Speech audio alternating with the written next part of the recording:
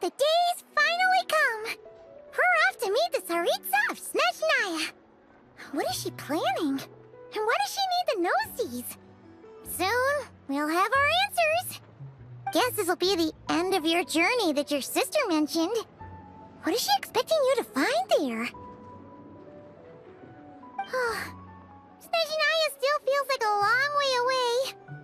Hopefully, there'll be plenty of time to relax, eat some good food, and have fun before we arrive. But whenever Paimon gets thinking about how our destination is right around the corner, all these questions come flooding into Paimon's head. It makes her so nervous. Yeah. Anyway, enough about all that. We can't start the final leg of our journey with that kind of mindset. Just think.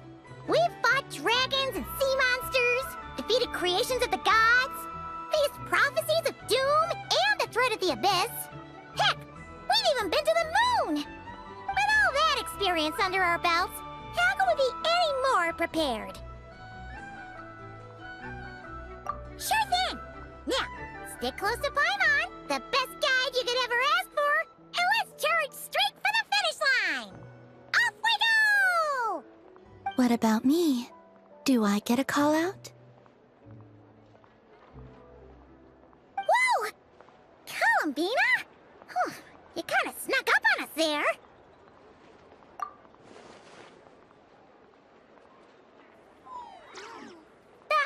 Don't look at Paimon! Paimon didn't sell you out this time. Oh, so it was you! Alright, guess there's no hiding it now. All your friends have gathered at the flagship to see you off. I invited Sandrone too, but she said she had to go back to Snezhnaya. She must be busy. She had some nasty things to say about you before leaving. Would you like to hear them? She hasn't changed a bit. Alright, let's hear it. If they're heading to Snezhnaya, I'll bet it's to cause trouble for Her Majesty the Tsaritsa. Attending a farewell party for people like that would not be a good look for me right now. Also, please tell them not to count on getting help from a Fatui Harbinger in Snezhnaya. Our time working together was not terrible, precisely, but we're on different sides. So when you get there, don't do anything to make life difficult for both of us. Well, that definitely sounds on brand for her. The attitude, the reasoning. Alright, we'll do our best to keep our distance then. No, you've misunderstood. I think she means that she'd like you to go see her. As long as you don't make things difficult for both of you, you'll be fine. Huh. You really have to read between the lines with Sandrone. Go on, get to the flagship. Everyone should be there by now. I told Lauma that you once treated me to a truly unforgettable meal. Today, I want to return the favor. It's my gift to you. It's definitely nice to be treated, but hopefully by this point, you know that you don't owe us any favors. The moon of Nod-Krai will always give you a warm welcome.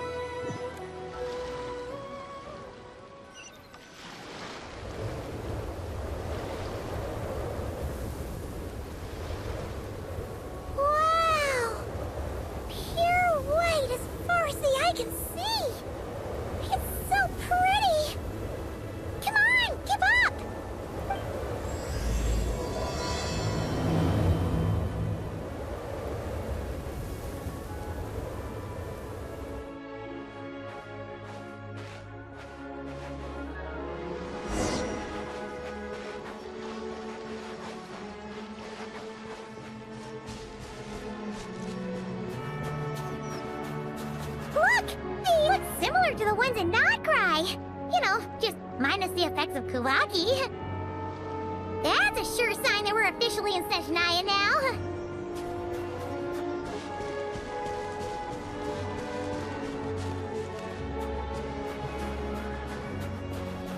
There's gotta be a treasure chest around here somewhere. No adventure is complete without a chest or two. Ah!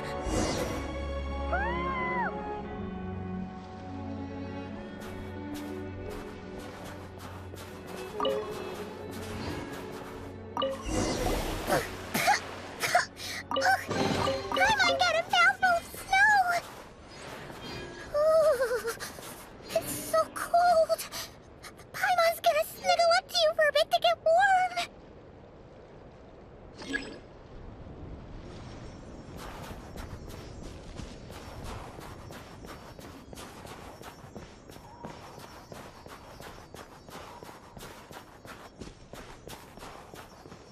Hey, check it out!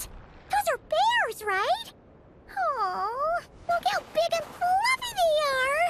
So cute! Quick, take a picture before the moment passes. Right here. If we get any closer, we might scare them away.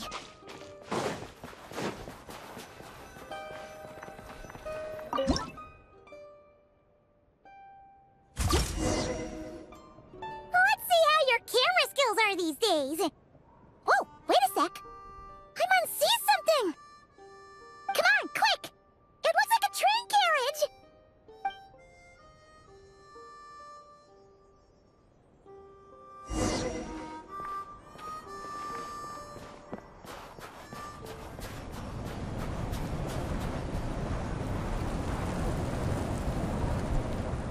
Paimon's heard that Snezhnaya has loads of railways and trains. This must be one of them.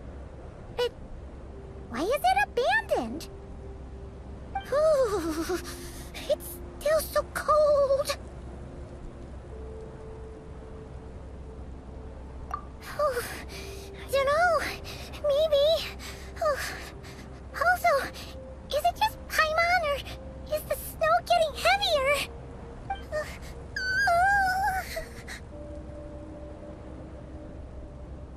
Yeah. So it can't just be because of the cold.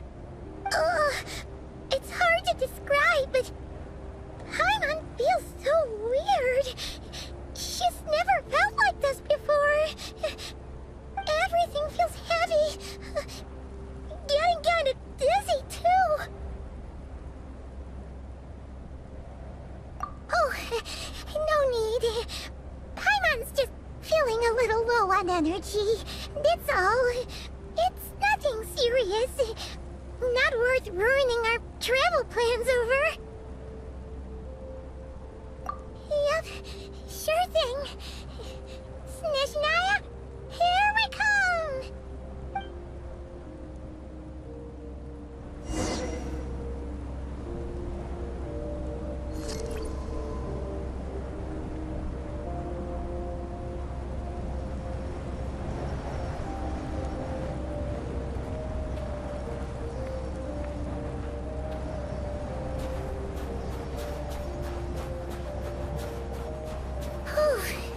Seems like the snowstorm is getting worse by the minute. Paimon can barely fly.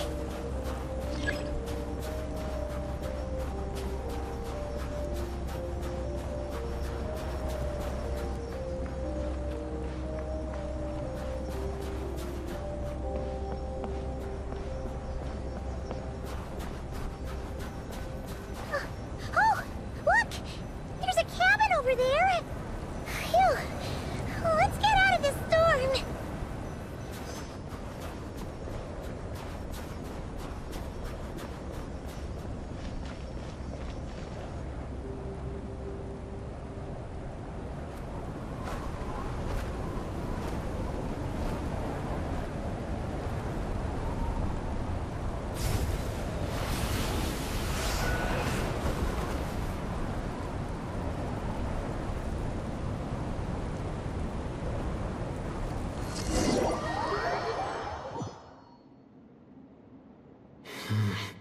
What is this place?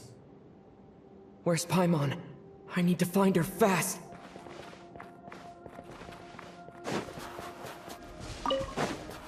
Paimon! Paimon!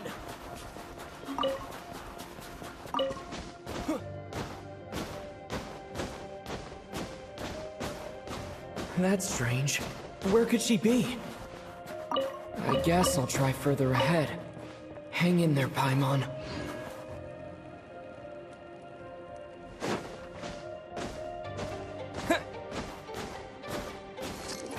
Is that a train carriage? Maybe I can get up from the inside.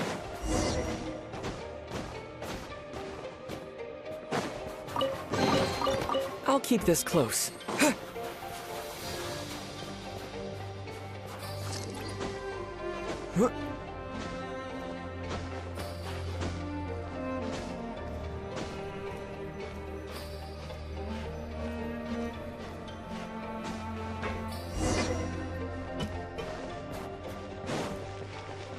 It says here, Kresnik's torch, civilian model.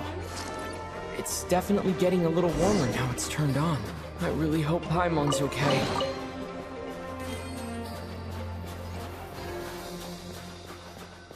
What was that strange sound? I can't tell if... Paimon? Paimon, is that you?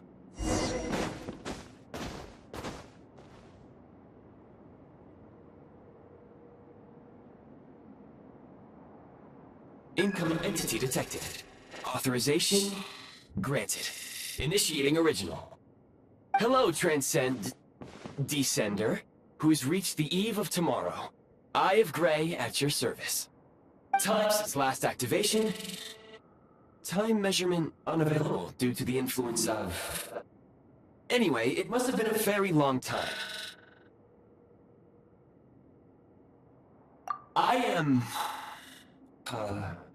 I was born to fulfill a mission. To reach tomorrow. To this end, I must... Strange. What was it? Wait, my body?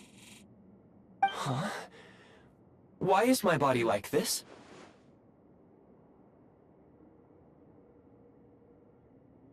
Apologies.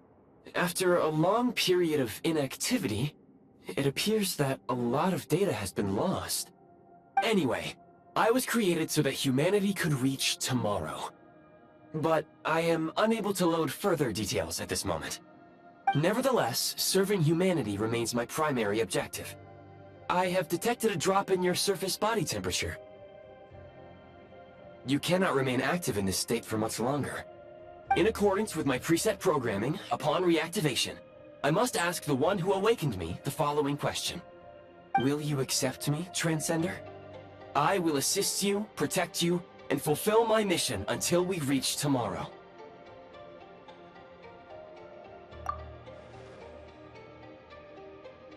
I understand your position.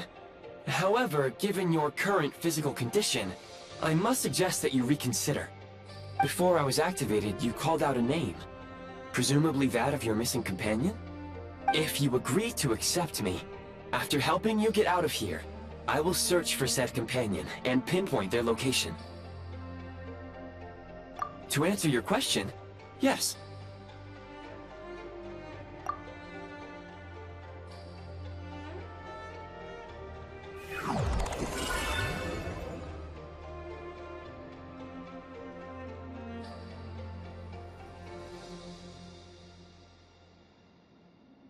You have made a very wise decision. Now that we have reached an accord, you will be my new user. May I ask your name? Very well. I will remember this name until the mission is complete. I need to recover my body, retrieve the power to unlock tomorrow, and help the suffering masses to reach the far shores where the empty Ark floats. I can sense my power scattered across this ice-covered land. I even have a vague sense of where it might be found. But right now, that is not essential. The key right now is you. You must survive and reunite with your companion.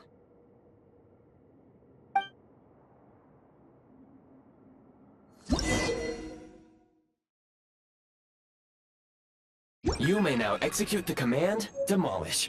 Use it to remove the Prime Ice blocking the path and obtain Prime Ice units.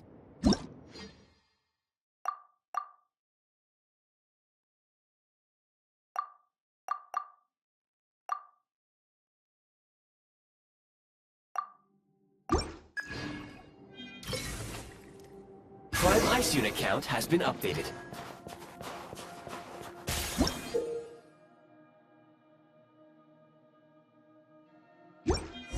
You may now execute the command, build. Use it to create a Prime Ice construct to prop up the door.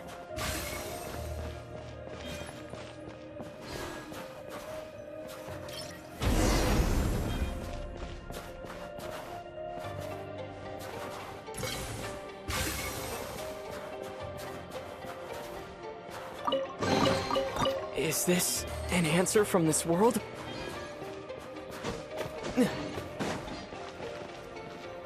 Scanning local environment. Exit has been sealed off with ice. That would not be an efficient approach. One moment. Usable construct blueprint detected nearby. You can use this to clear the solid ice ahead of you more quickly.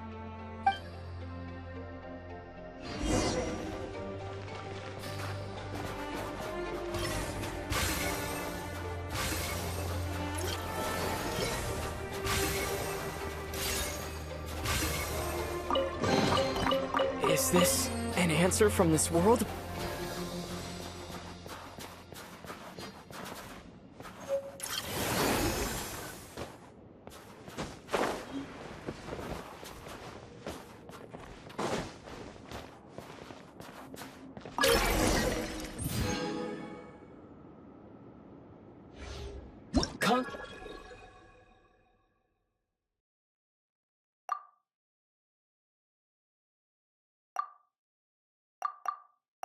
Construct blueprint added to records.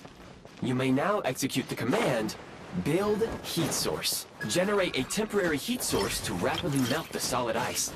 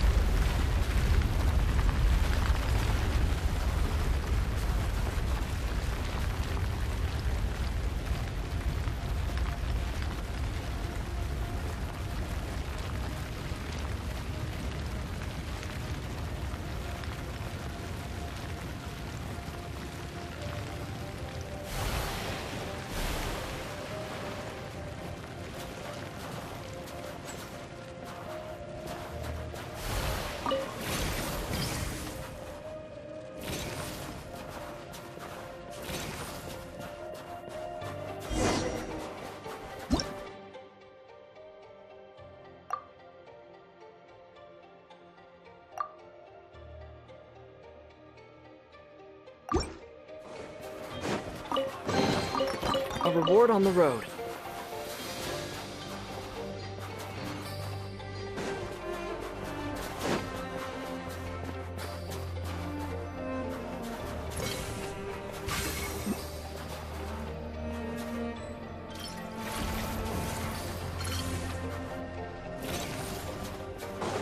My scan indicates the path is straight ahead.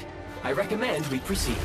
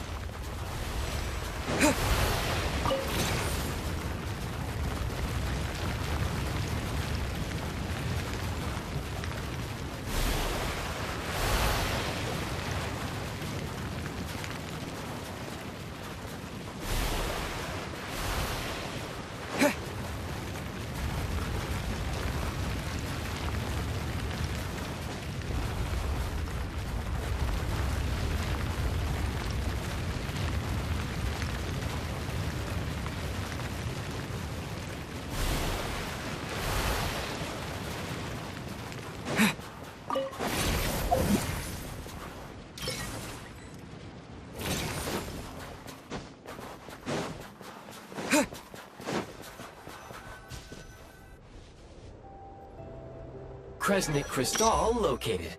Please collect at your earliest convenience. The recent construct you built provides highly efficient heating by utilizing the unique properties of Kresnik Kristall. Unfortunately, Prime Ice constructs have a very short lifespan and cannot be stabilized during the development period. Hence, the authorization to use Kresnik Kristall was granted. That said, I have already forgotten what warmth feels like. Yes. Perhaps then, we can warm ourselves by the fireside together. But for now, all you need to remember is this. If you collect Kresnik Kristall, I can extract the energy within and use it to maintain your body's surface temperature.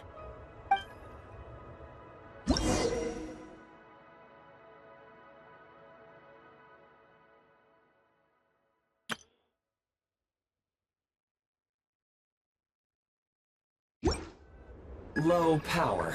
Please use Kresnik Kristall to replenish energy reserves.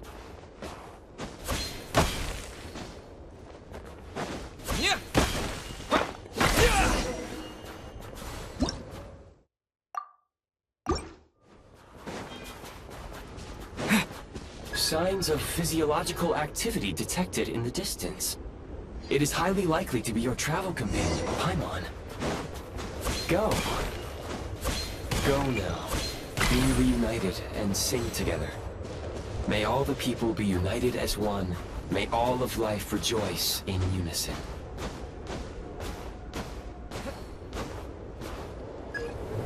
Approaching the target location.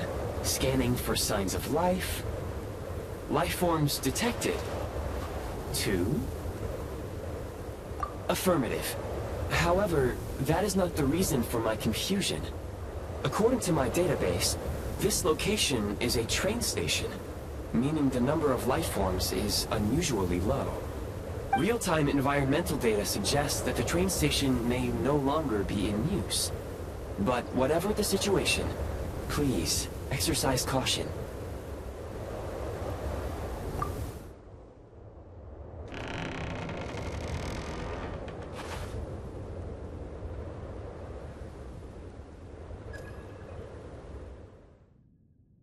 Paimon!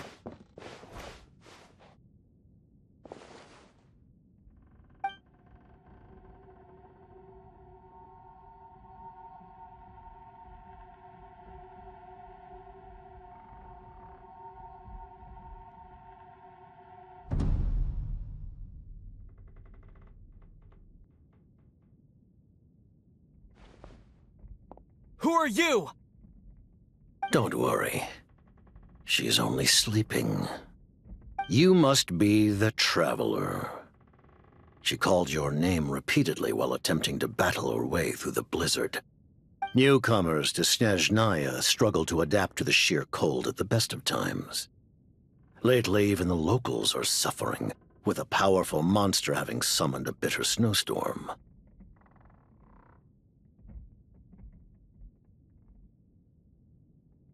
You two must be very important to one another. You should take more care not to get separated. Your eyes. Are you Conrian? There are indeed some Conrians left in this world who survived the cataclysm. But I doubt that is news to you. It would be unwise to interrogate my identity here.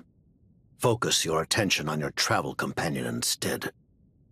We will meet again very soon.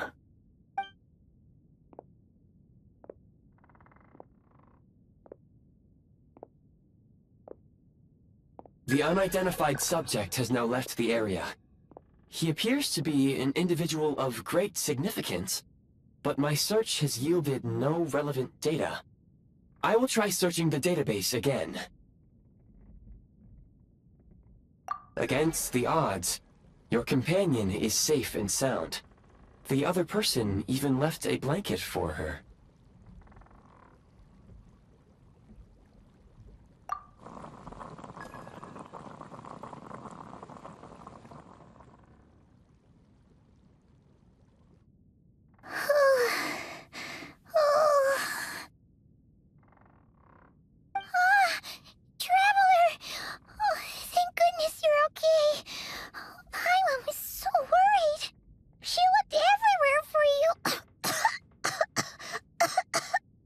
It's okay. Take it easy. Are you feeling alright? Pretty much the same as when we first got to Snezhnaya. Paimon must have got a cold. She was feeling so faint. She just couldn't keep going any longer. So she had to lie down and sleep it off. Wait, where did the jester go?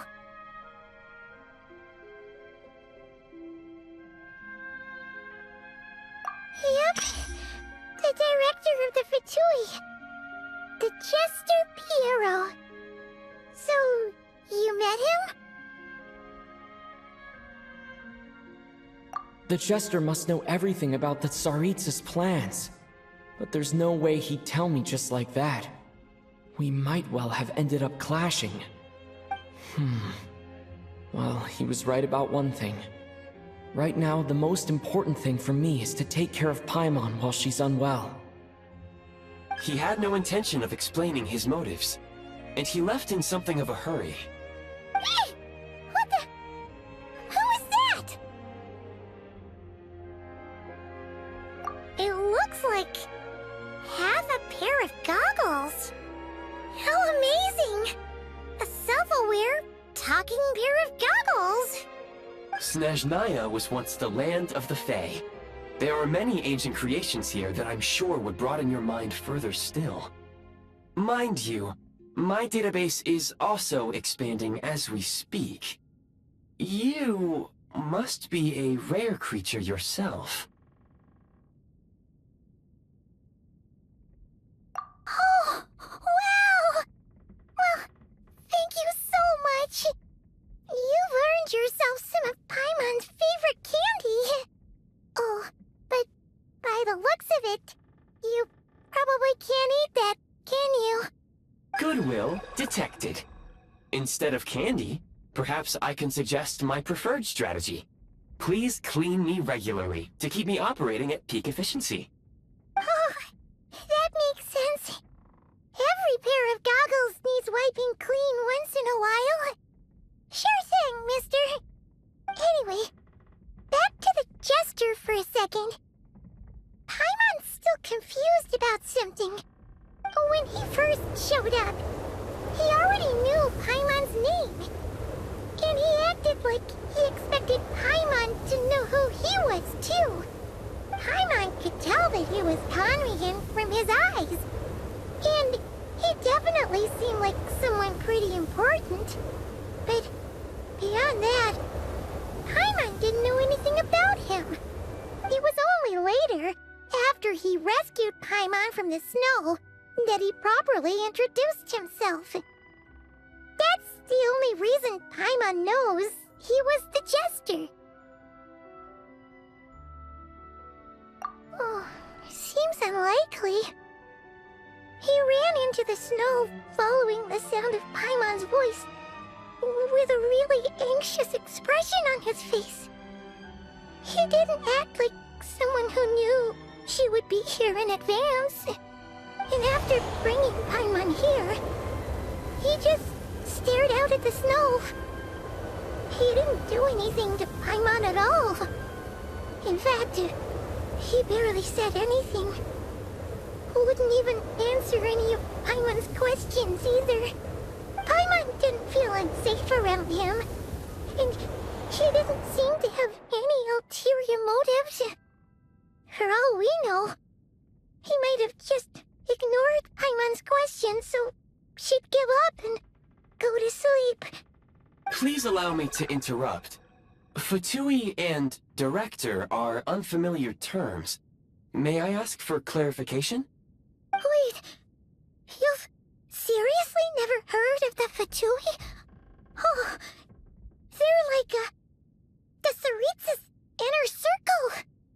Really powerful people. And the director is their boss. Understood.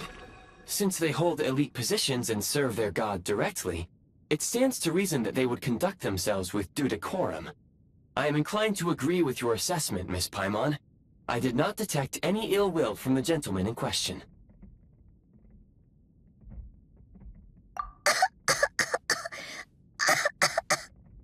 sorry. I shouldn't have encouraged you to talk so much. Paimon, new plan. Let's get out of Snezhnaya for now. We can come back after the weather clears up and you're all better. The Jester mentioned that this snowstorm, being the work of a monster, is worse than most. Even if we made it to Snezhnograd, we'd still have to wait out the storm before we could do any exploring. Oh, well, it's really nice of you to look out for Paimon, but she doesn't want to hold you back. We were really psyched up for this journey when we first set off. Just think of all the burning questions we have. If we turn back now, who knows how long it'll take before we finally get answers. Further information is required regarding the monster situation.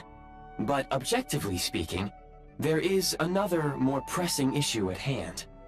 At this point, we have traveled a significant distance into the blizzard. Were we to turn back now, the road would be extremely treacherous, especially since we would need to travel on foot. If, however, we continue onward, there may be a better solution. Do you remember what I said as we neared this location? I told you that this is a train station.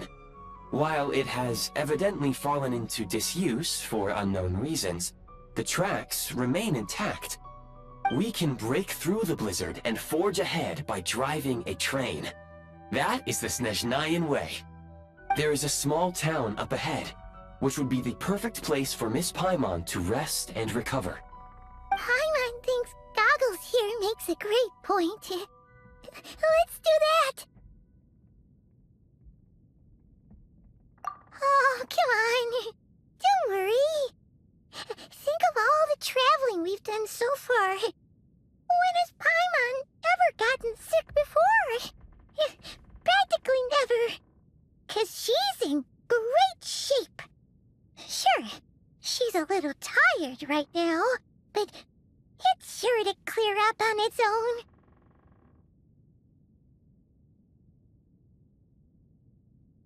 Affirmative. Should you ever need my assistance during your future adventures, please call for the Eye of Graeae whenever you wish. Otherwise, I will remain silent to avoid causing any unnecessary distraction. Now, please follow me to the train tracks.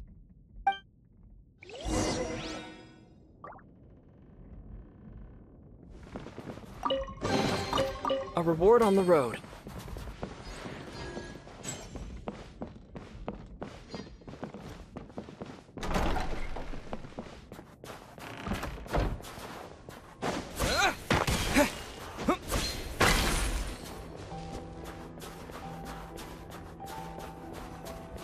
Please confirm when you are ready to depart.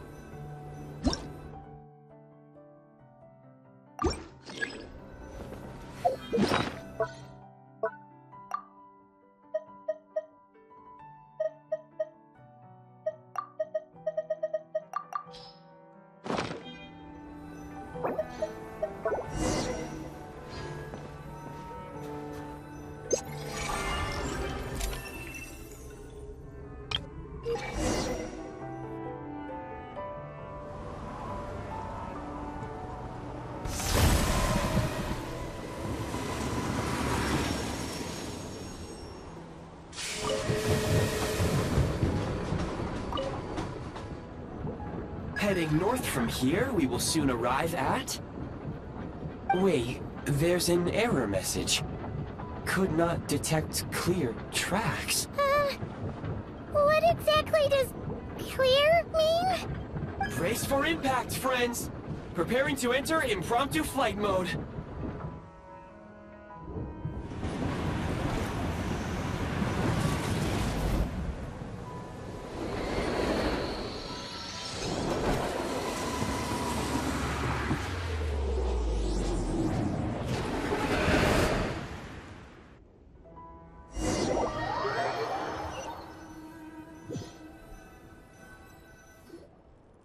How strange. Not only was the station's status different from my records, but even the railroads and the terrain itself have changed substantially. Yeah. Thanks to your quick reflexes, My sincere apologies for putting you in danger. I'm afraid I'm as confused by all this as you are. Agreed. This is likely a consequence of outdated railroad data. The discrepancies between the old data and present reality are far greater than I anticipated. Fortunately, our crash landing has at least brought us much closer to the town. According to the data, anyway. Your data had better be right this time. I can assure you, it certainly is. Please look this way, and you will see a Kresnik's torch.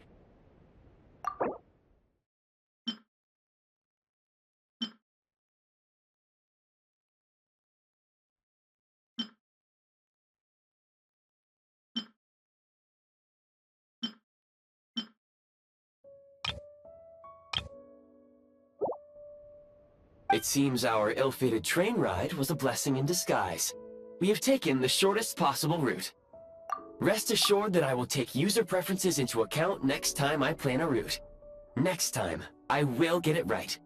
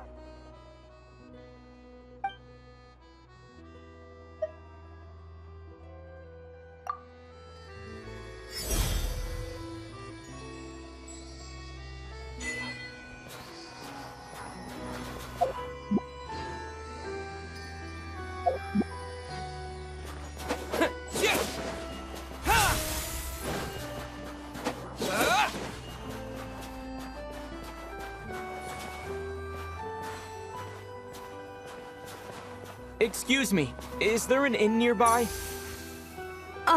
I'm sorry, but they've all closed.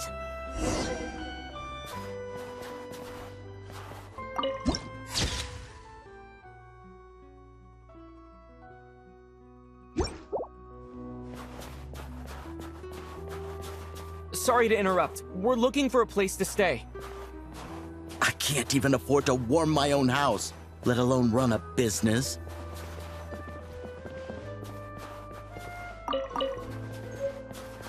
Excuse us. Is there anywhere we can stay around these parts? I'm afraid not. You'll have to try your luck somewhere else.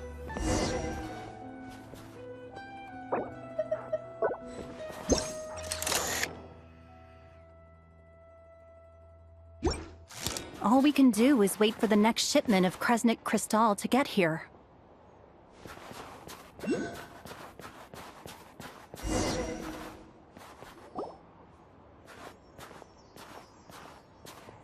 Hi there. Do you know if there are any inns still taking guests in this town? Doubt it. They're probably all closed. No one has enough Kresnik Kristall to heat their own homes, let alone a business. Oh, what a bummer. I clocked you a while back. You adventurers or something? We don't get many tourists in inland Snezhnaya these days. Why is that? Because of the snowstorm? In part. But the bigger reason's Project Stuzha. Since it's Her Majesty's will, we have to put up with it whether we like it or not. Oh, sorry. I assumed it was common knowledge by now. Basically, the Tsaritsa is planning something big. Something that requires an enormous amount of energy. Even if they used all the surplus Kresnik Kristall in Snezhnaya, it still wouldn't be enough to meet demand. So, the Veche passed a resolution requiring all factories and households to reduce their energy consumption. The policy has thus been charmingly named Project Stuzha, meaning bitter cold.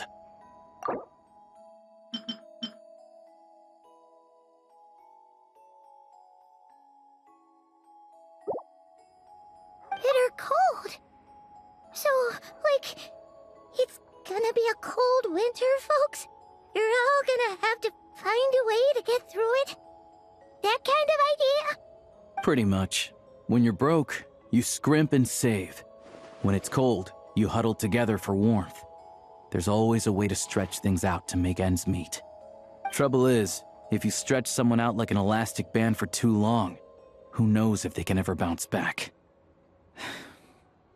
You know what? Come with me and see for yourself.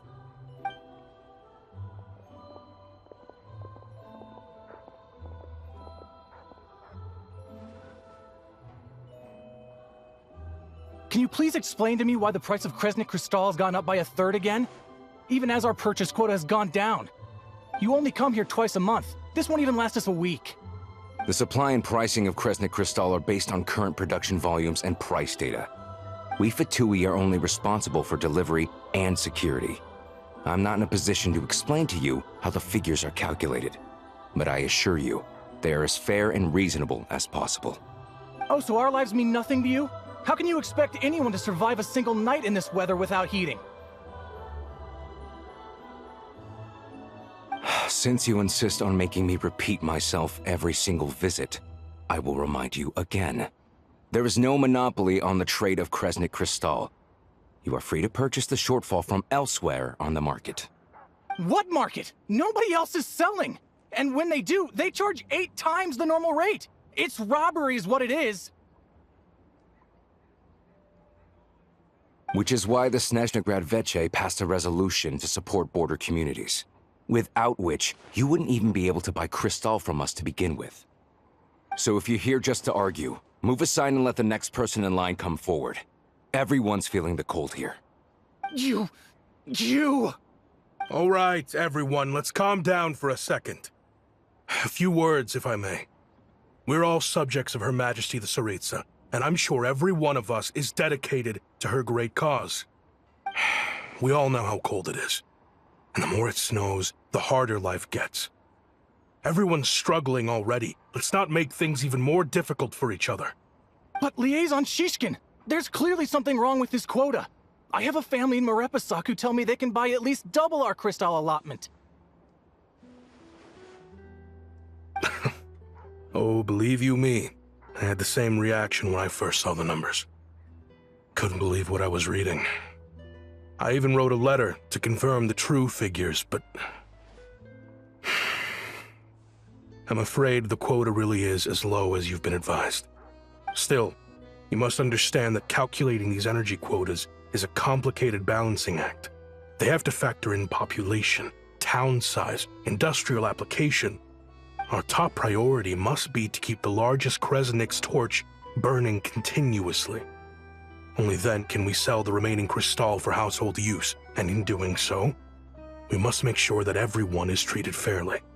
As our VII comrades said, they are only responsible for delivering the goods. They need to keep accurate records, and they do not have any authority to modify the rates or quotas. That's right. Our duty is to do things by the book. Tell you what, listen. I know how anxious and upset everyone is. As a matter of fact, I was just discussing it with the mayor. What we can do is open the lower combustion chamber of the Kresnik's torch to the public. You can come to me directly to register, and I will allocate time slots accordingly. I can't guarantee there'll be ample energy for household use. We can at least make sure you'll be able to boil water and cook food each day. Let's hang in there and make this work together. All right? Fine. I don't see any alternative. So, this is Project Stuja in action, huh? Oh, no wonder nothing's open for business. People are barely getting by. You were looking for an inn, right? For your, Fae friend? Oh, Paimon's not a Fae. Just Paimon. She must have caught a cold or something. We only just got to Snezhnaya, and we're still getting used to the climate. I have a small place in Svetloledovka. I don't stay there very often, though, so it's pretty basic. But if you're not picky, you're welcome to rest there for now. It's not much, but I've got blankets and a warm fire. Are you sure? Oh, that's really kind of you. All right then.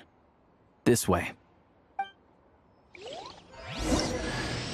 Hello, I'm Alyosha. I'm a hunter. Though, if you've talked to any highwaymen, you might have heard a different side to my story. But anyway, let's keep that between us for now.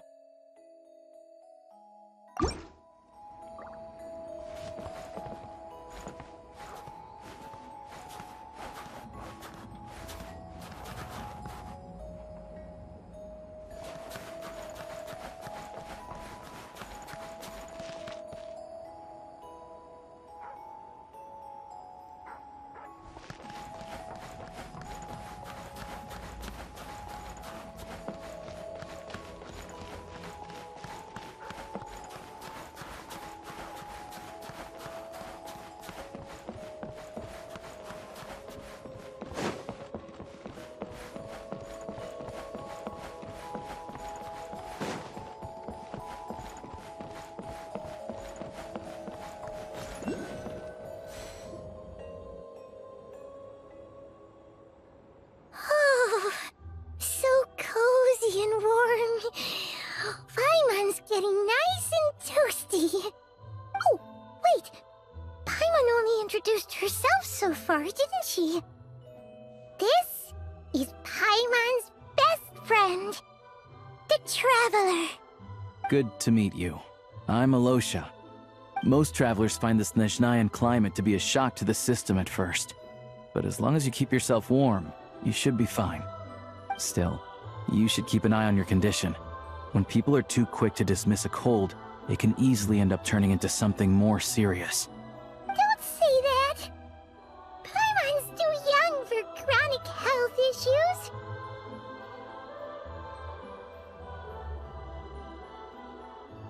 They aren't in town right now, and they won't be back anytime soon. The train station has been closed ever since these power shortages began. I do a lot of hunting, so I spend most of my time exposed to the elements. But even the animals wouldn't survive long in a storm like this, let alone a hunter. Nothing to do but sit tight in town until the weather improves. I get that you're in a hurry, but even if the station were open, that doesn't mean there'd be any trains. We could end up stuck here for a long time, I'm afraid. What? Your own train? Wait, hold on. That train? The one that suddenly fell out of the sky and crash-landed on the ice? Oh, we got lucky and found it in a cave. Oh, then our luck ran out and we had a little accident. Pretty crazy for a random find in the mountains. Well, as long as your train's good to roll, you might get to Snezhnograd after all. I've been doing some digging recently. Turns out, the real reason for the current energy crisis in Stratomeros is that some of the supply is being seized for a private stockpile. But to expose what's going on, I need to catch them in the act. So, I'm heading off to catch a rabbit. Huh? Wait, a rabbit stole the Kristall? It's a figure of speech. Real rabbits couldn't pull this off. They'd prefer carrots to Kresnik Kristall anyway. Shishkin, Mr. Positive Attitude, let's all get along now, shall we? Him? Really? Paimon never would have guessed. Huh? You're coming with?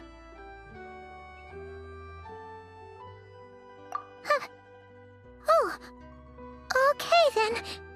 Just give Paimon a second to get ready. Alright. Guess there's no point pushing myself. Paimon will stay here and hold the fort then. Be careful, you two. Oh yeah, there's one more introduction to do. Tagarin, get in here. Oh, a doggy.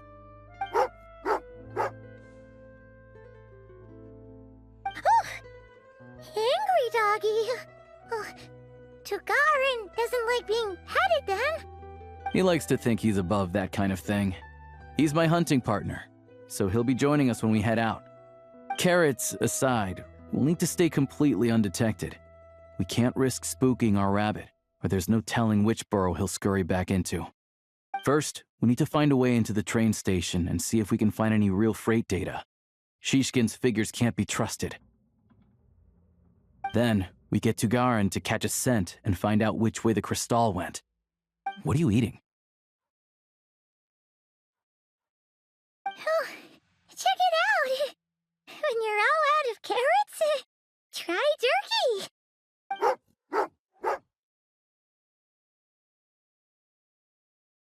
Good doggy. Good doggy. A fellow dog lover, huh? Yep. And rabbit lover. Carrots are great too, you know. Good to know. Eat up, Tugarin. We got a lot of work to do.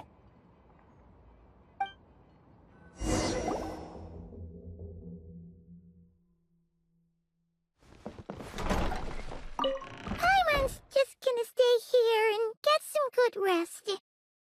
You guys, be careful out there.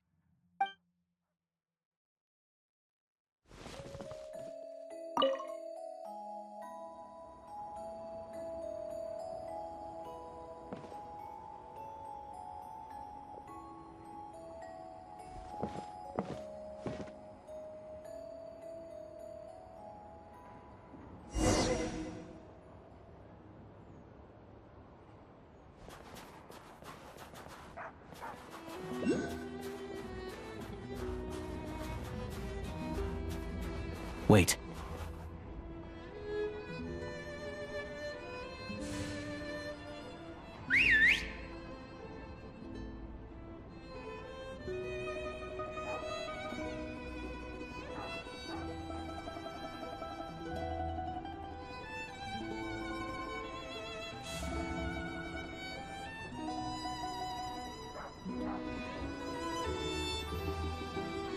Nice work, Tugarin.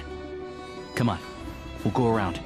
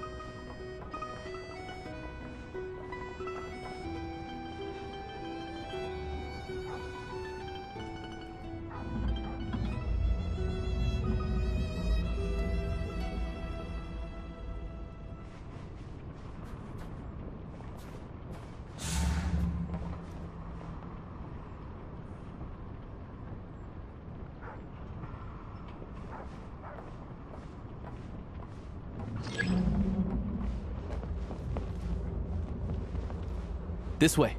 We'll enter from the upper floor.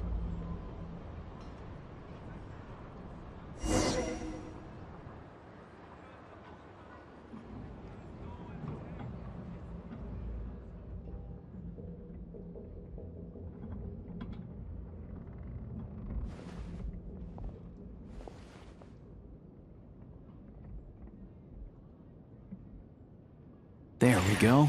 A freight list. Straight from the Fatui. So Shishkin won't have had the chance to doctor the figures.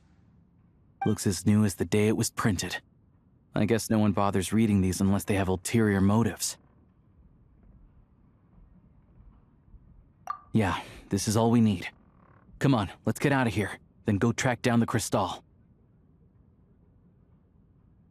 Tugarin's a keen hunter, and catching rabbits is his specialty.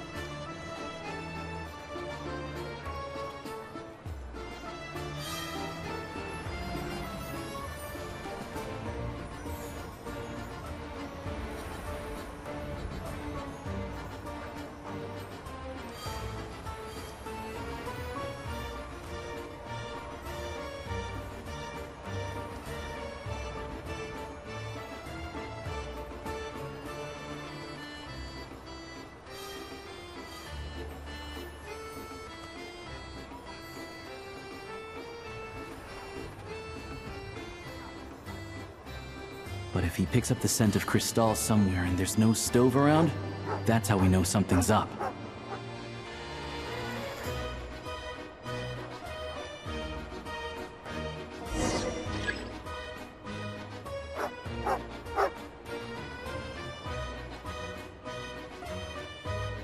This must be the rabbit's warren. Good job, boy. Sure enough, there's a tunnel. You stay here and keep watch. I'm gonna take a look inside.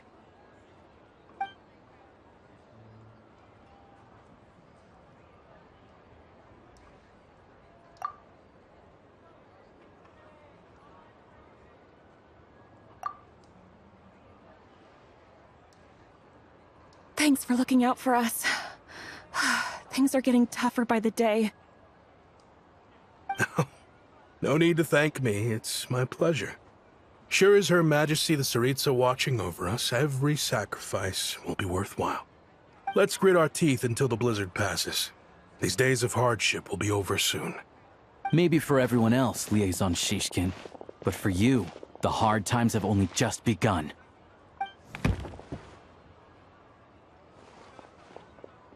Huh? Who are you? What's the matter?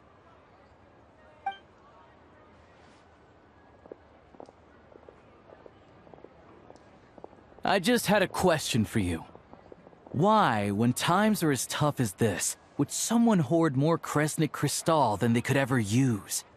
All the crates here are from the most recent shipment, but they weren't brought here for sale. Instead, they were secretly stashed away. Would you be able to shed any light on the situation, Mr. Shishkin? Me? Why, I have no idea. But look at how much there is! It's quite a godsend. Now there will be plenty to go around. This godsend was found in a cellar adjacent to your residence following a tip from Mr. Alyosha. And this is only a fraction of what we found down there. We're still taking a full inventory. The official figures will be finalized shortly. I've always been grateful for your efforts to mediate between us and the townspeople of Srettomaros. But now, Mr. Shishkin, it appears you were the source of the conflict all along. How could you do this to us? We trusted you to have our backs. You've been lying to us this whole time? Hey,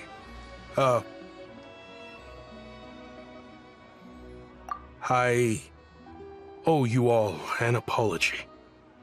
I'm sorry. I'm so very sorry. This isn't who I am.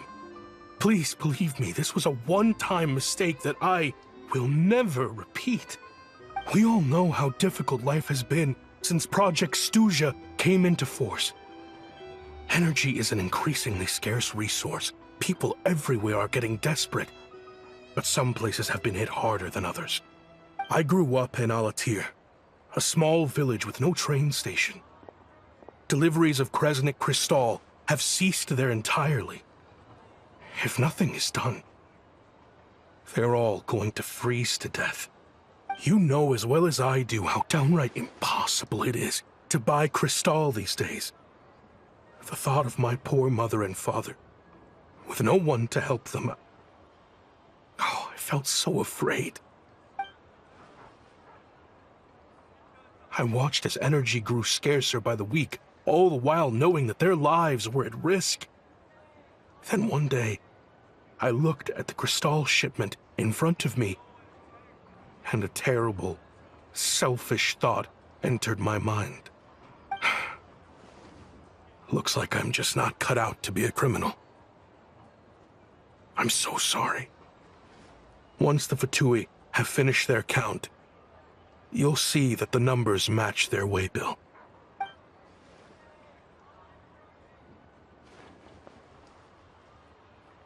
I have the official Snezhnayan quotas here.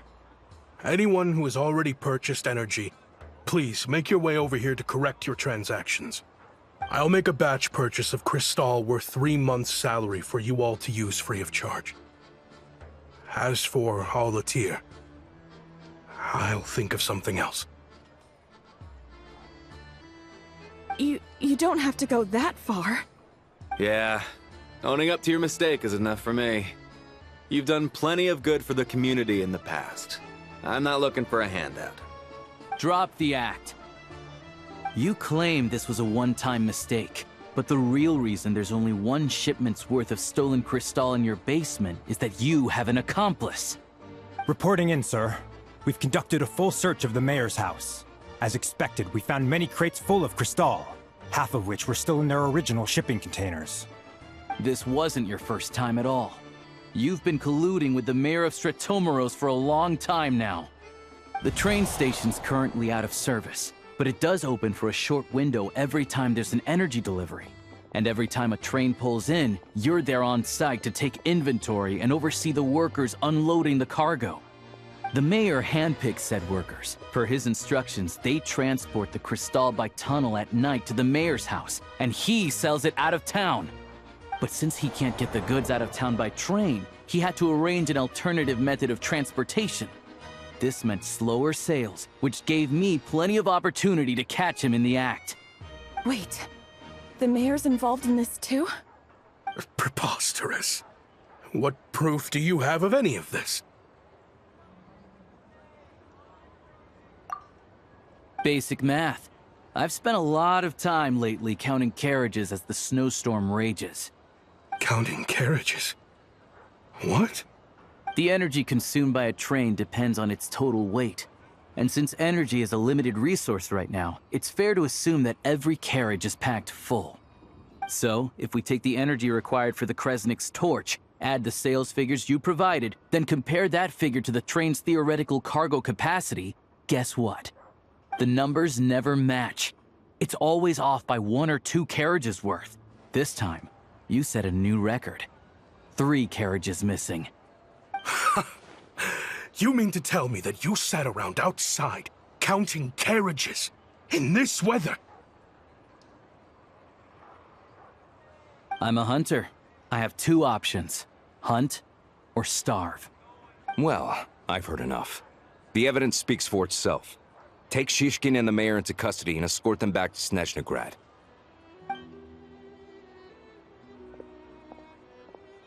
You cocky little brat! Ruining my business! Just you wait.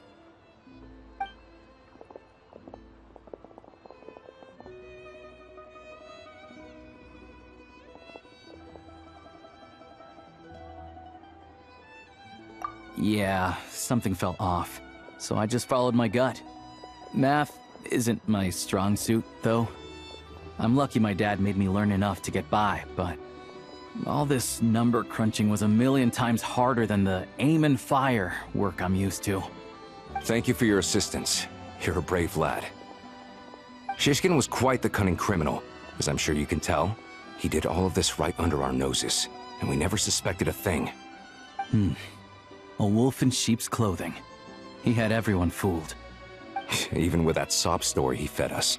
He was probably trying to keep the mayor out of it, not just mask his own motives. Without the compelling case he put together, even I might have fallen for it. Alyosha, was it? Tell me, are you really a hunter? We can go find some wild animals if you want. I'll fire off a couple of shots, and you'll see whether I'm the real deal. I didn't mean to cast suspicion on your identity. It's just... well, I'm sure you've heard of the Rokot. Recently, they've been recruiting people with your kind of talent.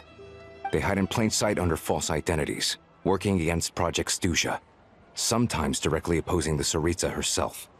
They aren't a violent organization, and their goal is to improve the lives of the common folk, but still, as a member of the Fatui, I wouldn't be doing my job if I didn't keep tabs on them. First I've heard of this. I don't really keep up with what goes on in the city. All I know is, people who don't mind their own business in the city end up paranoid about everything. As for me, I just couldn't stand Shishkin. I'm from Alatyr myself, and I can tell you, nobody's lived there in years. Why would an abandoned village need Kristall? Of course, no one really cares about the fate of that place. I'm guessing today is the first you've heard of it. I see. It does sound quite tragic. Really. Well, thanks again for your assistance, and your friend here too. I will report this incident to Snezhnograd. The Fatui will take over energy distribution until new officials are appointed. We'll also ensure that the train station resumes normal service as soon as possible. Looks like it's my turn to brush up on math now. I never liked it as a kid either.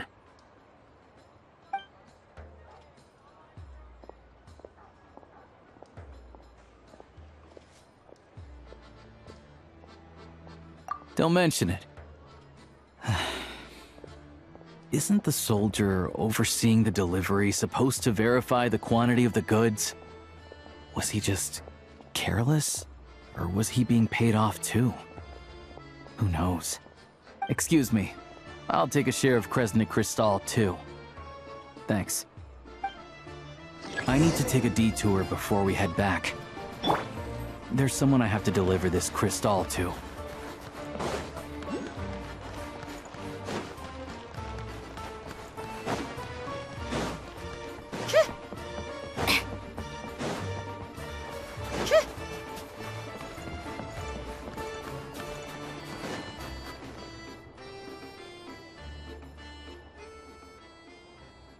Hang tight for a moment.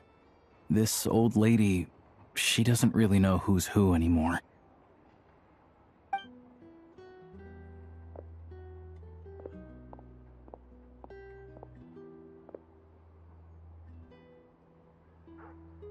Oh, grandson. It's so cold today. You must be freezing. Ma'am, it's me, Alyosha. Alyosha? Alyosha who? You know me. I came by earlier today. Cleaned the ashes out of your stove, gave you some warmer bedding, and washed your back.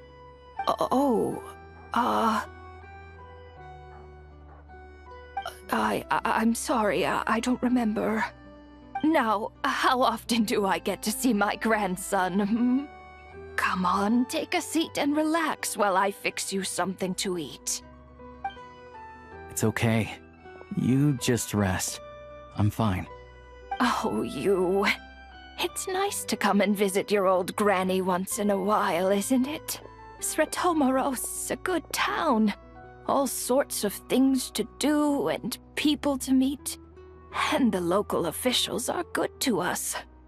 Sit down, come on, take a seat. I still have some fruit left. Let me get it for you. Please, don't get up on my account. You need to rest. Where's the fruit? Right under the basket by the door. Or maybe it was on the bedside cabinet.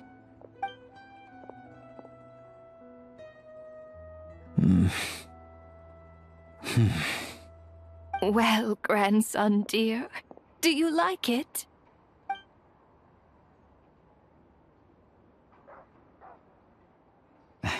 Very much, ma'am. It's delicious. Good, good. Wonderful. You don't need to save any more for me next time, all right? Fresh fruit is hard to come by at the moment. You should eat it as soon as you get it. Oh, I don't need it. I'm fine. But if you like it, come back for some more soon.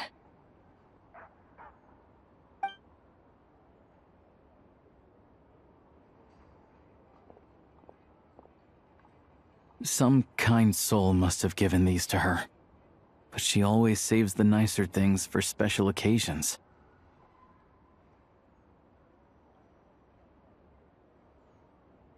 I met her at the market back before her health began declining. She was a lovely old lady. We're from the same hometown. Not many people have heard of Alatyr. And if they have, it's usually for all the wrong reasons. There's a gang of highwaymen that came from there. Now that it's an abandoned village, it's rare to find anyone who shares fond memories of our hometown. So after we got talking and realized we were from the same place, we decided to keep in touch by letter. I first learned of Svetlomoros's energy supply problems from a passing comment in one of her letters. Then, after her health went downhill, I started visiting more often to check in on her. The town's been in decline for a while now, but because of her memory problems, she thinks of it as the bustling, prosperous Svetlomorос still in its heyday. That said, I kinda appreciate her optimism. There's not much of it going around in this world of ice and snow. It's fine. Everyone grows old. In Snezhnaya, some people believe that in your final moments, you'll sense a familiar presence by your side. You turn to look at them, but their face is blurry. So you focus hard, trying to make out who it is. And when you finally see their face, the Grim Reaper reaches out and takes your life. She still calls me grandson, though. So at least I'm not a blurry face in her world just yet. Come on, let's get back and see how Paimon's doing.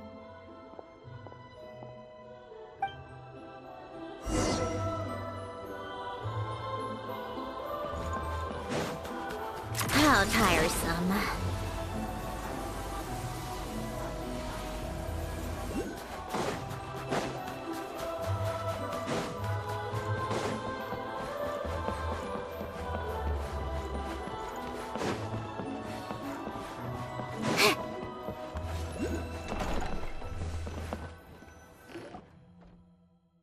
Paimon, we're back.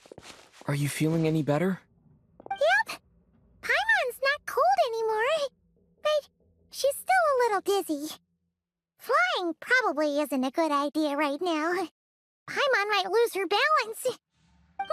But Paimon's sure she'll be fine. It's probably just from getting hit on the head by that pile of snow when we first arrived in Snezhnaya. Her complexion's looking much better. Let's keep an eye on her. Sure. But enough about that. How did everything go on your end? Are you all set? Did you have any trouble? I'll explain. It's a bit of a long story.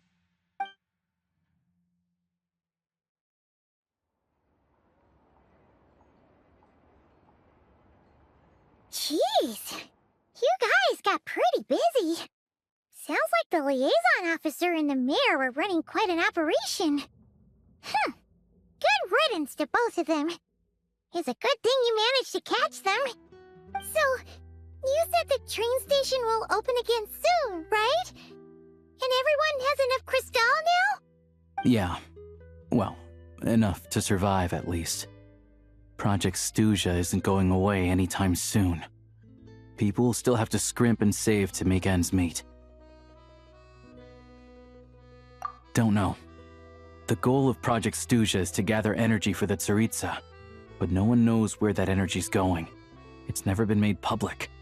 The thing is, we were told that the project would only last for 6 months, but time and time again, they keep extending it. Extending it?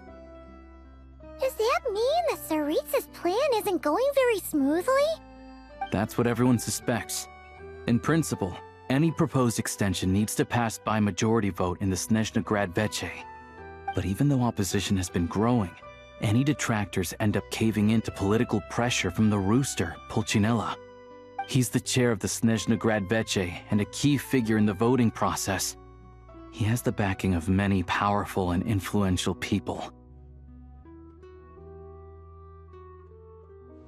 How come the Fatui are picking on ordinary people even here in Snezhnaya? I don't see it like that. Fundamentally, the Fatui will always think and act in the Tsaritsa's interests. But that doesn't mean they don't care about the plight of the common folk. The only reason Svetloledovka still receives Kristall shipments is because of a relief proposal put forward by the Rooster himself. Then there's the Fatui soldiers providing support in every corner of the nation. Even the Northland Bank provided some mora for disaster relief, and they're as conservative and indifferent as they come. It's just that the rich and powerful in their fancy palaces live in a completely different world from us. There's always going to be some conflict when those worlds collide. Yeah, well, even though we all believe in Her Majesty the Tsaritsa, there are still many differences of opinion on how best to tackle the big issues of the day. Regular folk don't have an easy way of getting their voices heard in Snezhnograd, while the rich and powerful are either unwilling or afraid to speak out for all sorts of complicated reasons. The Rokad provides the disaffected with false identities and an outlet to vent their frustrations.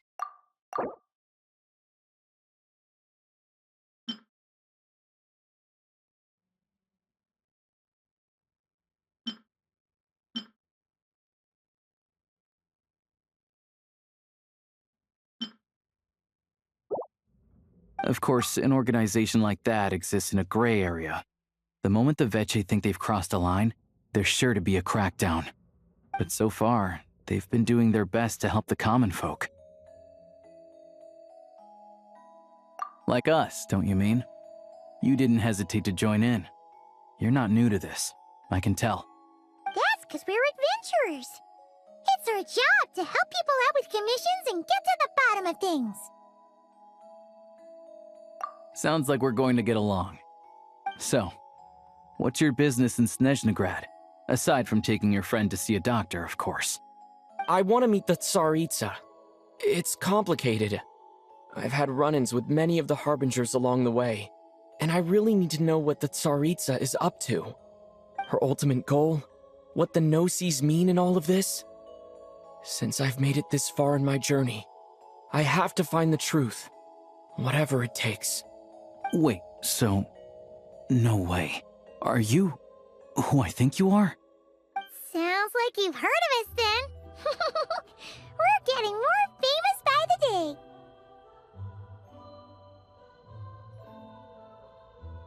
I didn't realize I was in the company of giants. Honestly, we're all as curious as you are about what the Tsaritsa's planning, and why it has to involve us freezing to death in the snow. But getting in the same room as her won't be easy. The common folk aren't permitted to meet her at the best of times, and right now, she's probably not even in Snezhnograd. Word is, she's heading east on a campaign to slay a monster. Yeah, so you've heard of it. A wild, unpredictable monster with the power to summon snowstorms. It also absorbs everything around it into its body, so it's growing constantly. Now, it's so big that the Tsaritsa has deemed it the #1 threat. Luckily, as it grew, it became increasingly less mobile, so it doesn't pose an immediate threat to this town or to Snezhnograd. I'm sure the Tsaritsa and her personal guard, the Druzhna, won't have any trouble defeating the creature between them. It's just a question of how long it'll take. Suffice to say, you won't be seeing her anytime soon. You'll have to wait until she gets back.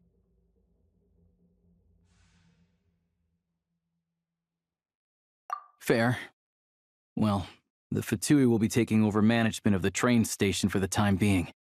Things should be up and running by tomorrow. Once it's open, we can see about getting your train towed to the station. Whoa! That's gotta take a lot of manpower. Are you sure we can talk them into it? The Fatui aren't exactly spotless in this whole mess. Plus, we helped them out. Should be easy enough to negotiate. As far as I know, all the paperwork is dealt with upon manufacture. I've never seen anyone check it, so I wouldn't worry. Having a train makes everything much easier. We'll reach Snezhnograd in no time. I need to head there myself anyway. Got some game to trade for Mora. I know a good doctor in the city. I'll introduce you when we get there. Oh, thanks so much. Let's get a good night's sleep ahead of our big trip tomorrow.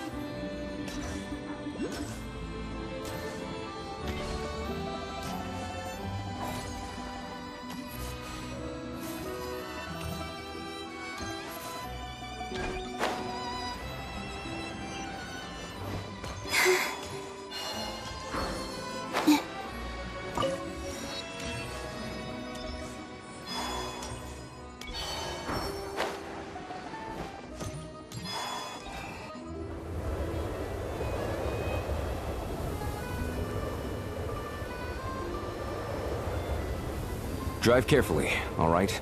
You don't want to end up in this situation again. Also, I don't think I've seen a train like this before. Is it a new model or something?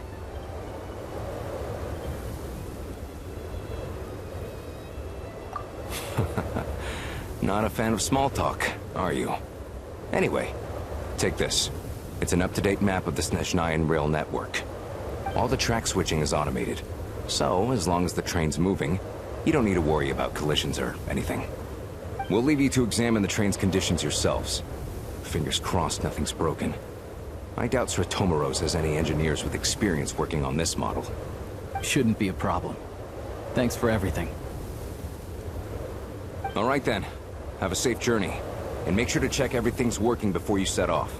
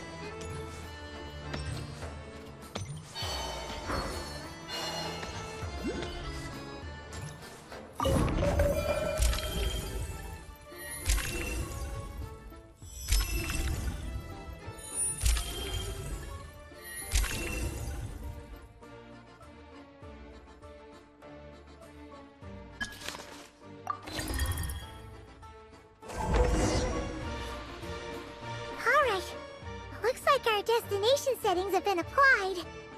Let's give this thing a final once-over and then head out. Goggles, your time to shine. Affirmative. Running vehicle diagnostics. What's this? Engine, green. Wheels, green. Frame, minor damage, but no impact on function. Diagnostics complete. All systems nominal. Neat! Huh.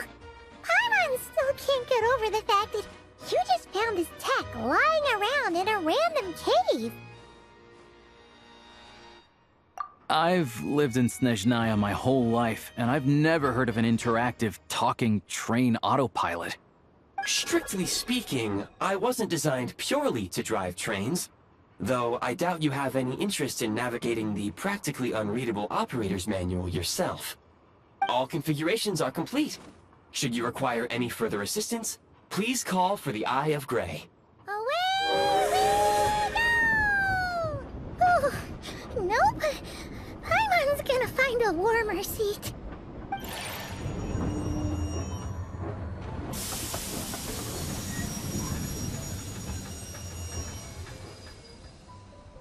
Huh? What's going on?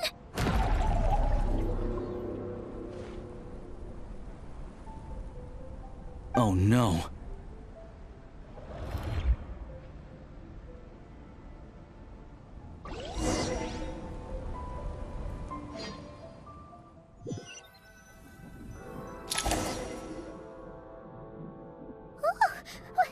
What is this place?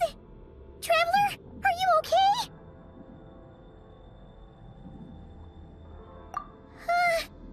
Paimon's still airborne, but it feels like swimming through thick, gloopy water. It's horrible! Just our luck. Of all the things that could have gone wrong.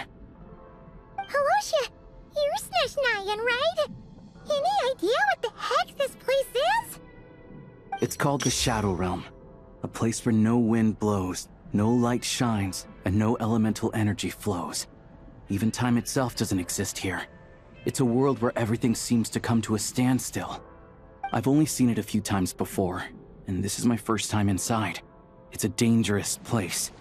Most people who get sucked into the Shadow Realm are never seen again. And the few who do make it back, they're never quite the same. Huh? Then what the heck do we do now? Oh, maybe Goggles knows something. Goggles? Great! Now we're done for! Hold it together. Let's not get ahead of ourselves. I heard a story once about the world of shadows. If it's true, there's a way to escape. We just need to find the exit. Come on, let's explore.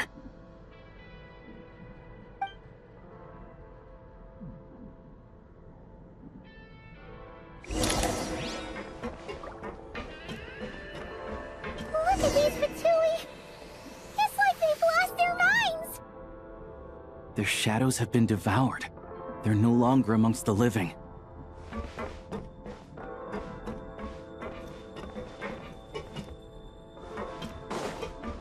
Ready to... I can't channel elemental energy here. I have a few gadgets that still work.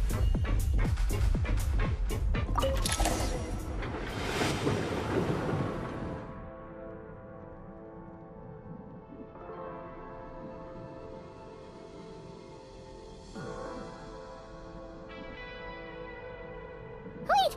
What's that blue thing? Is that... Goggles? Guess we'd better find a way over.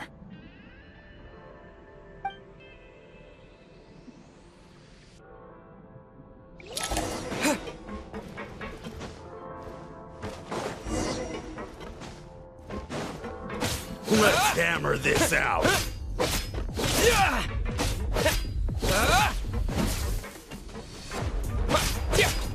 I failed.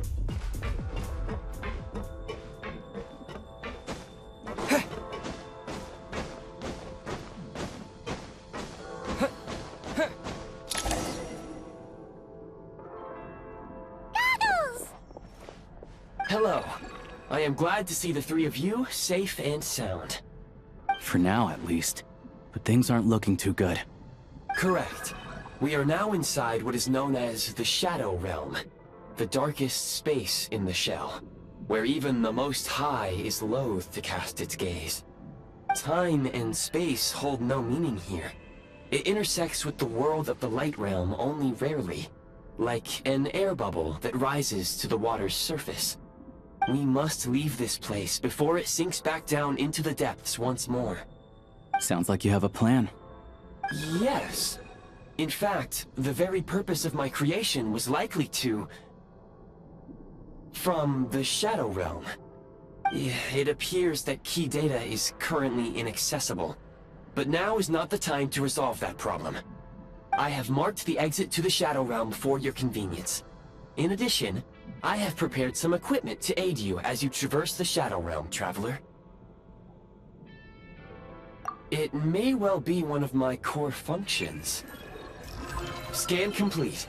Construction in progress. Activation code? We once peered into the past from the ruins of the Shadows. This is what remains of the Golden City, Hyperborea.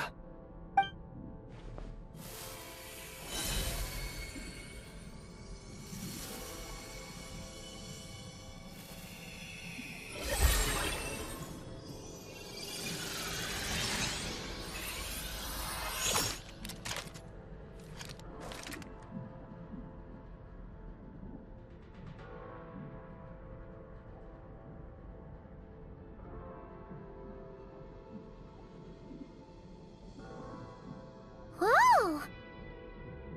Now go. Arm yourselves with weapons of the spirit. Bring down the walls of the stronghold, and extinguish the flaming arrows of the wicked. Is this a gun?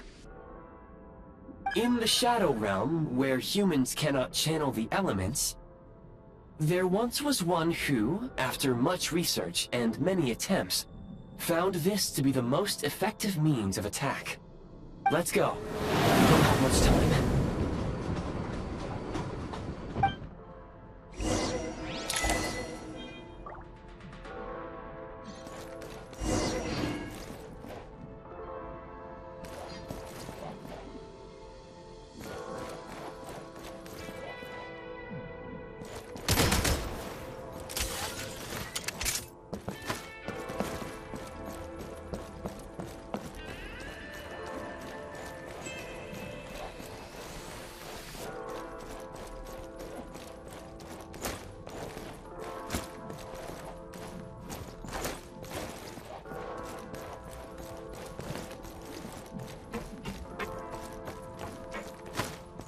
When you encounter small obstacles, you can simply clamber over them.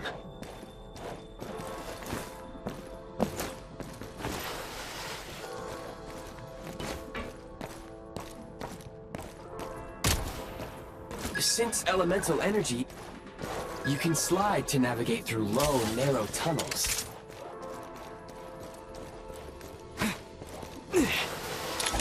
Obstruction ahead. You may be able to use the explosives nearby. Shoot the explosives to detonate them and clear the path. For long-range targets, try using the scope. Many hostile units approaching. I suggest a new strategy. Take cover, and pick them off one by one.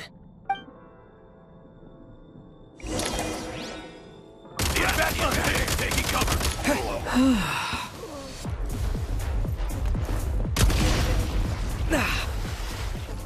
Gotta recharge!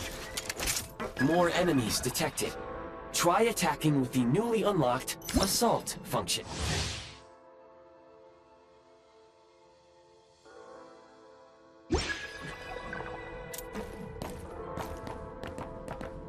Light him up! Fall back! Where's the losing ground? Nice.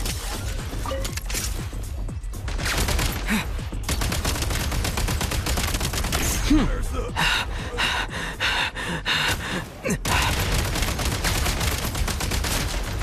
Need a refill. Taking cover. Over. Light him up.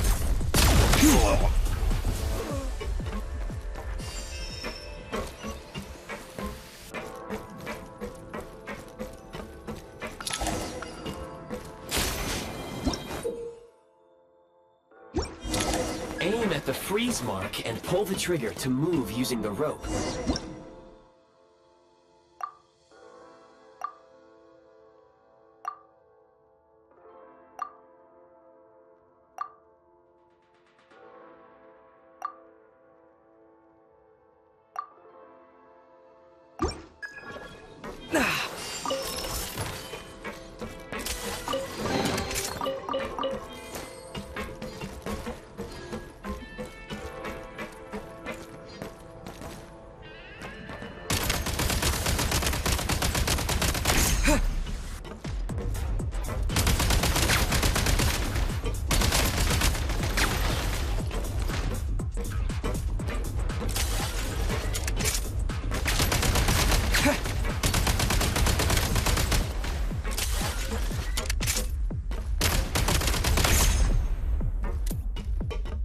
Light him up!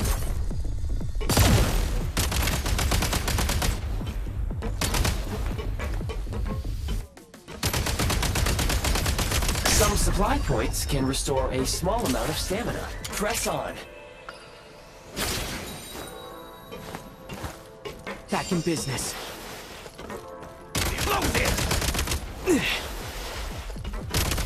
Where's the... Can't take much more. Need a refill. Over.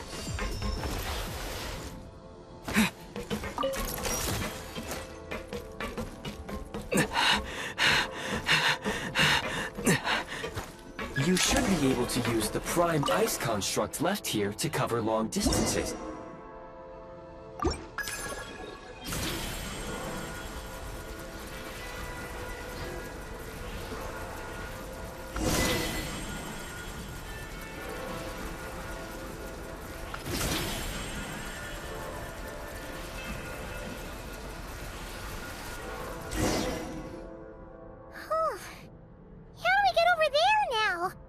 I recommend using this grappling gun.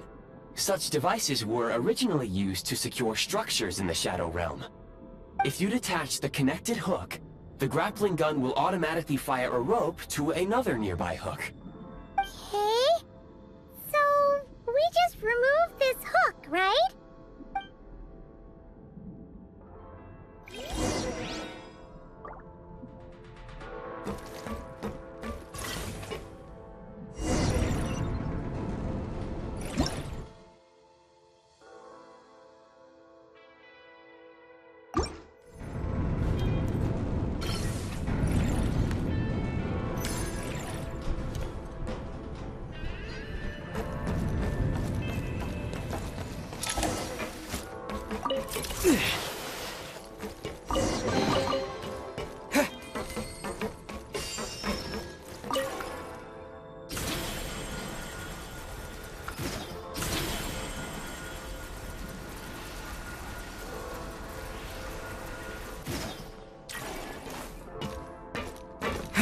Back in business.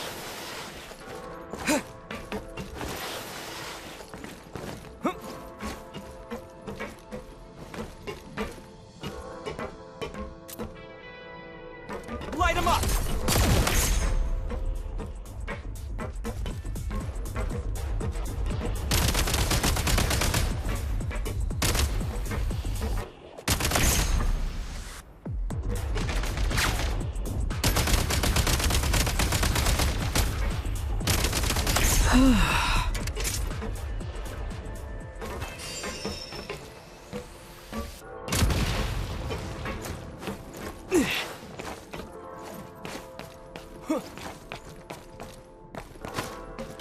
Sprint at the Prime Ice Launcher to reach high places with ease.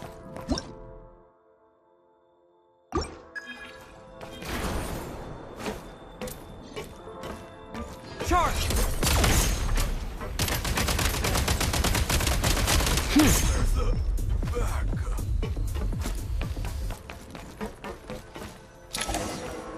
Usable munitions detected.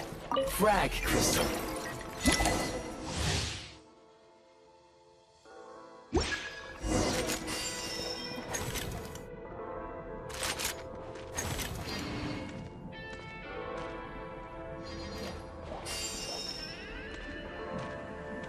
Demolition time!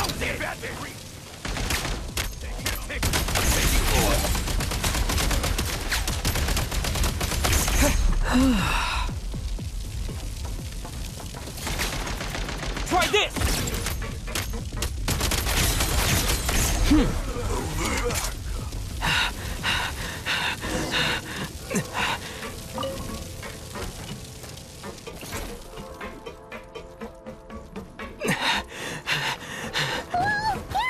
Shift your center of gravity and slide down.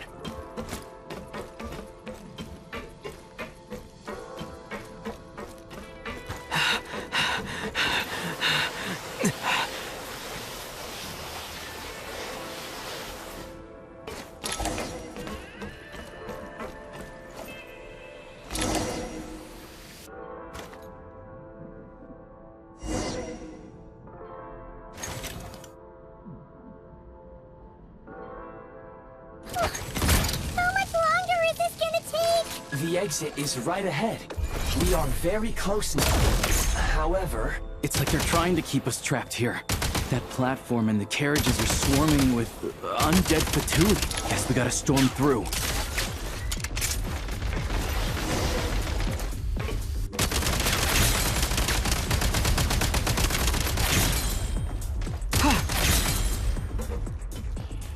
Back in business.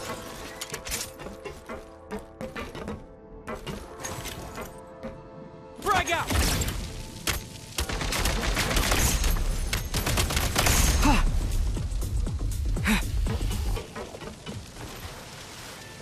Need a refill! Back in business.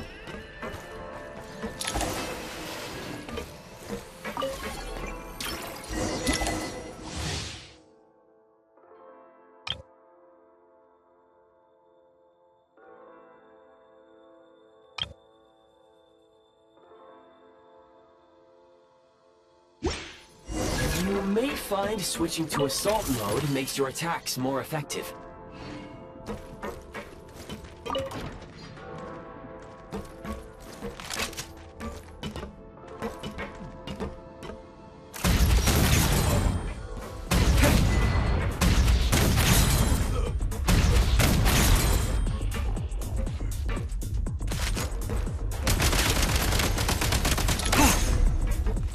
Nice.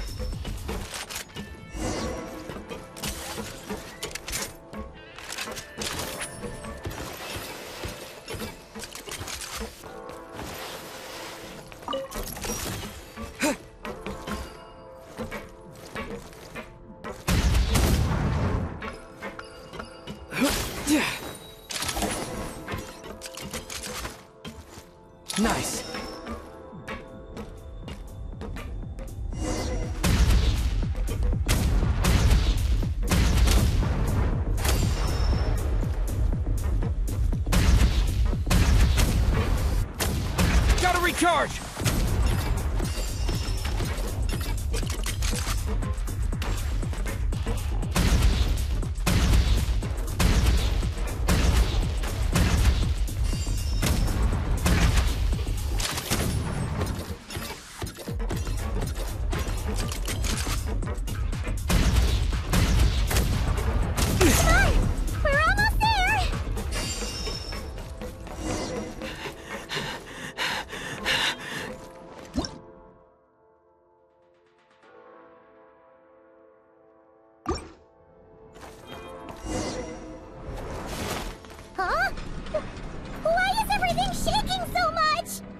Looks like the Shadow Realm is about to sink back down into the depths. The exit is right here. You mean this weird bubble thing? Wait, how exactly do we... No time to think. We just gotta go for it.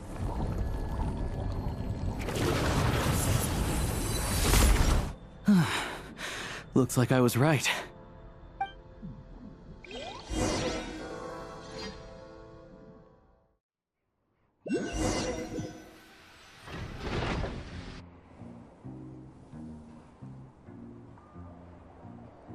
I can't believe the Shadow Realm manifested right on the railroad tracks. It's almost unheard of. Lucky we made it out. All thanks to you and that awesome gun.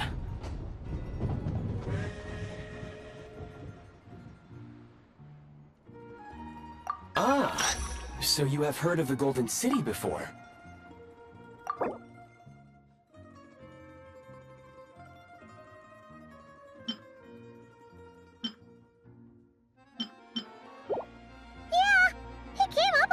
In Nod-Krai. You're a pretty neat surprise in that sense, aren't you, Goggles? We had no idea they left cool gadgets like you behind. Make no mistake, it was a team effort. For a first-time firearm user, your performance was quite outstanding, far beyond my expectations. As Alyosha said, it is highly unusual for the Shadow Realm to manifest in a place like this. But we should still watch out for similar dangers ahead. Oh, let's hope not. If anything else goes wrong with this trip, Paimon's gonna have train trauma for life. The Shadow Realm can appear anywhere, not just on the railroad. I am simply advising that we take sensible precautions. Now, if you wish to further calibrate and upgrade your firearm, you may do so over there, provided you have the necessary components. Please take a moment to catch your breath while I repair the body of the train. Amongst other things, this will ensure Paimon is a little warmer while on board. Oh, thanks, Goggles. You're a trusty train conductor. Well, maybe trusty isn't quite the right word, considering. Anyway, at least you get the job done. Yes, of course. And just like the Eye of Graeae, I am sure it will be a great asset to you in your future adventures. If not the trustiest, then it will at least get the job done. Let's get some fresh air while the Eye of Graeae fixes the train. Yeah, sure. Paimon wants to forget all about the Shadow Realm. It was so creepy in there. Stretching her legs might help take her mind off things.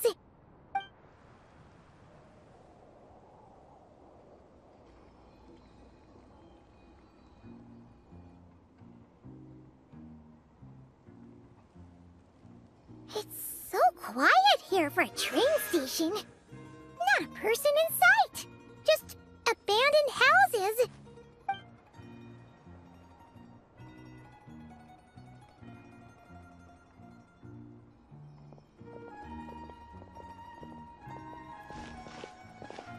Huh? So much for repair? You've swapped our train out for a whole new model! My plan was to restore the train to its original appearance per my records as quickly as possible. Now that the repairs are complete, the train offers optimized performance and a significantly improved trendiness level. Huh. Didn't know trendiness was a parameter. According to my calculations, parameterization is the most effective way for the Eye of Graeae to understand trendiness. Hyperborea, huh? I'm sure I've heard of that in a story somewhere. What an incredible little gadget you are.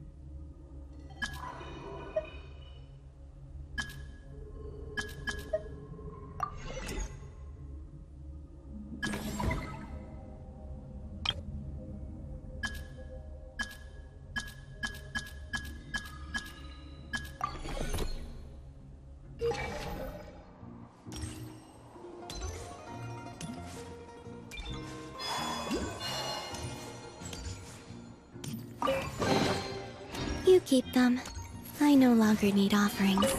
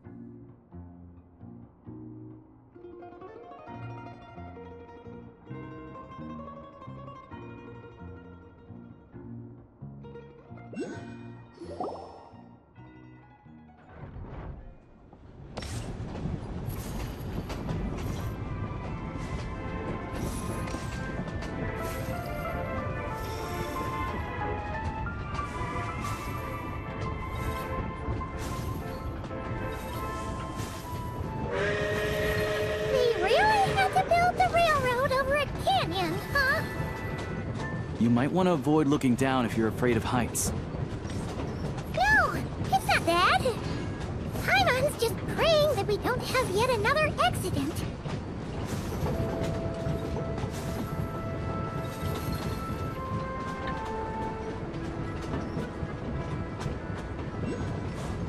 That mountain is breathtaking.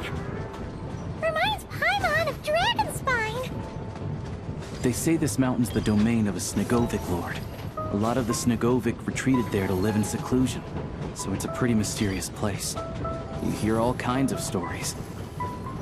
Even the residents of the nearby town of Svetloledovka steer clear of the summit, and they make a living off of harvesting prime ice.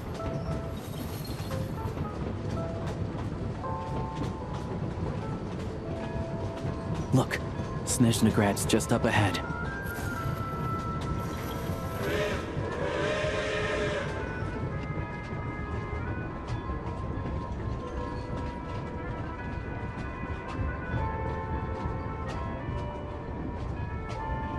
I used to take long walks in Silver Moon Hall every day, so don't worry about me.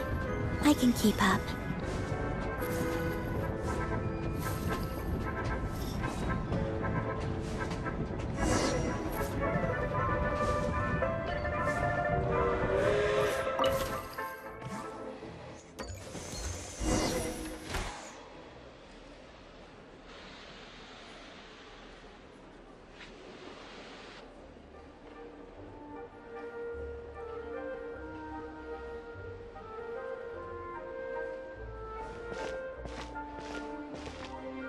Here we are.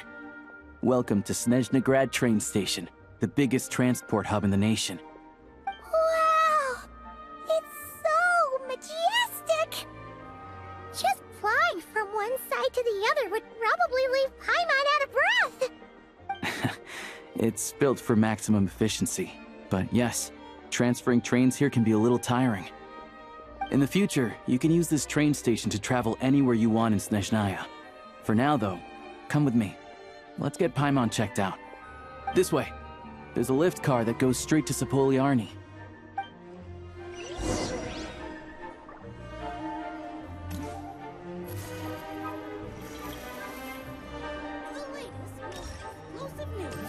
Get yourself a coffee!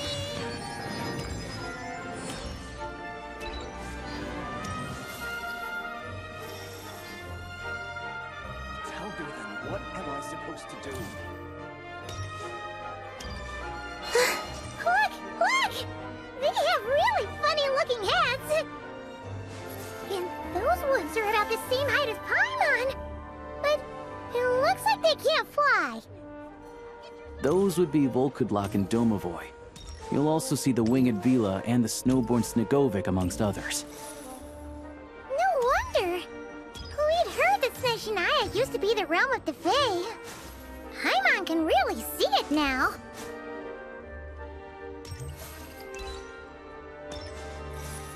Surely not. That can't be possible. You're not wrong about that.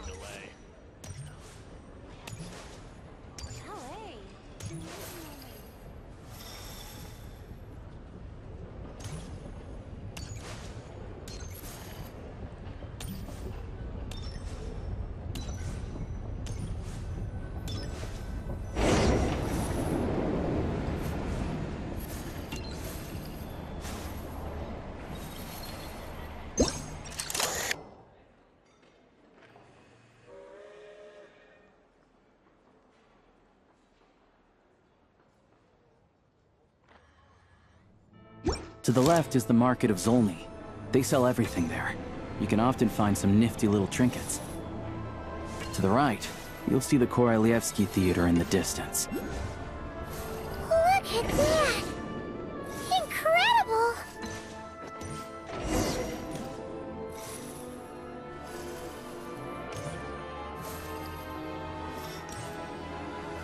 Should I really come with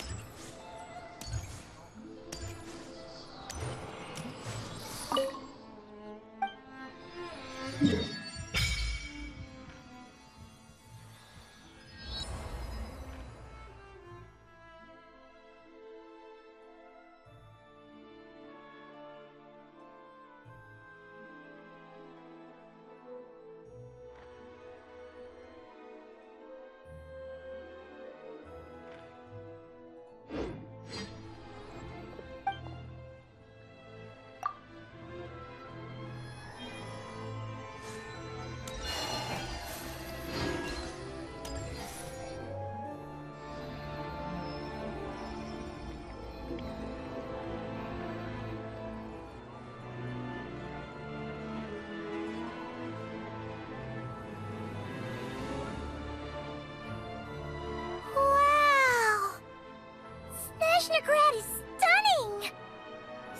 with her own eyes makes all the trouble we went through to get here worth it.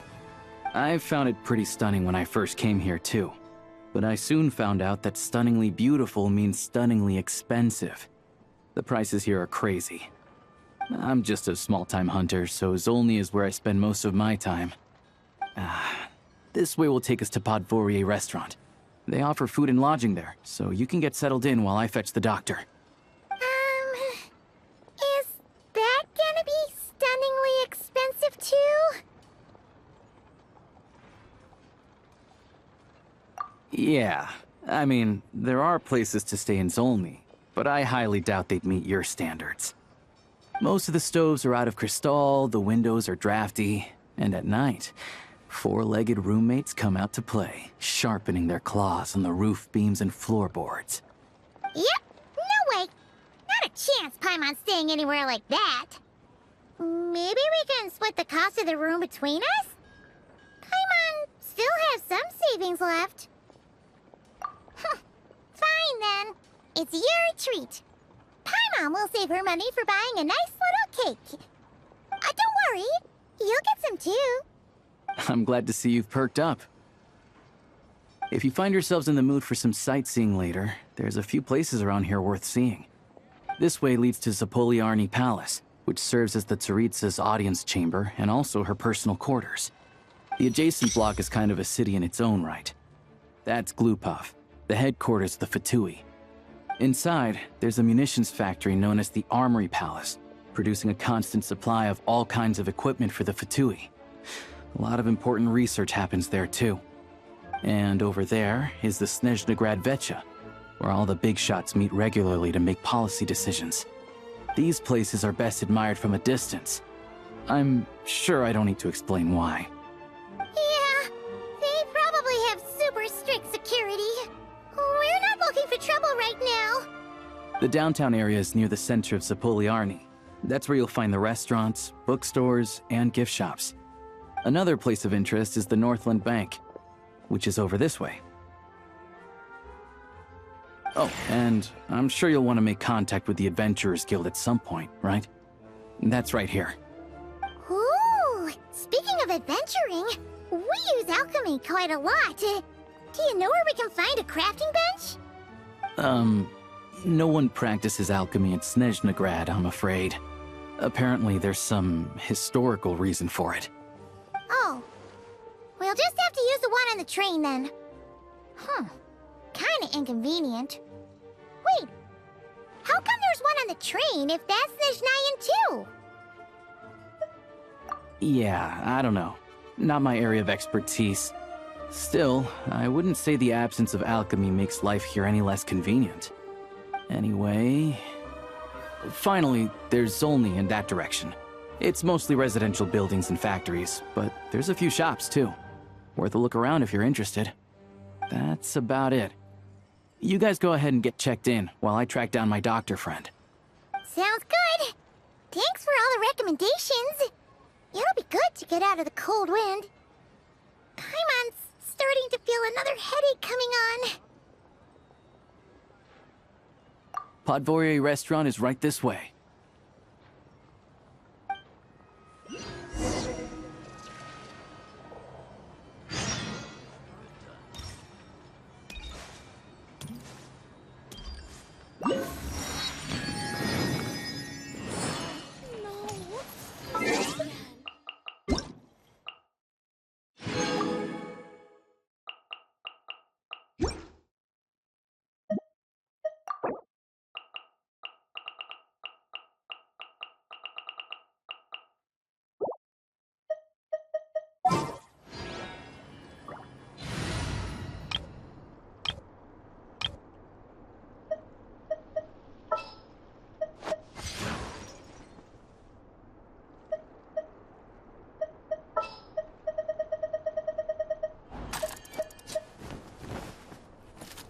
All geared up.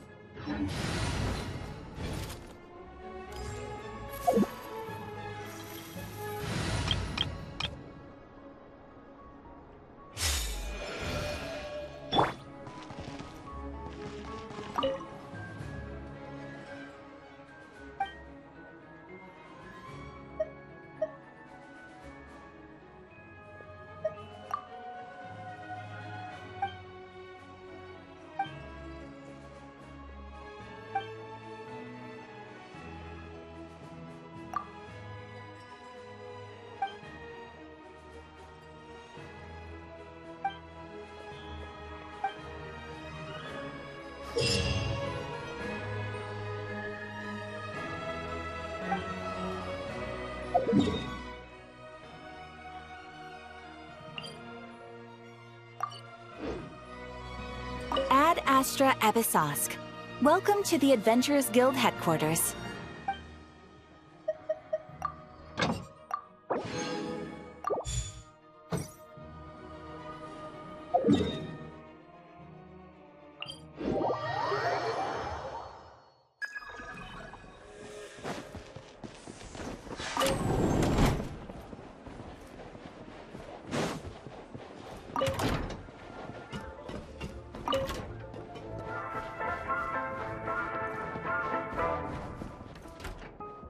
Ad Astra Abyssosque. Welcome to the Adventurers Guild headquarters. Thank you for completing today's commissions. Here is your reward.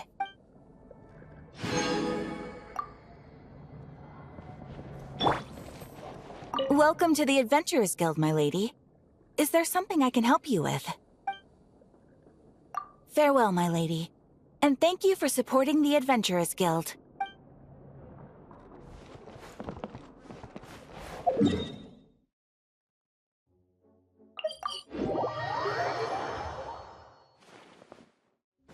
Come on, keep up.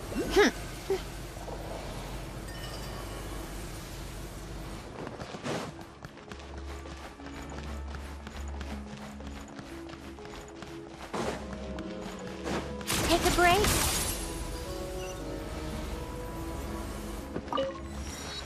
Come on, keep up. Pick up the pace.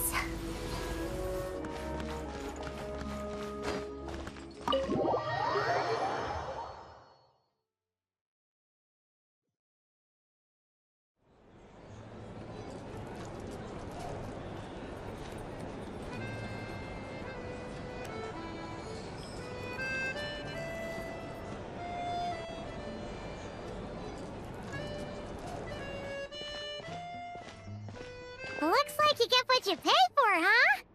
Paimon likes this room a lot. Yeah, much better now that we're out of the cold. Oh, thanks for taking such good care of Paimon. Honestly, she feels kind of bad for throwing a wrench in the works. If this were anywhere else, we'd be out investigating and adventuring by now. But instead, we're stuck here waiting for a doctor. You're right. No need to push ourselves too hard for no reason. A lot happened on our way into the city. Let's review what we've learned so far and try to figure out what to do next. Obviously, the million-more question is, what is this Tsaritsa planning? Everything else leads back to that. Sure was. And so far, we've learned that in addition to the 7 Gnosis, her plan also requires a ton of energy. But we won't get to see her anytime soon. Alyosha said that she went east to fight that big monster. It must be a pretty powerful one if it can blanket the whole of Snezhnaya in a snowstorm this awful. To be honest, what we're really lacking right now is information. The kind of information that only the higher-ups in the government would know, not word-on-the-street type of info. Paimon can think of a few people who might be able to help us, but... Right! And when we left Nod-Krai, Sandrone specifically left a message reminding us which side we're on.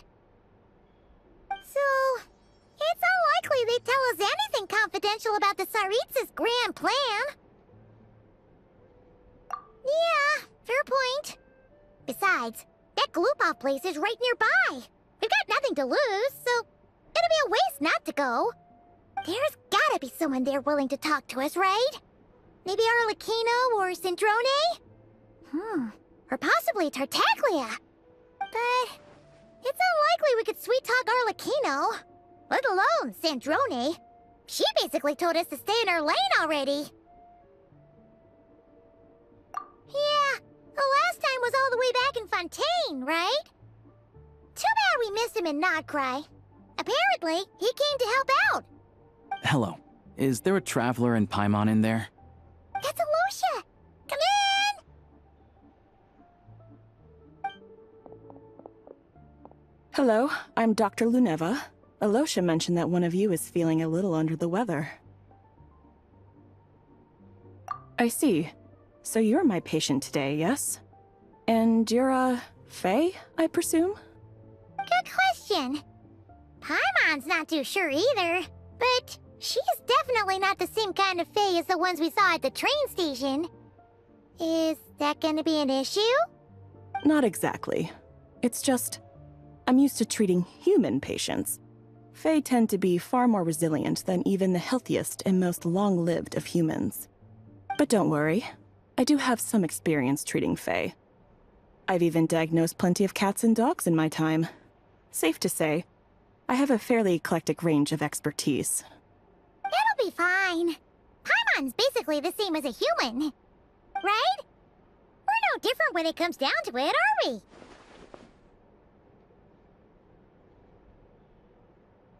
That's just because Paimon knows how to eat. Now, please take a seat.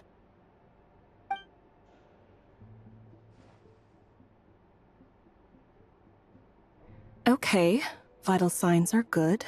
Test results are all within normal ranges. I don't think it's anything serious. More than likely, you've just caught a cold. I can give you some medicine to tide you over, but as long as you rest properly for the next couple of days, you should feel better. Make sure to keep an eye on your temperature, though. If you find yourself with a persistent low-grade fever, or if your symptoms don't improve, just contact me again. Sounds like there's no cause for alarm. Thank you, Doctor. You're very welcome. Just doing my job. I'll leave you in peace now. Time to visit my next patients. Take care. You heard the doctor. Best you rest up here for a couple days. No sightseeing for the time being. All right, then. Guess we've got no choice. Let's just treat it as a short vacation. I have to get back to it. If you need anything else from the doctor or me, go to the Hunter Trade Station in Zolny. The boss there knows how to reach me. Hey, no big deal. You saved my life in the Shadow Realm. This is the least I could do. See you around.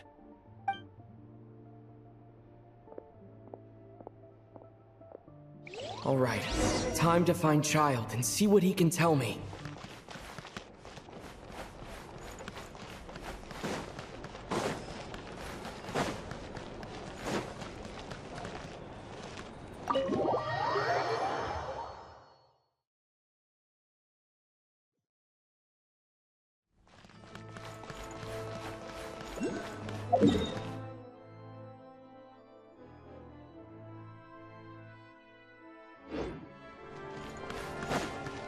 How tiresome.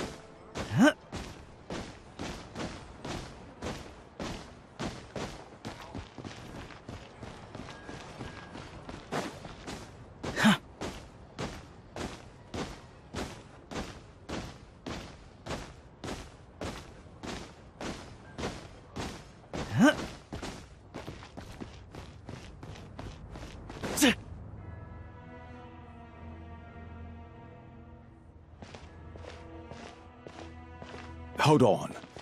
Please display your invitation letter or permit. Glupov does not accept meeting requests without a prior appointment. You'll have to apply per the advertised booking process and wait until your invitation letter is issued. Might I ask who you're hoping to visit?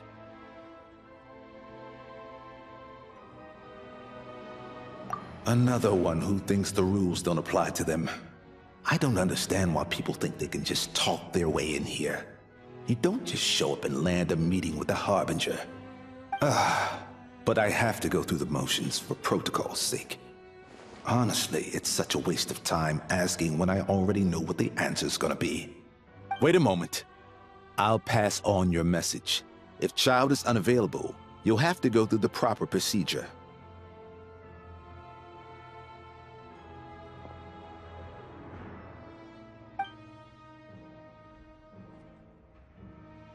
Lord Child is a busy man. He's probably not in Glupov at the present. If I were you, I'd cut your losses. No point waiting any longer. Even if you two are old friends as you claim, please understand that the Fatui Harbingers are often busy with their official duties. They tend not to stay in Glupov for extended periods. Next time, stick to the rules. You'll make life easier for both of us, Greetings, Lady Marionette. I'll take care of our guest here. It's his first time in Snezhnaya, so it's no surprise that he doesn't know the rules yet. I trust no choice words have been exchanged. No misunderstandings I should be aware of. No, Lady Marionette. No incidents to report. Whew, that was a close call. Good thing I played it cool.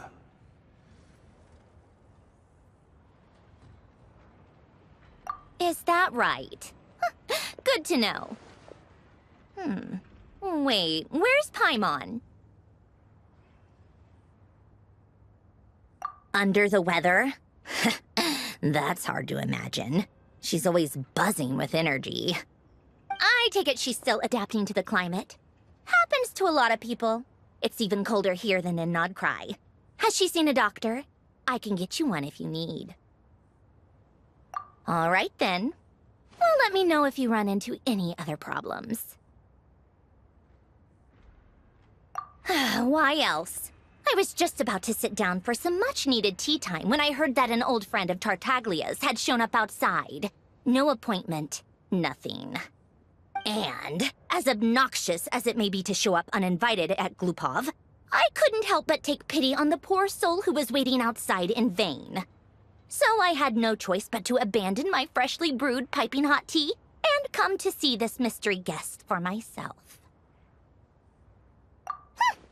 Well, I felt our time working together in Nod-Krai warranted some courtesy. I couldn't exactly let you freeze to death out here in the wind. Unfortunately, I can't invite you inside either. The rules of Glupov wouldn't allow it, and as a Harbinger, I have to lead by example. On the plus side, Snezhnograd actually has some class, unlike Nosha Town. Torchlight Books has a very nice selection of teas and cakes, so we can catch up there. Your treat, of course. Because I already wasted one perfectly good cup of tea today. That's why.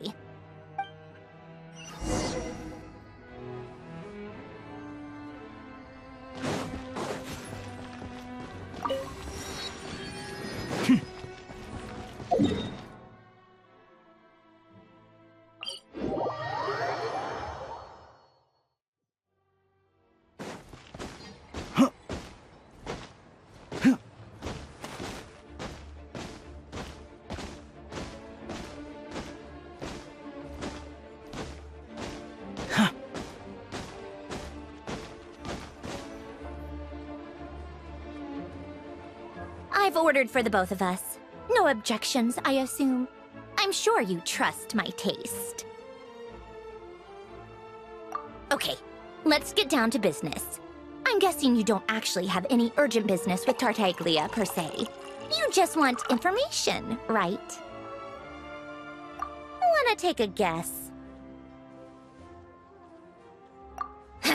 Of course you'd say that. You shouldn't underestimate Counselor Tartaglia, you know. That's right. I'm sure you've heard of the Snezhnograd Veche by now. Well, he's busy preparing some paperwork for their next meeting. They'll be discussing yet another extension to Project Stuzha. It's basically all anyone cares about in the Veche these days. Yeah, he's more of the shoot first, ask questions later sort, isn't he? It all started with a very detailed letter that Capitano left for the jester, Pierro, before leaving for Natlan. In that letter, he detailed the future arrangements for his subordinates. All of his key people were reassigned to Tartaglia. I guess he'd already prepared to leave us for good all the way back then. But Pierro didn't reveal the contents of the letter until the events in Natlan had concluded. That was his reaction, too. Why me? With a bewildered look on his face. He'd always assumed Capitano looked down on him. He was a man who kept his thoughts to himself and barely spoke to him the whole time they'd known each other. But he occasionally brought Tartaglia along to my tea parties back in the day. So to the rest of us, it was clear that Capitano had quite a lot of respect for his young comrade. By the rest of us, I mean my tea party regulars. Arlecchino, Rosaline, and... actually, not Columbina. She was probably oblivious to it. Anyway, then the Liyue situation happened. Normally, it took a lot to get under Capitano's skin, but that time he was furious. It's not really my place to talk about it, though. You can ask Tartaglia about it sometime. Basically, Tartaglia probably had the wrong idea about Capitano all along, right up until Pierro revealed the letter he'd left behind. Capitano believed that despite Tartaglia's immaturity, he showed great potential. Plus, he possessed a kind of purity rarely seen among members of the Fatui. Yeah, it's one of the few things that I'd agree those two have in common. But there's one other reason why Capitano chose Tartaglia to assume command of his troops. He knew that after he was gone, several of the others would swoop in on his army like vultures. With the ones who stood to benefit the most being the Rooster, Pulcinella, and Regrator, Pantalone. Once they divided Capitano's troops between them, they'd be more powerful than ever. No one would be able to stop them. So, you can see why Capitano chose to hand that letter to Pierro, right?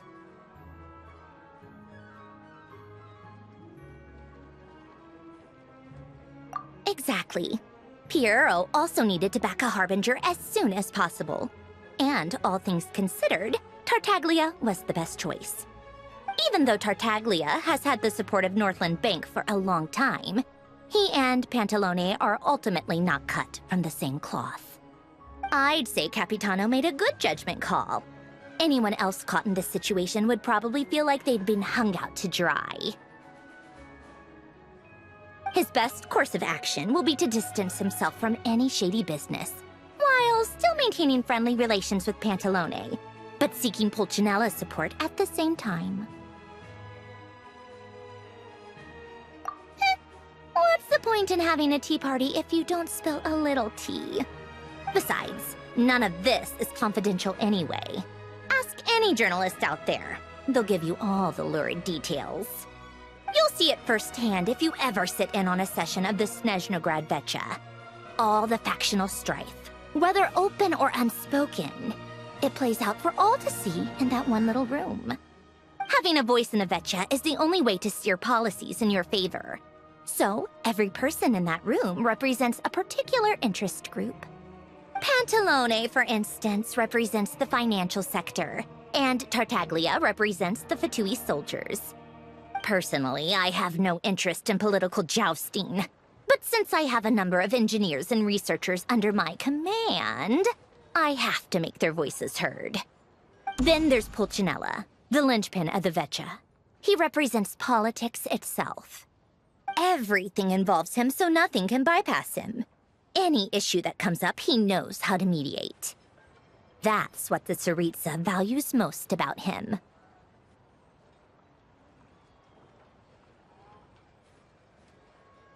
I'm starting to see why everyone is so frustrated with the way things are, but also powerless to change it.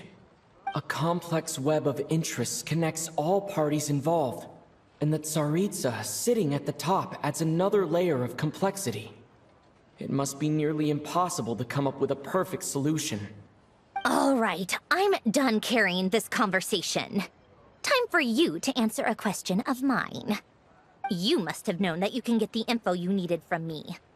So why was Tartaglia the first person you asked to see and not me? I just don't understand, that's all. Anyway, do I really need a reason? Wait. Oh, I think I know what it is. Columbina passed on my message to you before you left Nod-Krai, right? I only meant you should be mindful of which side you're on. Is that actually why you didn't ask for me? Because you took that to heart? You... fair enough. It's not your fault. I blame all these politicians I've been hanging around with lately. Always beating about the bush when they talk. I guess it must have rubbed off on me. Anyway, just ask for my help next time, okay? Little things like this are no problem. Lady Marionette. What now? Can't you see I'm on my break? Whatever it is, just leave it on my desk. I'll look at it later. Sorry to disturb you during your break, ma'am, but I'm afraid it's an emergency. Isn't it always? I've told you before, fixing the tracks and transporting ice blocks does not constitute an emergency. The equipment in Svetloledovka is in urgent need of maintenance. With how the weather's been recently, we suspect that the cause is a buildup of snow, exceeding the maximum weight limit. The supports on one of the machines broke and fell, awakening a dormant beast and leaving many of the ice miners trapped in a nearby ice cave. Luckily, Odette's team was nearby and launched a rescue operation, but we're still facing a severe manpower shortage for both the rescue and engineering teams. I guess that's it then. Our tea party will have to end here. I'm the only engineer you'll need. Do you actually want to come with, or are you just saying that? Nice of you to return the favor. I'll have a couple of people look after Paimon. They can let her know that you had to step out for a while. Given how urgent this is, I'm sure she'll understand. And honestly, I'd rather have your help than anyone else's. Between your skills and experience, you'd be reliable help. Then let's go. You, take 2 people to Valeriy restaurant. Find his room and watch it like a hawk until we get back. If anything happens to Paimon, you'll be answering to me. Yes, Lady Marionette.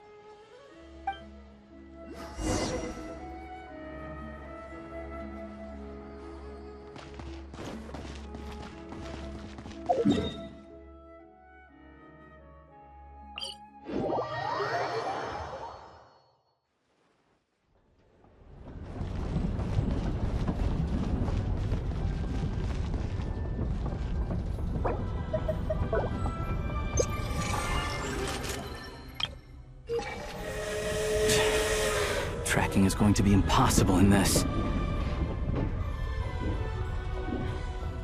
Please go on, I'm listening.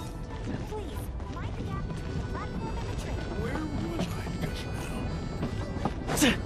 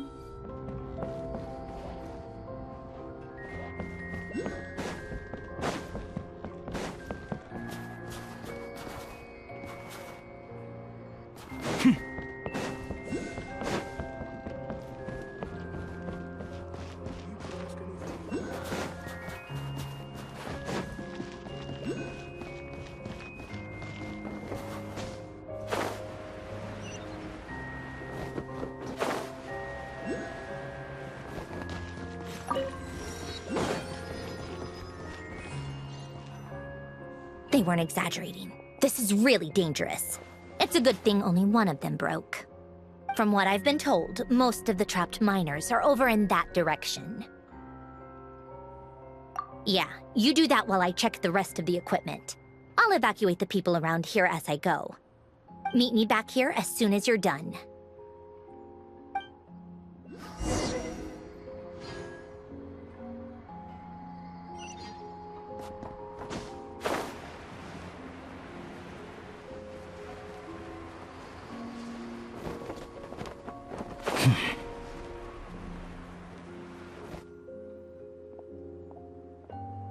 I have to be getting close.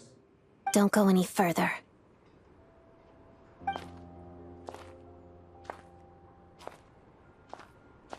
It's too dangerous here. There's a highly aggressive monster on the prowl. You need to leave, now.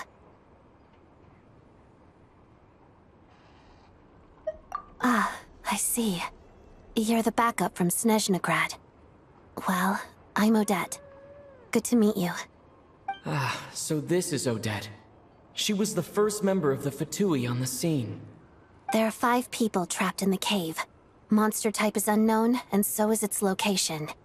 Let's go. Every second counts.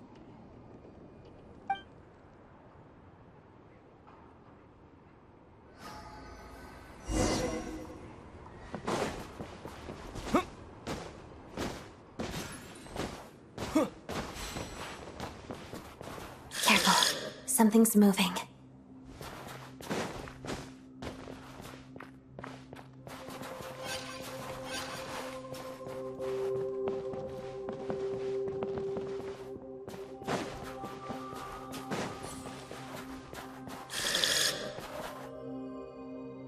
This must be the monster's shadow. Looks like a tough opponent.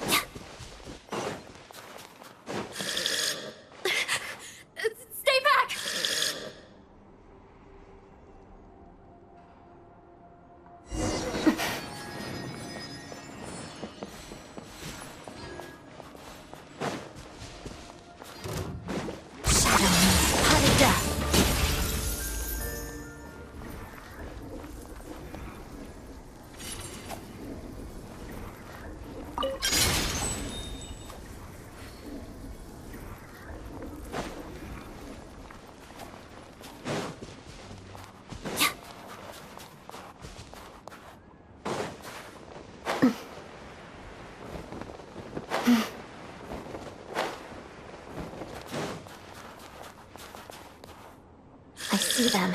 They're right behind the monster. The monster seems very agitated. It could attack at any moment. Let's make the first move.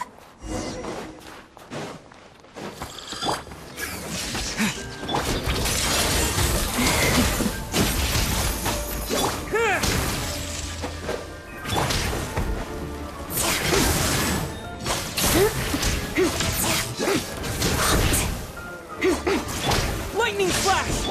Crystalline Adagio. Part of death.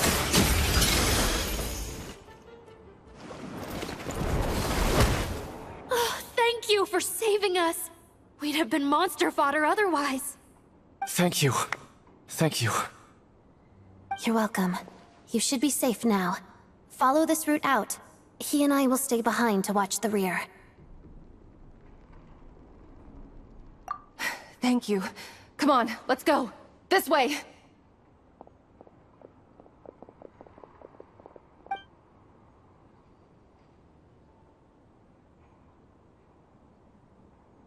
I've searched the area. Pretty sure the monster made a tactical retreat. Yeah, but with us here, it won't be coming back anytime soon. It may be small, but don't be fooled. It's a ferocious beast. People are just food in its eyes. It's lucky we got here when we did. The trapped miners have been successfully evacuated. Time for us to leave. Wait, this place. There's something unusual about it.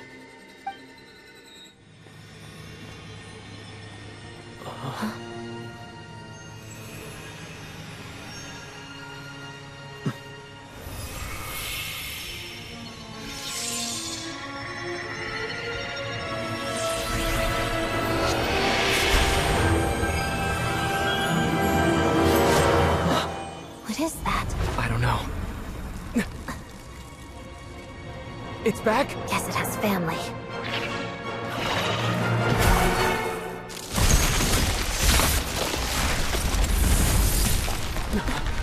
This way. Run!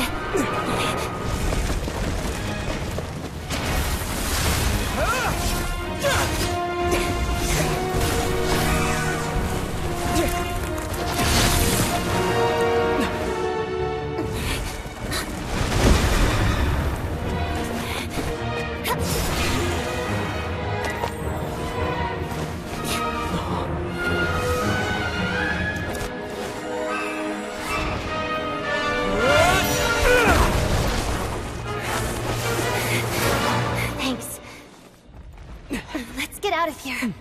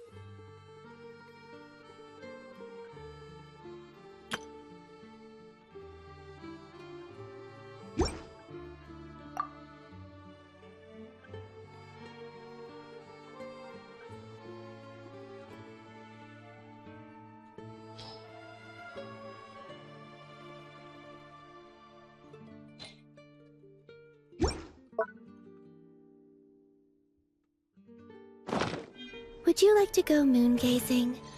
You can sit in my rocking chair and admire the view. Or we could go to the moon and gaze down into that.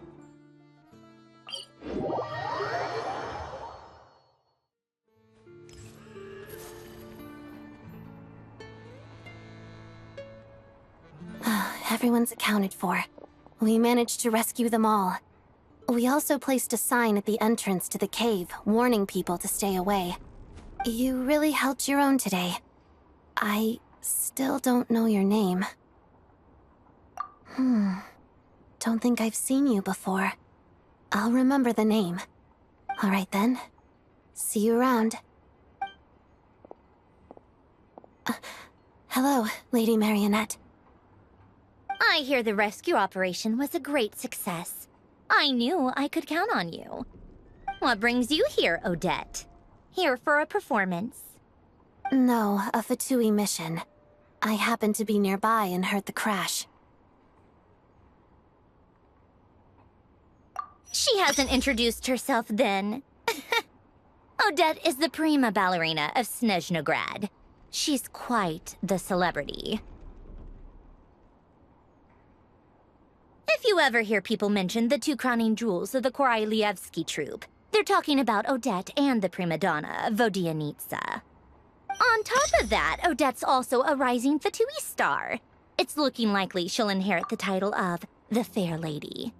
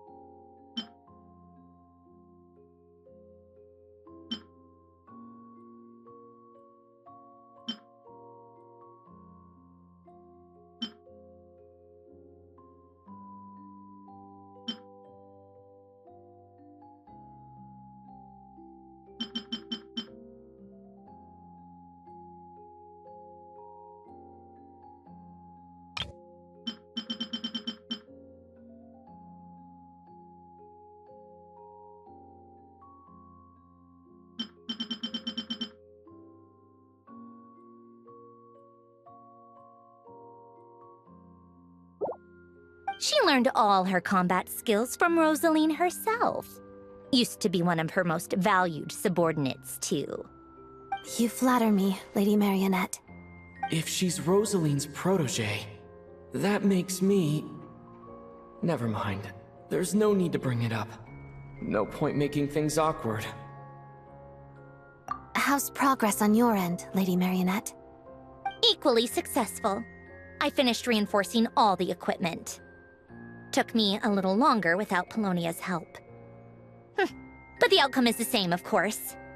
Even if the heavy snowfall summoned by that monster lasts for another 3 months straight, this equipment won't give way. All right, now that we're done here, it's time to get out of this blizzard. Sure, but Snezhnograd will send someone to investigate and draw up a relief plan.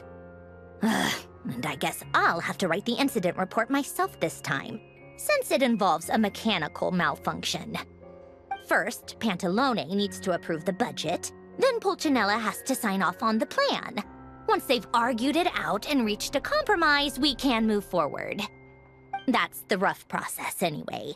Could take anywhere from a couple of weeks to a couple of months, depending on how smoothly it goes.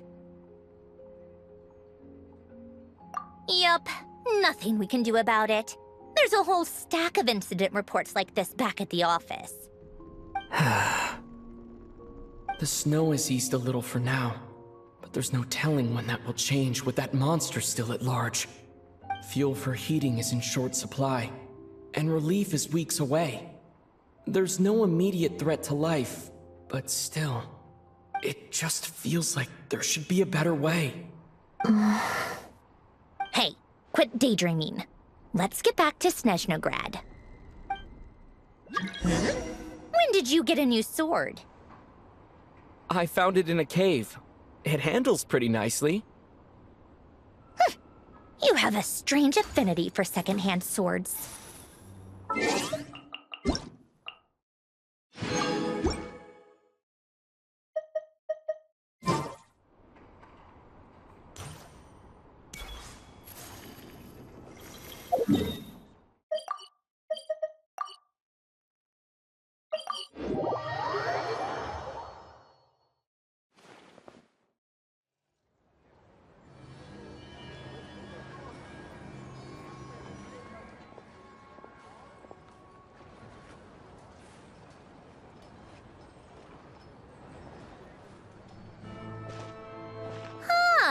Well, if it isn't Counselor Tartaglia, Mr. Big Shot himself. Go easy on me, all right? I'm still recovering from the interrogation the real Big Shots put me through. Hey, comrade, it's been too long. I heard you came looking for me earlier. Nicest surprise I've had in a while. Good to see you too, Odette. I'm guessing you guys just got back from Svetloledovka. How'd it go? Crisis averted? It went fine. How about you? Any new developments? Not really. Same as ever.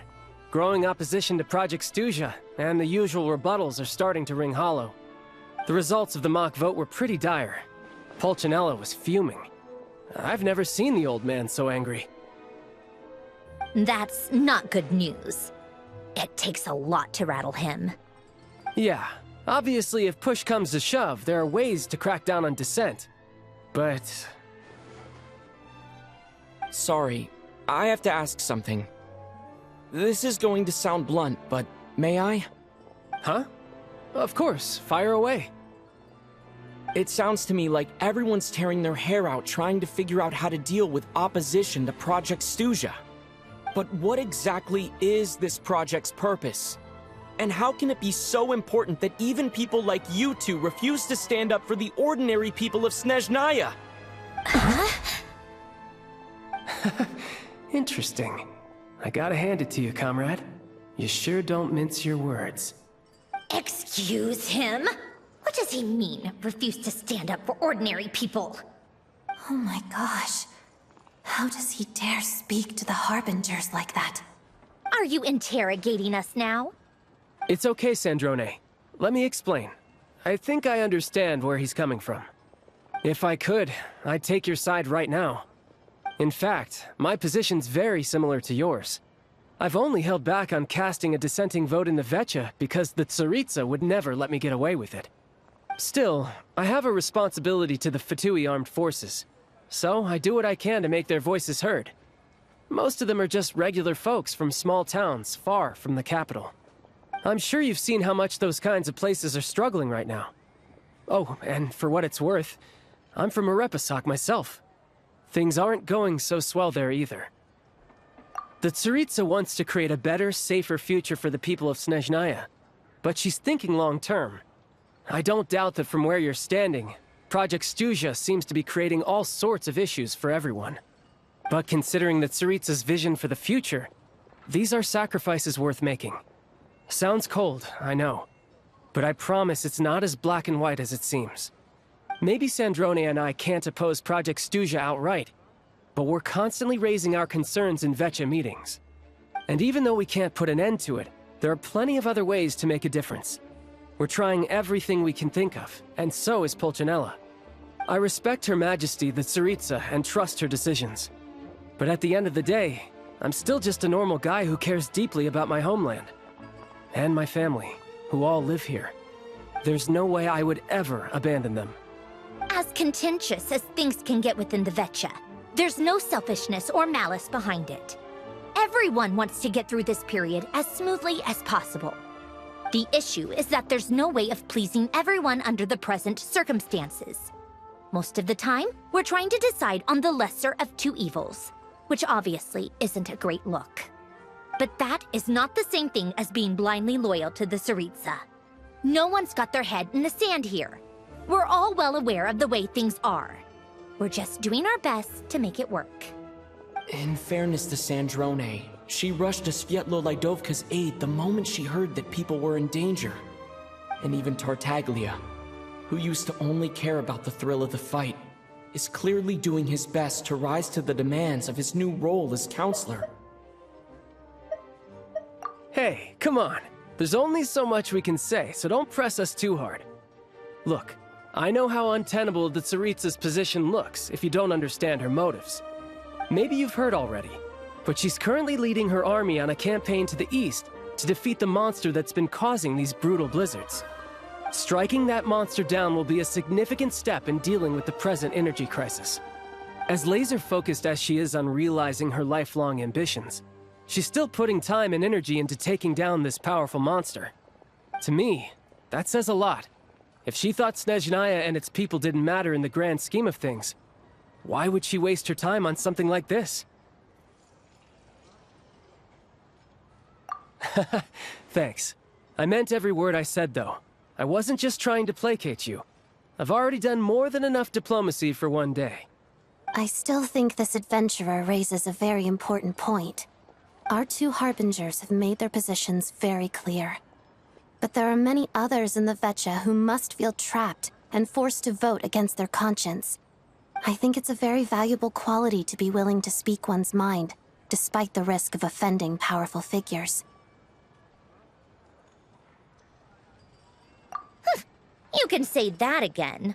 I highly doubt we'd feel the need to explain ourselves so much if we didn't know you so well. Forgive me, adventurer, but might I be so bold as to ask about your background? How is it that you can converse so openly with two harbingers? Oh, haven't you been properly introduced? Easier said than done. I like to think I'm not the kind of person who goes around busting open people's old wounds. I've only learned his name so far, and no details of his experiences. Is something wrong?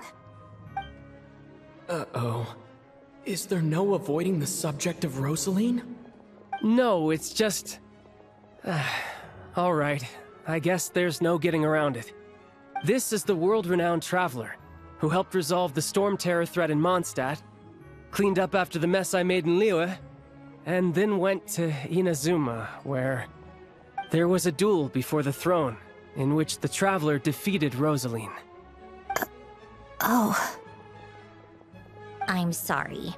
I didn't think you two would be seeing much of each other, so I figured it wasn't worth bringing up. It's fine. It was a long time ago. It's fine. Sorry. I just remembered that we have a rehearsal coming up. Please excuse me. I should get going.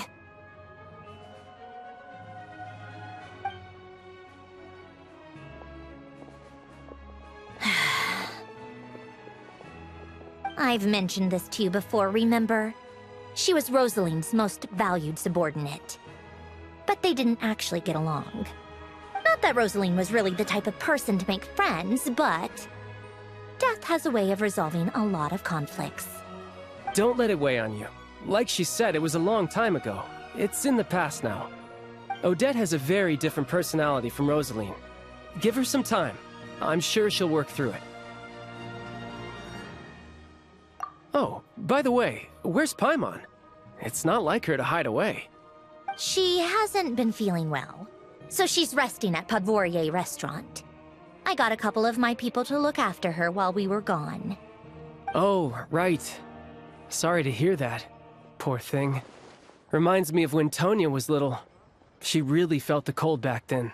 Used to get ill all the time.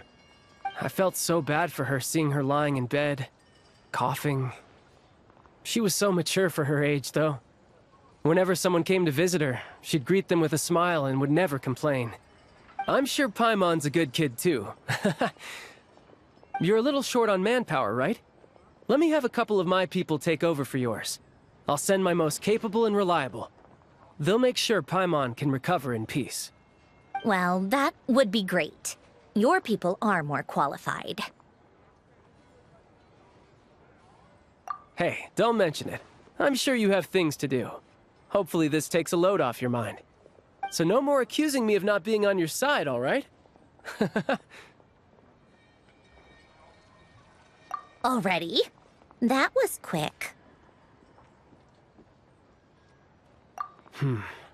I'm afraid I can't help you there. Our director's recent movements are confidential. Even we're not in the loop. If you hadn't told me, I never would have known he'd gone south.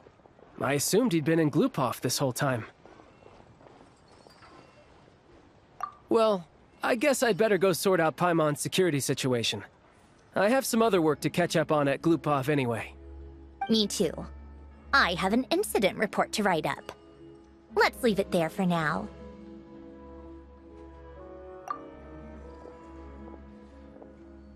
I guess everyone's in a difficult position.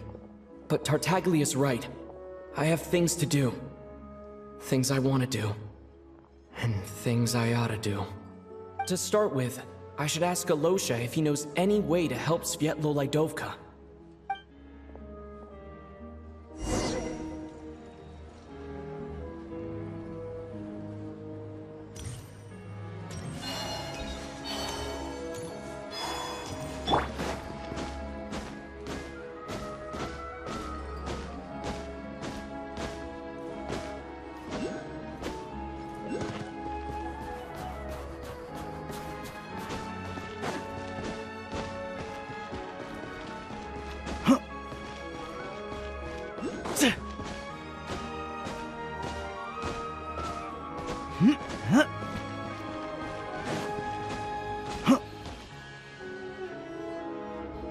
How strange. This sword seems to be vibrating of its own accord. It's a very faint vibration, but it's getting stronger as I get closer to the statue of the Seven.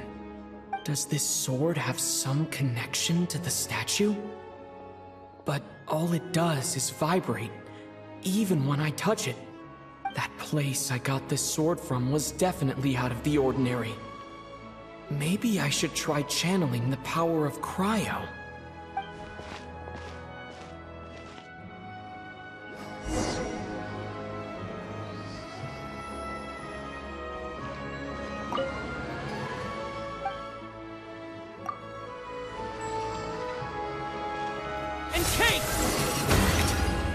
There really is something special about this sword.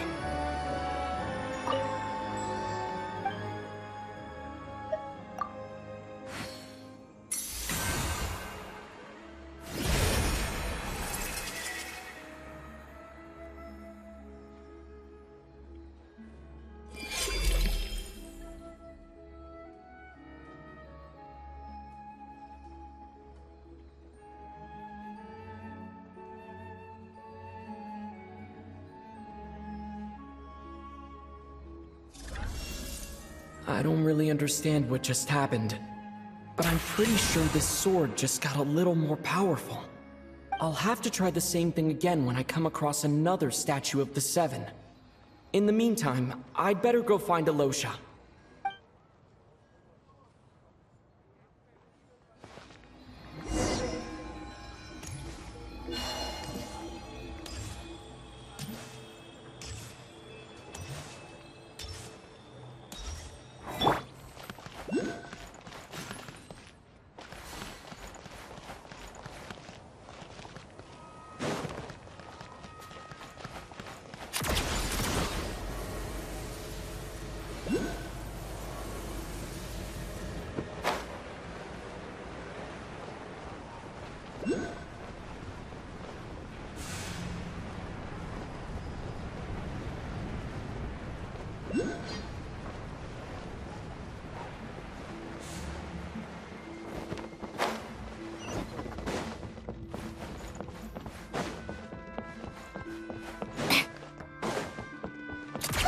Keep up.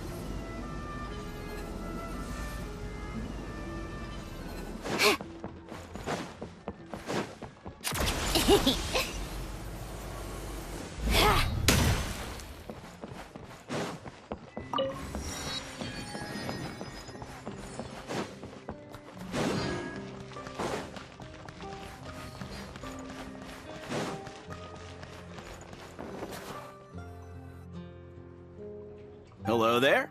How can I help? Ah, sure thing. Give me a second. I'll go fetch him for you.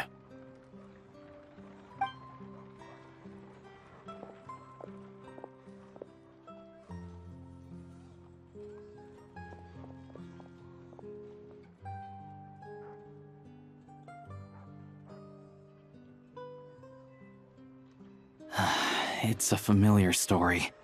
I've had similar experiences. Although Snezhnograd doesn't deliberately delay or withhold relief, those first few days of waiting for help are always the hardest. It's a fundamental contradiction. If emergency relief can't be delivered in time, what's the point in even calling it emergency relief? Not necessarily. I think there's a good chance that Kresnik Kristall from Svetloledovka will start flowing into the market. When we resolve Svetloledovka's energy issue, it's like we open the floodgates. A huge backlog of Kristall is now available to the townspeople. There's no way they can use it up at once. A lot of them will probably stockpile it and slowly work their way through. Probably a good idea, since energy prices are only going to keep rising. But there will always be people who urgently need Mora. Exactly. At the current prices, selling Kristall is an easy way for an ordinary person to make a fortune. Hey boss, how much do I have left in my account? 1 second, let me check. So, you're planning on buying the Kristall out of your own pocket? Yeah. I don't know if I have enough, so I'll chip in a little extra and buy as much as I can afford. No, it's fine. You're new to Snezhnaya, and you have your own living expenses to worry about. Besides, you're already providing the train. Here's your Mora. See what you can find at the market, but I doubt there'll be much Kristall left. Yeah, well, can't hurt to take a look. Let's see. Huh?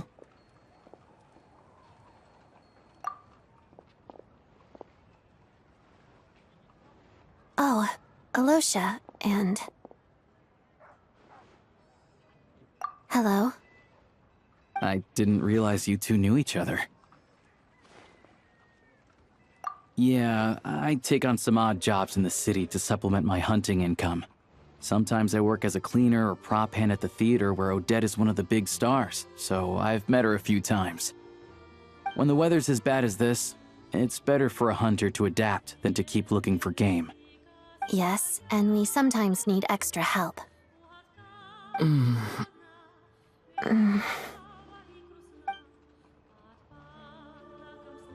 Wait, why is the atmosphere so awkward? I thought things went pretty smoothly in Svetloledovka. So, what brings you here, Miss Odette? Looking for some new props? No. After I got back to the theater, I couldn't stop thinking about the situation in Svetloledovka. It bothered me so much I couldn't focus on my dancing. So I decided I'd come here and see if there's anything I can do.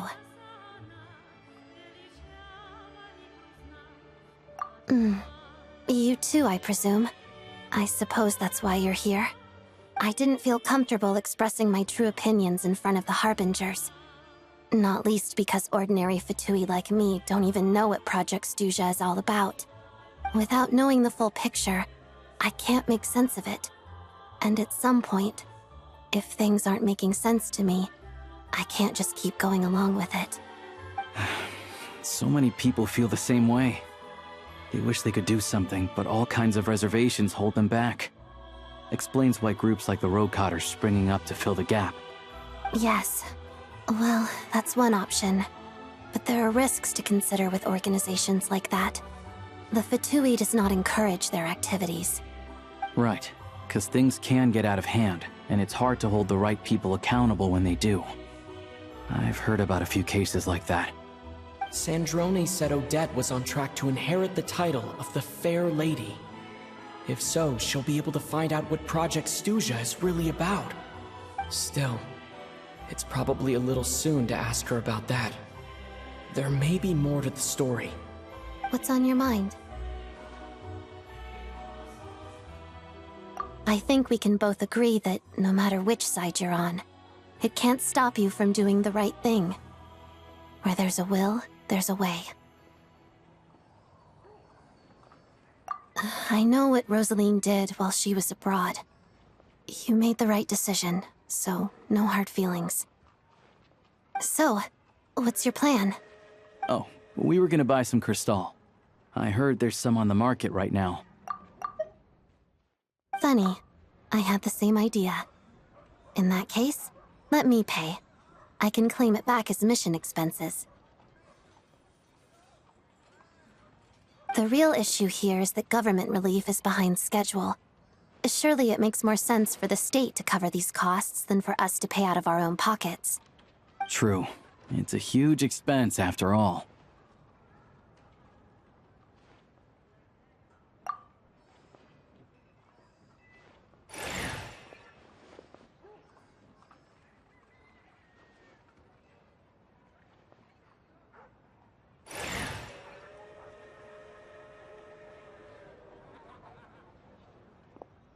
Let me see. I'll take it all, please. And I'll be needing a receipt.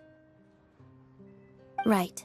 Choose mission budget under the expense category, but be sure to specify emergency rescue operation in the description. Otherwise, the normal reimbursement limit will apply. Let's book this train. Regulations say that if we need to transport Kresnik Kristall during Project Stuzha, extra carriages can be added 1 hour before departure.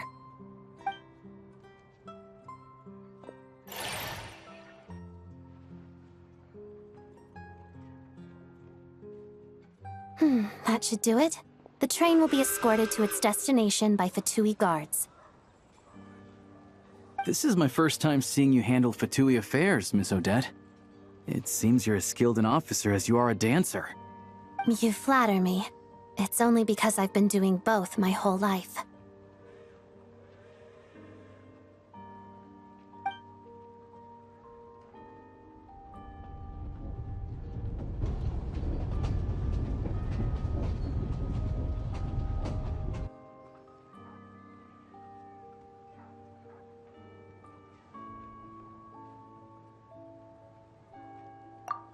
Anyway, I bet you've been non-stop today, am I right? Any idea how Paimon's doing? What's wrong? Who's Paimon? His travel buddy. Hasn't been feeling well. She caught a cold right after they got to Snezhnaya. Sounds like she's important to you. I can't believe you've been dealing with this on top of everything you've been doing to help the people of Snezhnaya. I've got nothing going on right now, so I'll join you. I want to see how she's doing. May I come too? I have some candy that someone gave me back in Svetloledovka. Plus, I know a little bit about relieving cold symptoms. All right then, let's go.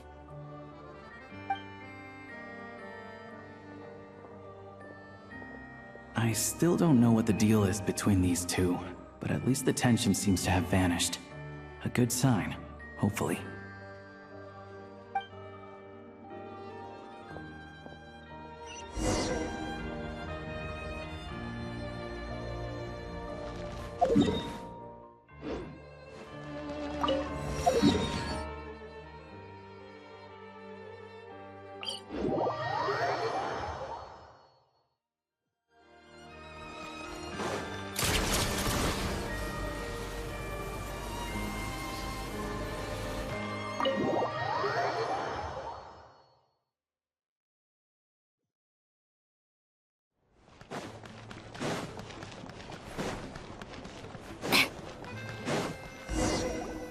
Hello. Sorry, but there's a sick person recovering in this room. Can I help you? What happened? Oh, please, excuse me. Are you the Traveler? Could I take a quick look at your Adventurer Handbook? Master Child said I should verify your identity.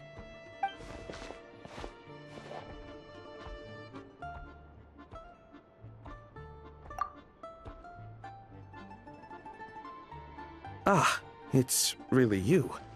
Sorry for the inconvenience. We're under strict orders from Master Child to keep this room well guarded. At the same time, we can't interfere with Podvoye Restaurant's business. That would only seem all the more suspicious and draw unwanted attention to this room. Besides myself, a few of my colleagues are stationed in and around the restaurant, in plain clothes, of course. Rest assured, you're in safe hands. I didn't expect such a high standard of protection. Well, Master Child handpicked us for this special assignment. We're not about to let anything go wrong. Anyway, I won't keep you any longer. Please, head inside.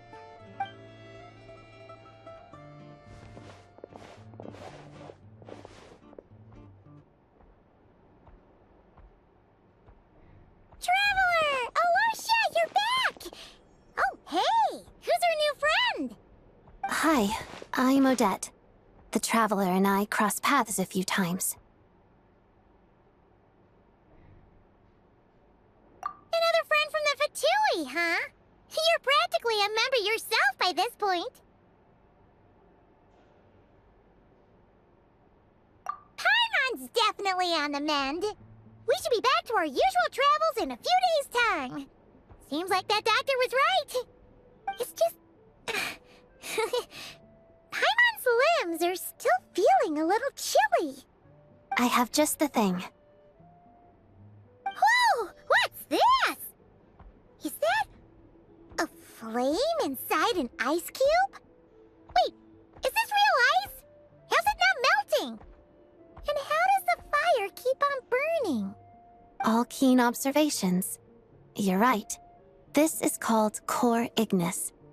Whenever I've caught a cold in the past, I found I recover much more quickly if I place this by my bed. You're welcome to borrow it. Awesome! Wow! It's so nice and warm! Oh, it's like magic. Your name was Odette, right? How did you two meet again? Looks like she's in pretty good spirits. That's a relief.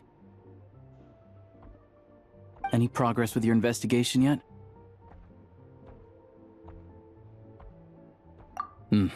No surprises there, I'm sure. They're not likely to let anything slip. The Rokad, huh?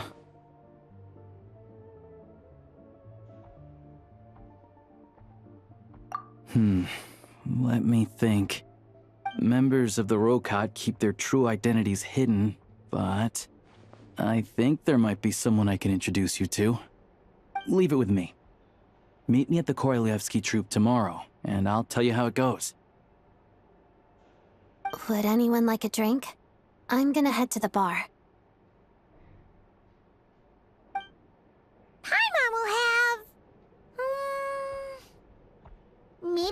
hot milk? Yeah.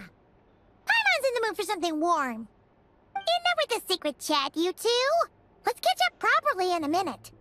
Paimon wants to know everything that's happened today. It'll be kinda like tabletop troop. No reason why listening to a story can't be an adventure.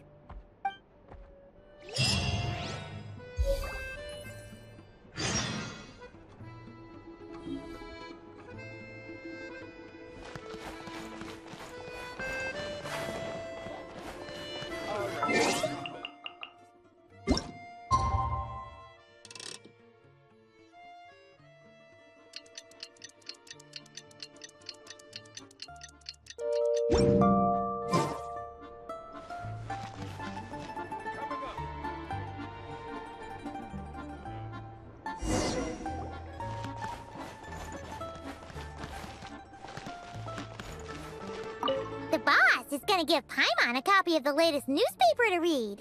That should keep Paimon entertained.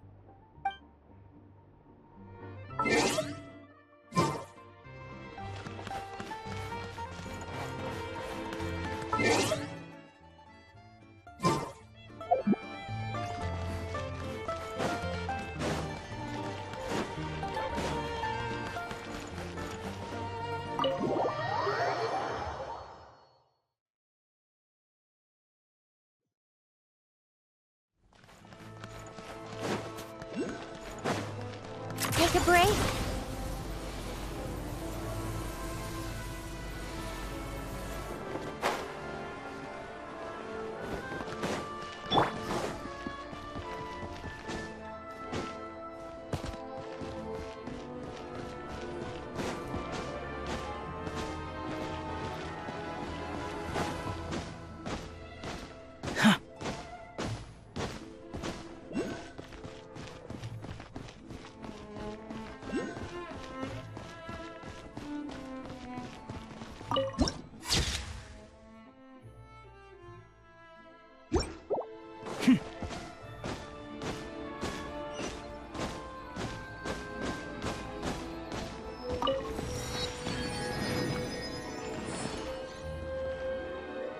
Ah, you made it.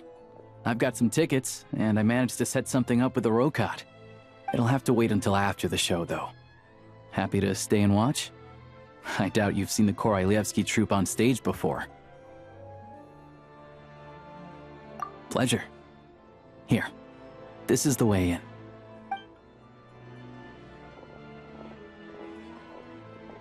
Please present yourself for a routine inspection in accordance with theater regulations. Thank you.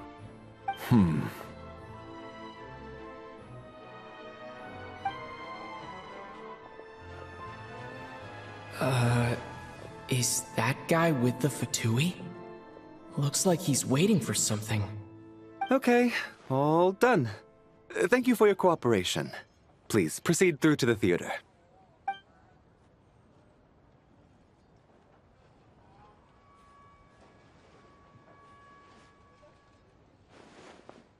What's up? Everything okay?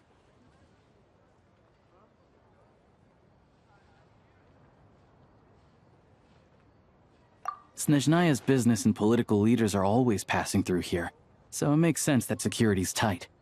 Still, it's a little unusual to see the Fatui's Armory Palace guard here. You saw him, right? The guy right at the back. Strong, silent type. His name's Valeriy. He's part of the Special Assignments Battalion, but I only ever see him here for one thing. To look for a guy named Mitya.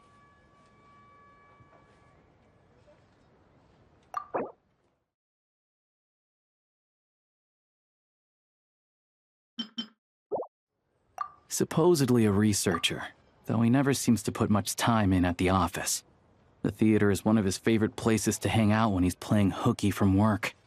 But that's not for us to worry about. Let's go. The show's about to start.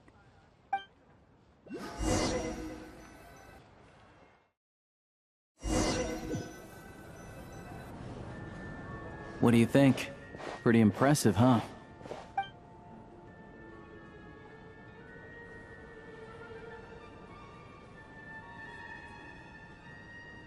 Oh, The one in Fontaine? I hear it's iconic. Never seen it for myself, though. Here we are, just in time. Sorry, coming through.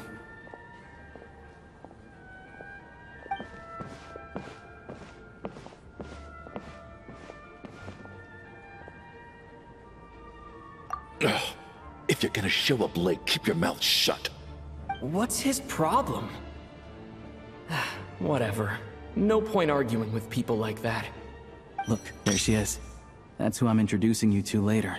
She's the lead singer of the troupe, Vodyanitsa.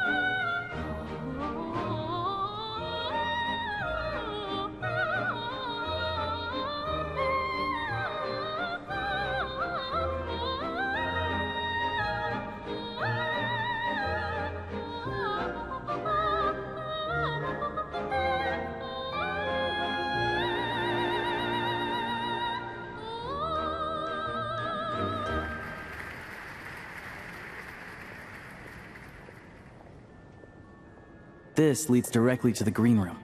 They're expecting us. Vodyanitsa will be waiting for us there.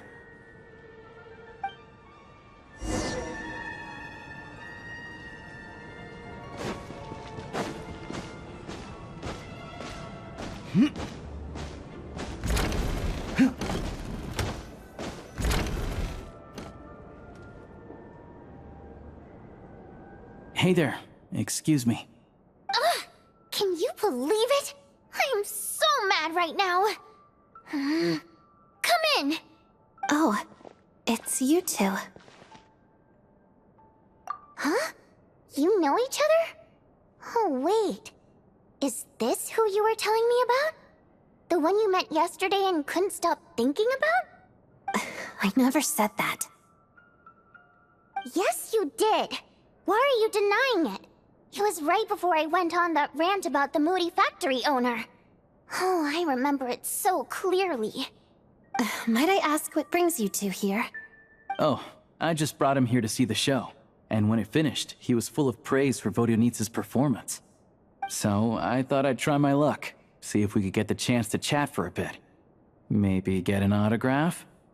You work here. You of all people ought to know that's against the rules. It's not what the green room is there for. Oh, what's the big deal? Come on, don't be shy. I can give you an autograph. You can take a picture too if you want. Do as you please. I finished all my shows for the day.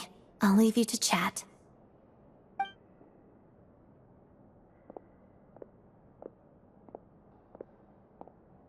I wasn't making that stuff up, you know. Odette's just too proud to admit it. She thinks very highly of you, and so do I. You did the right thing in Svetloledovka. We're good. Odette's out of earshot. I'll lock the door.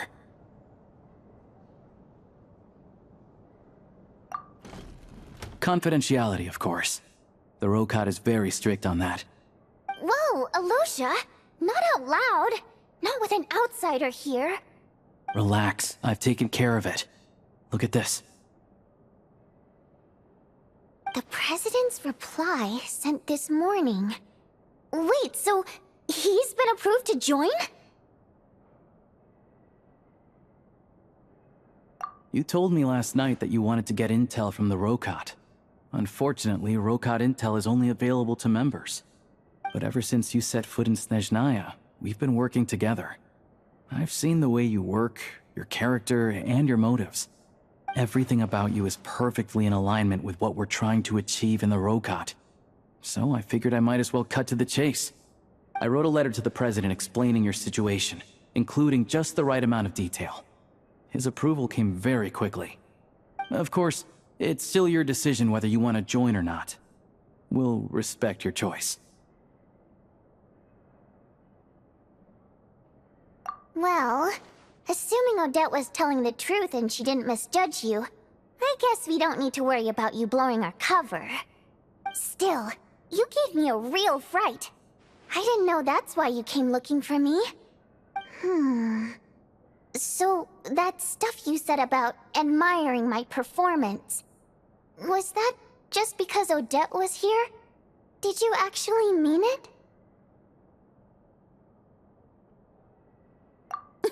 Now you're talking. That's what I like to hear. Anyway, let me give you a quick rundown of how things work. Like I said, the Rokot is a covert organization, and we hide our identities. Members typically don't meet in person or even know each other's identities.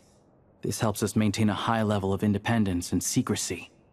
Because of this, members are basically free to decide their methods without constraints, so long as the outcome of any activity doesn't violate the organization's principles. After all, we don't have any ostensible contact with each other.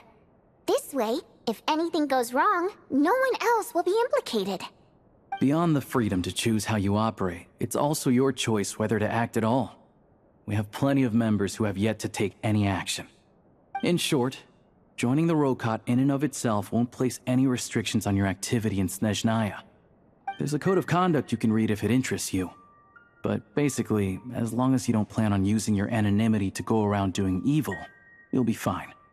I tried reading it 5 or 6 times. Never made it all the way through. Even the most lackluster script makes for more interesting reading. Great. Then I'll go grab an official application form. Be right back.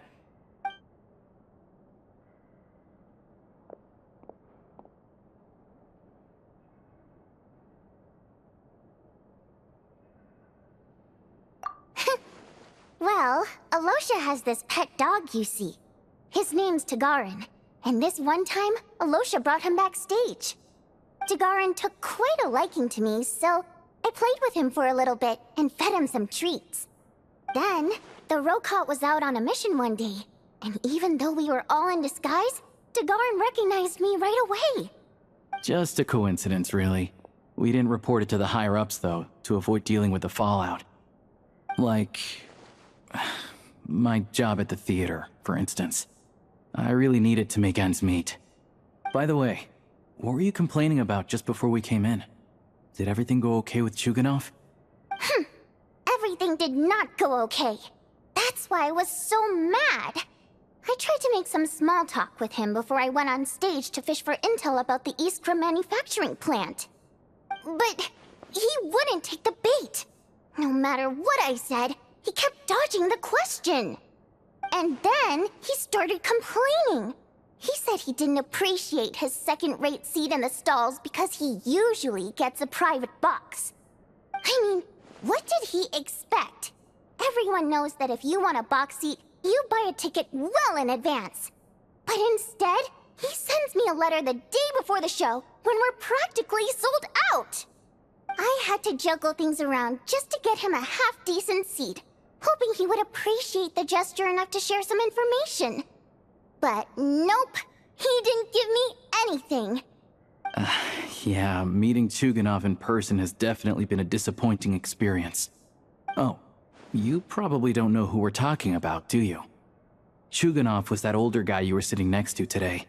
I'm sure he didn't make a great first impression on you either.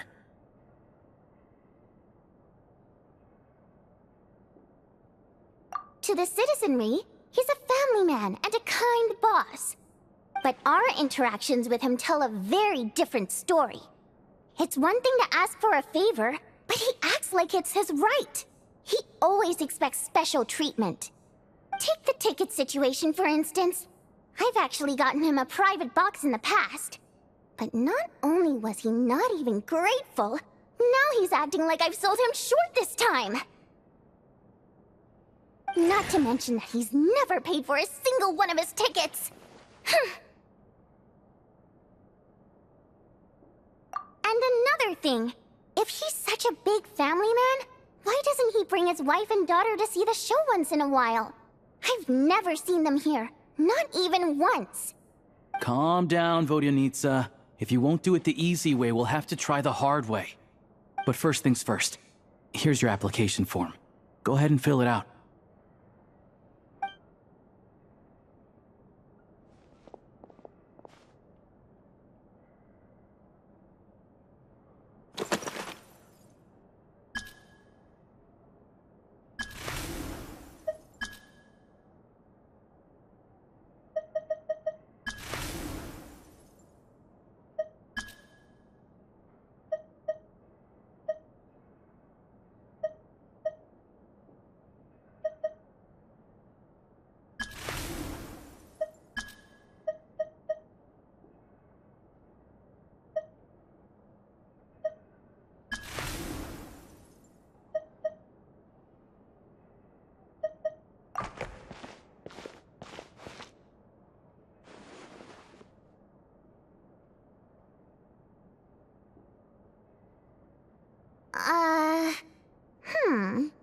Looks like I'll need to make a few little tweaks here and there.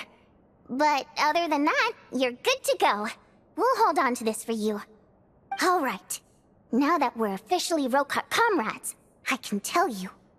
Chukhanov is the target of our current operation. Recently, we've done some recon work at the Iskra manufacturing plant, which pretty much confirmed that their energy consumption is way beyond the legal limit. All we need now is some direct evidence to present to the Veche, so we can demand that they shut the plant down. That way, the Kresnik Kristall can be allocated to where it's needed most. I was hoping he might let slip during one of our chats, but he's too tight-lipped. We'll have to find another way. I'm meeting another regular theater-goer tonight, Mitya. But Valeri's here too, and he's probably looking for Mitya, so he may end up being a no-show. Don't you worry. He must know how to dodge Valeriy, or he wouldn't be showing up on time for every performance. Mitya is a renowned energy expert. Although we can't get any direct evidence of the excessive energy consumption at the plant, we can accidentally let the information slip to him. The authorities should take someone like him seriously. So if he starts raising questions about energy use at the Iskra manufacturing plant, there will be a proper investigation. Also, we're not allowed on site, but he has clearance. So all we need is his cooperation. Yeah, so that's the other thing we're trying to figure out. Though I think we're far less likely to make any progress on that front. Still, I hear that Mitya is a bit of a chatterbox. So, who knows? Maybe if we catch him in the right mood, he'll let something slip. What do you think? Sound like something worth your time? Okay, in that case, you guys find a seat somewhere nearby. Pretend you're a couple of buddies there to eat, and keep your ears peeled for useful information. He's a huge fan, so I doubt he'll have his guard up around me. But you two need to be convincing. If he suspects anything at all, he might stop talking. Sure. Don't worry. We'll make a believable pair of buddies. Perfect! You've sold me already. Now, help me tidy this room up a bit before we head out. Okay. What needs tidying? Everything!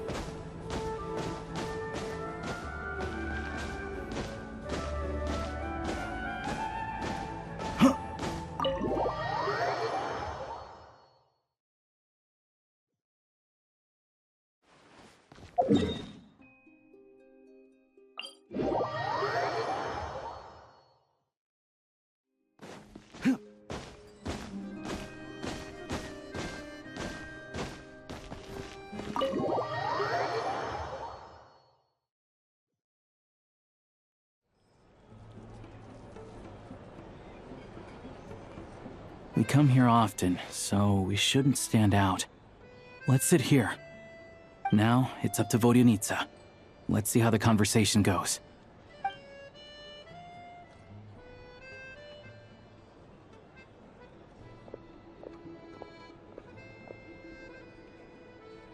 Mr. Mitya! Over here! Over here! Oh, sorry. I got a little held up on my way here. Now we have even less time than we planned. Go ahead and order some snacks and drinks. Whatever you like. Let me see. According to my schedule, we still have 25 minutes left. You're really pressed for time today, huh? I was imagining this would be a leisurely chat. If you'd prefer, we can always reschedule for another afternoon when you have more time. No need. Getting to meet the lead singer is a very precious opportunity for me. I'm not about to pass it up. I've already had to decline your invitation several times because our schedules rarely align. If I don't grab this chance while it's here, who knows when the next one will come around? Well, it's very kind of you to make time just for me.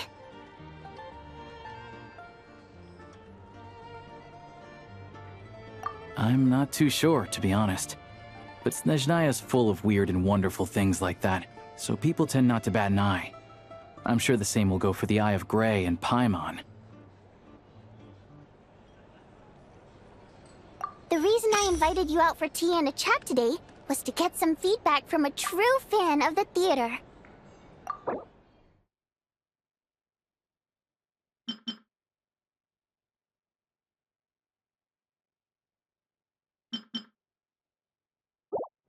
Well, I genuinely have nothing bad to say.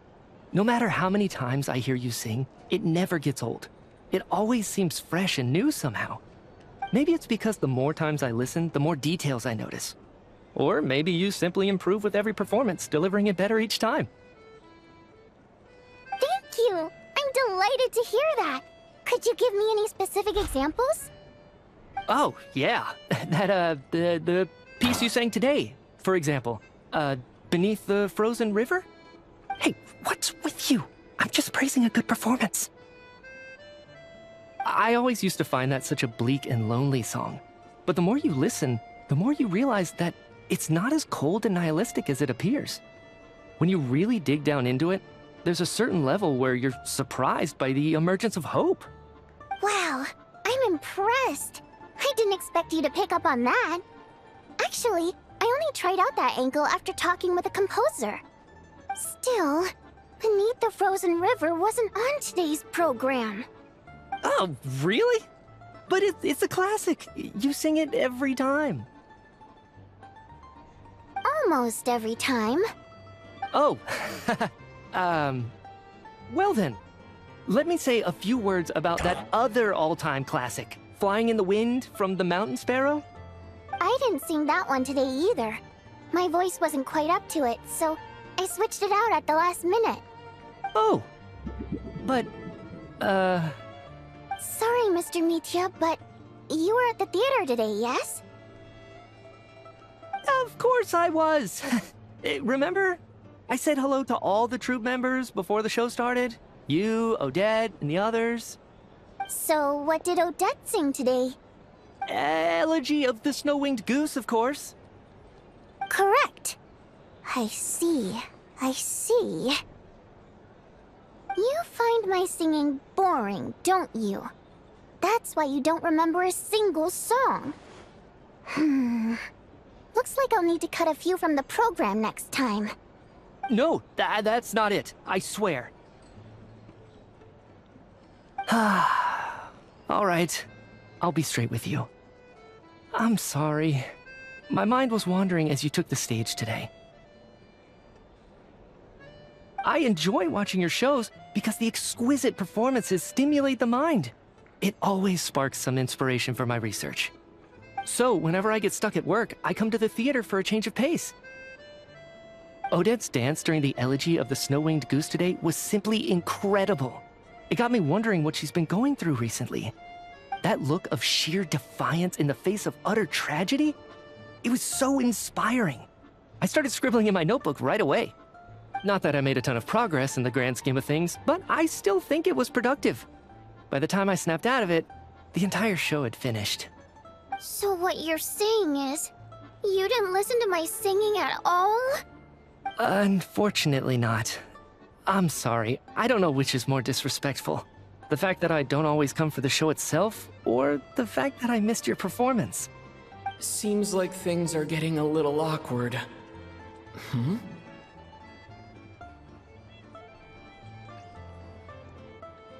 Mitya just stepped into a conversational minefield. If there's one thing Vodyanitsa doesn't like, it's people who show disrespect for her performance. This meeting was so hard to set up. Don't tell me it's already falling apart. It's fine. I suppose this is affirming in its own way. At least, it shows that our performance really touches people's hearts, right? Don't let it bother you. It certainly doesn't bother me. She's showing a lot of restraint. Well, I'll be sure to let Odette know how much you adored her performance. Please don't say that. I always love your performances too. It's just that inspiration struck at the wrong time today. I'm usually all ears. I know, I can tell. That's why I value your opinion. I'm sure some people can't stand it when others praise their coworkers right to their face, but not me. No, sir. Fair enough. I still feel kinda bad, though. But you know what I really can't stand?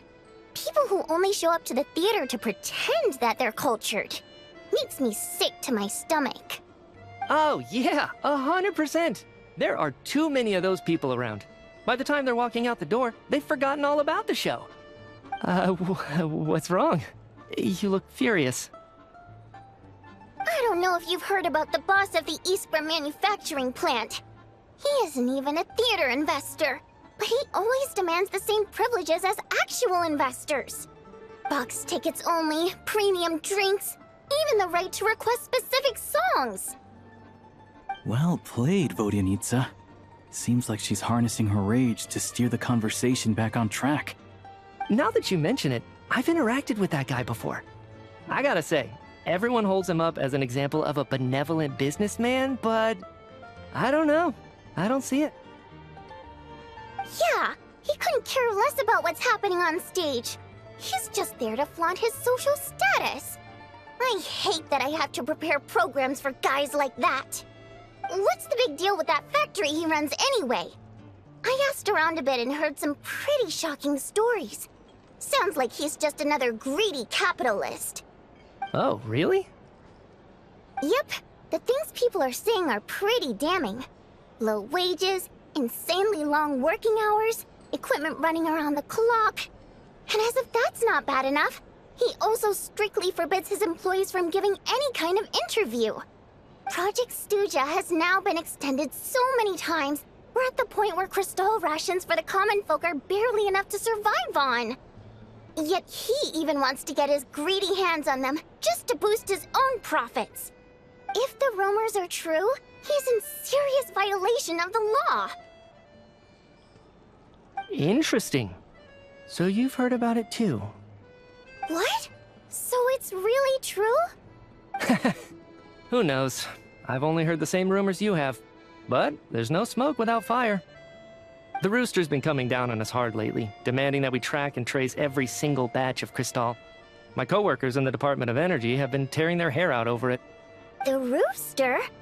I didn't realize he cared that much. Yeah. Even though there are no restrictions on Kristall trading, the poor will wind up freezing to death if we let the rich buy as much as they want. That's clearly unfair. Looks like we'll need to arrange an investigation into the Iskra manufacturing plant as soon as possible. I never knew you kept up with current affairs beyond the theater, Miss Vodyanitsa. You really have a heart for the common person. Most Fae in your position have long been indifferent to the plight of humans. Well, those of us who choose to live in human cities are naturally going to pay attention to any significant upheaval. Isn't the Rooster a Fae himself? I'm just surprised to learn that even someone with as much experience as him is getting so stressed out over Project Stuja. What is the end goal of this project anyway? This is it. We're finally going there. I'm sure Mitya can sense on some level that she's fishing for information. But since their conversation is so relaxed, he might just let something slip. It's stressing me out too. If I'd only made better progress with my research, things wouldn't have dragged on this long. Oh, so your work is related to Project Stuja? That's right. The Armory Palace needs a brand new energy source. Not the power of the Light Realm, and not elemental energy. Right now, the only thing that meets the requirements is the power contained within stellar linchpins. But harnessing that power is costly. Each step of the process requires enormous amounts of Kresnik Kristall, from extraction to quantification to attempts at conversion. Progress has been painfully slow, and the team is getting burned out as time goes by. Sometimes, I see people staring into space as if in a trance.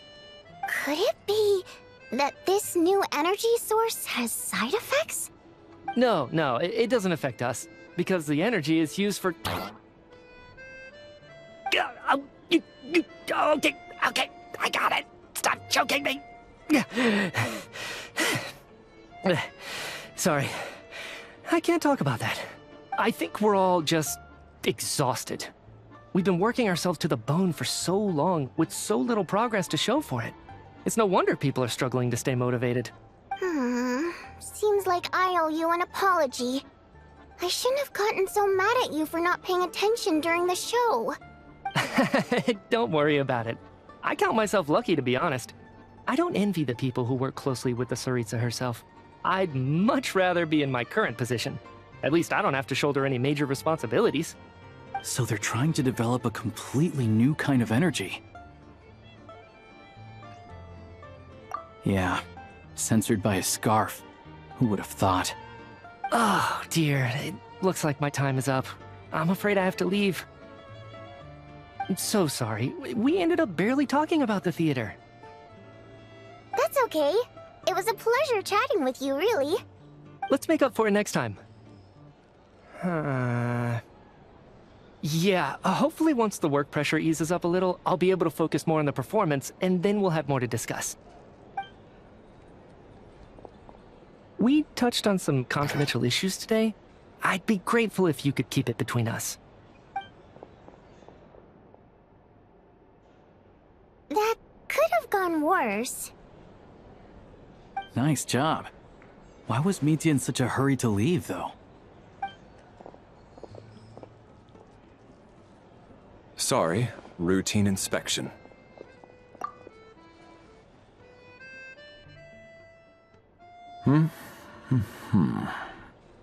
Okay, let's go.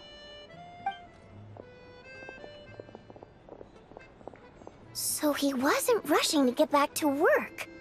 He must have calculated that Valeriy would find him here in exactly 25 minutes. That's frighteningly accurate.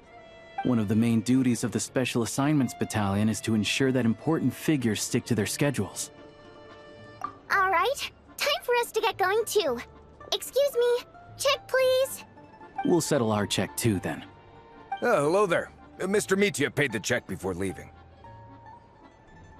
He also asked me to pass on a message. He said it was an honor to share his tea break with Miss Vodyanitsa and her two friends. Wait. So he knew we were here all along? This raises a lot of questions. Did he deliberately mention the new energy source so that we'd overhear it? Maybe his work isn't confidential after all. Maybe the key here is the purpose of this new energy. I guess that's the next thing to look into.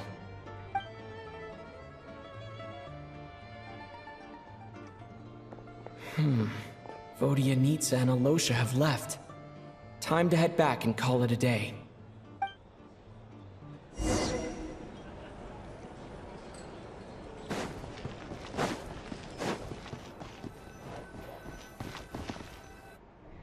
You're back! Here pretty early today. Paimon was just gonna mention that. After she woke up today, Paimon felt like her temperature was completely back to normal. But her strength still hasn't returned. Still, there's some good news. Paimon thinks she might have figured out the source of the problem. It's like there's some kind of mysterious power affecting her travels. She only started feeling this way since we arrived in Snezhnaya. That's right. The Armory Palace needs a brand new energy source. Could that have something to do with this? What is it? You're making that face again. You know, the one you get whenever you have a light bulb moment?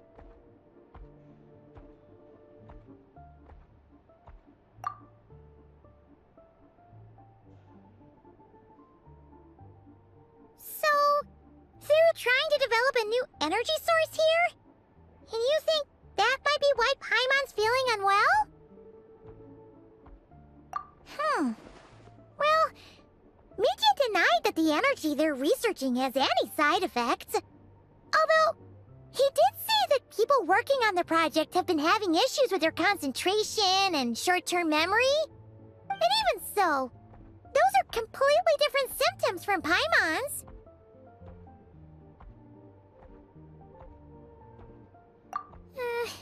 It's pretty faint, so it's kind of hard to tell.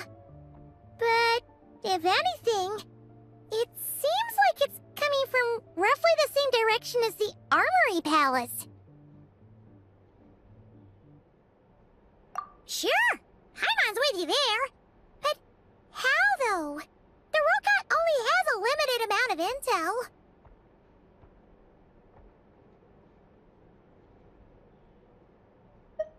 Oh, great point! They argue about Project Stusha every day. If we could sit in on one of their sessions, we might pick up some new leads. Good idea! Oh yeah, while you were out, Paimon tried all the yummiest looking desserts in the Potforia restaurant. This one seemed right up your alley.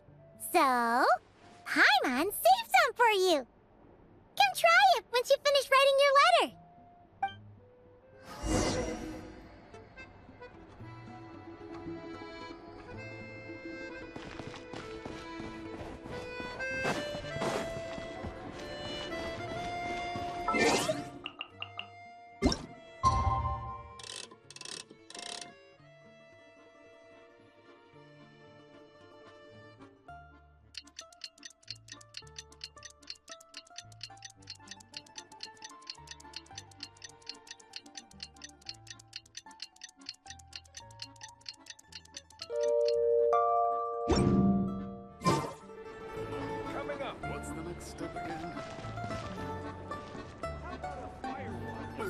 Alyosha replied. He says that we won't be able to speak at the Veche, but he can arrange for us to attend as visitors.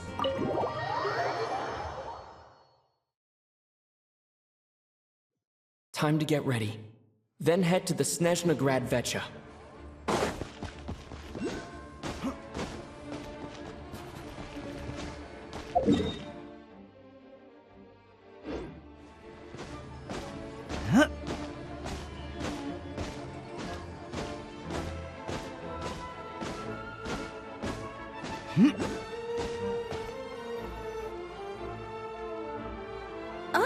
Miss Vodyanitsa, prima donna of the Korolievsky troupe. What a surprise meeting you here. Will you be sitting in on a session of the Veche? Sorry, I'm not taking interviews today. Oh good, you're here. The session's about to begin. Let's get inside. Please wait, Miss Vodyanitsa.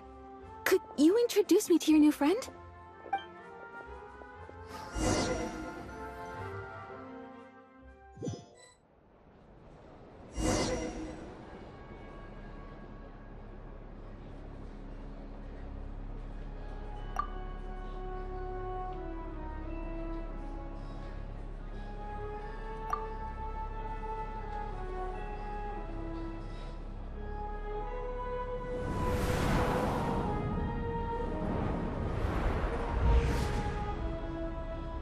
In summary, the energy management commitments made for the outgoing period have been delivered upon. Furthermore, both the production and consumption of Kresnik Kristall show clear signs of stabilizing. The relevant agencies have assessed the present circumstances and determined that the status quo can be sustained until the next period. For detailed statistics, I would refer you to the industry reports that have been distributed to all persons present. It should also be noted that while the recent blizzards have led to a significant increase in people's energy expenses, this is strictly a short-term phenomenon associated with a remotely located monster. Her Majesty the Tsaritsa is giving her full attention to this matter. We should have every confidence that it will be dealt with swiftly and conclusively. A financial report on disaster relief is also present in this report, courtesy of Pantalone. They cover the same old ground every single time. The Rooster never seems to mind, but everyone else is getting tired of it. There's a general lack of trust. People aren't seeing any tangible benefits that affect them directly. Of course, none of that will be reflected in any of the reports on the table. Yeah, if it weren't for these hard copy documents, I could have at least made something up. Oh, don't mind me. I'm just out here trying to hit my interview quotas. Bring out the kvass. Ever read it? Best-selling newspaper in town. If I remember correctly, you guys don't even have a sales permit. You have to sell from stalls on the street. Okay then, best-selling street stall newspaper in town. Still counts. Order! We will now open the floor to the representatives. If there are no further substantive issues to discuss, we will then proceed to a vote on this motion. Snezhnaya has a long tradition of treating members of the Fatui armed forces and their dependents favorably. But recent surveys shows that Fatui families in remote areas have access to 15% less Kristall than the average civilian family in Snezhnograd. It's been said many times before, but it bears repeating now. There needs to be a clear and consistent rationale behind how Kristall is allocated, or we will soon face immense public backlash. Perhaps you wouldn't need to keep repeating yourself if you would hear me out for once. I say again, true consistency exists only in principle. In the real world, fairness is relative. You appear to treat resource allocation as a simple function of production and population. So what about when the equipment used in production breaks down? Have you factored that into your equation? And do you even know how long it's been since Snezhnaya last conducted a census? If I knew the answers to questions like that, I'm sure I'd be a very wealthy man. And I doubt I'd be going by child. I'd like to bring the focus back to the specific issue I raised. Or do you wish to deny that favorable treatment for Fatui dependents is our long-standing policy? It's easy to be a critic when there's no accountability. That seems to be a running theme in the anti-Project Stuja cohort. Defeat the ringleader and all other problems will magically resolve themselves. That's what they seem to think. But in case you aren't aware, not one jot in my report would change whether Project Stuja continues or not. So you have no intention whatsoever of finding a solution to this problem? On the contrary, I'm the only one here who ever brings solutions. Child opened by speaking up for the armed forces. Regrator struck back with style and a war of words ensued. Our reporter was live on the scene to get the audience's reaction as it all unfolded. Who do you support? The people have spoken! Child received raucous applause from the crowd as he pushed Regrator onto his back foot with a relentless barrage of questions. It had to be seen to be believed. Now you see why they don't have a sales permit. However this reporter wants to spin things, I haven't forgotten that Tartaglia was representing the Northland Bank when we first met in Liyue. So surely, their relationship can't always have been this strained. You two are getting off topic. Let's focus on what the data is saying. Mr. Pantalone, may I speak on your behalf? Oh, please do. I'm more than happy to save my breath. Kristall distribution policy undergoes modifications with each new period. The ultimate goal being to find the most reasonable method of allocation, which I believe is what Mr. Tartaglia also seeks. But I fear many may have been misled on this topic by extremist activists. To clarify, Project Stuja is not the root cause of the problem. It is merely a framework for resource distribution. The most recent reports all point to Snezhnaya's resilience and adaptability during this period of fine-tuning, and give clear indications that a distribution framework is improving with each iteration. To make drastic adjustments without first considering the risks would likely do more harm than good. It would be a waste of the hard-won experience we've gained to date. Renowned scholar of finance, Arapov spoke up to clarify the fiscal logic, clearly alluding to social organizations like the Rokot in his words. With the notorious Lelex still active to this day, should the Rokot be held responsible? No, there is someone else to blame. She's just rephrasing what Mr. Pantalone said. The Rokot are the critics he accuses of taking no responsibility for their actions. As for Lilac, you won't have heard of him yet. He's currently the most famous member of the Rokot. Well, more like infamous. Ending Project Stuja has become an obsession for him. Unlike the more decent ones among us, he believes that votes in the Veche are all that matter. So whether it's threats, coercion, or bribery, he'll use whatever means necessary to get people to change their vote. And since we're already on the subject, what do you think of Lelec's methods? Are you for or against? Yes, don't we all? Lelek supporters grow in number by the day. We stand with Lelek! At least someone here wants to take this discussion seriously. I've been considering that issue myself. What you really need is more precise regional data, right? I think it would be easiest to let the Fatui handle it, since they're already in charge of Kristall shipments anyway. We may as well get them to collect some data while they're at it. Whatever you need, you can ask the Fatui to look into it for you. In terms of supervision, I think the Druzhna would be a good fit. I had hoped to discuss this with Miss Vesna, but sadly, she's not present.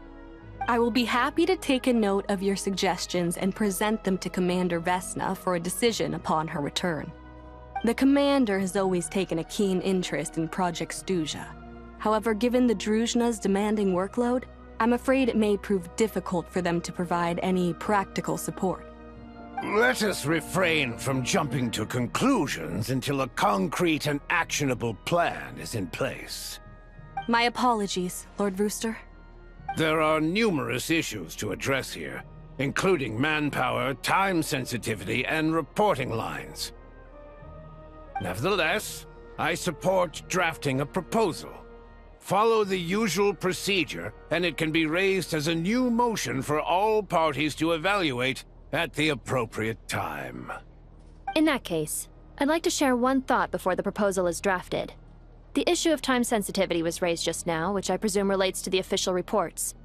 In fact, the Energy Commission already collects regular statistics on each urban center and its surrounding area. Would these be of any use? That's a good idea. I read every issue of Svetloledovka's report, and although my focus is mostly on the section about equipment operation, the energy consumption statistics also yield a lot of insights. Be that as it may, does no one see an issue with using local data to determine Kristall quotas? In the long term, it seems like a very risky solution. Not if they are used purely for reference. So long as we have the report from the Northland Bank's headquarters to corroborate it, no one will be able to fool me. Very well then. It appears that this arrangement is acceptable to all parties. Yeah, sounds good to me. The members reached a provisional consensus on the issue of improving treatment for Fatui soldiers.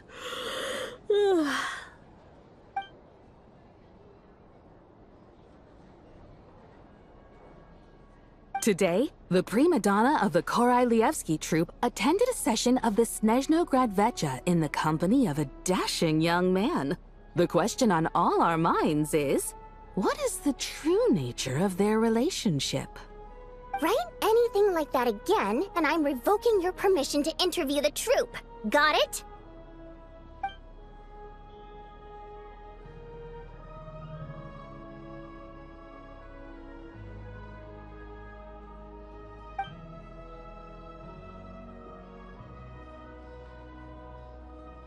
Now then, if there are no further contributions from those present, we shall proceed to the final vote. Hey, check it out! What made him vote against? Why now?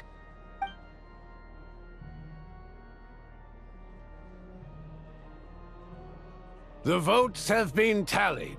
Those in favor of continuing Project Stuzha total 61%, securing a clear majority. That was too close. The margin has shrunk yet again. Chuganov was a huge loss. I'll bet Lelek is behind this. I wonder how Pulcinella will respond this time. Chuganov. I see. Lelek strikes again. Yes.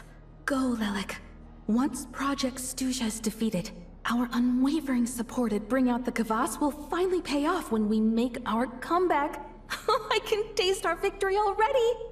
In accordance with the result of this vote, Project Stuzha will remain in effect until the next Veche period. Finally, may I remind us all, we debate only for the greater glory and solidarity of our nation. May the Aurora shine ever on, and the Tundra always stand firm.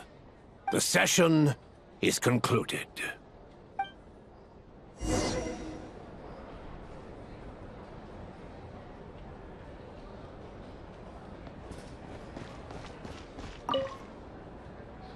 I have to say, I really wasn't expecting Chuganov to vote against Project Stuzha. Well, in principle, Snezhnaya's business and political elites ought to be the ones least likely to oppose it. As we heard, Project Stuzha is basically just a resource distribution framework that requires everyone to cut back during the winter. But even if the policy got cancelled, the Tsaritsa's energy needs wouldn't suddenly go down. The extra demand from the public would have to be filled from somewhere. So logically, the factories would have to take the hit. I got a letter from Mr. Mitya just before today's session. He said he's confirmed that there are issues around overtime and excessive energy consumption at the Iskra manufacturing plant. In a situation like this, once the Rooster receives the report, he'll order the factory to halt production and submit to an investigation before issuing a penalty. But that's a week-long process, and thus didn't make it onto the Veche agenda this time. I don't think he suspects anything so far. Exactly. And as you know, he's a very selfish person. I was originally gonna try and flip him after he received notice of the official sanctions. My plan was to convince him that the whole thing was completely unfair. Rather than just sit back and take the hit while his factory stopped production, he'd be better off voting to end Project Stuzha. At least that way, no one else would be able to make any money either, because all the factories would suddenly have more limited energy to work with. But now, he's already voted against it, which means someone must have used more forceful means to change his vote, just like with everyone else who flipped. Yeah, no one knows why Lelek is so obsessed with ending Project Stuzha, but by the looks of it, he's inching closer and closer to success. Lelek must have strong motivations, given how he'll stop at nothing to achieve his goal. Maybe he knows the full truth of Project Stuzha. Maybe my next step should be to focus on him. All right. What are your plans for the rest of the day? Shall we head out? Hey, comrade. I noticed you were here during the debate. I didn't take you for a political enthusiast. Greetings, Harbingers. I just happened to have some free time today, and my new friend here thought it might be fun to check out the Veche. Ah, Odette must have introduced you. Looks like you two are getting along pretty well. I'll leave you to catch up. I should head back to the troop. Sure. Break a leg and all that.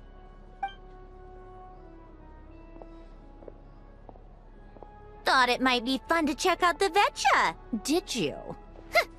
Things are never that simple with you, Traveler. There's no way you're here for kicks and giggles. Tell me I'm wrong. Oh, yeah. To some, he's a captivating enigma. To others, he's the bane of their existence. No one ever thought that some anonymous nobody from the Rokot could cause such a stir. Huh? You want to look into Lelik? Then I'm sure his days of anonymity are numbered. What do you think, Sandrone? Fine by me, I guess. If the Traveler actually manages to expose Lelik, it'll be doing Pulcinella a favor. In return, it seems fair to let him in on what we've learned so far. My thoughts exactly. Sharing is caring, after all. Head back to Glupov and grab the files on Lelik. It's easier to just pull the records than go through the rigmarole of getting the Traveler a visitor's permit. As you command, child, sir. In that case, since we're going to be waiting anyway, I'll have someone brew a pot of black tea.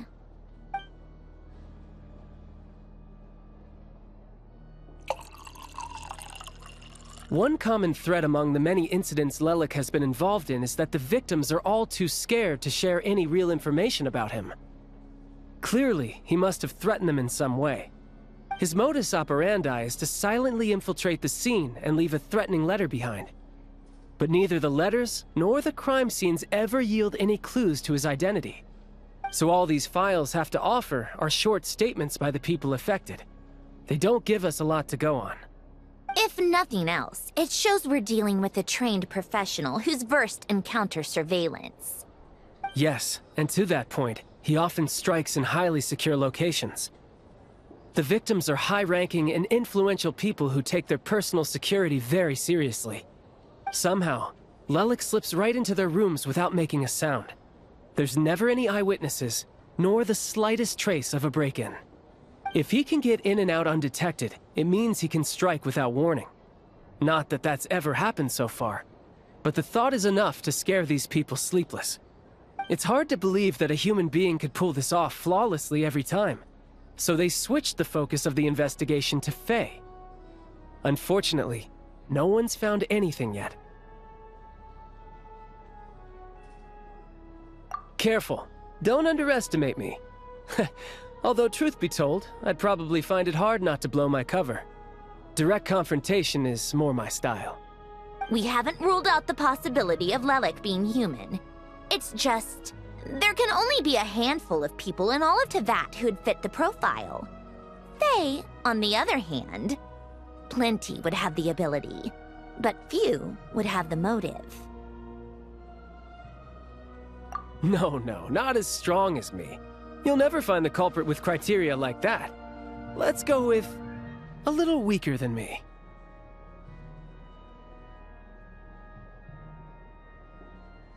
Oh, you hit me right where it hurts. I'll admit, he's strong and meticulous. But can we at least limit this to candidates who have something to do with Snezhnaya? He's just trying to find a reference point. Stop getting fixated on who's stronger than who. But that's the most important thing. In my opinion, anyway.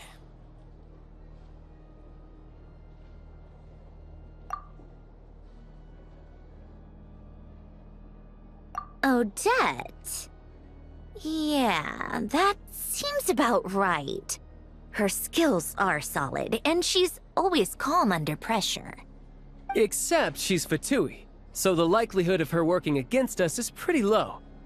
But yeah, much more accurate than your previous example, at least. No, wait a moment. Maybe we should interrogate that assumption. What do you mean? Which assumption? Her Fatui identity doesn't necessarily exonerate her. And when you think about it, the Rokot would be precisely what she needs to conceal her identity. Plus, she wouldn't need to be such a pro at covering her tracks. She'd already know where the Fatui will be and when, so she could choose the perfect time to act. Oh, yikes. I was just thinking out loud.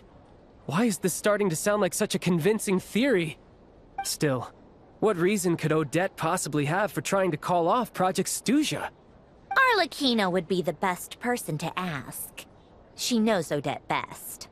Unfortunately, she isn't back yet. Rosaline used to open up to her in private about her struggles with Odette. As I'm sure you can imagine, Arlecchino is quite a lot better with children than Rosaline was. She gave her some tips on how to handle the situation, and Rosaline managed to reach a settlement with Odette before leaving. So I suppose there were at least no lifelong regrets left behind. Beyond that, I don't know the details about that side of things. But I do know that Odette definitely has a motive to hold a grudge against Project Stuzha. The reason being, her father passed away during the early stages of the project. That was back before it had been named Project Stuzha, when things were still being worked out. But in essence, it's remained the same ever since. Huh. The more you know. Rosaline was always so self-centered. I never understood why she started paying so much attention to Odette.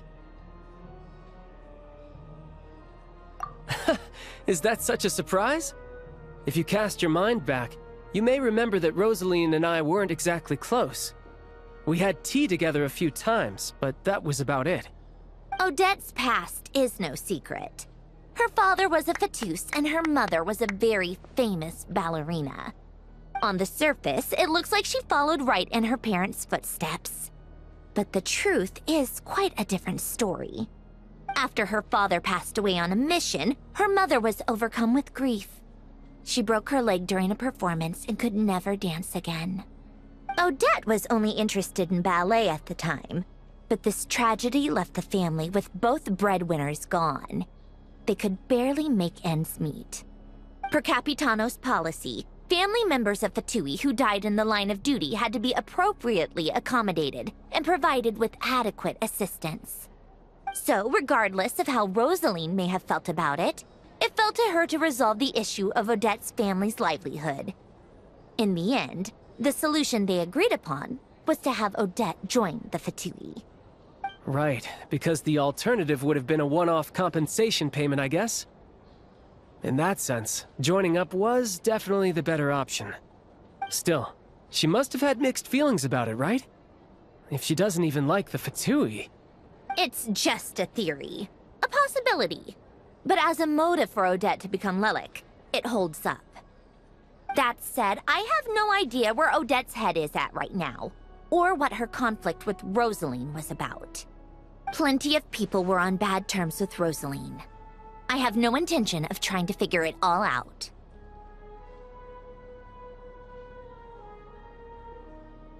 Yes, but there's not much point in discussing that now.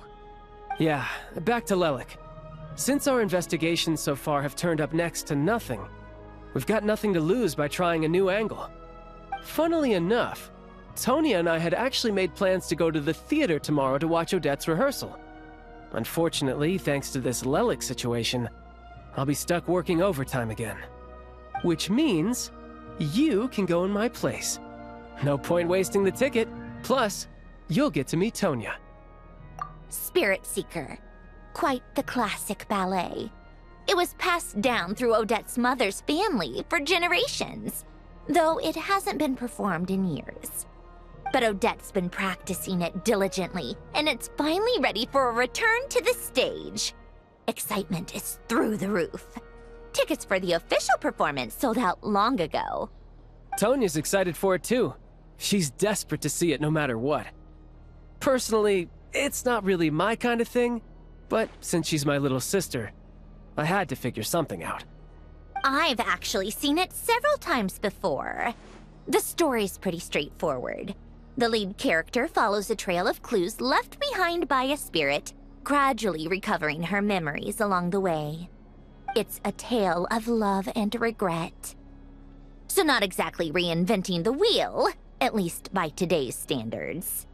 But when that classic melody kicks in and the lead character begins to dance, it always gets me. It really is beautiful. Not an easy dance to do justice to, though. I know it's always been Odette's dream to perform this piece, but I'm not sure she's really ready. In that case, I think that even if she is Lelik, we should wait until her performance is over before we respond. I'll let you take it from here, comrade.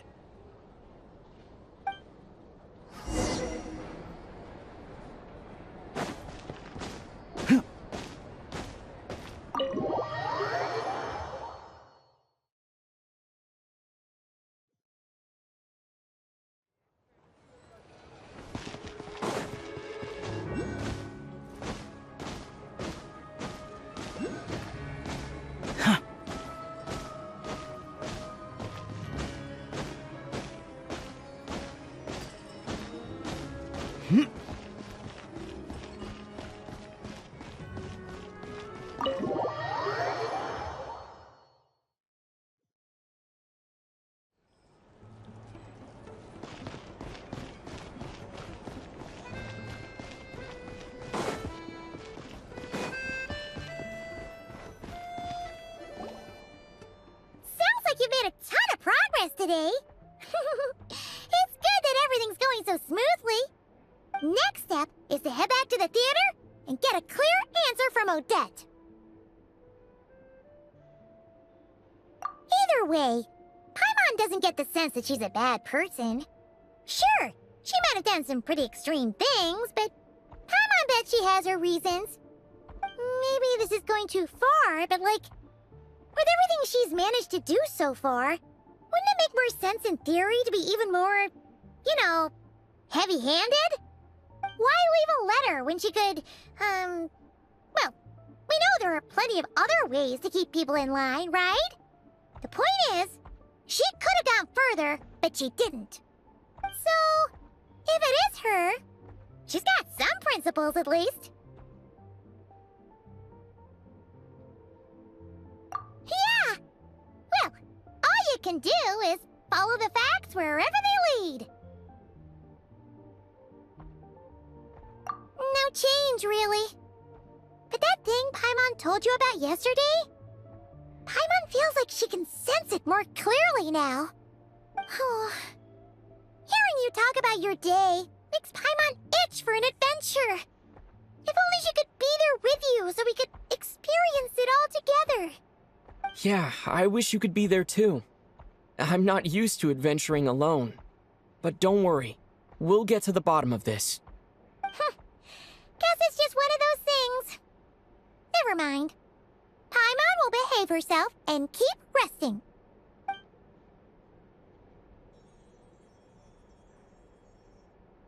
If Odette is Lelik, she may well have inside information on Project Stuzha. Her father was involved with the project's early implementation, and tragically died in the process. Now, she's dedicated herself to bringing it to an end. It's hard to imagine she could have gotten this far without knowing anything at all about the Tsaritsa's true intentions. When she spoke to us as a member of the Fatui, how much did she let on? And how much was she hiding? Only time will tell. Maybe tomorrow, everything will be answered. Hey look! It's snowing! Could be a tough day ahead. Make sure you wrap up warm tomorrow.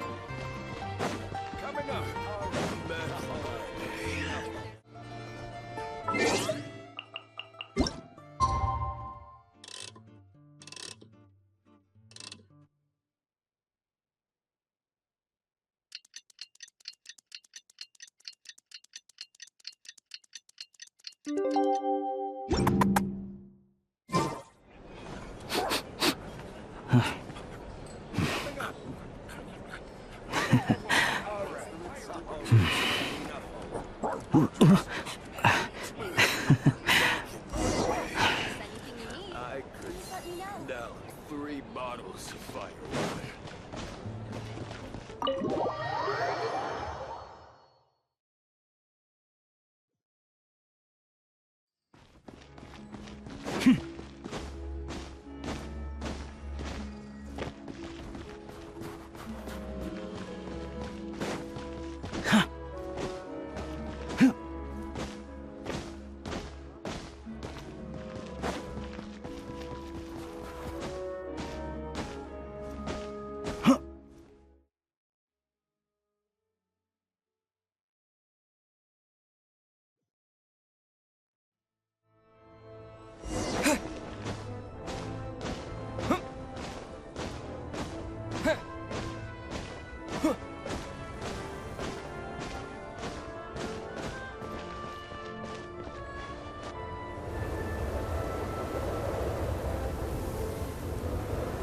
Ooh, it sure is cold today. I wonder how much heavier the snow's gonna get. Here to see Odette? I just need to see your tickets for the preview. Perfect. Thank you. I'll hold on to your tickets. Come on in. It's freezing outside.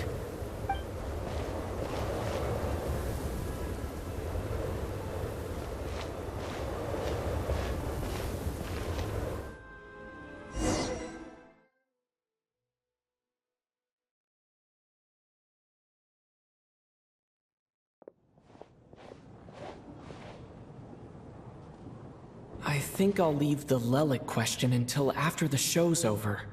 Then I'll go find Odette.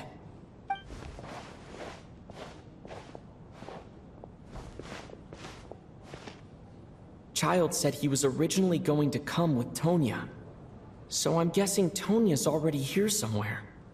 Is there anyone here who looks like a Tonya? Let's see. It's a small audience. Makes sense for a preview. But wait, I do see some familiar faces. Mr. Chuganov's back again by the looks of it. Oh, and is that Mitya?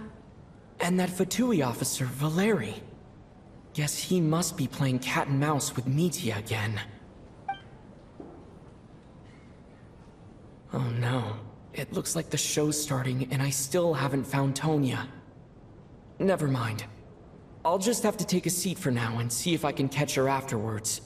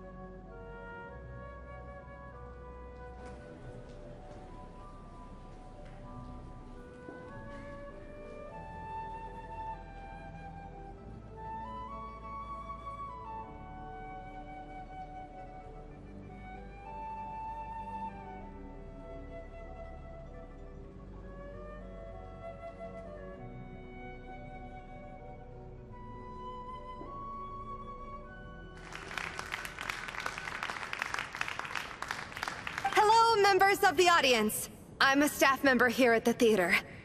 Today's performance was a very special one for us, as it marks the first attempt in a long time to revive the classic Snezhnayan ballet, Spirit Seeker. To commemorate this occasion, we would love to take a group photo of the cast, crew, and audience members present today. Could I kindly ask the audience to please come up onto the stage?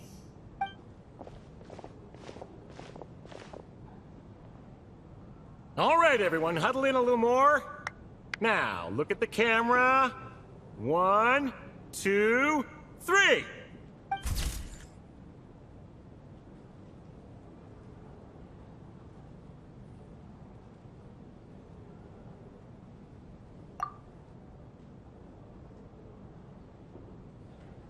Are you quite satisfied, Mr. Energy Scientist?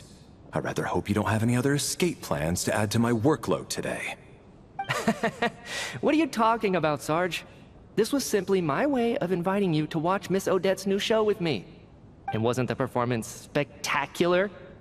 In the future, I heartily encourage you to take a leaf out of my book. Find some soul-nourishing pastimes to enrich your time outside of work. It was indeed a fine performance, but I must correct you on one point. This is not time outside of work. These are working hours. Working hours and non-working hours are just a social construct. Human technology can never advance if we're too rigid in our thinking, Sarge. May we leave now? Already? I mean, I was kinda hoping to soak up the atmosphere for a little longer, but... No? Okay, guess I'm pushing my luck. Didn't seem like too much to ask, but fair enough. Off we go then, Sarge. Back to the land of working hours. Lead the way. That has to be her. She's the only person in the audience around Tonya's age. Excuse me, are you Tonya? Huh?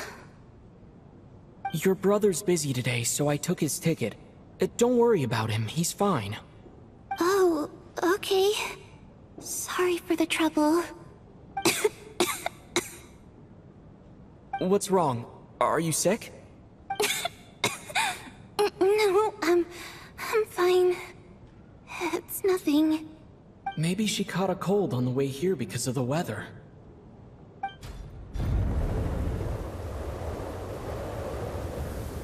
I haven't seen snow like this in a long, long time. It's most unusual. I know. It's completely white out there. You can barely see a thing. I've never seen such heavy snow in my life. Let's wait it out for now. You'd be lucky not to freeze to death in this weather, let alone find your way. Well, look at that. Maybe we shouldn't be in such a rush to get back after all. What do you think? Let's wait and see. Why do you need to take it so seriously? Fate has given us this wonderful chance to take a break. We owe it to ourselves to make the most of it. Come to think of it, there's a small inn not far from here that always keeps plenty of extra blankets on hand for guests. I know the route well. Shall I head over and borrow a few blankets? That way, anyone in a hurry can wrap up warm for the journey back. Just remember to return them next time you're over this way. Sir, there's really no need to go to all that trouble. Hey, it's no trouble at all. Wait here, I'll be right back. What a kind gentleman. Very good. My wife and daughter are waiting for me at home, so I shall be heading back as soon as I get my blanket. So... are you expecting us to go back to the Armory Palace wrapped in blankets too? Don't worry about that. I made arrangements in advance. Should I not return to the Armory Palace within 3.5 hours after Operation Showtime begins, an armed squad will be sent to collect us. They will escort us back. You are one of our key military personnel, so any weather-related risks must be eliminated. Operation Showtime? So, wait. Every single time you drag me back to work when I sneak out, it's a whole official operation? I gotta say, you've really turned this into quite a moral dilemma for me. It's snowing pretty hard out there. I think you should stay here for now. You seem a little under the weather. Sure. My brother might come pick me up in a bit anyway. Time to get to work. I should head backstage and find Odette. I need to look her in the eye and ask her about Lelik. Excuse me, are you looking for someone? Ah, a fan, I'm guessing? Today is just a dress rehearsal, so Miss Odette won't be meeting with fans. She's taking a well-earned rest right now. Sorry, but that area is currently off limits to everyone except the cast and crew.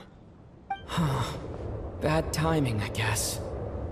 Well, I might as well stick around. I doubt Odette will be leaving before the snow lets up in any case.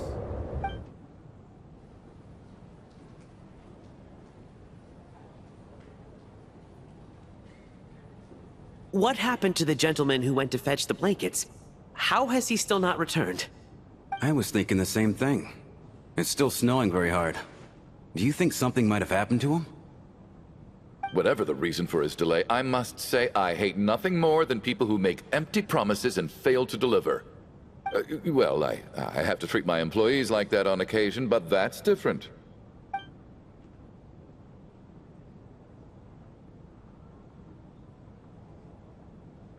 You seem anxious, Mr. Valeriy. It's been nearly 4 hours since I left the armory. The army should have arrived to extract us by now. They know how much I despise tardiness and disrupted plans. There's simply no reason that they shouldn't have shown up by now, barring exceptional circumstances. Surely a snowstorm like this one counts as such. Few things in this world can stop the Snezhnayan army, Mr. Mitya. And a snowstorm is certainly not one of them.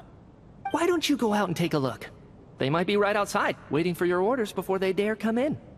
An absurd hypothesis. I have no intention of leaving your side for even a moment until I have escorted you back to the Armory Palace. This doesn't look like an ordinary snowstorm to me. That guy who left earlier. It looked like he just vanished into thin air. Either that, or my eyes were playing tricks on me. A man-eating snowstorm? Come on. Night hasn't even fallen yet. Spare us the ghost stories.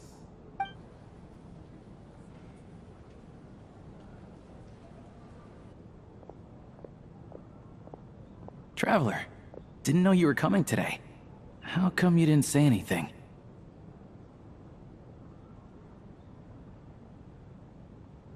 Oh, right. I assumed you were looking for me and Vodyanitsa. Odette's still backstage. Whoa, that's quite a snowstorm out there. I've been working backstage this whole time, so I didn't even notice. No wonder the audience hasn't left yet. Is weather like this rare, even in Snezhnaya? Yeah, snow like this. I'm sure I've seen it out in the wild before, but never in the city. Actually, I take that back. I don't think I've seen snow this bad even in the wild. This is something else. It's not normal.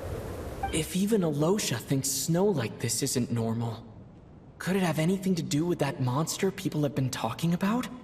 We can't stay cooped up here forever. Someone needs to go out and take a look.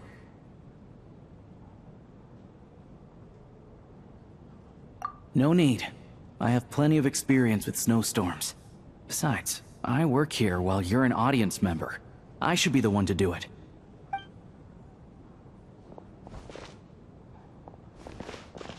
Everyone by the door. Careful not to let the snow soak into your shoes. In a snowstorm, you gotta look after your toes above all else. Heading out, my man? Be careful. I've been told the snowstorm eats people alive. Thanks for the advice. I am planning to be careful. I just want to take a quick look at the situation out there.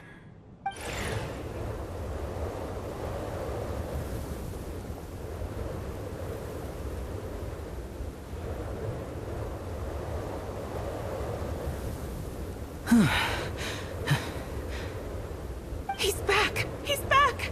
How was it? What's going on out there? Did you see any soldiers patrolling the area?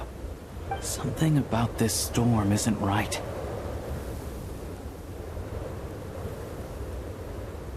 There's no one out there.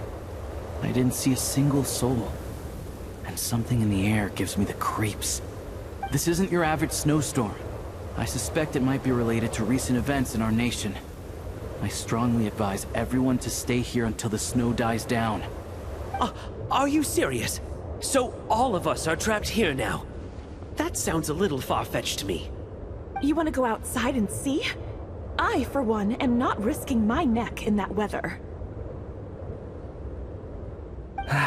This just turned from a minor delay into a major hassle.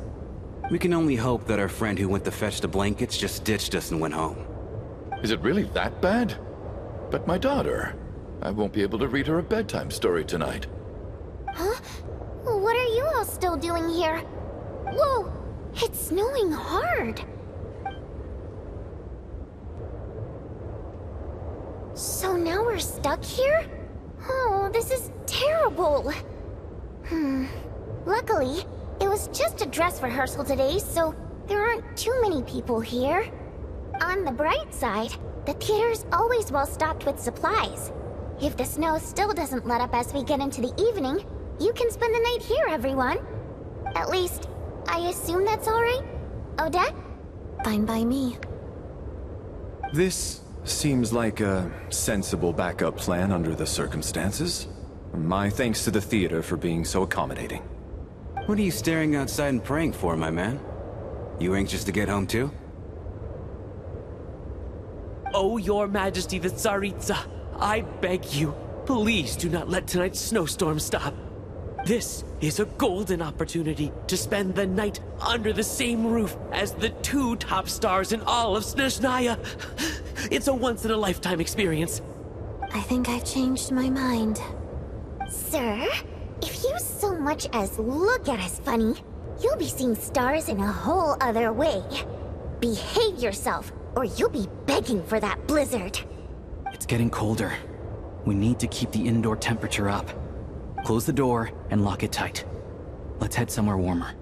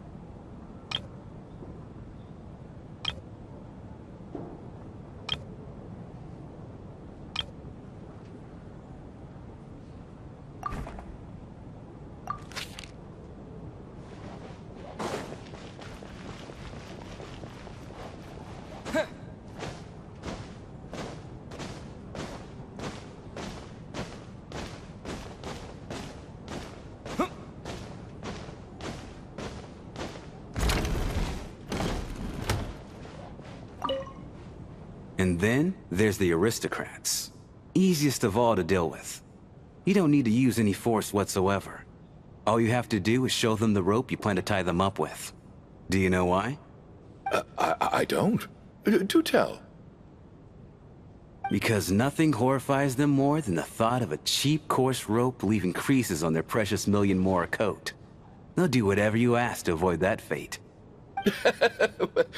Unexpected, but funny nonetheless. Tell me another one. Well, look at that. I got myself a new listener. Hey there. Let me introduce myself. The name's Shram, and I'm a mercenary. The kind that gets paid to do odd jobs for rich folks. And I am Chuganov, an entrepreneur. If my name is unfamiliar to you, you will no doubt have heard of my factory, the renowned Iskra manufacturing plant.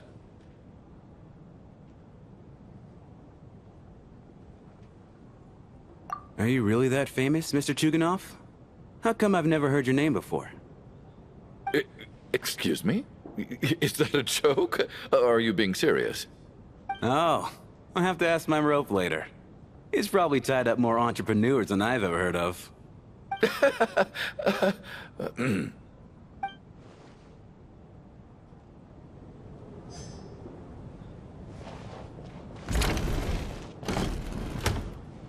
How are you feeling, Tonya?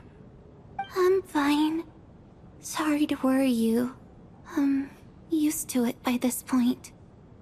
I take medicine for it. My brother usually helps to get it ready for me. Child must take great care of his sister. He's never mentioned Tonya's illness, though. You know, I actually find this whole thing kind of exciting. Stuck in a strange place thanks to a snowstorm. Having to spend the night with a bunch of interesting characters. It's pretty cool, don't you think? Exactly. It's like one of those stories where an ordinary school trip turns into a magical adventure.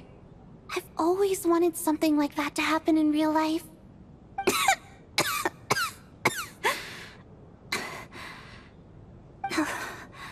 I'm fine, really. Just got a little overexcited. Look after yourself. Otherwise, your brother will come after me.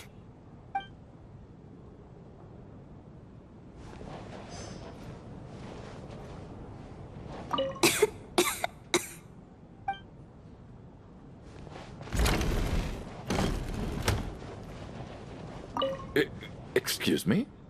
Is that a joke? Or are you being serious?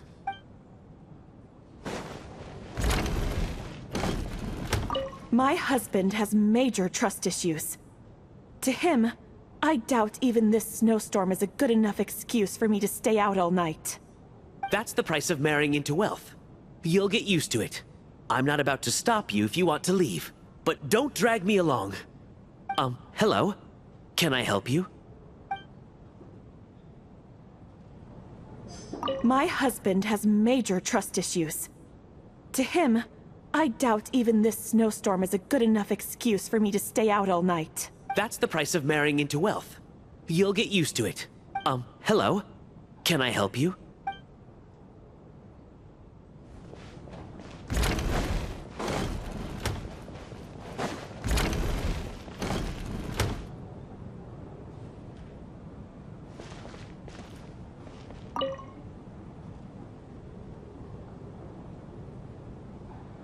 I don't think it's ever been this lively backstage before. I didn't know you were coming today. Hey, have you seen Chuganov? I heard he was coming today. Have you spoken to him at all?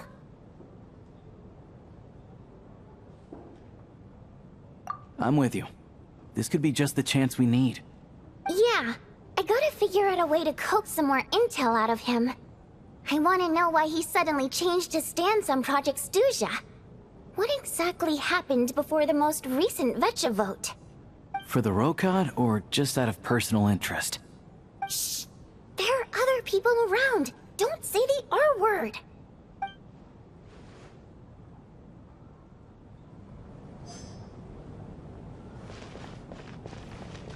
Shh! There are other people around. Don't say the R word.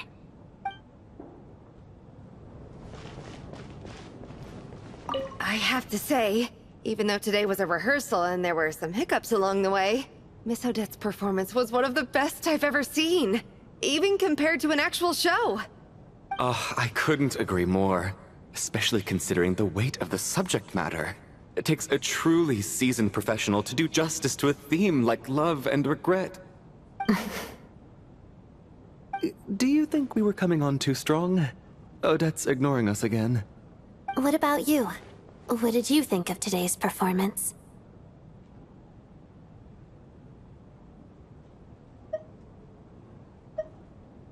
Really?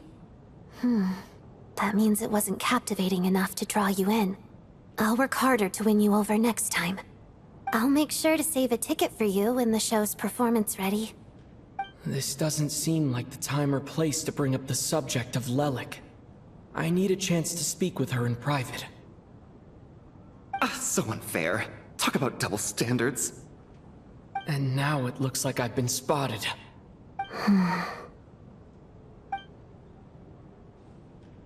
You know Mitya too?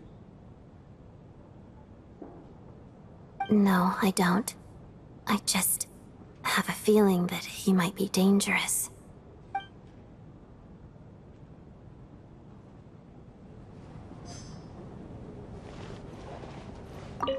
Do you think we were coming on too strong?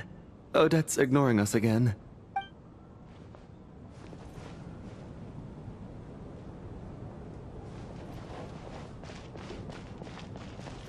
This is highly irregular.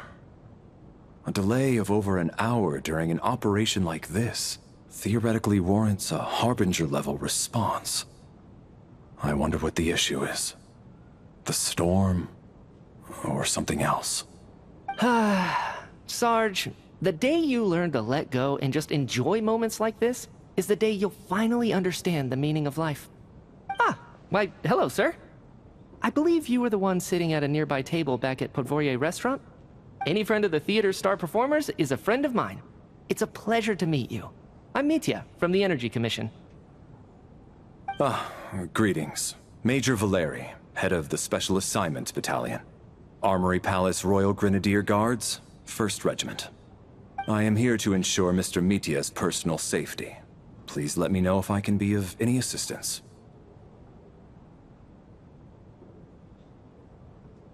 Mr. Traveler, I cannot help but notice that Miss Odette is stealing glances at me. Any idea what that could be about?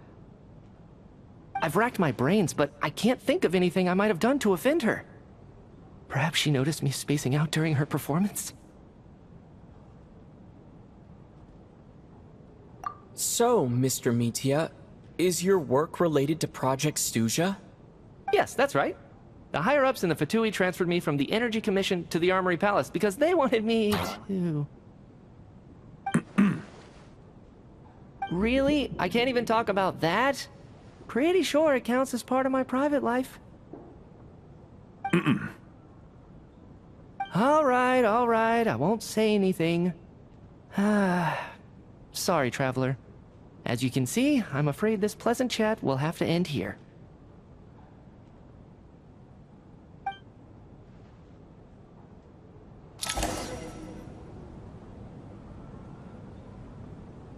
How's it looking, Alyosha? No change from this afternoon. Heavy snow with no sign of slowing down. May I have your attention, please? The storm is unlikely to stop tonight, and it'll be even more dangerous outside at night than it was during the day. We at the theater owe everyone here a duty of care.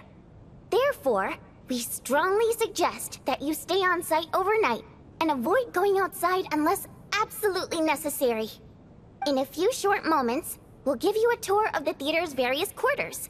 You can choose to sleep in the VIP room, the office, or backstage. Or on the stage if you'd prefer. We won't mind.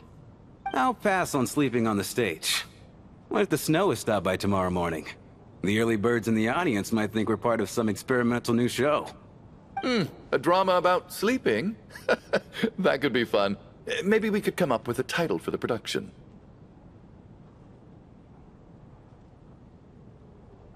Not bad. Clear selling point at least. Could be a big hit. Anyone who doesn't wish to sleep on the stage, please follow me. I'll show you to the rooms.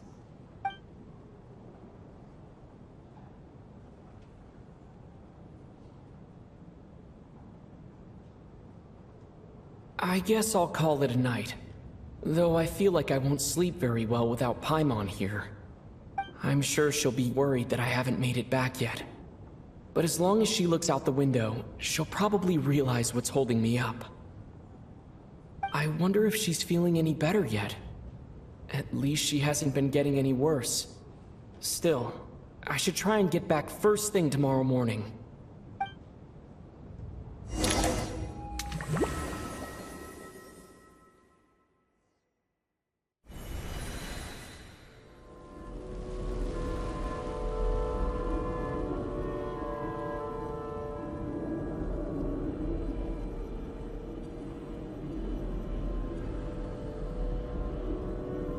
Ah, finally. Welcome back to the world of the living, lazy bones. I was about to wake you. The black mist is almost on us.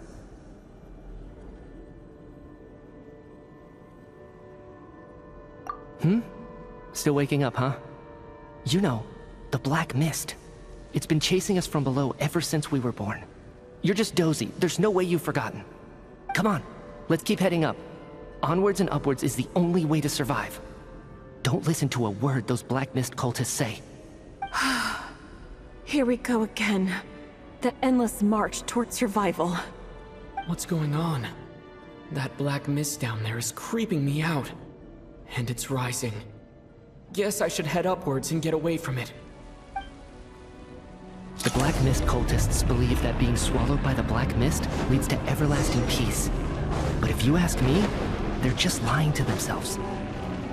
We're the only heretics left. The only ones who refuse to give in.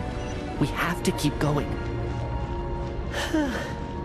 But how do you actually know that they're wrong? Dangerous question there, Torgov. The moment your faith wavers, you start a chain reaction that ends in the collapse of your will. Put the question out of your mind. Stay strong and believe that the black mist means certain death. Okay, but it's not my mind that's the problem. My body's about to give up on me. It's already starting to falter. I can't do this anymore. I've had enough of being forever on the run. What's the point of it all? All this will pass eventually, I promise. Keep fighting. It will be worth it. You accuse the Black Mist cultists of being liars. But you're lying too. There is no end to this path. It keeps going up forever. There was never any hope to begin with. The cult of the Black Mist has poisoned your mind, Sobolova. Are you thinking of giving up as well? I am. I think I'll take my chances with the Black Mist over this perpetual torture. As much as I detest the Black Mist cultists, I'm just too weary. Then I bid you both farewell. let me put my personal opinions aside for a moment and say, I hope that you both find peace within the Black Mist.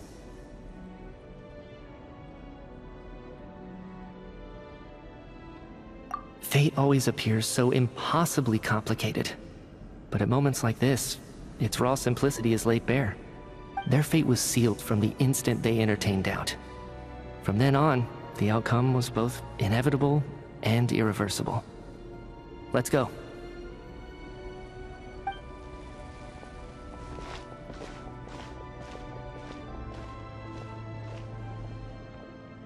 Torgov and Sobolova are gone. I never thought the day would come when even they would be swallowed by the Black Mist. It's just you and me now.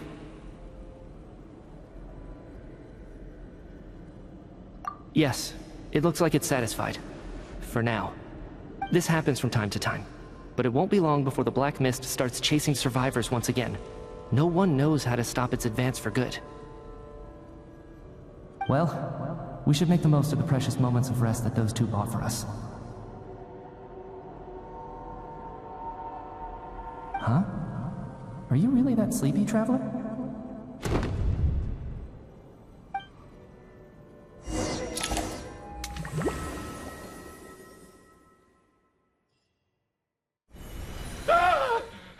Help!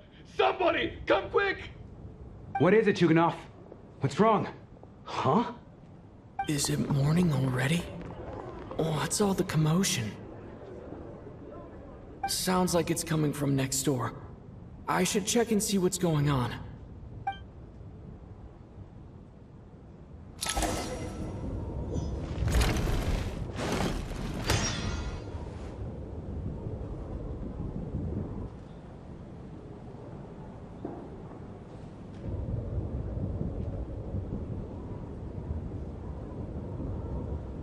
Don't look, Miss Tonya.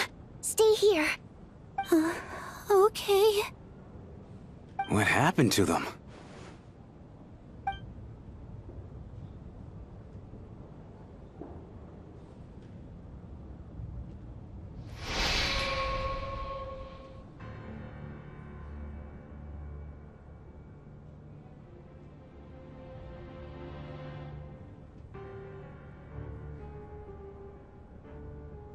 These two people have passed away. And the strange thing is that somehow, I knew this was going to happen. I knew that they would be the ones to die. Have I seen this moment before? Or did I have some kind of premonition? I can't remember what it was. Let me take a look.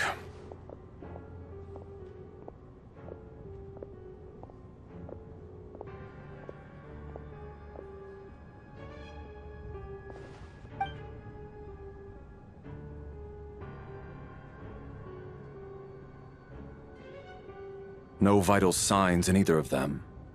They're dead. The cause of death, however, remains unclear.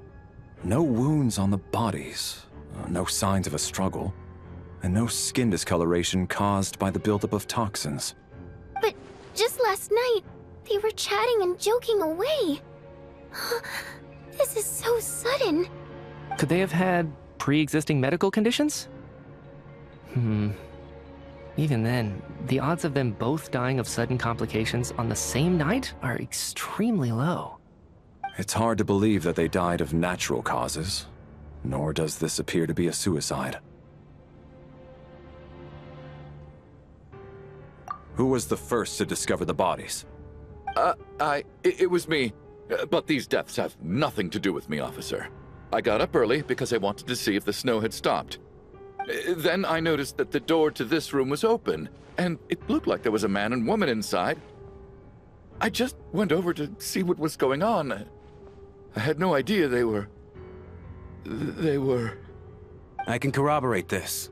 I was doing my morning exercises near the stage. When I saw Mr. Chuganov heading this way, I followed him. I can also confirm that I didn't see a single person approach that room before him. The snowstorm was raging all night, and it's still going now.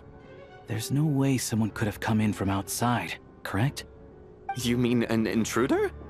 No, not possible. I slept by the door last night as a precaution. There's no way I wouldn't have noticed if anyone had tried to open it. Everyone, Split into pairs and search the theater for anyone in hiding, or any signs of suspicious activity. I'll follow up with a full search of my own shortly. Go. There is no time to waste.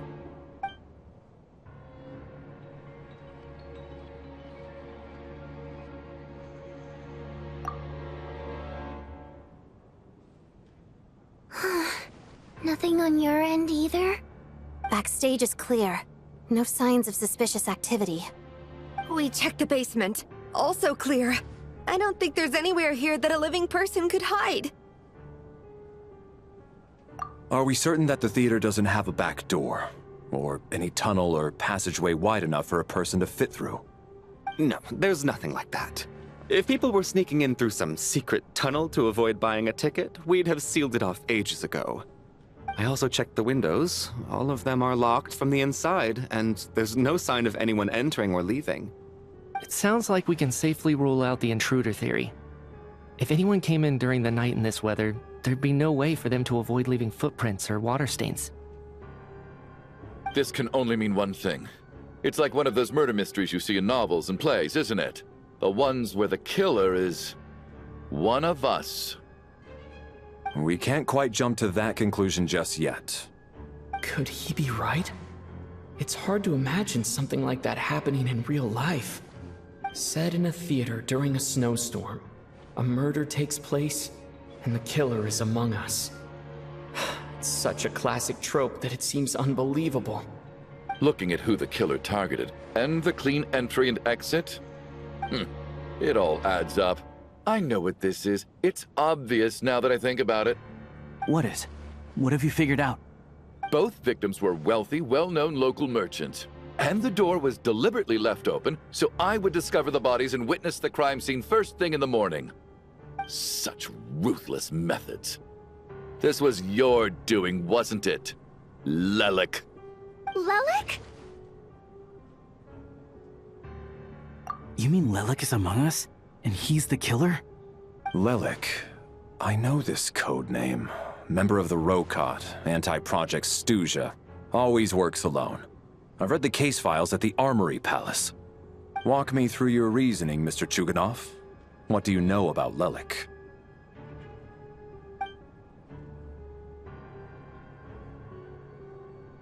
What now, huh? What now, Lelik? What more do you want from me? I already voted against Project Stuzha at the Snezhnograd Veche.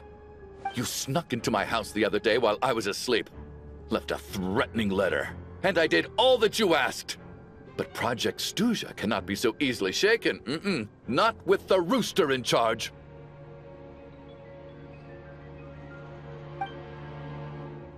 So he really was threatened by Lelik. That makes sense. And now you're resorting to murder to threaten me. Isn't that right? I knew it. The Rokot despises the rich. The lives of the wealthy are but refuse in your eyes. Show yourself! Which one of you is Lelik, Tell me! I'll do whatever you want! Just stop playing these mind games!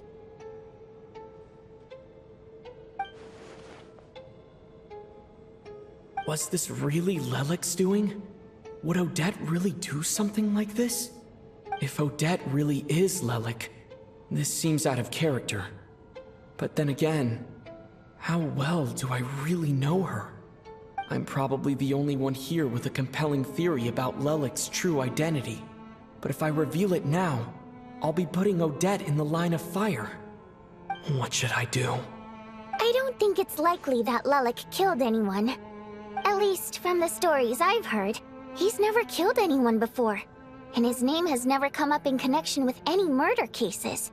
Besides, even if Lelik did want to threaten you, why resort to such an extreme and roundabout method? It's not his style at all. Vodyanitsa doesn't know that Lelik might be Odette, but her assessment is pretty much identical to mine.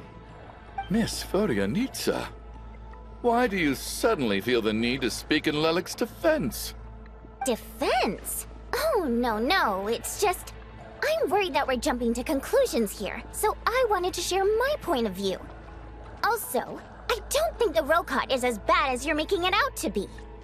Well, if you think I'm so wrong, what's your theory then, Why don't you tell us who the killer is? The case is still evolving, Mr. Chuganov. Please do not prevent others from expressing their opinions so early on in the discussion. Even so, there's no denying that the recent threat received by Mr. Chuganov may well be an important clue. So there's still a good chance that Lelek is right here among us. I can't do this anymore. I don't care if it's still snowing outside. I have to get out of here. Whoa, take a beat. We all know it's far too dangerous out there. Even the soldiers can get to us. Go out that door, and you might not live to tell the tale. And whoever this Lelek is, they're surely not going to murder anyone in broad daylight. Be sensible, my man. You're safer inside. As much as I regret having to say this, I'd like everyone to cooperate and refrain from exiting the premises until further notice. Because as things stand, every one of us is now a suspect. Unless anyone has further information to share, let's adjourn for now. Feel free to keep searching for clues, but make sure you don't go off alone.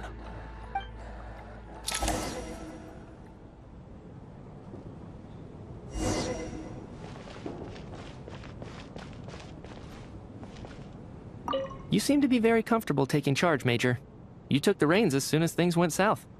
I simply made an executive decision that someone needed to take control of the situation on the military's behalf. Does this offend you? No, quite the opposite. We feel much safer for it. By the way, what does Major mean exactly? Is it a pretty high rank?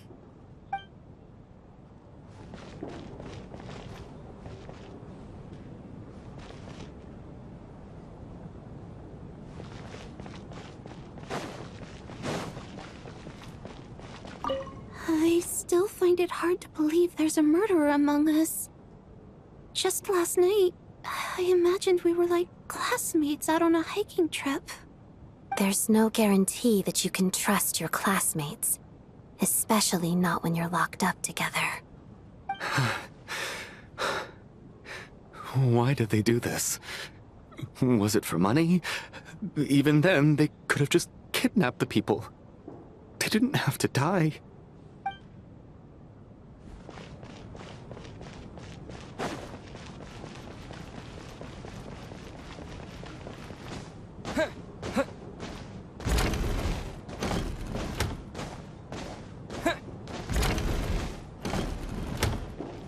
You're right. That was my bad.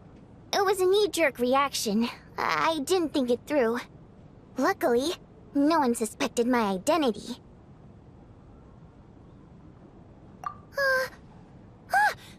Oh, phew. It's just you. I thought someone was eavesdropping. Since Vodyanitsa and I were on the same page earlier, I think I should share my thoughts with the Rokot members first.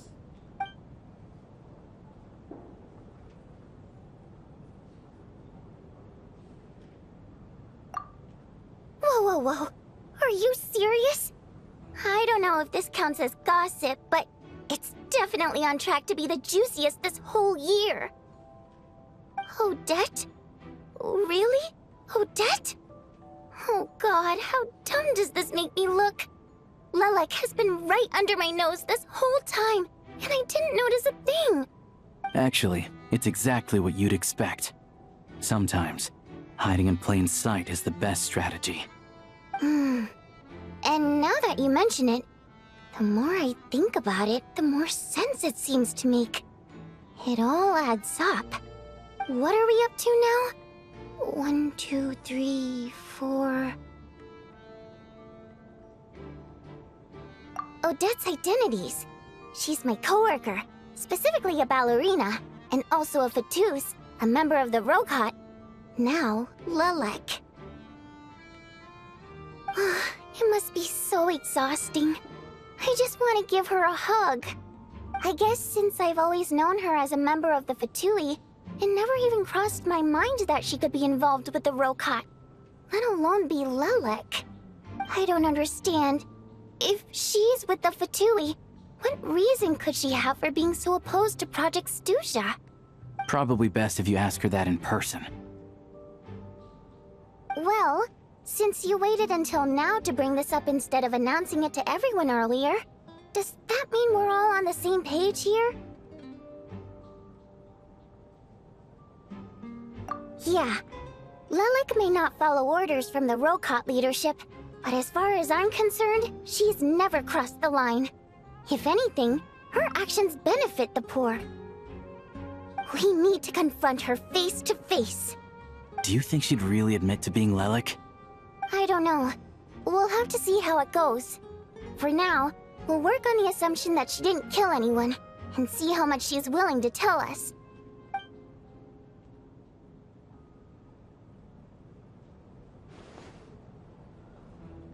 Now's her chance. Odette's alone. Let's go. Hey, Odette. What is it, you guys? Shh. Keep your voice down. We need to talk. So, you're Lelik, aren't you? Alright, fine. You don't have to say anything or explain yourself, just hear me out first. None of us believes you'd kill innocent people. Whoever murdered those 2 people last night, it wasn't you. The Traveler was the first to figure out your identity, but he kept quiet during the discussion just now. Still, it's clear where the group consensus is heading. Everyone believes Lelik is the culprit. If your identity is exposed, you'll be in a really bad spot. We're your colleagues, and we know what kind of person you are. I don't want anything bad to happen to you. So, can you clue us in? Tell us everything. The more we know, the more easily we'll be able to cover for you. Alright. Yes, I'm Lelik. And no, I'm not the murderer. And thanks, but I don't need you to cover for me. Actually, I'm planning to reveal my identity. Huh? You're gonna reveal that you're Lelik? Here? That's right. I'll admit I was surprised at first when Chuganov guessed that I was here. It was just a lucky guess, but it caught me off guard. But after taking some time to assess the situation and confirm where everyone stands, I don't believe I have anything to worry about. Are you sure you don't need a second opinion? Given the circumstances... Mr. Valeriy! What?!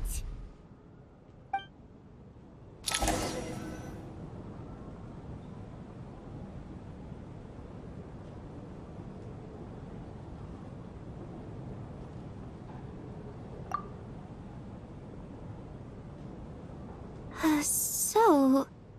Odette is Lelik? I don't know what game you're playing, but you've got a lot of nerve. It's just one identity. So what if it's exposed? I can disappear and adopt a new identity anytime I please. I made my peace with this when I chose to become Lelik. But more importantly, I promise I am not the murderer, which means that someone else is. So, if anyone still insists that I did this, you'd best produce the evidence now. Otherwise, I suggest that you bite your tongue. Because if you really believe I killed 2 people without making a sound or leaving a trace, pointing fingers at me would surely only make you my next target. Is this really the truth, Miss Odette? That's confidence, all right. I believe you. A real no-nonsense attitude. I can see why Marionette said that she's on track to inherit the title of the Fair Lady. Are you seriously buying this? Hey, officer! She just admitted to being Lelik. Aren't you going to do something about this? I do have one question, Miss Odette. Why have you chosen this moment to come forward and reveal your identity? If I didn't say anything, everyone would be focusing all their efforts on finding Lelik.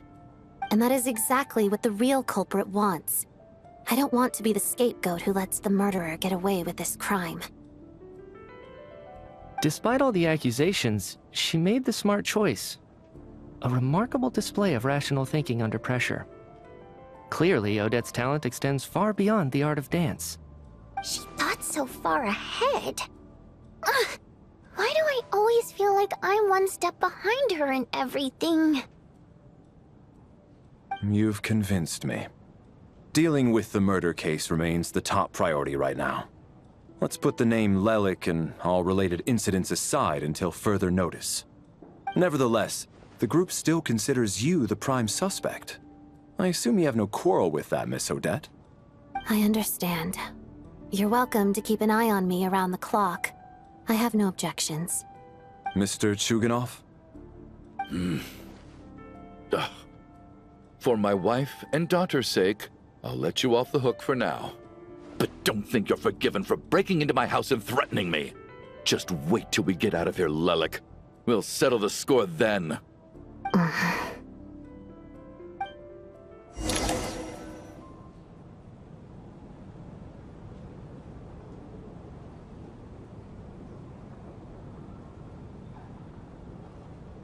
Good work, Lelik guard team. And Lelik, too. Here, have some hot water. Turns out Valeriy knew about my exploits. So now I've been told I have to guard Lelik with him. Shouldn't you be facing my way if you're guarding me? At the moment, it looks more like you're my bodyguards. If the true culprit is indeed still at large, as you have claimed, we must keep our guard up against them also. Don't worry, Tonya. We'll get through this. Once the snow stops, the officials will step in. The investigation will get easier, and then we'll be safe. But once the snow stops, won't everyone just leave? You're gonna miss us, huh? Well, some of us work at the theaters, so we'll still be here. I'll even give you a special backstage pass. Really, Miss Vodyanitsa? That's awesome! You've made a fan for life. Aw, you're so cute, Tonya. All right, let's swear to it. I promise to give you the pass, and you promise to never change your mind about being my fan. Promise. Don't indulge her, Tonya. You don't have to swear an oath over things like that. You really do get carried away sometimes, don't you, Miss Vodyanitsa? Hey! Mind your own business!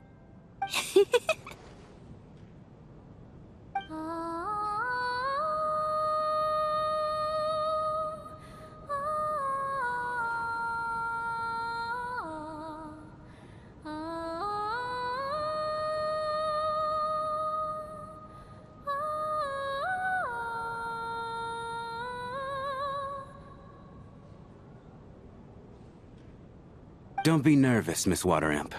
Everyone's here. There's nothing to be afraid of. Excuse me? Do I look nervous? Don't be ridiculous. No. You sound nervous, lass. Oh. Wait, but how... Okay, plenty of people know that I'm a water imp, but still... How come you understand our primary mode of expression? Primary mode of expression. I've not come across that concept before. Do enlighten me, Vodyanitsa. Well, it's just... We water imps tend to communicate our emotions to each other by singing, rather than facial expressions. The emotions we convey through song take precedence over our facial expressions. So, we think of it as our primary mode of expression. I'm impressed, Shram. I didn't take you for a man of culture, but you're clearly rather learned. It's not about being cultured or not.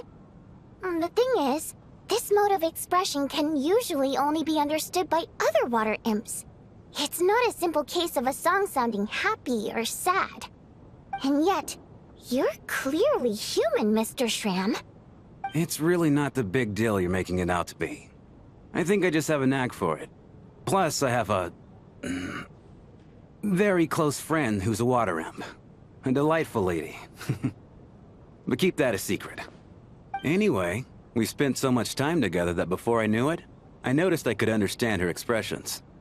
Oh, I guess that makes sense. Still, the fact that you have a water imp friend is even more surprising. I'd better watch what I'm singing when I'm around you from now on. Hey, what are you implying? You're not secretly insulting the audience in your songs, are you? Heavens, why would I do a thing like that? It's getting late. We should discuss our sleeping arrangements for tonight. To guard against the killer, someone needs to keep watch.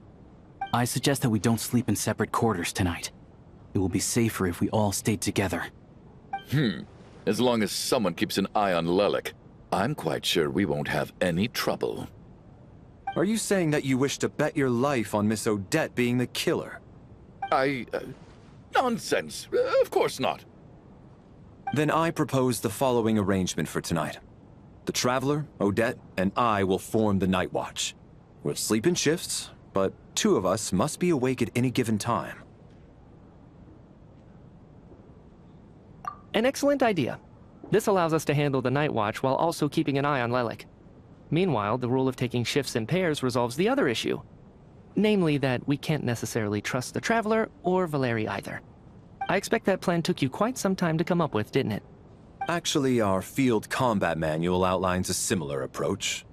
Although the scenario there involves guarding prisoners overnight during field operations.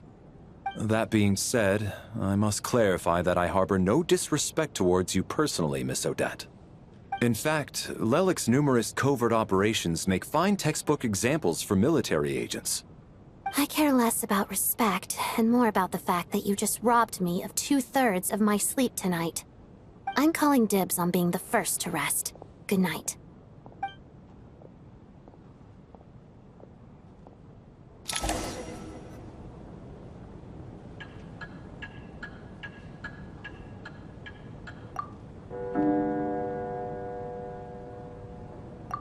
It's almost time.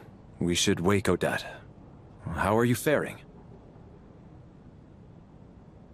Oh, not going to argue with that. I'll take a quick nap. If you start to feel sleepy, wake me up anytime. It's finally time for Odette and I to share the Night Watch. I should wake her up.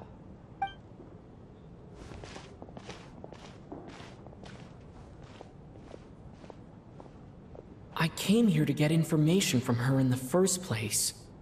Maybe I should think about what questions I want to ask before she wakes up. How long are you gonna keep staring at me?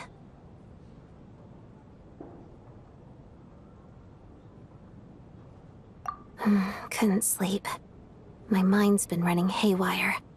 Plus, there's something I've been meaning to talk to you about. I had a hunch that you wanted a conversation, too. Let's take this chance to clear the air, shall we?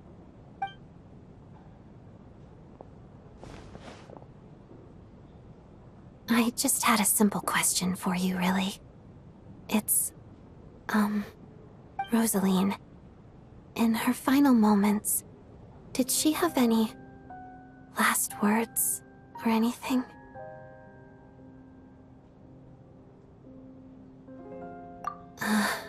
I see. Well, that was all. I have no other questions.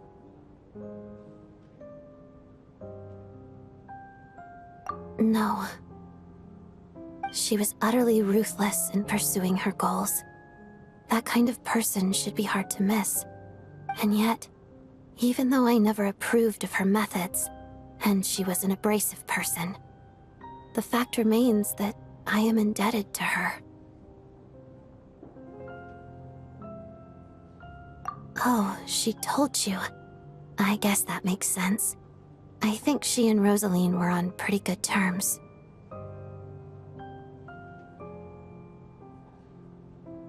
Yes. Rosaline wasn't the kind to gossip about this sort of thing. Not that it's any huge secret to me, though.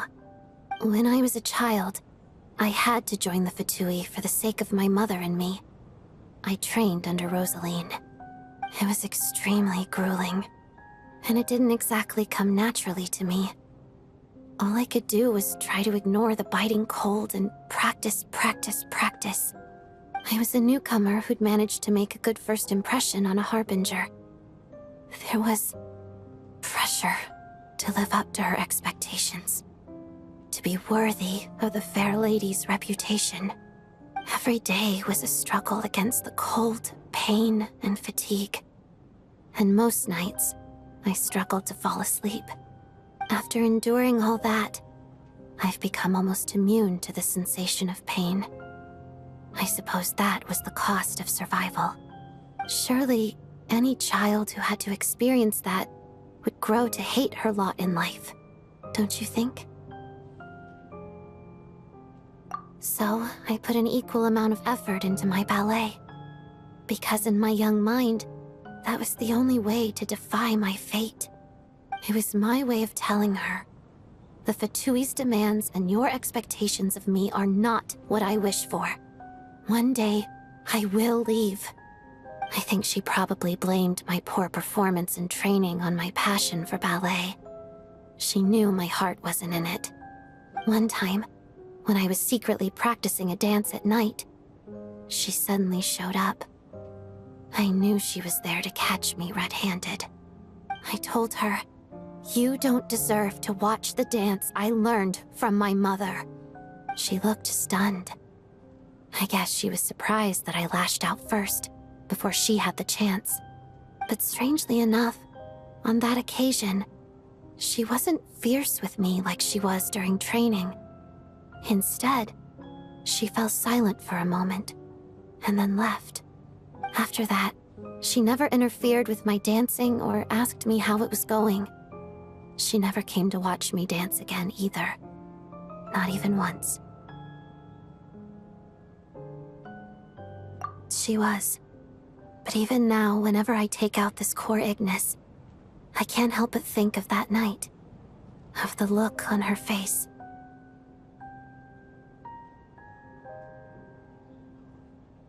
Sort of.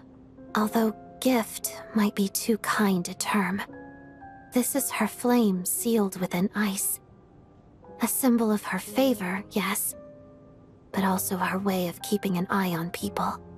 She knew the location of every piece of core Ignis. If any recipient started acting suspiciously, she'd be on to them immediately. Trust her to make even a mark of approval feel suffocating. So, when news of Rosaline's death reached Snezhnaya, many people immediately crushed their core Ignis. It gave them a profound sense of relief, like they'd broken free from her shackles. But I kept mine. With my sensitivity to pain being as dull as it is, the warmth from this core Ignis is one of the few things I can still feel clearly. I still wonder, did she really come to stop me that night? I wasn't sure, but I was scared, so I said some really awful things. I guess she didn't leave anything behind. Not that I expected her to. It's fine. It's just a bit of a shame that we couldn't settle our differences before the end. She did. Are you sure she was talking about this event?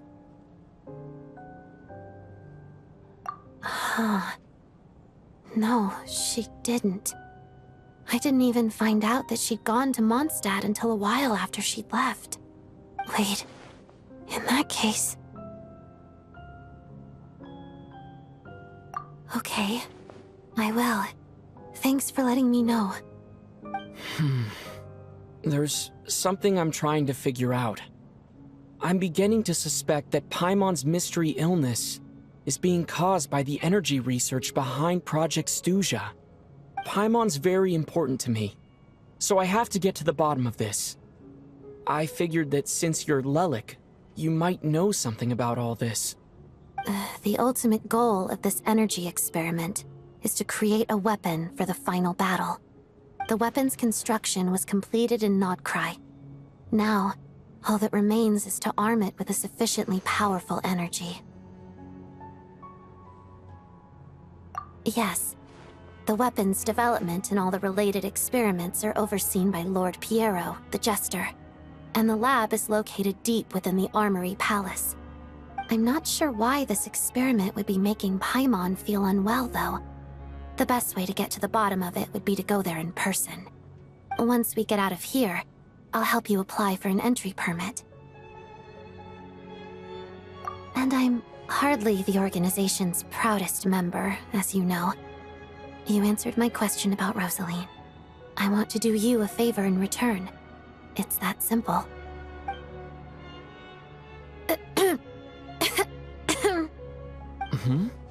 What's wrong? Are you not feeling well? You two seem to be hitting it off. I thought you were sleeping. Of course I was. In the military, one learns to fall asleep quickly, even in the most inhospitable environments. It's vital to staying alert and energized. Why? Is something wrong? Even if he was awake, he can't have overheard us, right? Well, thank you both for keeping watch. Traveler, I'll take over for now. It's your turn to get some sleep. Sure.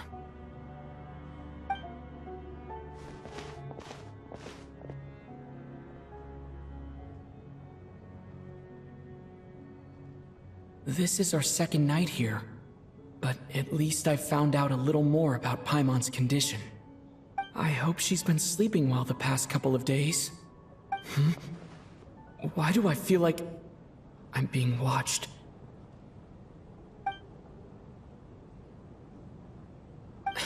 Seriously? Is this payback for when I stared at her earlier? But I thought she was asleep. Never mind. I'd better try and get some sleep myself.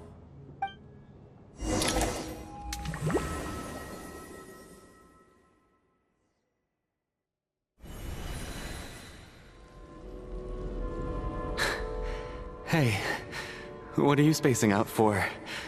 Are you reaching your limit too?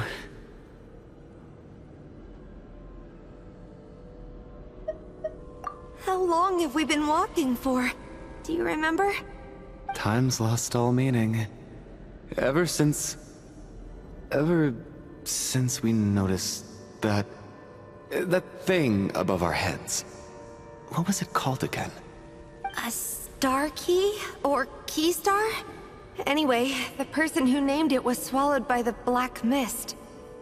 Whatever it's called, ever since we noticed it, we've been walking up and up, hoping that as long as we reach it, we can find a way out of this place. But it seems like no matter how far we walk, we never get any closer. Well, we've come this far. You never know. Maybe we're almost there? Come on, enough moping. Let's go. The black mist is catching up.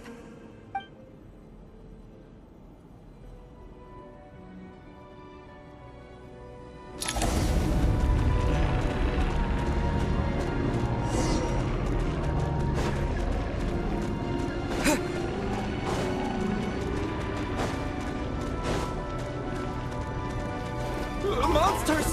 Watch out! Not again! I've lost count of how many times we run into them. Careful!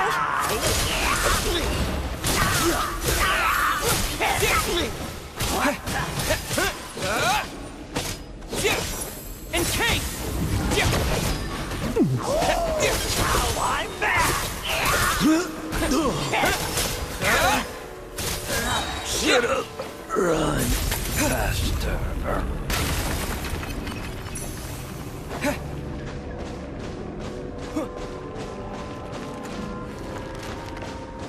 Here they come again! Get ready! You wanna fight? Let's go!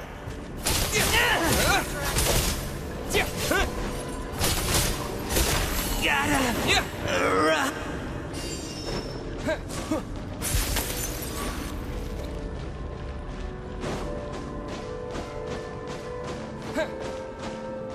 Monsters ahead of us?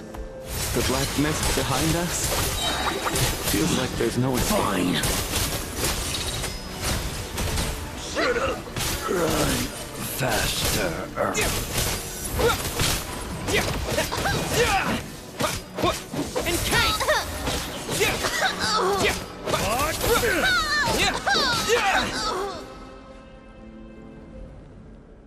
Are you hurt, Coolish? No. I'm fine. It's just... suddenly I don't want to walk any further. I get you. In fact, I reached my limit a long time ago. Sometimes it feels like there's hope where there shouldn't be. Yeah. The hope that the star gives us is the only thing keeping us going. But I'm not sure it's real at all. It may just be a collective illusion. Otherwise, why would it always be out of reach? We know you mean well, but you're only saying that to try and encourage us to keep going, aren't you? Thank you, friend. But enough is enough. Please don't give me any more false hope. Hope is poison in this place. You're going to continue, aren't you? I admire that. I've given up, but I wish you the best. May there come a day that you catch up to the star and leave this godforsaken place.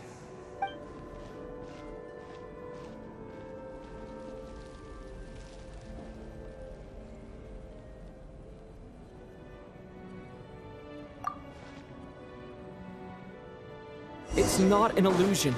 We really are getting closer to the star. Congratulations. You are the first person to make it here.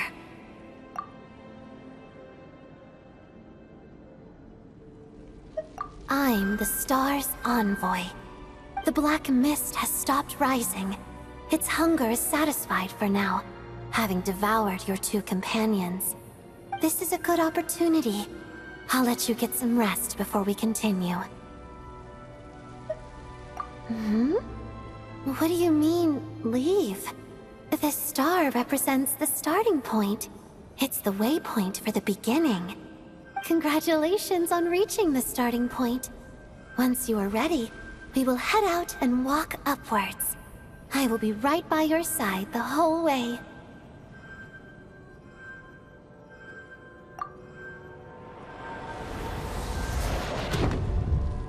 Huh? What's wrong? Hey, don't give up before the journey's even begun.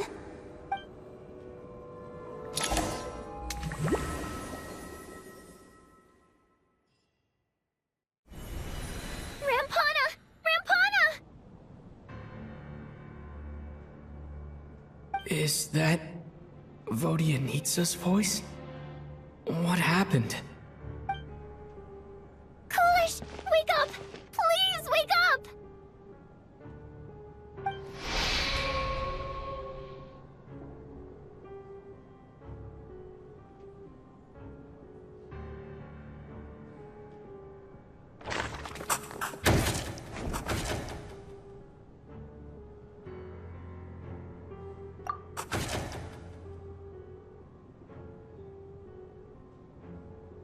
The situation is identical to that of the two casualties yesterday. We cannot ascertain the cause of death. At least there are some elements that we can rule out this time. They slept on the stage with everyone else, so I suppose the surrounding environment can't be a relevant variable. Rampana. Coolish. Weren't some of us keeping watch last night? 3 of us, in fact. How could you not notice something was wrong? I'm as confused as you are. Certainly nothing unusual happened on my watch. Likewise, and from what I've observed so far, both Miss Odette and the Traveler can be trusted. To be honest, I didn't get a wink of sleep last night. I couldn't help but think I was the target, so I just laid there with my eyes closed. I heard the Traveler and Lelek chatting, but otherwise I don't recall hearing any commotion during the night. Me too. I didn't want to wake everyone up, so I was concentrating hard, trying not to cough. I hardly slept at all. If anything had happened, I'm sure I would have noticed. Then, what could possibly be causing this? Once was bad enough. I can't believe it happened again. I worked closely with Rampana and Coolish for so long. I never imagined that one day they'd... And on this stage of all places... Vodyanitsa... 4 victims in just 2 days, and we still don't have a single lead. I need to get to the bottom of this as soon as possible. And above all, keep Tonya safe. I'd never be able to look Child in the eye again otherwise. Still snowing? Yes, I just checked. Still no sign of anyone outside either. So we only have ourselves to rely on. If you ask me, this killer can clearly strike whenever they please. The Night Watch was a useless endeavor from the start. Lelik must be an expert in poisoning. Clearly she used some poison that can't be detected on the corpse. Here we go again. Listen, I was already thinking to myself last night, was Lelik's reason for revealing her identity the real story? Well, now I have my answer. It most certainly was not. She's been playing us for fools. You get off on this, don't you? Revealing your identity, only to carry on with your killing spree? That's a hideous thought. One that only a hideous mind like yours could dream up. How dare you? That's enough! Yesterday, you named Lelik as a suspect because the victims were both wealthy merchants. Lelik might have had a motive then, but today's victims were just ordinary people. Not to mention that they were colleagues of Odette and mine. What reason would she have to murder them? Let me guess. Just to scare you? Who knows? Maybe you don't know her as well as you think. I implore you all to ask yourselves, how many people are there really in this world that have what it takes to kill another person? Not many, I'd wager. Lelik is well known to be a ruthless operator, and now she has revealed her identity. How could it be any more obvious? Everything you've said so far is still just conjecture, which doesn't constitute a concrete lead. You need to back up your claims with some evidence. How can you defend her, officer?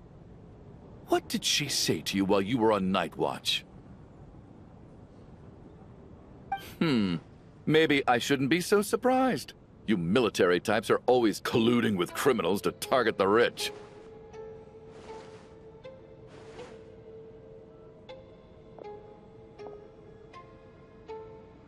All so you can get your grubby paws on our hard-earned fortunes, then tell us to fall in line. The Fatui, the Druzhna, and the Rokot. Thugs, the lot of you!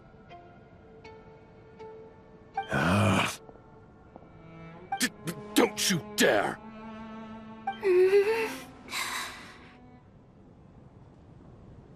Sir, but... You were the one who told us not to stop other people from expressing their opinions yesterday. 4 people have already died. Only yesterday I was chatting with Mr. Coolish. Then we woke up in the morning and he's... Turning against one another is the last thing we should be doing right now. Little girl. Even if Mr. Chuganov is a puffed-up, pig-headed windbag who doesn't have a clue what he's talking about, he's still one of the victims here, isn't he?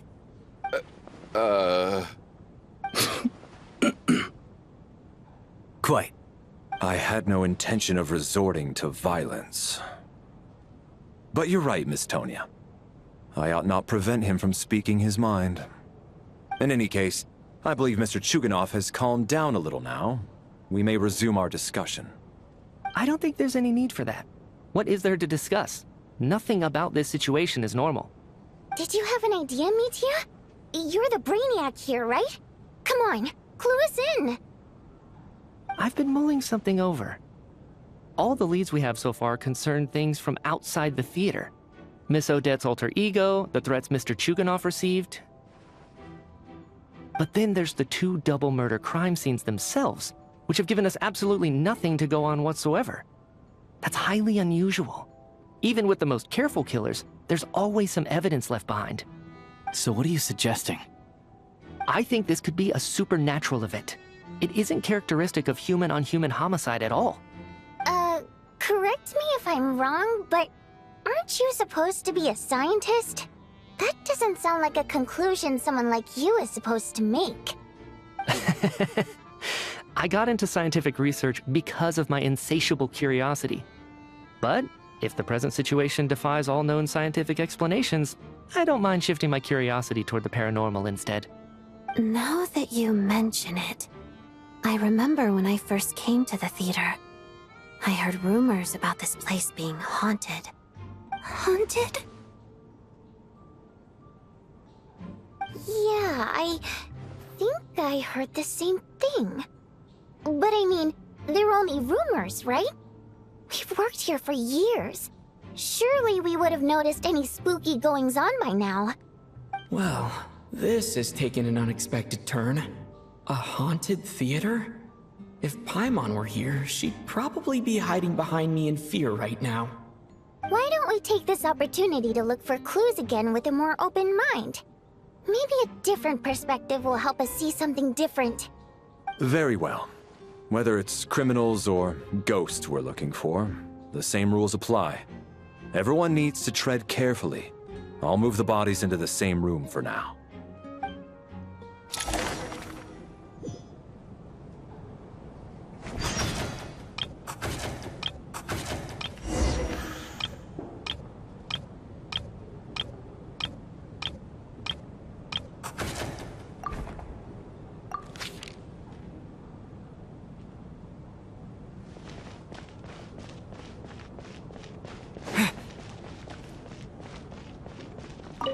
I need to think very hard about whether there's anything that ever needed hiding.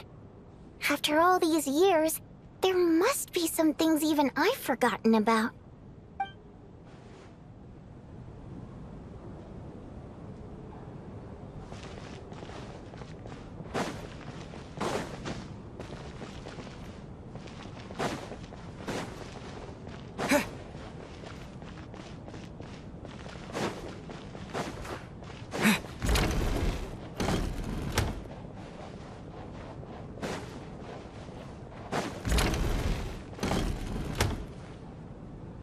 Valeriy, come take a look at this.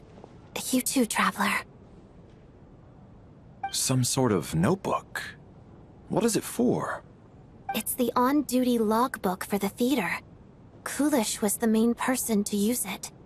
He mostly used it to record any unusual incidents during a show, audience numbers, exit times, and so on.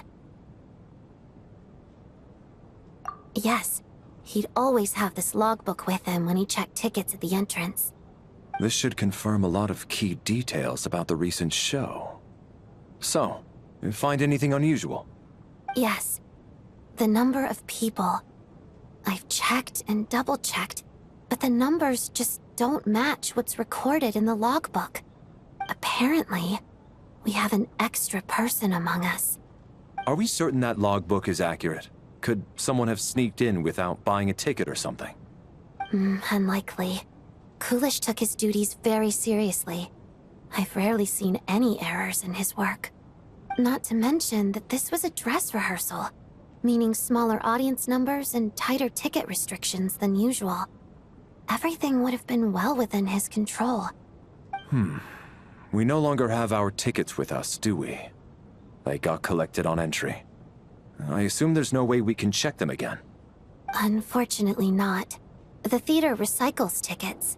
Once people are in the door, they don't tend to leave until the show ends, so we collect the tickets at the point of entry.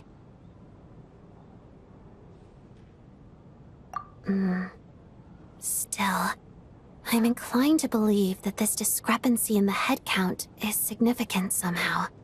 Did an extra person just materialize out of thin air?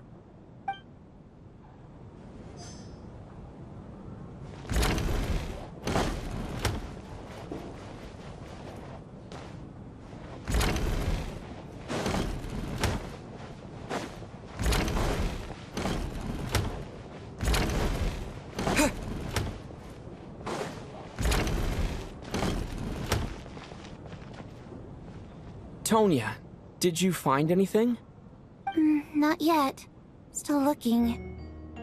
So... Are we supposed to be looking for something paranormal? I think I'd prefer teaming up with you than looking around on my own. This looks like somebody's notebook. Shall we read it together?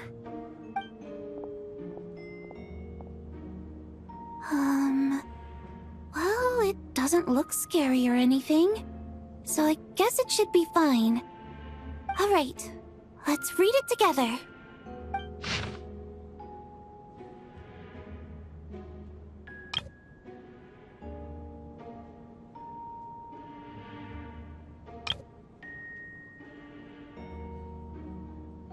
Huh. This has to be Vodyanitsa's writing, surely. Maybe it's a little rude for us to peek at this. I feel like I just read someone's secret diary by accident. It sounds like she's writing this for her parents, right? I don't understand. Why put this stuff in a notebook instead of mailing it in a letter? Because her water imp parents belonged to the aristocracy, who were driven out of Snezhnaya by the Tsaritsa long ago. And now they live somewhere new, where the postman can't get to. We're sorry. It's fine. My fault for not storing it properly.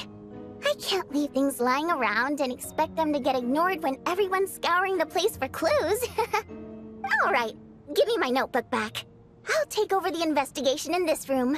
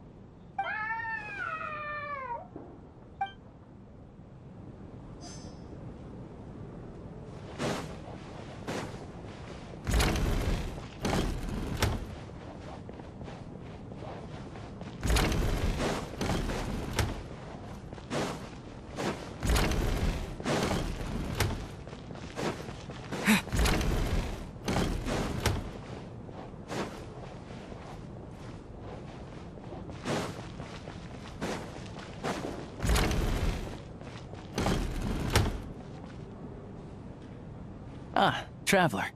Since you're here, come take a look at this. Alyosha found it. We're both curious to hear your perspective. It appears to be an investigation report. And the focus of the investigation was the rumors of haunting we heard about earlier.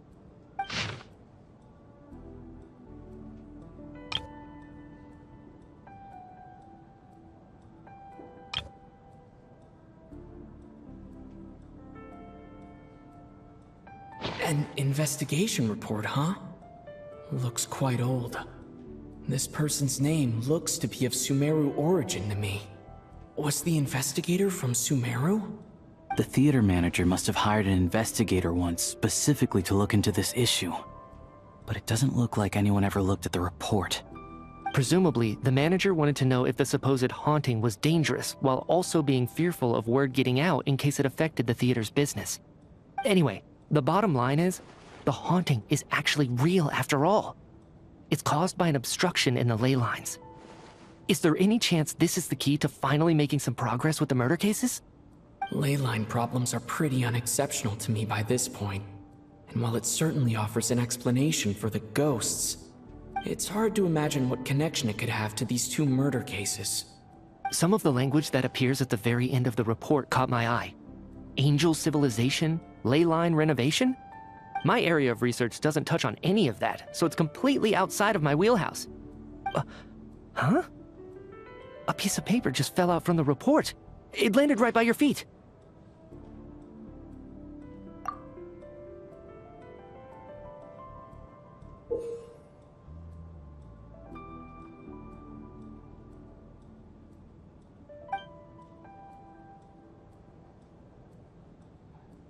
How unnerving. It was tucked inside the report, so it must be a note left by the author. Death is near. Is that supposed to be what's going on here? With us, in the theater? But if so, how did the author foresee it? Could he predict the future somehow? Maybe things are more complicated than we thought. No, wait a second. If we take the report and the note at face value, they completely contradict one another. The report definitively concludes that the hauntings in the theater are harmless and cannot affect the real world. But the note seems to be warning of potential danger. The question is, what exactly does the note mean by death?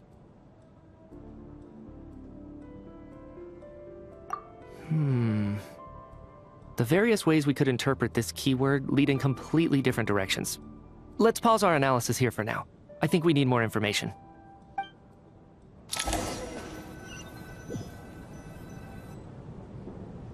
If we take all this together, it's not impossible, is it? If anything, it's the natural conclusion. Oh, I beg to differ. This sounds to me like a product of a researcher's vivid imagination. And perhaps it's because I'm still viewing this through the lens of a typical murder investigation. But still, I'm struggling to be persuaded by your theory.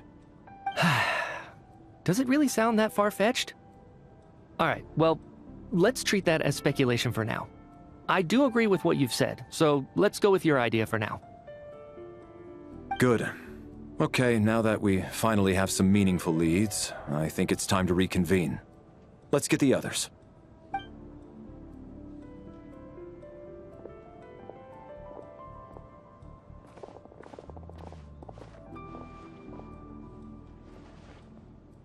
So, that's about everything we've discovered so far. I'll share my theory first. Based on what we've learned from the logbook, I believe the extra person among us is most likely the killer. If the killer had simply bought a ticket, it would have greatly increased the risk of their identity being exposed. I expect he or she either hid in the theater ahead of time, or found a way to slip past the ticket inspection. They then blended in with the group and waited for an opportunity to strike. What about the note found in the investigation report? Any thoughts on how that fits in? The killer may have simply planted it there as some sort of sick joke. I've seen my fair share of psychopathic killers. They love playing cryptic mind games. So, it has nothing to do with the haunting of the theater after all. This theory makes sense to me. If we have an audience member unaccounted for, chances are they didn't come here to watch the show. Could it really be that simple? So, in other words, all we have to do is find out who got in here without a ticket, and all our problems will be solved? Then let me make one thing clear. All the theater staff should be well aware that I came here for the rehearsal legitimately, yes? There's no way I'm the one who didn't have a ticket. It's true. I hear you used every trick in the book to get a hold of that ticket, too. Everything short of throwing a temper tantrum and rolling around on the floor at the entrance. I most certainly did not degrade myself in such a way. Probably a stupid question, but I might as well ask. Did anyone here get in without having their ticket checked? Hmm? Guess it was naive of me to expect them to just admit to it. Especially after the unprompted Lelik reveal. Once was already a miracle. Twice would be unfathomable.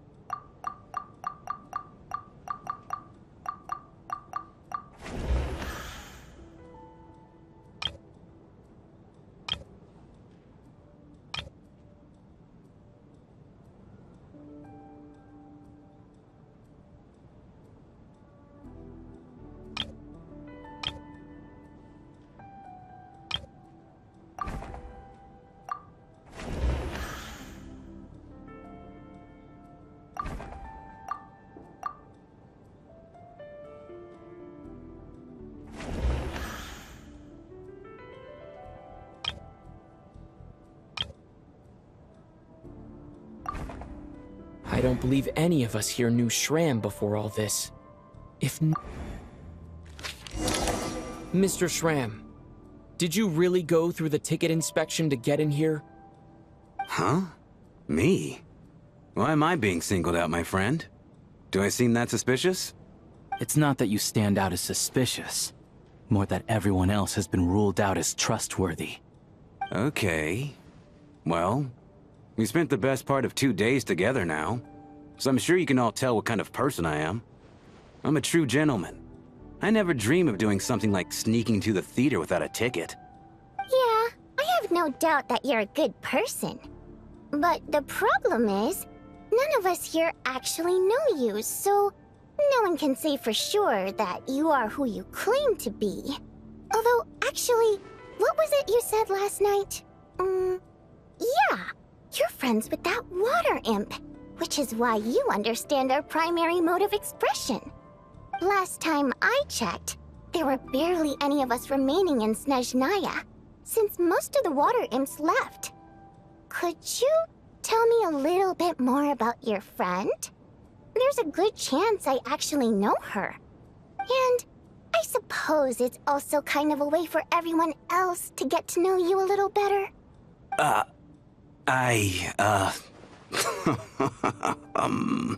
Good grief. Are you blushing? Pull yourself together, man. Stop giggling like a teenage boy. It's revolting. Hey, revolting is a little strong. All right, fine. I'll admit it. That water imp friend of mine, the truth is, we're dating. I was just the bodyguard hired by our family. But the stars must have aligned, because sparks began to fly between me and their daughter. Never in my wildest dreams did I think I'd get so lucky. We don't need details. Just get to the point. Okay. I'm just a little hesitant to reveal her name, that's all. You know how it is. These are delicate times. Even with me to protect her. If word gets out that she's dating a human, both the Fae and human factions will give her a hard time. Really? Wait, no. That can't be. Huh? Shram, what the devil are you talking about? Why is everyone looking at me like that? Surely you can understand where I'm coming from. Delicate times? Factions? Yes? You know, the Civil War? Last time I checked, the Fae and the humans were still at each other's throats. If I'm not mistaken, the last significant civil war in Snezhnaya in history was over 400 years ago, when Her Majesty the Tsaritsa had just taken the throne and was consolidating her reign.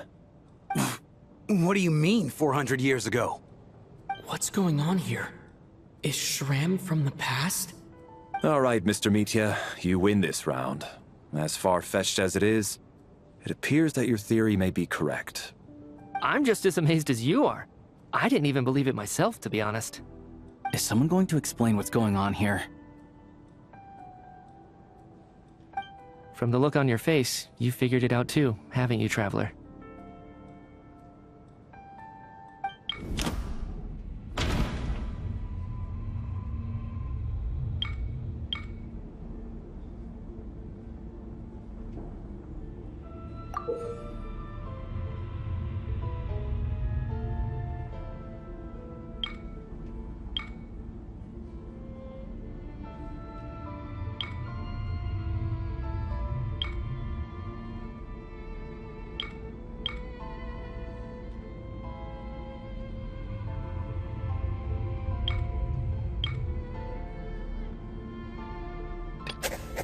That seems to be the case.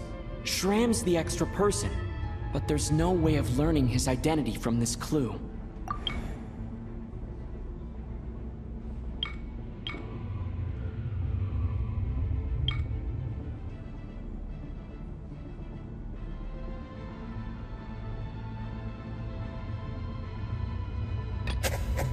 No. The truth lies within the clues we've already discovered.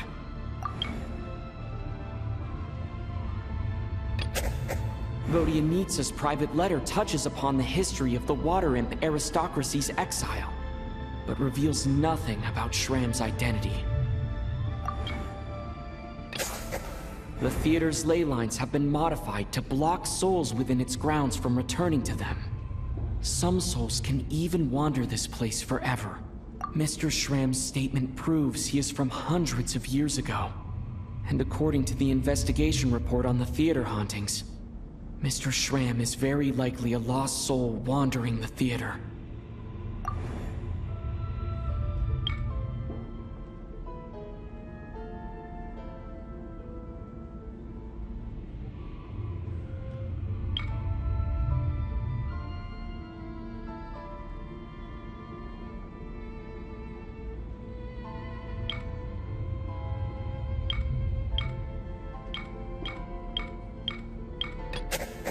This is Mr. Valeri's hypothesis.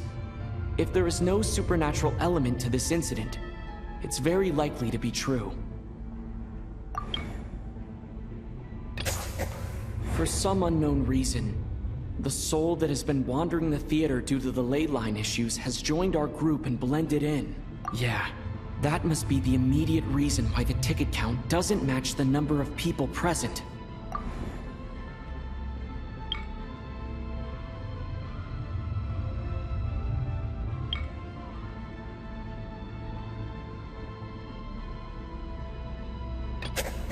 All of last night, Lelik, that is. Odette was under surveillance, which rules her out. We've basically proven Lelik's innocence. The contents of the investigation report have been verified. There are indeed ley line issues and wandering souls in the theater. Death likely symbolizes the deceased. Mr. Shram, for instance. Death is near. That must mean that there's a dead person in our midst. That's the truth, isn't it? Yeah, the logic is clear now. The investigation report said that there would be souls stuck wandering around the theater because the ley lines were cut off. Mr. Shram must be one such soul who died in the theater a long time ago. In which case, that also makes him our extra person. So when the note said death is near, it must have been referring to death as in the deceased, people who died a long time ago. Someone who died a long time ago. In short, there's a dead person among us.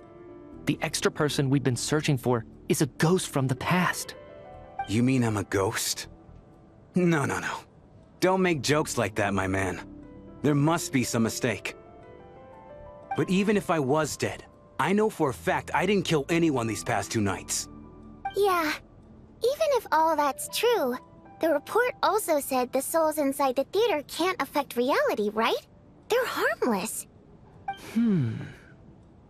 Then what if the problem isn't the souls at all, but the ley lines themselves? The ley lines have a powerful ability to attract and devour souls. Let's say that the ley lines are like a black hole, constantly seeking to engulf souls. But the souls that don't want to return are trying to avoid being sucked in.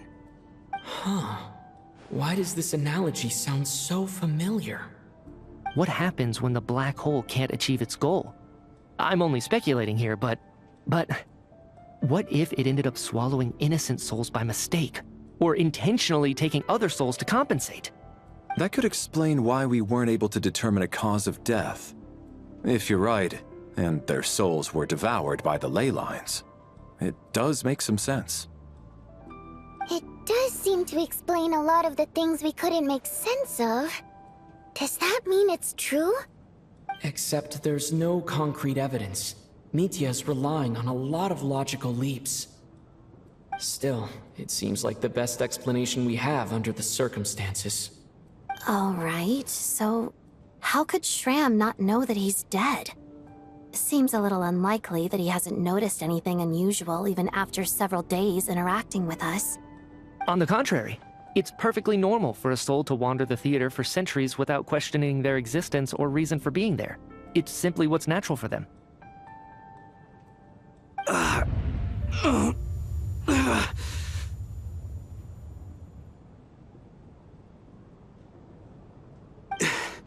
You know what, Mr. Brainiac? I think you might actually be right after all. I'm trying to remember and... even though my head feels like it's going to explode, I think... it's all coming back to me.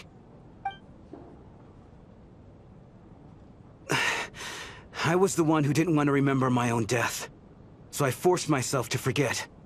Well, I'm sure those are painful memories.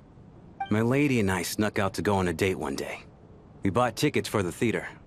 It wasn't really my thing, but I was just happy to be together.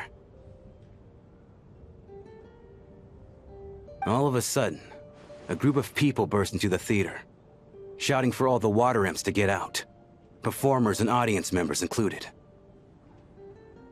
It was clear the conflict between humans and Fae had reached a boiling point. This time, the extremists were even coming after the water imps who had nothing to do with the war. I thought I could pull one over on them, so I took off my jacket, draped it over my lady, and tried to sneak out amid the chaos. But I got caught. They started shouting, calling me a traitor to humanity. But I was going to do whatever it took to buy her a chance to escape, no matter how many people stood in my way. I had to, both as their bodyguard and out of love.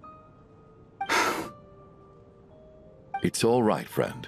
You can stop there if you want. You don't need to dig all that up again. It's just... even now, I'm still struggling to accept the truth. How could I be dead? I'm sorry, everyone. If I'd known I was a dead man walking, I wouldn't have dragged you down with me. If I'm the cause of all this death, then punish me however you see fit. But, Mr. Shroom... No. I refuse to be a burden. I know what I have to do. You said I've been wandering the theater for centuries, right?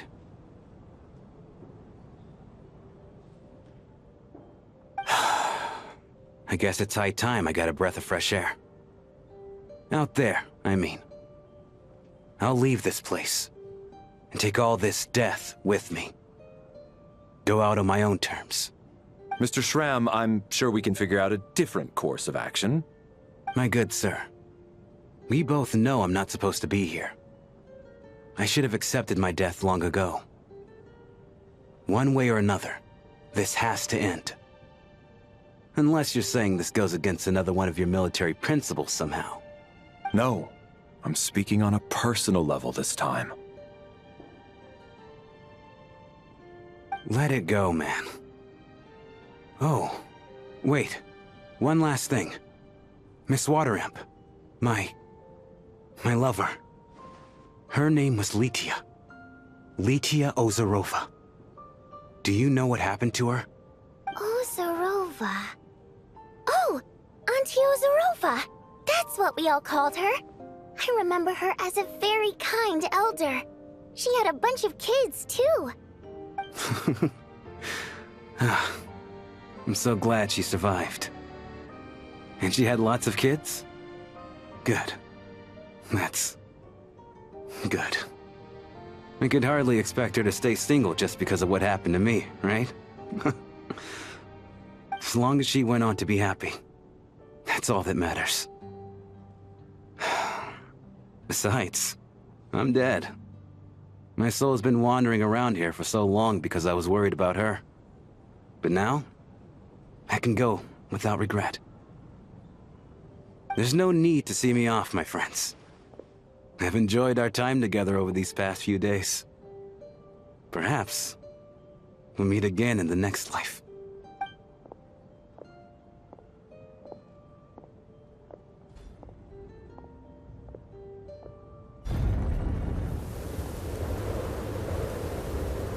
Take care, my man. I know Mr. Shram was already dead, but... I still feel so sad. Death is cruel, no matter how we might try to make sense of it.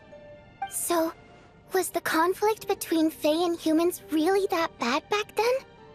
I was only little, so I don't remember much. It's terrible to think that so many innocent people had their lives turned upside down. Even the historical records about that time period don't say much about it.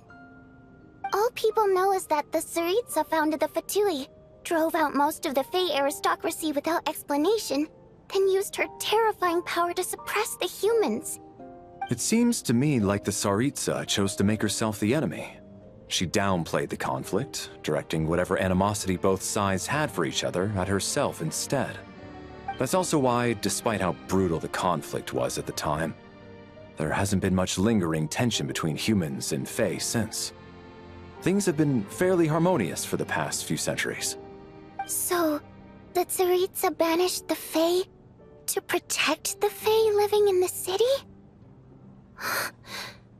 She offered herself up to be hated in exchange for peace.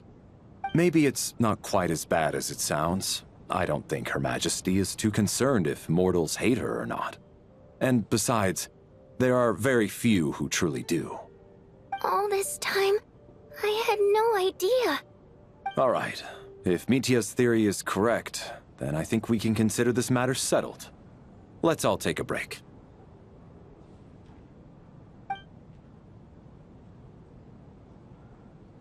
Ugh, if only this blasted storm wasn't still raging on.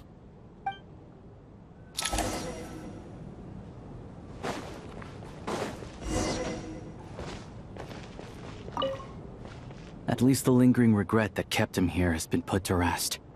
That's not necessarily a bad thing.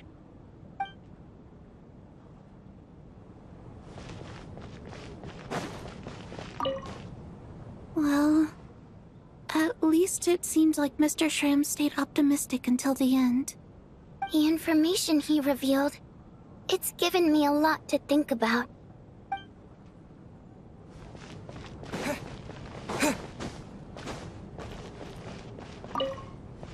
Even though Shram was already deceased, his decision to walk into the snowstorm was still a sacrifice, and a very brave one. This is one of the few times I don't feel at all happy to have my theory proven true.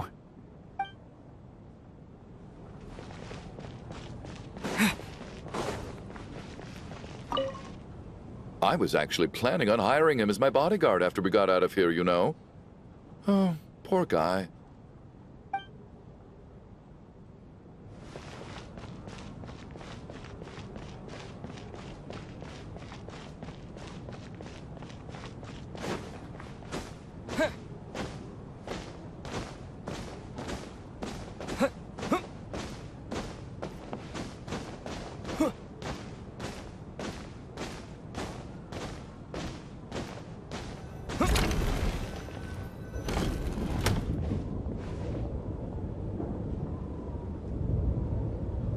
Looks like now we can just rest until the snowstorm stops. I still can't believe Shram turned out to be a ghost who'd been in the theater for hundreds of years. To think he was dead this whole time. What a strange turn of events. Knock knock. Huh? Knock knock. You know the door isn't closed, right? You don't have to knock. Think of it as a signal then. When I'm entering someone else's room and I knock, I'm here as Odette. If I don't knock, it's Lelik. Thanks.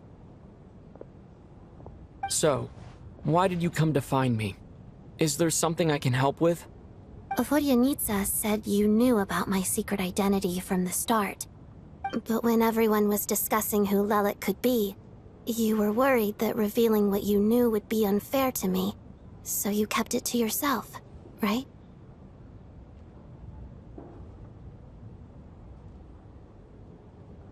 Yes, I'm extremely grateful for that. It's nothing. I mean, you didn't hold what happened with Signora against me, so I should thank you for that as well. Actually, there's something else as well. I found myself in a situation similar to the one you were in when you helped conceal my identity. So I thought I'd come and ask you for advice. It's about Mitya. Before all of this, the last time I saw him, he was dead. As I'm sure you know, my goal as Lelik was to stop Project Stuzha. Well, when I found out the tech lead for the experiment behind Project Stuzha was Mitya, I immediately started planning to track him down and threaten him to back out. I often saw him around the theater, but I soon concluded that making my move there would risk exposing my identity. So I decided to infiltrate the Armory Palace and go directly to his lab. That way, the threat would be much more effective. Well, I suppose there was a bit of luck involved, but I am a Fatus, so I already had some familiarity with the building's layout. But when I finally made it to his lab, Mitya seemed to be dead. I checked his breathing and his pulse.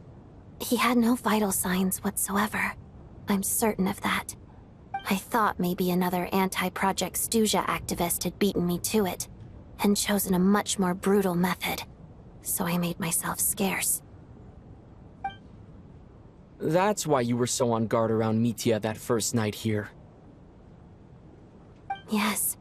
When I saw him sitting in the audience during the performance, I could barely contain the shock. To me, it was a miracle. Somehow, he'd come back from the dead. But then, the murders started happening and things got so complicated that it wasn't really at the front of my mind. That is, until Mitya himself said there must be a dead person among us. Then I couldn't ignore it any longer.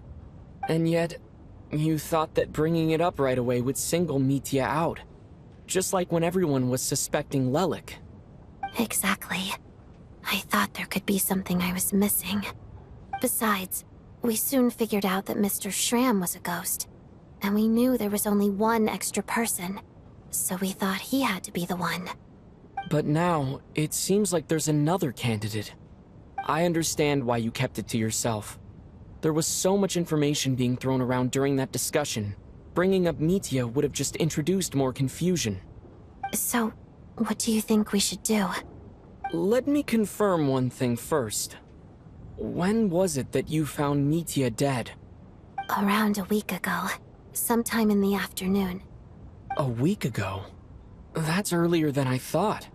I saw him just a few days ago at a restaurant. That definitely would have been after you found him dead. He seemed completely normal to me. Chatting with Vodyanitsa, trying to avoid Valeriy. So he was definitely alive on that day. Huh. Well, all I can say is I know what I saw. Here's a thought. The reason we even suspected a dead person could be among us was because of the problem with the theater's ley lines. But Mitya's death happened inside the Armory Palace. The ley lines affecting the theater shouldn't reach that far. You're right. I guess he doesn't fit the profile of the person we were searching for. I think the chances of it being him are very low. Surely he can't have died for real in the Armory Palace. Unless... Unless what? Unless he really did come back from the dead. You're right. Do you think we need to disclose this to the others? Huh, what's this? A private meet and greet? Where do I line up? That's not what's going on here. Well, I was just making the rounds. Thought I'd try to lighten the mood a bit. Vodyanitsa's handing out food if you're hungry.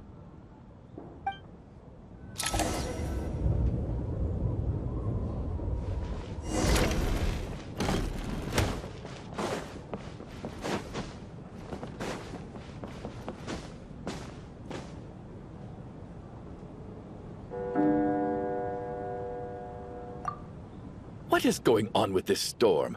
Could it be connected to that monster that just arrived in Snezhnaya? I almost hope it is. Her Majesty the Tsaritsa left to vanquish that beast herself. We just need to wait for her triumphant return. Do you think people still feel the cold after they die? I'm wondering about Schramm. Oh, maybe we should have given him a coat before he went out there. Death itself is cold, isn't it? I'm sure the storm will embrace him.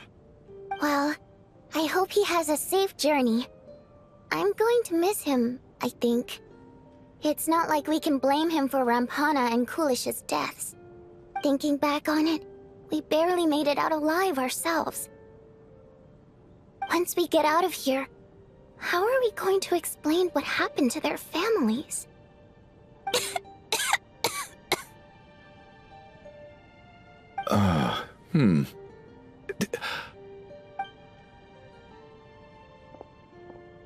Are you okay? Here, take this. I've never used it.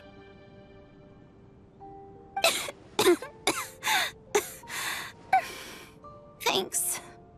Look who's Mr. Nice Guy all of a sudden. Is it because Tonya stood up for you this morning? At least you know how to return a favor. Yeah, without Tonya, who knows how badly he would have been hurt.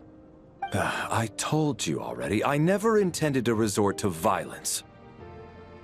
Duh, bunch of rascals. Little girl? I was rather surprised when you spoke up for me this morning. I didn't think I had many admirers here, so, thank you. Oh, no need to thank me. I said some bad stuff about you too. I've been, too embarrassed to admit it, but, you remind me a lot of my daughter. So kind to everyone, but never lets her old man off the hook. Unless my wife and I are having a fight, then she's always on my side. Especially when she was little. Every time I took her out...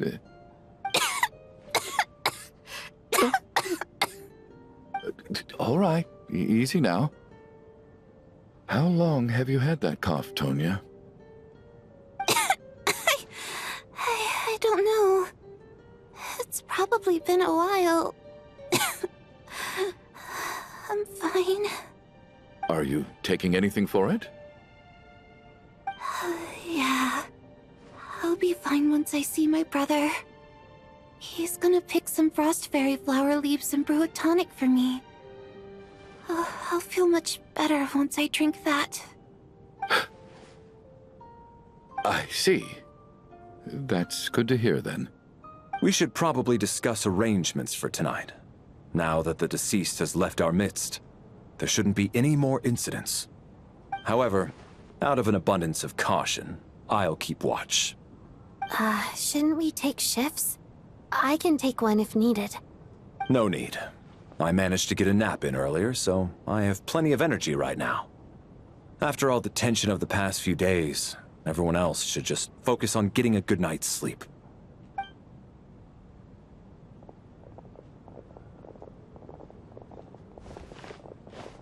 What a long day. This whole situation turned out to be way more complicated than I expected. But Valeri's right. I should just try to calm down and get some rest. The last thing I want is to give myself nightmares.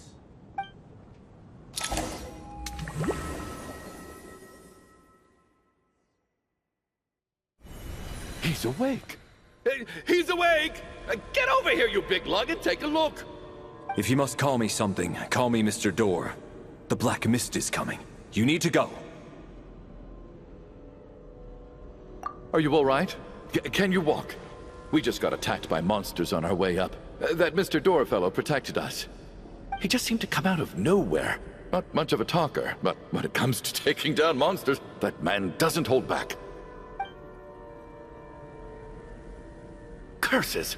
The Black Mist is catching up to us. We need to keep going. Mr. Door, I don't believe I've ever seen you around here before. Why is that? There's no need to try to get to know me. I'm just Mr. Door! Looking for trouble? Get rid of them! I can just push these ones off the ground. Oh, well, anyway, we're lucky to have you here. Thanks for saving us earlier. No need to thank me. This is where my duty lies.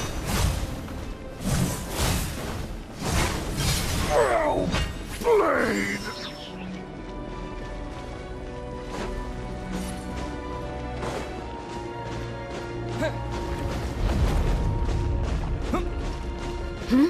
Halt! So we're doing this the hard way! Fighting frog!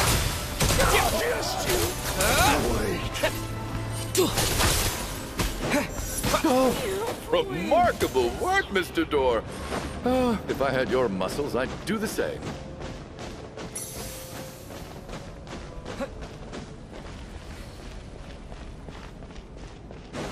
Are none of these doors the one you're looking for?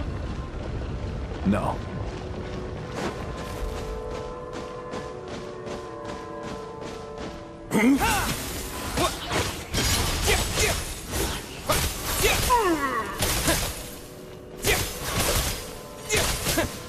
Come here, Kristall.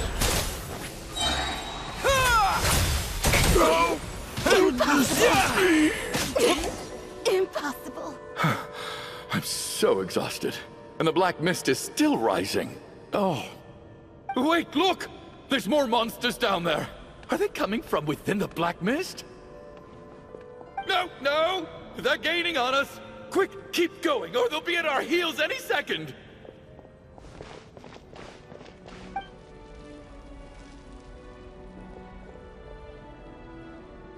Mr. Door, what are you doing? We need to get out of here. They're coming! Found it. This is my door. What? You mean you're going to stay here? I am a door. This is where my duty lies. No! You saved us. We can't leave you behind. You must keep going. A door can only keep things out for so long. You must make haste. But... Oh, you're right. Let's go. We can't let Mr. Door's sacrifice be in vain.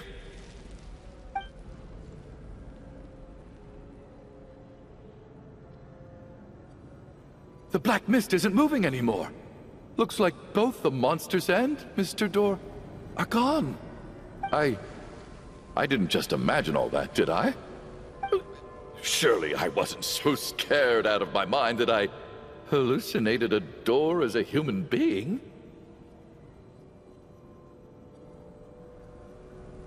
Oh, okay, good. There's no way we both hallucinated the same thing.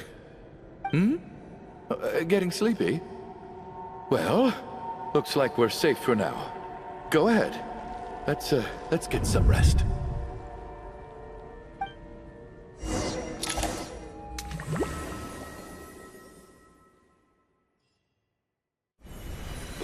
What time is it?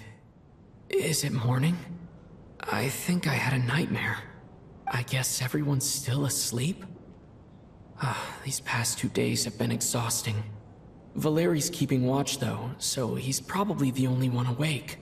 Valeriy?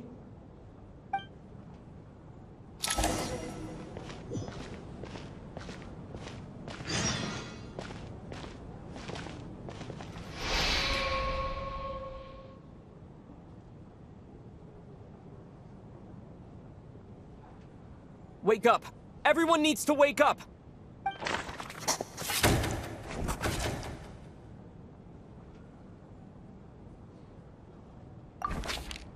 Just like the last 2 nights. No clear cause of death. I've been a real thorn in your side, haven't I, Mr. Valeriy? Now you can rest in peace. But for me, life will be all the duller for not having to run away from you, my friend. How's Tonya? Is she okay? I just checked on her, and it doesn't seem like anything serious. She's just exhausted from the past couple of days, and she's still recovering from her illness. We should let her sleep a bit longer. That means Valeriy was the only one who died last night. If Valeriy was awake and keeping watch, it would have been impossible to kill him without waking everyone else up. That much is certain. This is so frustrating. Why has nothing changed since yesterday? I thought we already dealt with the dead person causing all this. Actually, one thing has changed. There's only 1 victim this time, not 2. Does that mean...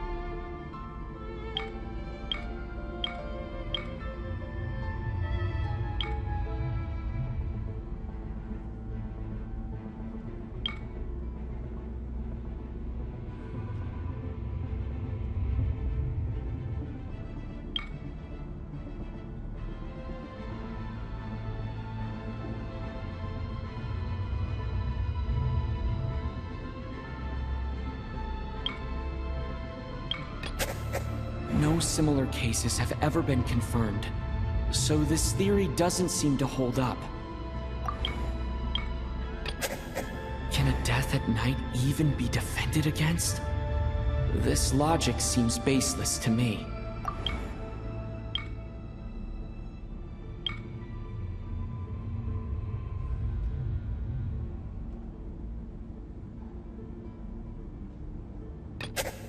But Mr. Schramm was already deceased to start with.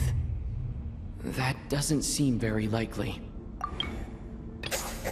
After the deceased Schramm left, there was one less victim last night. That more or less tracks. It's a reasonable conclusion, considering the only variable that changed. The number of people who die each night is equivalent to the number of dead among us. That's your theory, right? Exactly. We identified Mr. Schramm, and the night after he left, the death toll dropped from 2 to 1.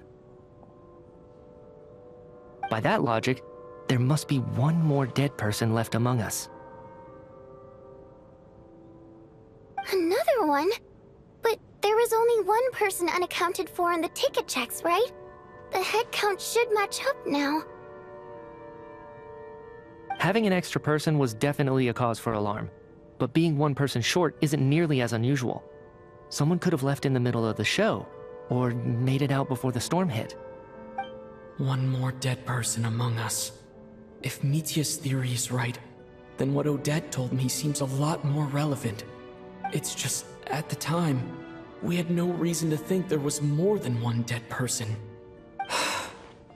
If only we'd taken it more seriously as a possibility. Maybe this could have been avoided. I'm sorry. This is my fault.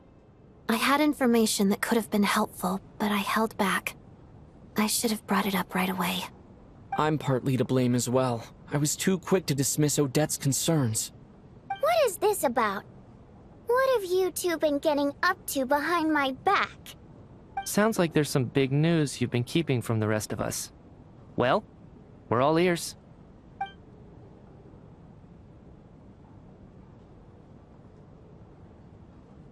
I'm the dead person? Wow, that's certainly news to me. Odette and I talked about it yesterday, but we thought it just wasn't possible, so we left it at that. Yeah, I don't blame you. If I'd been there, I probably would have reached the same conclusion. It just sounds too unbelievable. Let me just try and verify this. I just scoured my memories trying to think back to the afternoon Miss Odette mentioned. But I honestly have no recollection of dying. That's where I'm different than Mr. Schramm. Having seen Mr. Mitya a few days ago myself, I also find it hard to believe he could be the other dead person among us. Well, if it isn't Mitya, then who? Do we vote on it?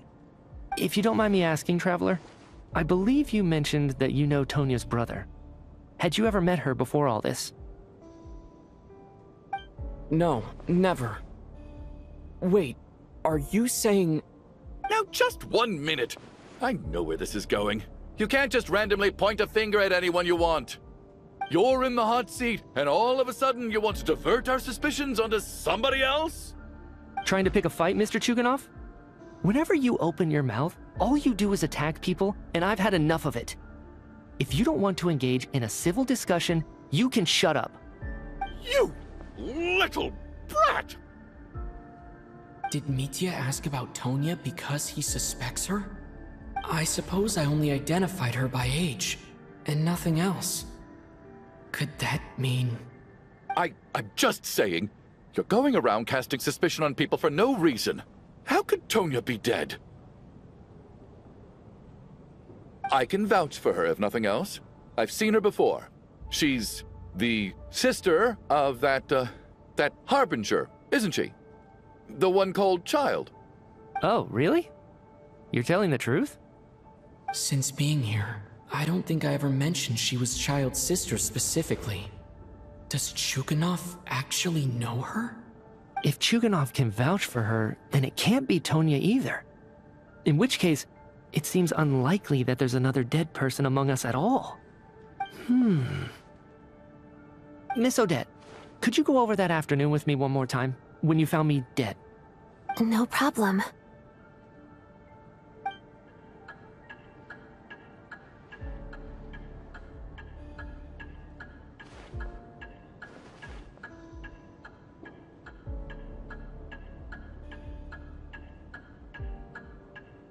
Huh.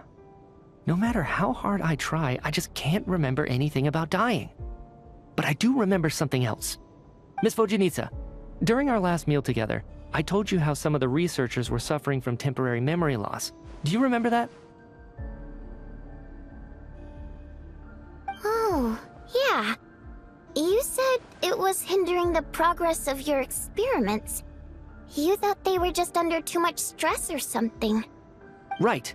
And even though I don't remember dying that day, I'm pretty sure I experienced something like amnesia. Some of my memories from that afternoon are missing. Are you suggesting you're missing the memory of your... Of course. How am I only just realizing this? Humans aren't necessarily aware of their own death. You mean being silently assassinated, or dying in your sleep? Situations like that? The researcher's amnesia. Suddenly it all makes sense. I must thank you, Odette. I think your perspective just helped me reach a breakthrough on a series of issues that have been troubling me for quite some time. All right. It's decided then. I'll be the one to leave today. Oh, leave? Hey, wait a minute. Aren't you rushing into this? What if you're wrong? You'll pay with your life. Come on, kid. Aren't you gonna fight for your life? This seems like a rash decision. I have other reasons beyond what's been discussed. In fact, thinking back, I remember during Miss Odette's performance, while I was sitting in the audience stalls, a brilliant new idea for my research popped into my mind. But then, my train of thought suddenly cut off. I can't remember it now at all, and I didn't take any notes.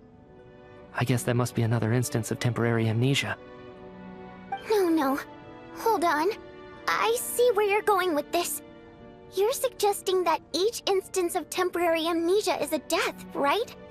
There's a glaringly obvious flaw in that idea, no? How can one person die so many times? I believe Miss Odette's account. During the period where my memory is blank, I must have been either dead or in a similar state. All it would take is for the same thing to happen in the theater, and I would come under the effect of the ley lines in this vicinity. This increases the likelihood of me being the deceased, does it not? But... There's no evidence to suggest that anyone other than me is a candidate for the deceased. So allow me, as a scientist, to treat this as an experiment. Please relax, everyone. I don't think things are as bad as they may seem. If I really am the deceased, then to leave the theater will be a relief for me. If, on the other hand, I'm still alive right now, well, apparently you've all witnessed my resurrection recently anyway. Who's to say I won't return from the dead again this time? Mitya's right. This is the only thing we can try right now. I think he's deliberately downplaying the gravity of the situation, though. He probably doesn't want to burden everyone. What is a scientist if not someone who gambles on experiment after experiment in an attempt to obtain the truth? With this snowstorm, the ley line phenomenon, ghosts of the dead, and my amnesia, we've been paralyzed by not knowing and powerless to do anything about it. It's a terrible feeling. But if I do get resurrected, you can be sure that I'll come back with the truth of all this. Just you wait.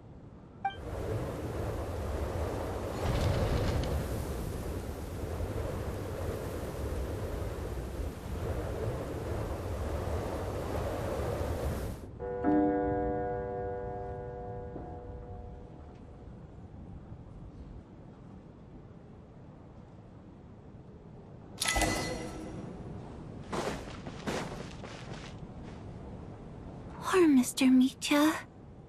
I didn't even get to see him one last time. Maybe it's a good thing that you weren't there to see it. It was a hard thing to watch. I hate goodbyes. Why does it feel like everyone around me is slowly disappearing? Not just in here, I mean. In the outside world, too. Maybe it's the realization that, at the end of life, everyone has to face it alone. Come to think of it, the main reason we're still alive right now is pure luck. Each morning here, for every one of us, there's the chance that we might not wake up. You could take it a step further and say that the same is true outside, too. Who can ever be 100% sure when they drift off to sleep that they'll open their eyes again in the morning? If I make it out of here, I'm going to cherish every moment that I'm awake and live without any regrets. Without regrets? I feel like a strange sense of anxiety has been quietly growing inside me over the last 2 days.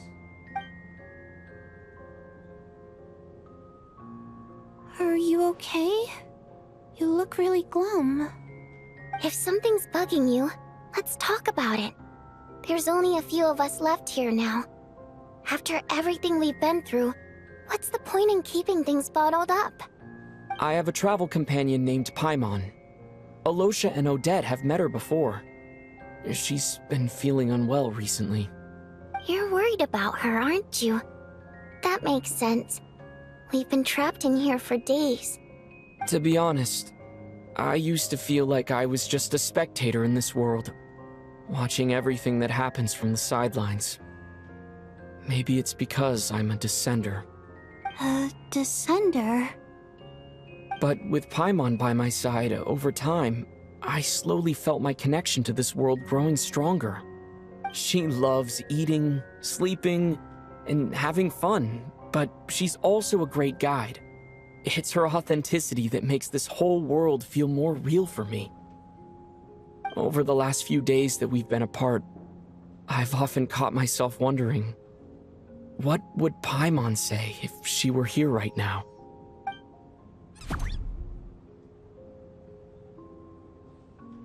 But by the time I snap out of it, the conversation has already moved on, and I'm still in my own little world.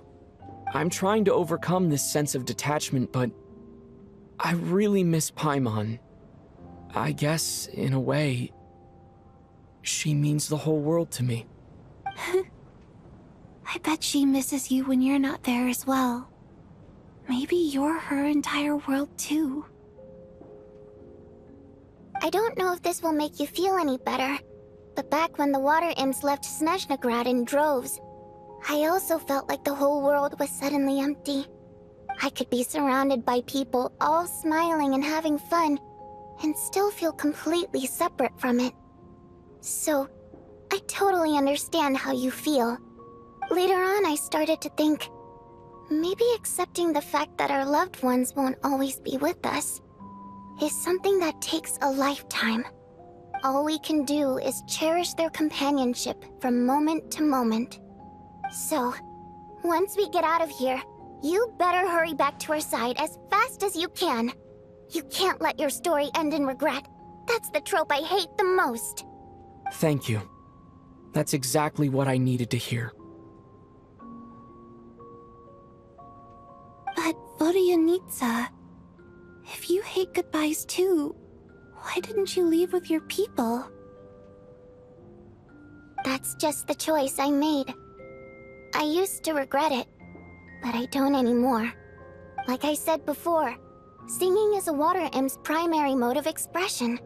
It's how we convey our emotions.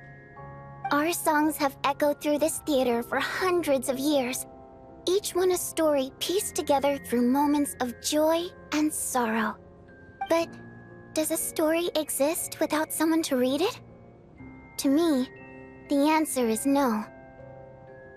So I made the choice to stay. That way, there would still be someone left to sing these songs and listen to their stories. Otherwise, they could have been lost forever. Could you teach me how to understand your people's songs sometime? I want to be able to truly hear them, like Mr. Shram. A fan after my own heart. Thank you, Tonya. How about I sing something for you, and you tell me what you hear? Okay, I'll do my best.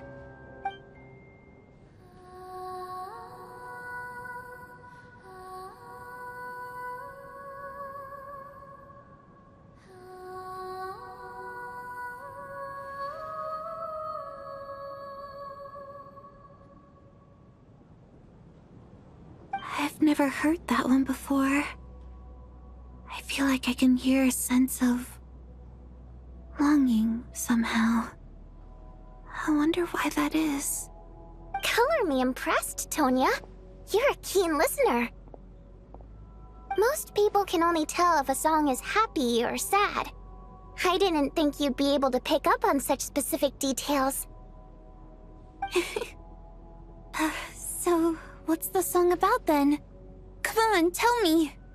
I've actually never performed this song in the theater before, because it has more of a ceremonial purpose for our people. It's not meant for the stage. It means something like, "May those we have lost watch over us, and follow this song back home in the night, so that we might be reunited once more."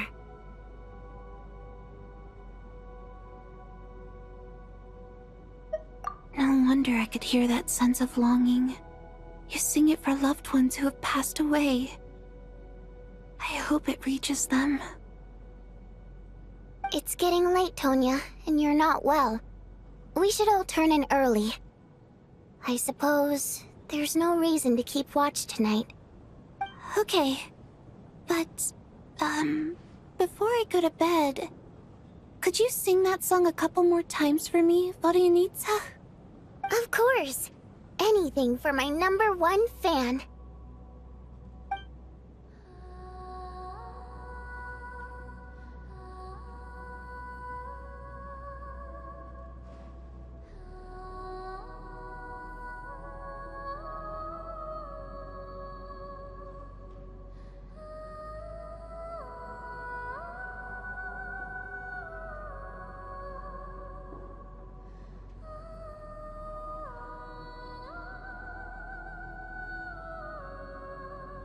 Once I get out of here, I definitely don't plan on ever coming back.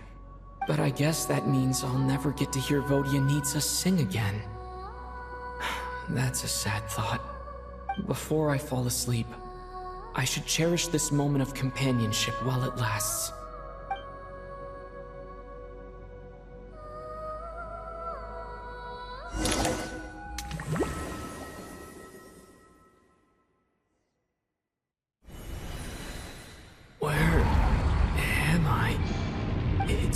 Dark in here, and I feel kind of dizzy. Am I alone?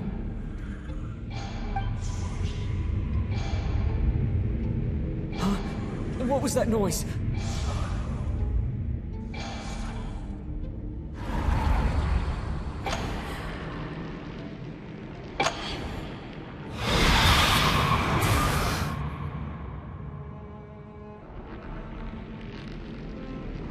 Return, O spirits.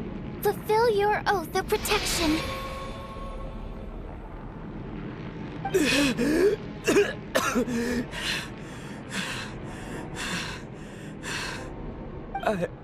I'm alive?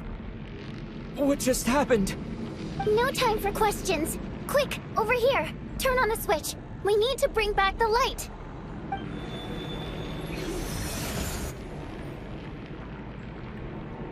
All right, we're safe. The spirit just now is called Night Prayer. The light subdues her, but she'll attack without a second thought in the dark. Sort of. I know it's hard, but you can't let this place go dark, or she'll kill you again. Yep. Luckily, I was here to resurrect you. Otherwise, that'd have been a real bummer. A bit more than a bummer, I'd say. Wait, so you have the ability to resurrect people? Sure I do. I'm your guardian spirit after all. I specialize in soul recall. Oh, it's nice to meet you, by the way. Thanks. It's nice to meet you too. Alright, there's no time to waste. The black mist is already catching up. We need to avoid it and Night Prayer at all costs. Come on, let's go!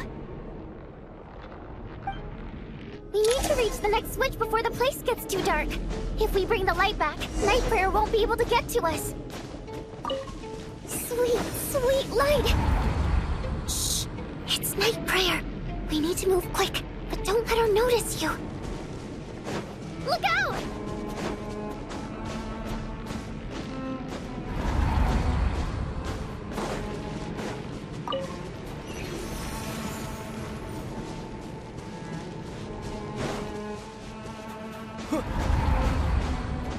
The next switch is over there.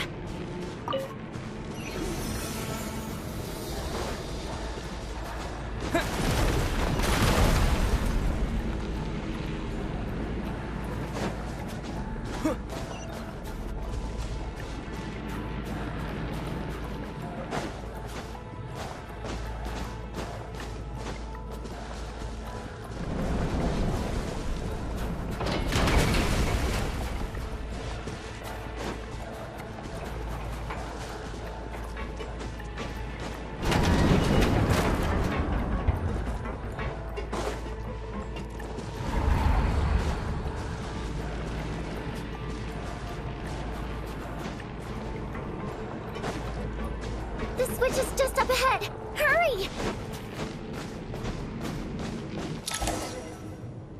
It's too dark.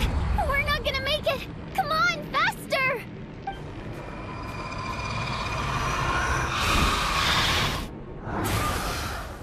Traveler! I won't let you die like this. Not on my watch.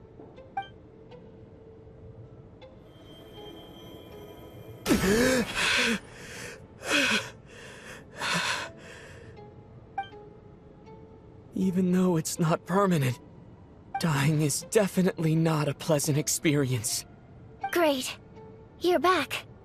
Yeah, thanks to you. Time for you to get out of here.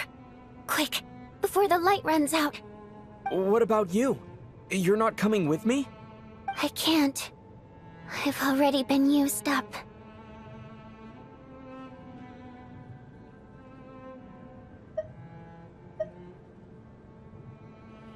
A guardian spirit's skills are finite. I can only resurrect someone so many times. I might not look any different, but my essence has been exhausted. Now, I will slowly start to fade away. I can go no further. The black mist is where I belong. It's okay. Why didn't you tell me sooner? Because it wouldn't have changed anything. That knowledge would have just burdened you. And a guardian spirit's role is to protect. But...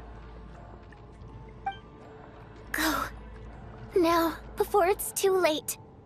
I already hear Night Prayer approaching.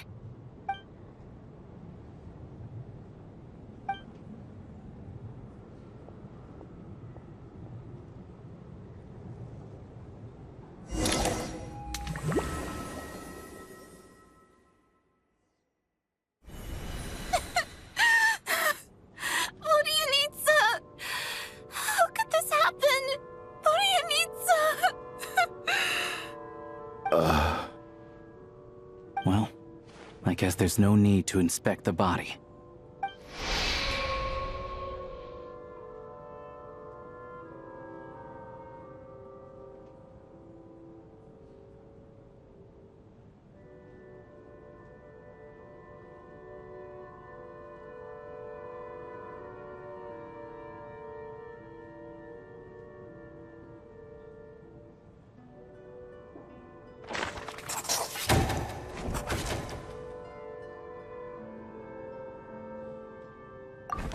Wasn't supposed to happen. You lied to us, didn't you, Chuganov? You've been lying from the start. Take a long, hard look at yourself before you go around accusing other people. I suspected you on day one, Lelik, and now look where we are. By some strange coincidence, you've never been targeted. You just happen to have survived this long? No, you should be the prime suspect. And you, little hunter, ever so content with staying on the sidelines. Yet, you were the one who stopped us from leaving from the start! Why are you trying to keep us here? Now you're just lashing out indiscriminately. That's either a sign of anxiety or a guilty conscience. Where was all this passion and bravado before? Decided to fight until the bitter end, is that it? Is that a threat? Fine, bring it on! You think I'm afraid to die after all this? You want to kill me? Go ahead! I'd like to see you try. After all the trauma of the past few days, everyone's been pushed to the breaking point. Valeriy and Mitya aren't here anymore. Someone else needs to step up and take charge. But first, I need to think this through. Considering everyone left, who's the most likely candidate for the deceased?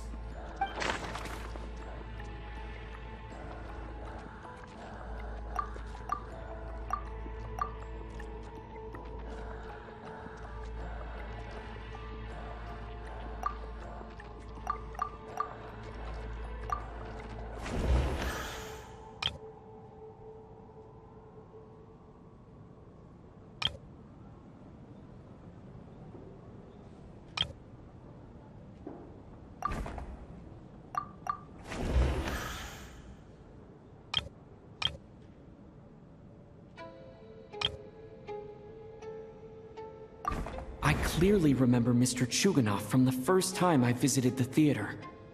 He made quite an impression. That was just a few days ago. So he's unlikely to be the deceased.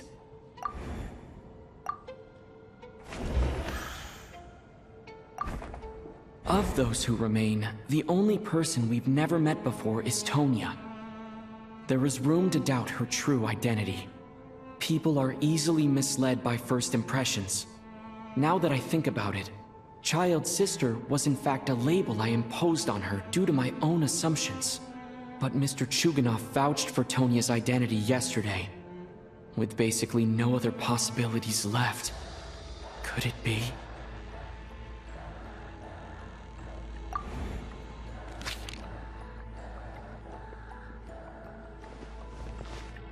Tonya, how's Tusser been lately?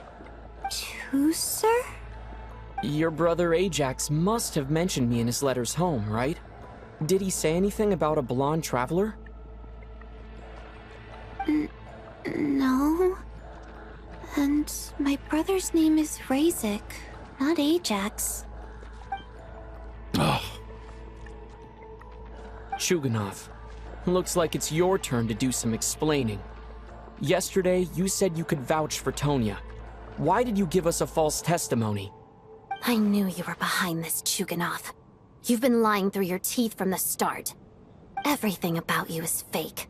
Down to the wife and daughter you're always talking about. Your entire family man persona is a charade, isn't it? That night, when I infiltrated your place as Lelik, I noticed you were home alone. Didn't think much of it at the time. Just thought everyone else was out. But thinking back on it now, that doesn't seem very likely. My guess is, you live alone, don't you? Even that was a lie? But why would he lie about having a family? Oh! Curses! Oh, why is there no end to this blasted snowstorm? If it would just stop! If it would just stop. I think I remember now. I know how I ended up here. It feels like a distant memory. But at the same time, it's just like it was yesterday. The reason I'm always coughing is because I got sick with frostbite. The locals usually call it the snow cough. It's not a very common illness. It's partly genetic and partly caused by the cold climate, but it can be fatal. They sent me to the hospital as soon as they found out I had it. And I spent so long lying there in that hospital bed.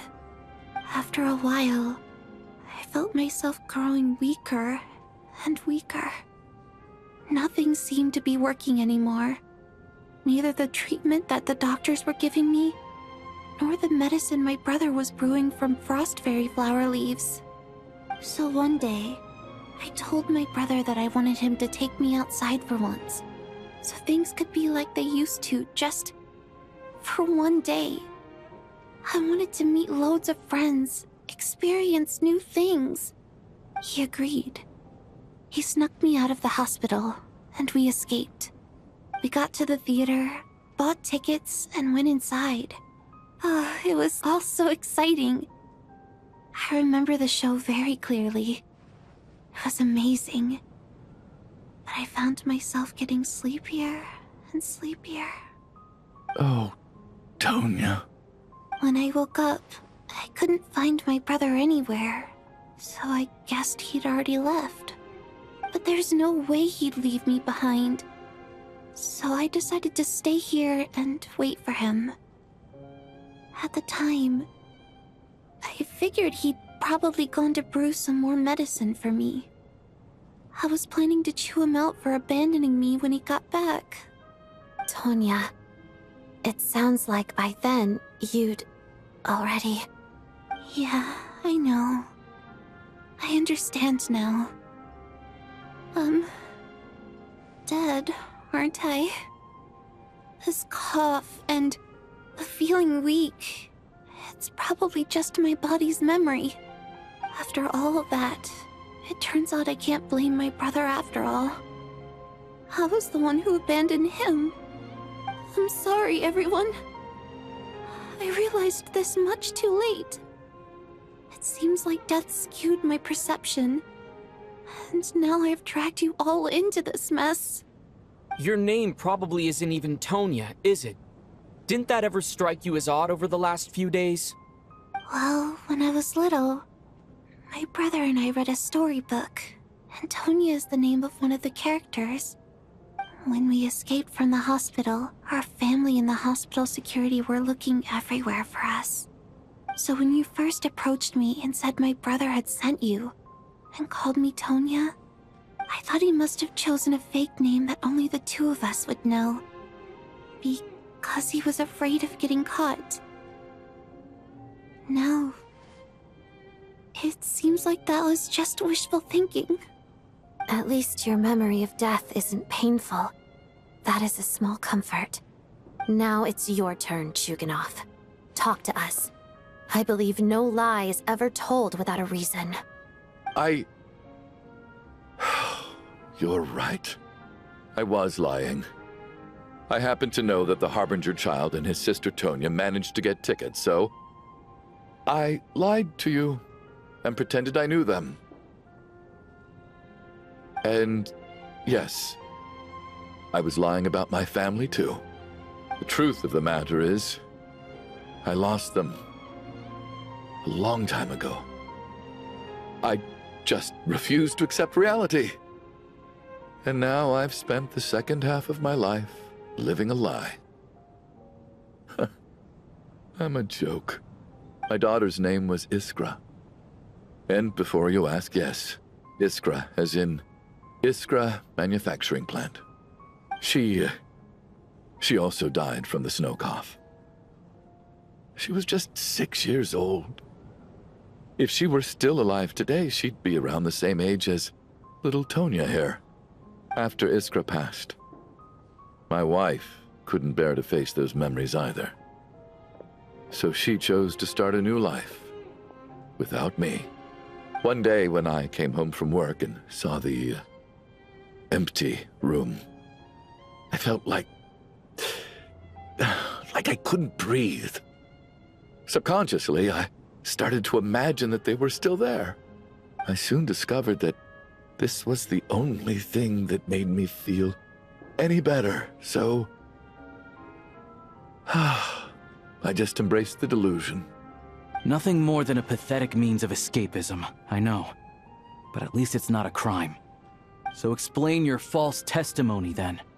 The night before last, when I was chatting with Tonya, she mentioned that her brother would brew medicine for her from frost fairy flower leaves. Combined with her various symptoms, I suddenly understood everything, including the fact that she was deceased. The snow cough used to be an incurable illness. I would pick frost fairy flower leaves to brew medicine for Iskra too. It took hours and hours on the stove. But the year after my daughter passed away, the Jester of the Fatui announced that a cure for frostblight, also known as the snow cough, had finally been developed. It turned out that all previous treatments were completely ineffective. No better than random concoctions. That was the final straw for me. I just couldn't take it anymore. Just one more year. One more year, and everything would have been okay. So, more than anyone, I know full well that in this day and age, no one in their right mind would still be using frostflower leaves to brew medicine for the snow cough. Poor Miss Tonya, therefore, had to have been from an era when snow cough was still a terminal illness. So, you projected your daughter onto her? Even though you knew she was one of the dead?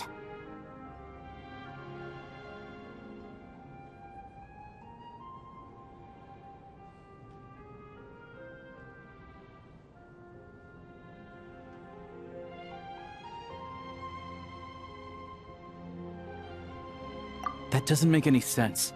You knew she was already dead. What did you hope to achieve by protecting her? I just don't believe in your crackpot theories, nor do I approve of your actions. How can you just declare a living person dead and throw them out into that snowstorm? Mitya's gone. My good buddy Shram's gone. And now it's Tonya's turn, isn't it? The others I can make my peace with, but little Miss Tonya, here she is, standing right in front of us, alive and breathing, and fighting her own battles. Yet you're quite happy to say she's dead? I just want her to live. Once this snowstorm is over, the very moment it stops, I'm going to march out that door and find someone who can fetch the very best medicine for her snow cough. I'll be damned if I'm gonna let you cast her out into the snowstorm before I have the chance to cure her. Not again. Not this time. Not when the cure is right within our grasp. I'd never be able to forgive myself. Mr. Chuganov, stop. I can't let you do this. Tonya. By the sounds of it, you've known I was dead since the night before last, right? I really liked Mr. Valeriy, Mr. Mitya, and Miss Vodyanitsa. And now they're all dead because of me. I'm not happy about that. The reality is, you've been trying to fight your own demons through me. But all you've really done is trap me inside your delusion along with you. No! Listen to me. I want to save you. I do! Well, at this point, I'm quite sure that I'm dead. I don't need to be saved. The time I got to spend with all of you is more than enough for me. Despite all the bad things that kept happening, I got to meet so many interesting people and spend so many days and nights by your side. Since the day I escaped that hospital until now, this has been an adventure I never even dared to dream of. I'm very fond of you all. If it were only possible, I'd trade my soul to bring back the ones who died. If it meant things didn't have to end like this. And that's why I'm not fond of you at all, Mr. Chuganov. I'm sorry. It's them that you owe an apology to, sir. Not me. Well then, I suppose this is it. It's time for my adventure to end. I've caused enough trouble. You're leaving already? It's still early. Don't you want to stay a little longer? No thank you. Oh, and by the way, my name is Patashka. It was nice meeting you all. Feels strange that we're only being properly introduced now that it's time to say goodbye. Tashka.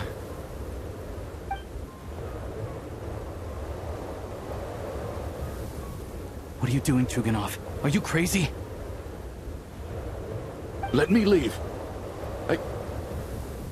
can't keep lying to myself anymore.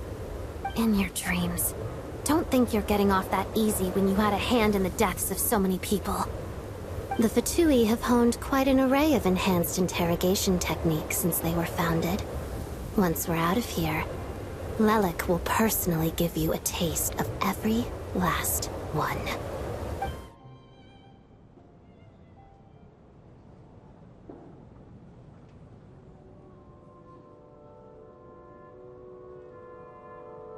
I think we should leave.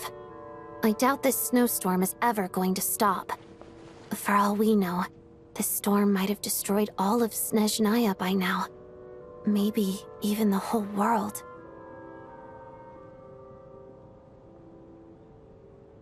Wait, we finally solved the mystery of the haunted theater today. Maybe let's at least try to enjoy tonight? Fair enough. I don't particularly feel like dying in Chuganov's company anyway. And yet you won't let me die first. Hey, Chuganov, on a serious note, if we do make it out of here, you should close down that factory of yours. A lot of people are freezing thanks to you. Is this really the time to be discussing my factory? All right, fine. I'll shut it down. Doesn't matter to me anymore. Am I hearing things? Or was that a knock at the door?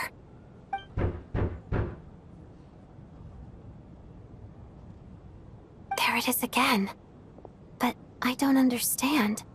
The snowstorm hasn't stopped, has it?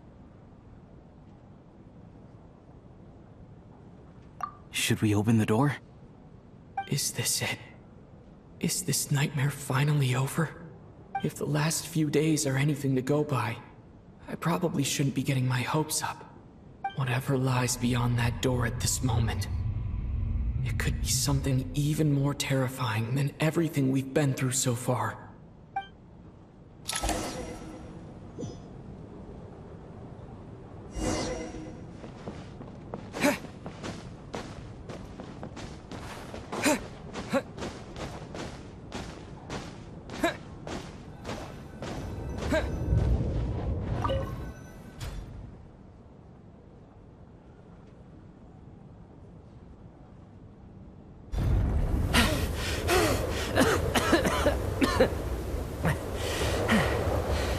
Hey everyone, I'm back. How are you doing? Feeling any better? Much better, thanks. Whew, it is so good to have you guys here. I was a little worried that the theater would be empty by the time I got back. Let me see. Tonya and Vodyanitsa are missing, which means... Vodyanitsa died last night. And then you discovered that Tonya was the other dead person. Am I right? Not Tonya. Pitashka. First, tell us how you made it back here. Given the conditions outside, no one should be able to return alive. You're right. The thing that got me back safely was... a song.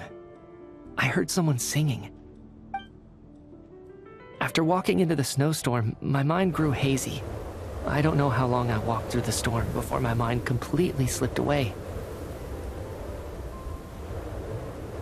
Then, suddenly, I heard the sound of singing. The voice instantly brought me back to my senses, and I regained consciousness. So I followed the voice, searching for the source of the singing. I searched and searched, until finally, just a few moments ago, there was the entrance to the theater, right in front of me.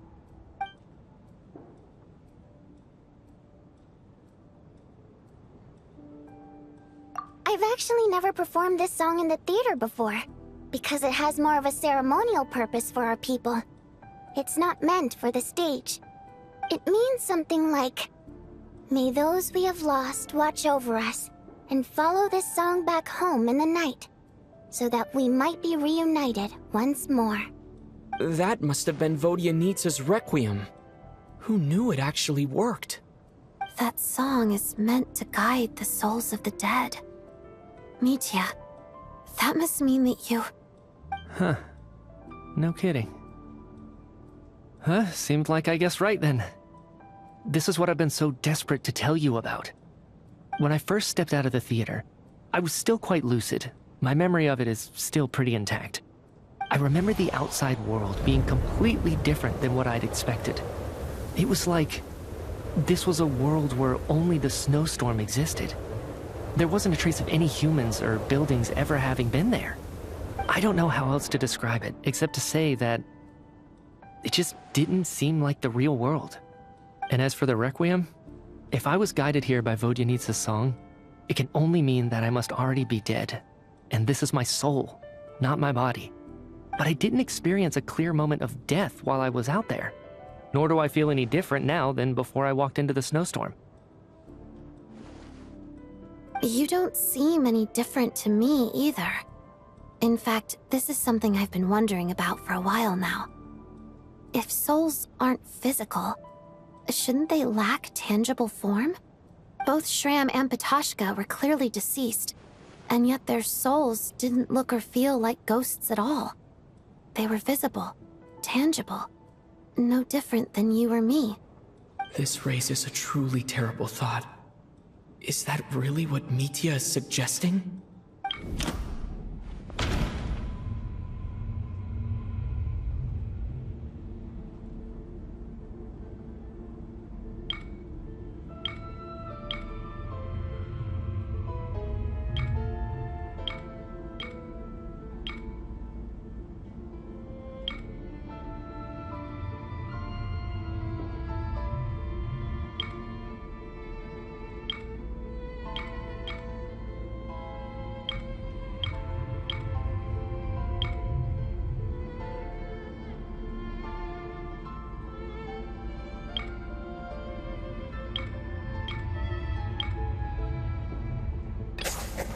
Mitya's soul was summoned back by the Requiem, confirming that he is indeed already dead. And yet, he looks no different from us. Of course, if even the long-deceased like Mr. Shram can blend in with us undetected, then maybe we've all been dead from the very start.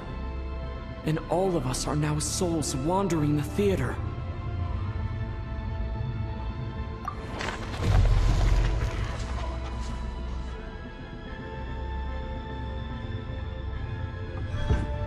Yes. I think that this is probably the afterlife. What did you say?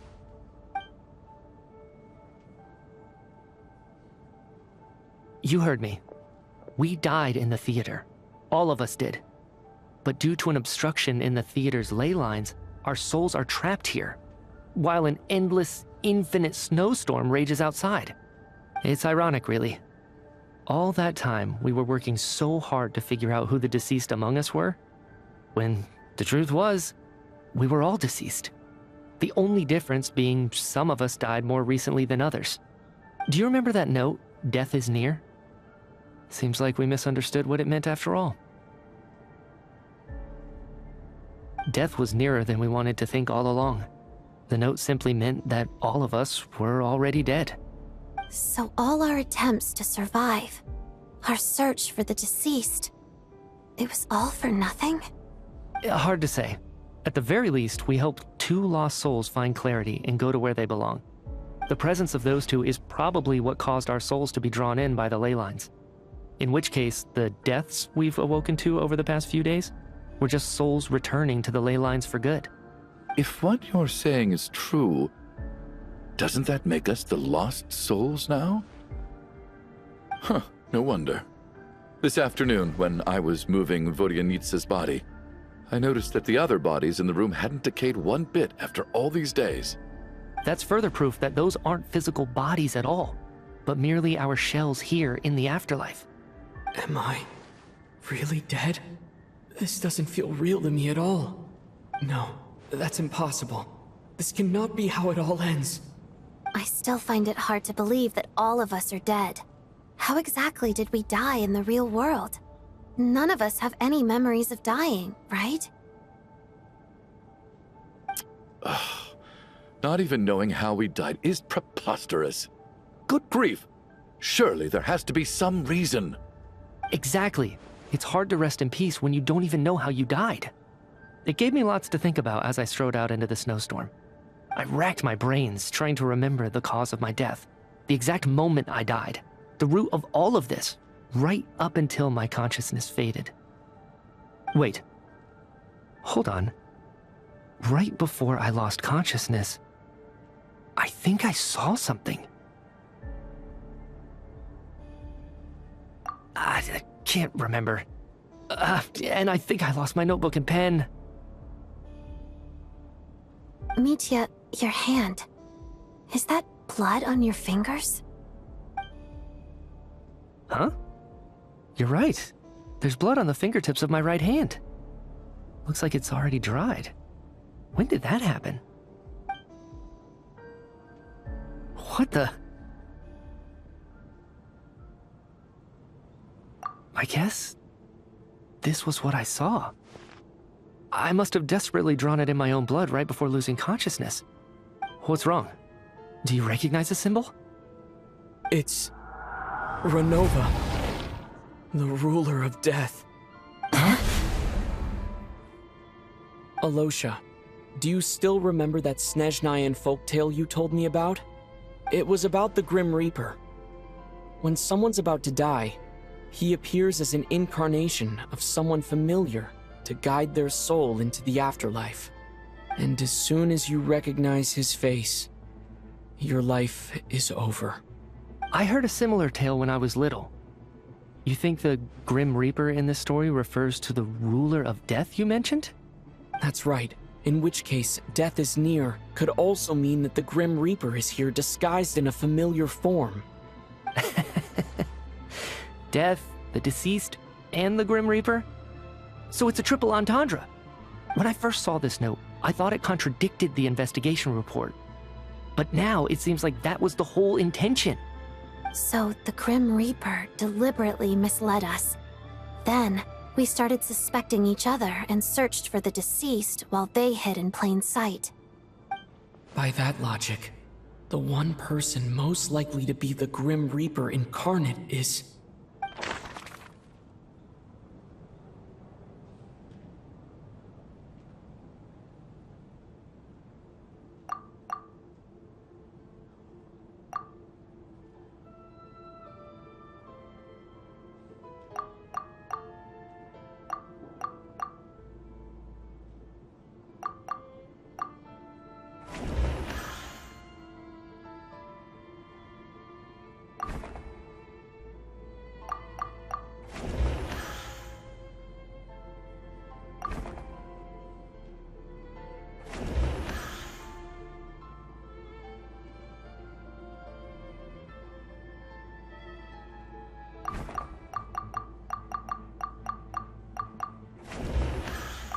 Identifying the Grim Reaper is a major decision to make.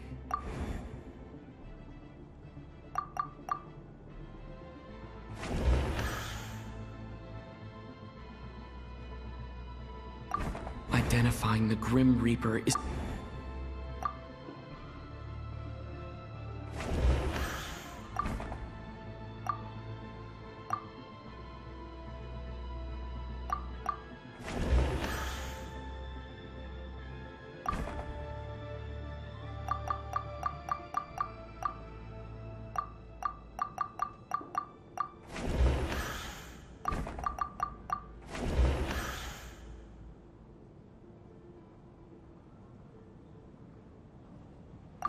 Identifying the Grim Reaper...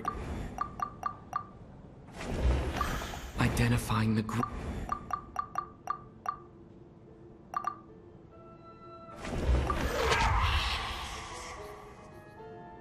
No doubt about it. It's Alyosha. Looking back at how everyone has acted over the past few days, Alyosha is most likely the Grim Reaper lurking among us.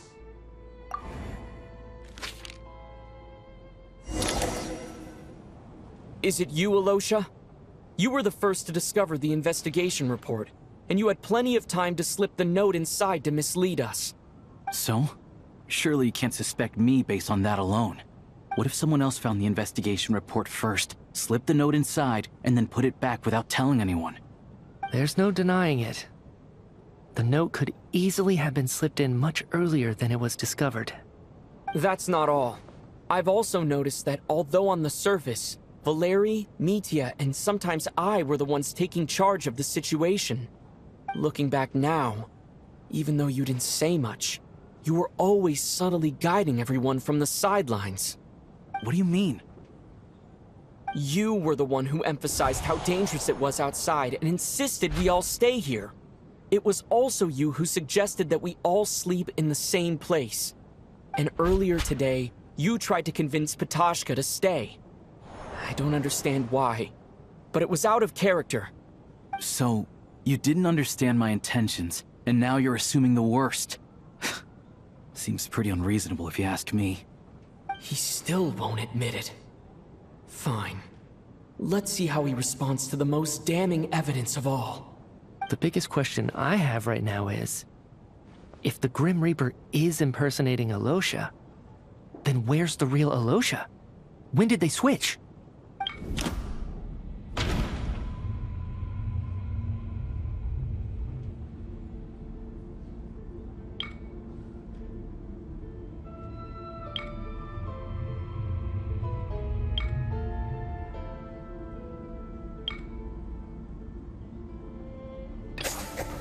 That's right. This was the moment. Right at the start. Before any victims had even emerged, Alyosha was switched with the Ruler of Death while everyone's guard was still down.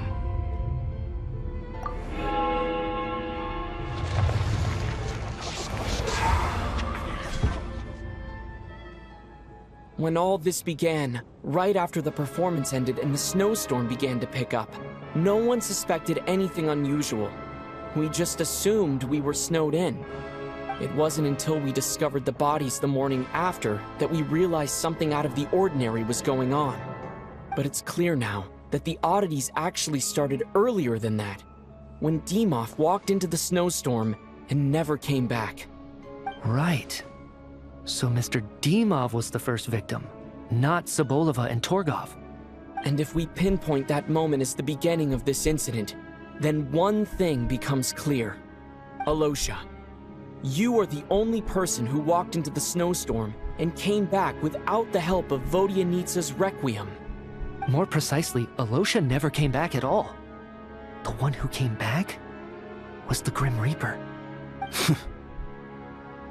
Not bad. Well, since you've backed me into a corner, I suppose there's no point in keeping up the act anymore. Alyosha? You're the Grim Reaper? I am no such tired cliché. Mortals should address me as the Ruler of Death. Before being wiped out for good, you identified the two deceased, and even sensed my presence. A commendable achievement. Far beyond what I expected. I heard you can ferry souls. Those deaths each night. Were they your doing? Your initial conclusion was correct. Due to the existence of the two deceased, the ley lines yearned to reclaim those long-lost souls. Every night they devoured an equal number of souls to fill the void. This required no intervention from me. Though, of course, ferrying souls is indeed my authority. Here, take a look.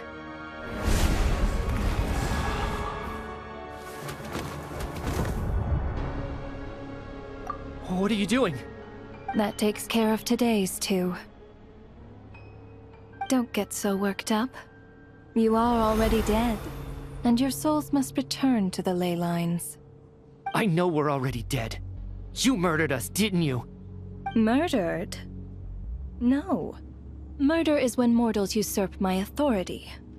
Death is my jurisdiction. If I require someone to die, I need not resort to such laborious methods as murder. You simply met the criteria to trigger my curse of death. I know about the curse of immortality. So there's another death-related curse too? You cursed us? When?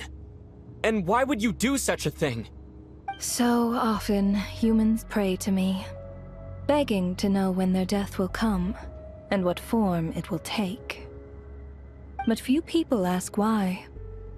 If you must have an answer, know that death comes simply because one's time has come. So you're not gonna tell us the truth? Hold your tongue. By all rights, you shouldn't even be allowed to speak with me. Those angels from the past are to blame for their reckless renovation of the ley lines here. It's made my work on this occasion infuriatingly complicated. Work? So trapping us here, making us watch our friends die, that's just another day at work for you? You clearly have a lot of questions. Fine. As a reward for your remarkable accomplishments over the past few days, I shall answer a few of your inquiries, provided they aren't too unreasonable. After the physical body dies, the soul must return to the ley lines for that person's death to be considered complete. My work encompasses the entire process of death, including, naturally, the guiding of souls into the ley lines, with which you are now so familiar. You must also be rather familiar with Natlan's Night Kingdom, I presume? It was I who supported the creation of the Night Kingdom. It provided a convenient means of guiding the souls of Natlan. Here, too, the ley lines connected to the theater underwent some modifications. The angels hoped to make them capable of accommodating the souls of some special creations. But this actually hindered their ability to accept ordinary souls to some degree. This effect manifested itself after you died from the curse in the theater, leaving you stranded in the afterlife, unable to achieve a complete death. But if souls who die from the curse of death fail to return to the ley lines within a short window of time, they will miss their chance for good.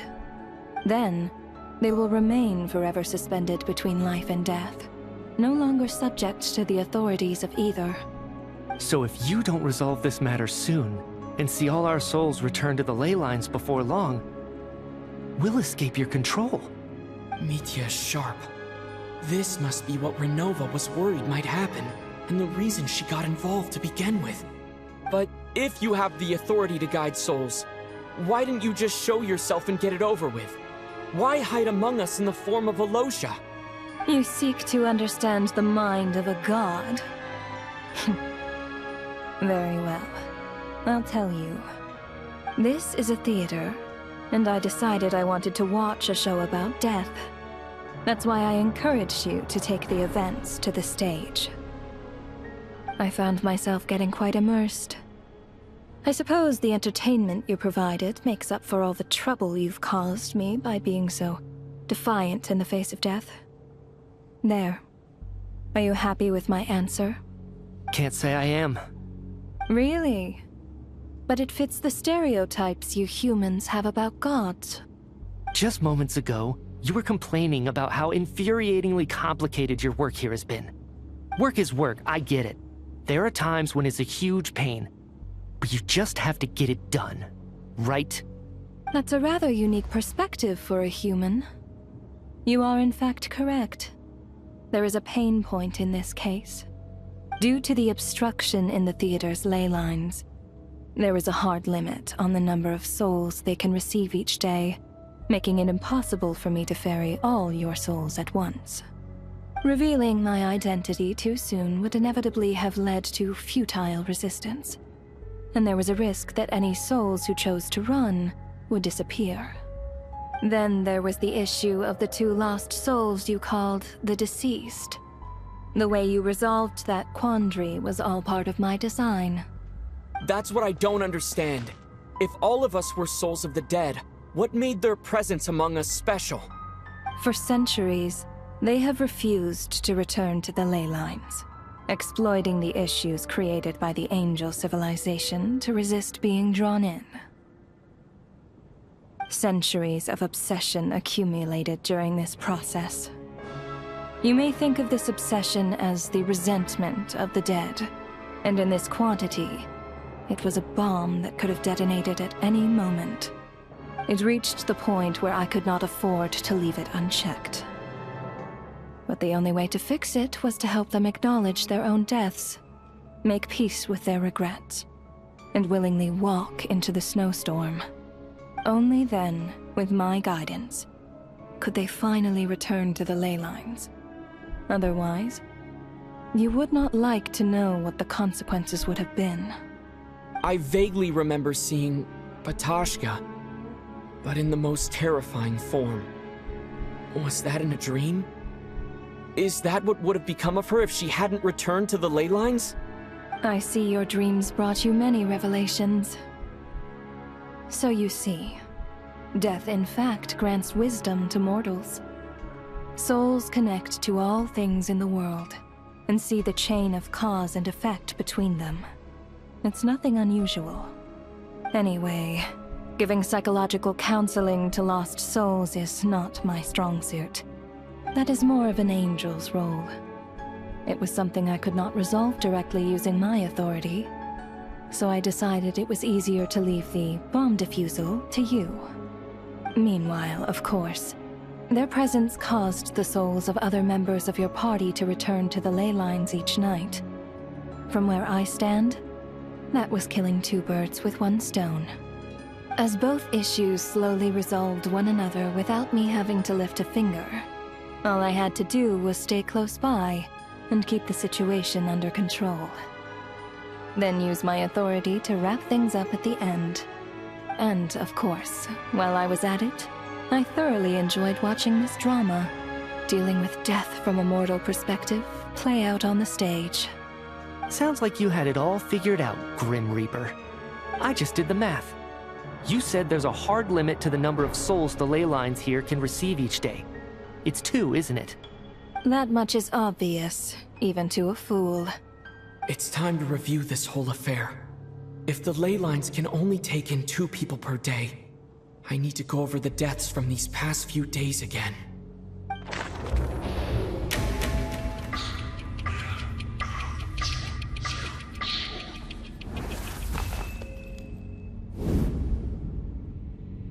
Looking back now, none of us had the faintest idea at the time.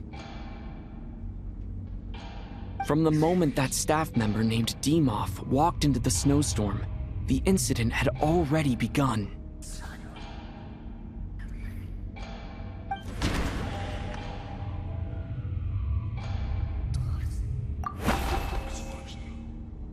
No. Let me go over this again.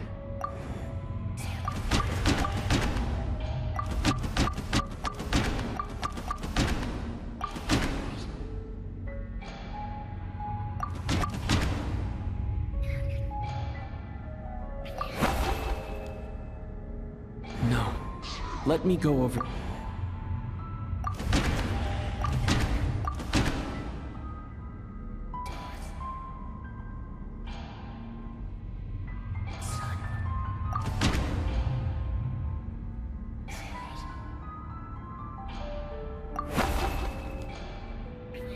No. Let me...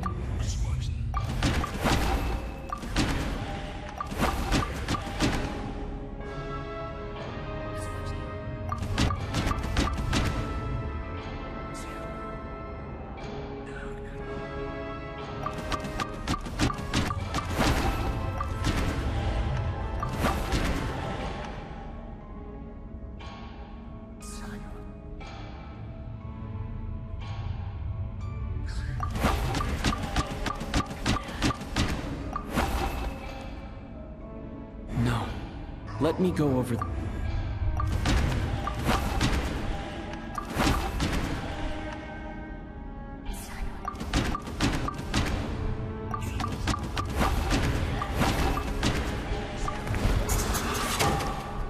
Alyosha was the second to walk into the snowstorm after Dimov to investigate. During this process, the ruler of death assumed his identity, making him one of the victims.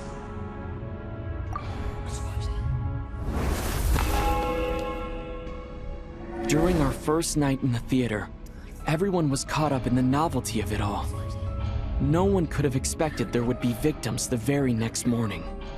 Despite all the confusion, and with the help of hindsight, we finally began to realize that something was amiss with the snowstorm.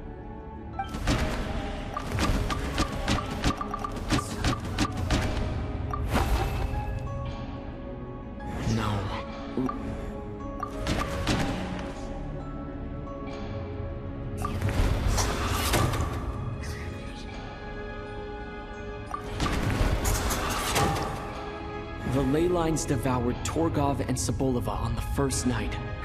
At the time, we thought this might be a murder case connected to Lelik.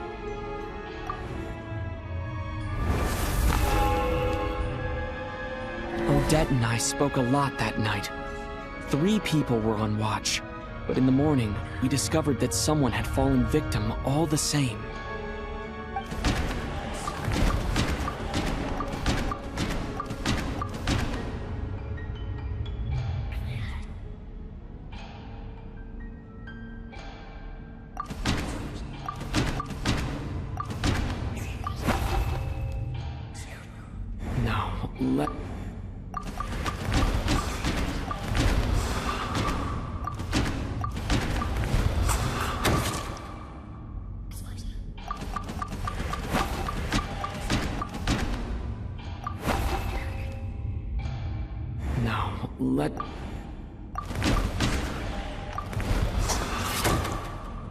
The deaths of Kulish and Rampana caused everyone to stop suspecting Lelik. Unexplainable phenomena occurred one after another, leading Mitya to suspect that we were caught up in a supernatural event.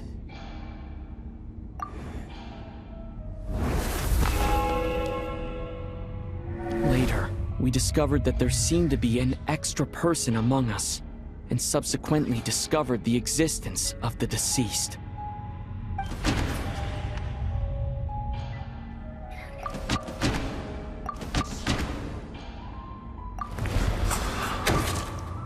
Mr. Schramm realized he was the deceased and walked into the snowstorm to return to the ley lines of his own accord. It turns out there really was a dead person among us.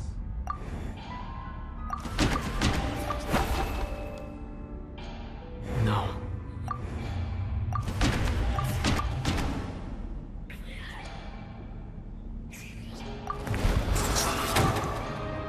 We thought it was all over. But Mr. Valeriy's death was a rude awakening for everyone. The ley lines consumed him during the night regardless. A lot happened today. Mr. Valeriy's death led us to discover the connection between the number of deceased and the number of victims during the night.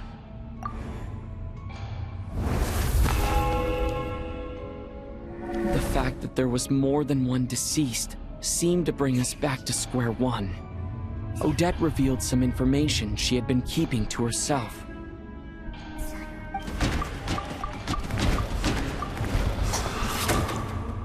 Vodyanitsa was swallowed by the ley lines in her sleep, but the requiem she sang before falling asleep was quite a game changer.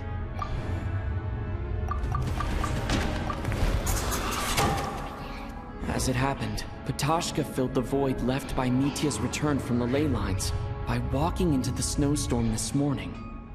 The girl I thought was child sister Tonya turned out to be another of the theater's deceased. Come to think of it, Patashka was about to walk into the snowstorm at that time. And Ronova, unaware that Mitya would return, was concerned that her soul would overflow from the ley lines. That's why she used Alyosha's voice to try and persuade her to stay behind. Looking back, I suppose that was an early slip-up on her part.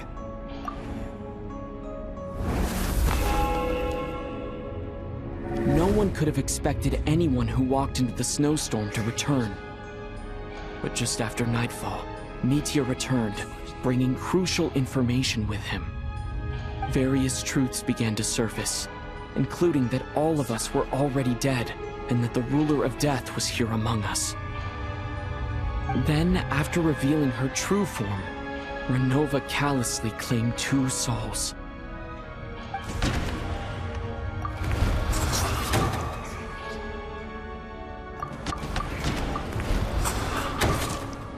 In fact, everyone was already dead by the time we took the photo. And in the days since, we've experienced many more partings in the afterlife. Now, Only Mitya and I remain. And the true culprit behind everything still stands before us. In Mitya's eyes, I see the same anger and frustration that I feel.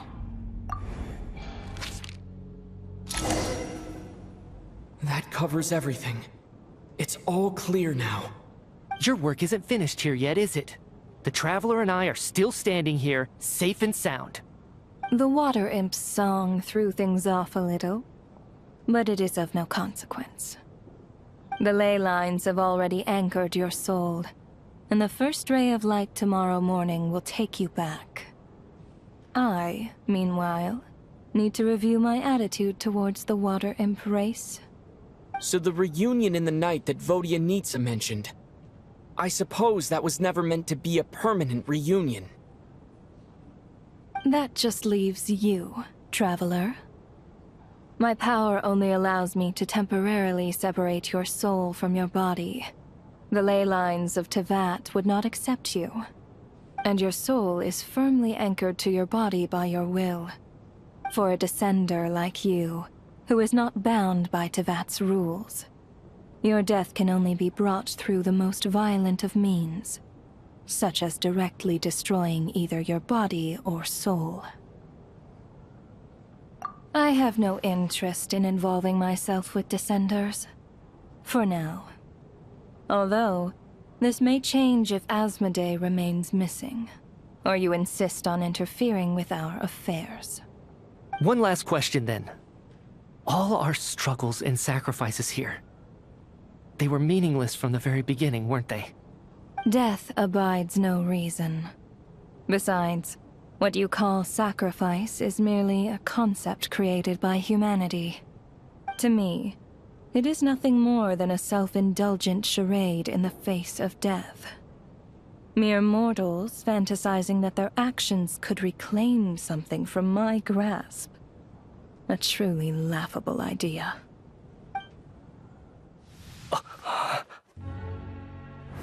Grim Reaper, you really know how to get on my nerves. I'm not here to ingratiate myself with you. I kill merely because your deaths are necessary. Oh, you've made that quite clear. But humans don't take well to being scorned. Not even by the gods.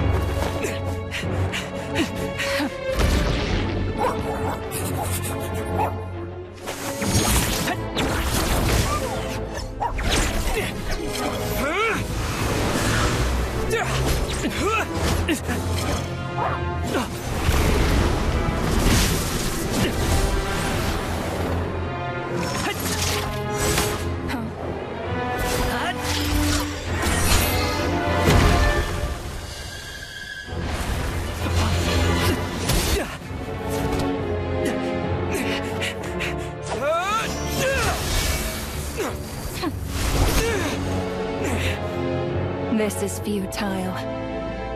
You must know that you are powerless against me in my own domain. I suggest that you save your strength. For what? Maybe we can't change it. But if nothing else, we can at least teach you to have some respect for the dead. Audacious.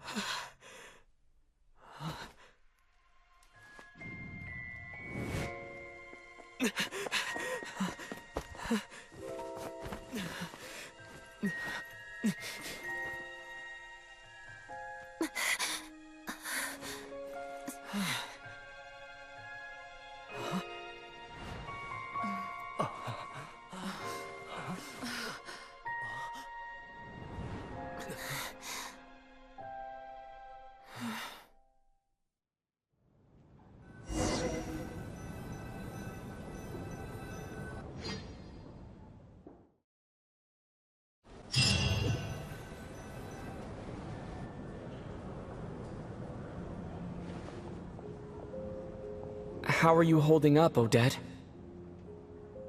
What happened to me? How much do you remember?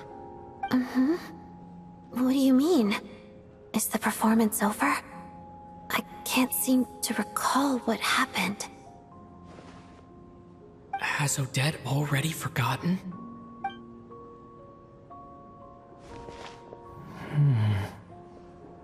Mitya? Oh, I'm sorry. I guess I spaced out there for a second. Remind me who you are? Don't you remember anything?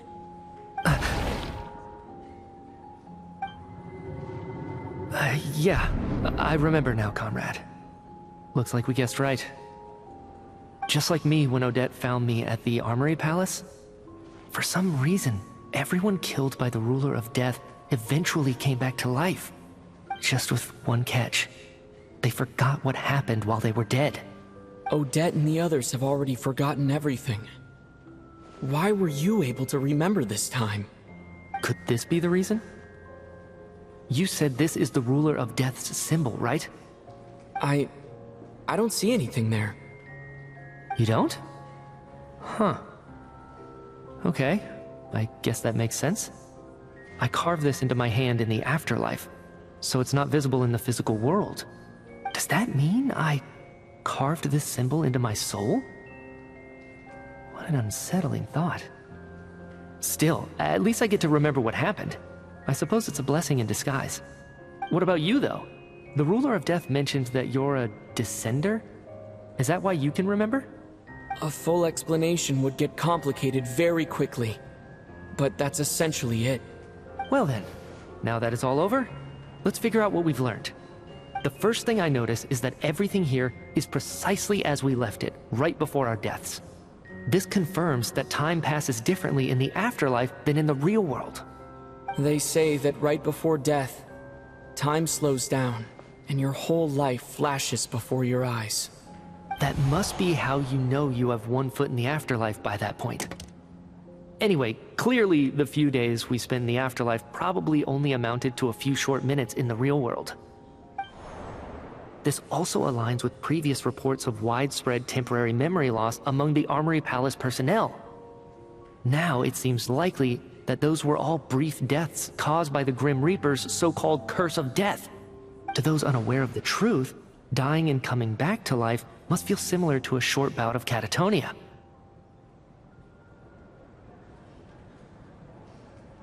This leaves me with a couple big questions. What are the conditions that trigger this so-called Curse of Death? And why are we resurrected after we die? If nothing else, I think it shows that killing us wasn't her ultimate goal. We still don't know her true reasons for subjecting us to death. Right. This time only got complicated because of the situation with the theater's ley lines. That's why she had to approach it differently. If the previous incidents of amnesia among the researchers are anything to go by, killing us is usually a pretty routine matter.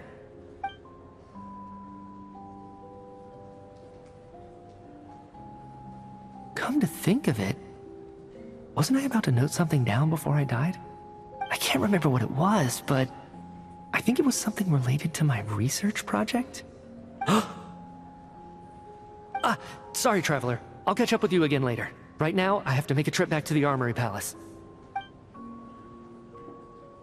Sir, if I may, no one of your description has ever shown up in my investigations into Mr. Mitya's friends. Yet, you two seem very familiar with each other. Could you perhaps tell me where he was in such a rush to get to? And, by the way, have we ever crossed paths? Forgive the presumptuousness, but I feel a vague and indescribable sense of familiarity about you. I can explain everything. could you help me gather everyone in the theater in one place?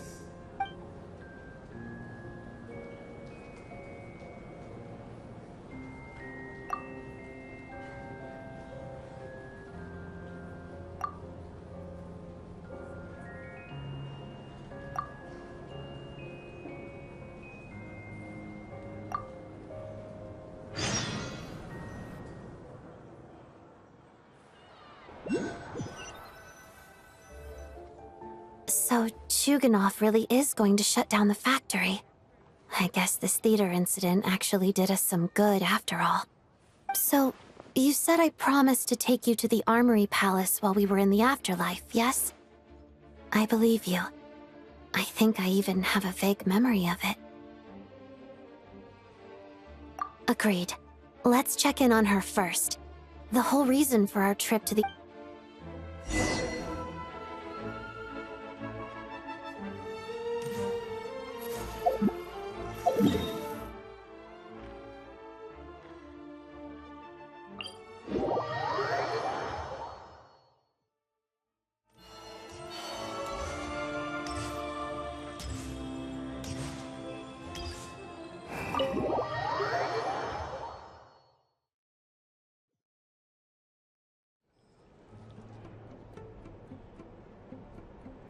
I'm finally back, even though a long time has passed from my perspective. As far as Paimon's concerned, I probably just went out to watch a very short show. I should keep my emotions in check when I see Paimon again, or it'll seem weird. Wait.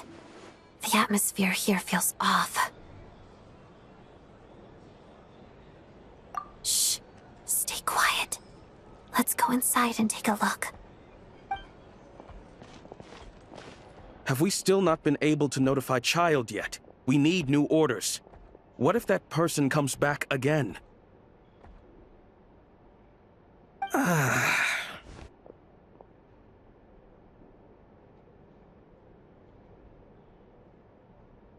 I'm so sorry. Under the circumstances, there was really nothing we could do. Tell me, what happened to Paimon? It was the Jester. He came here in person and escorted Miss Paimon away. He's the director of the Fatui. His authority supersedes all others and cannot be questioned. There was nothing we could do.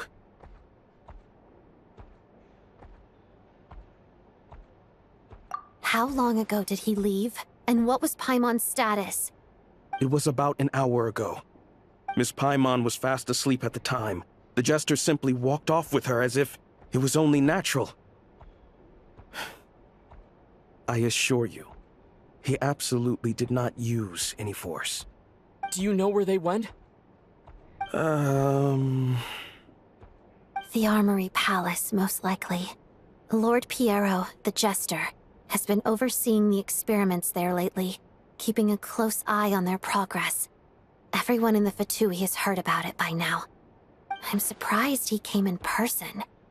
Whatever his reason for taking Paimon, he'll most likely return to the Armory Palace first, which is exactly where we were headed anyway. Then lead the way, Odette. Okay, let's go.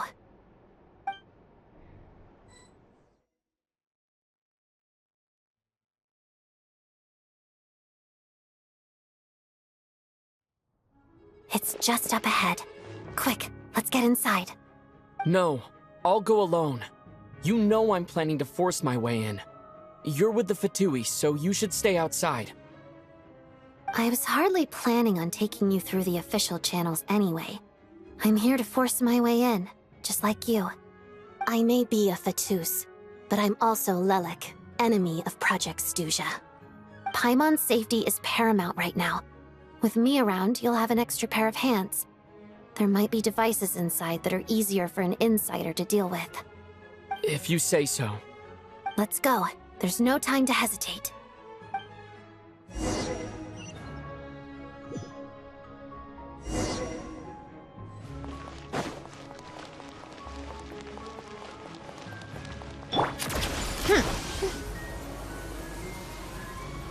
Hey, who are you? This part of the Armory Palace is under restricted access. What do you think you're doing? No questions, please. We're short on time.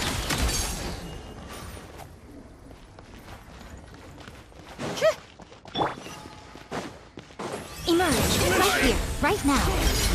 Take a break.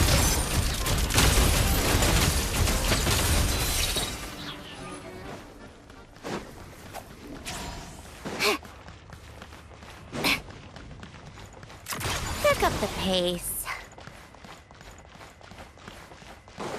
I spell your doom. Right here. Wait, a trick. Where are you? Come on! Out of my sight. A snowy. How tiresome.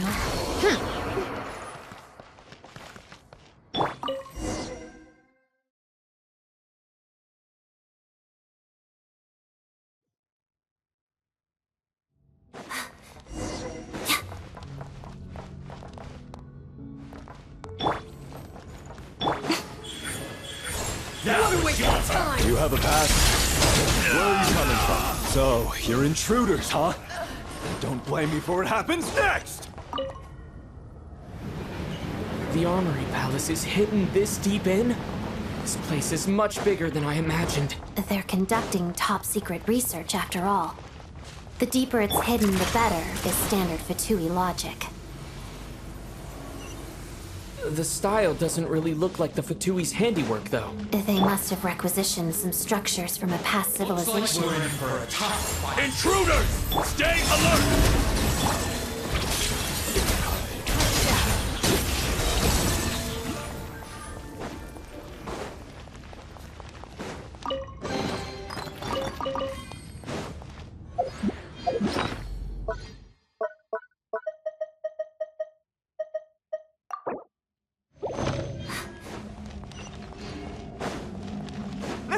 Intruders?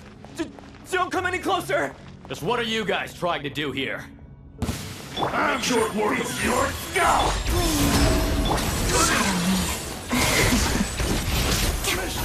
Witness the snow swan's race. Come on, keep up! No one interferes with a jester's work!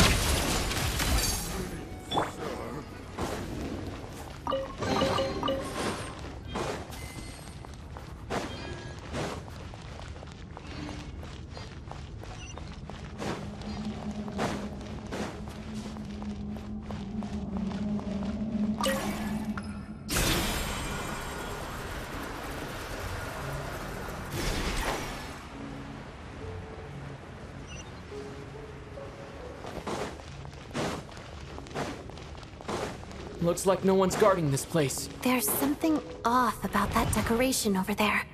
Look out! Let's deal with these before we move on.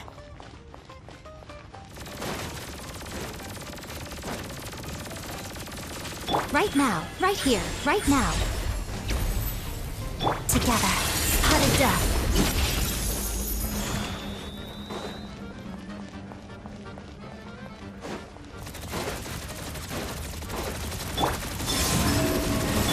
Take a break.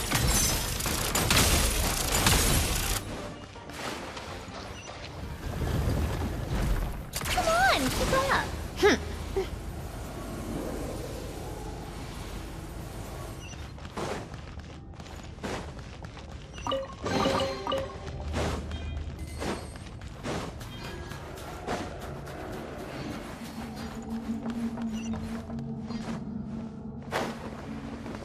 The researchers here probably don't know that we're uninvited guests. Let's try not to hurt them. What's the big star from the theater doing here? That's Miss Odette. She's a member of the Fatui. Don't tell me you didn't know that. Was the whole reason for Project Stuzha to support the research here at the Armory Palace? Just what are the Fatui and the Tsaritsa planning?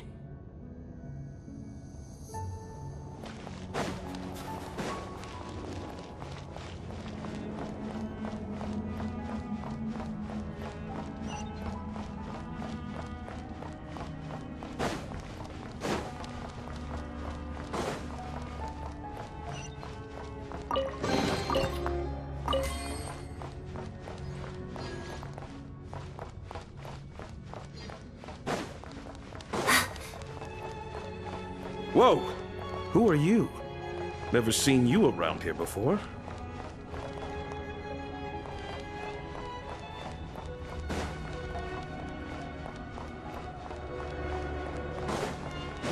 Looks like there's no way through here. Maybe using the power of this prism could help?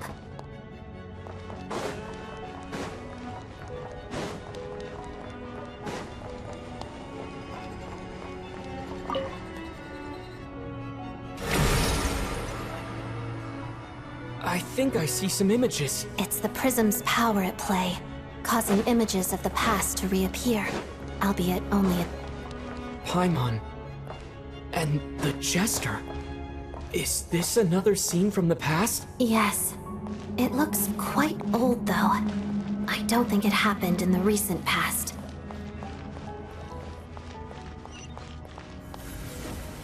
What's going on here? What happened? The source seems to be the Armory Palace. They must have started some large-scale experiment. Wait, what if this has something to do with Paimon? We need to hurry! How tiresome.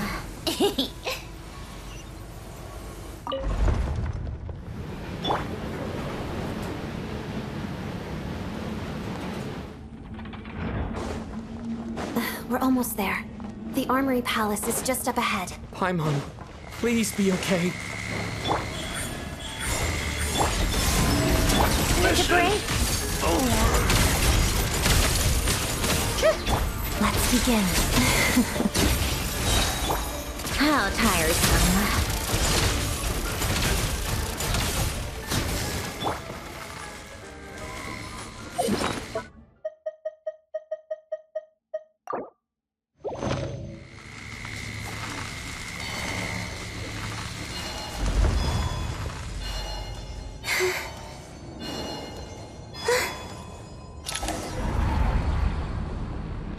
What's going on? Wait, I remember this feeling. It's the curse of death. No, no, not now! Why is the curse of death striking again already? Odette.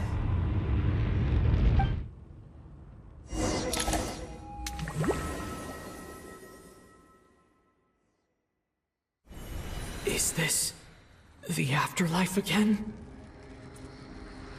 I need to find a way back to reality. Is that Odette's core Ignis? Could that be what just woke me up?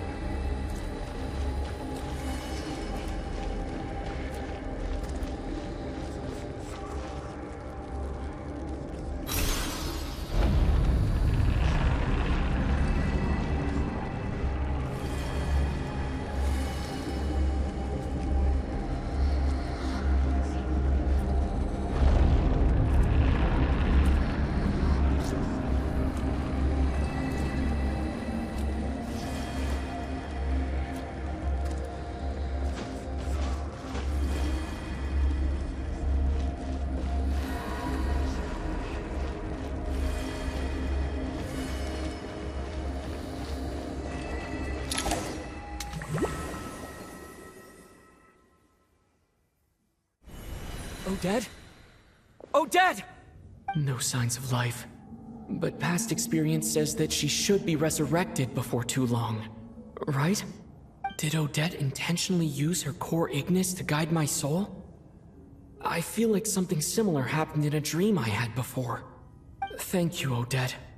If not for you, my soul wouldn't have found its way back to my body so quickly. And I might not have woken up so soon. But I'm sorry. I don't have time to protect you. I have to use the time you bought me to get Paimon back.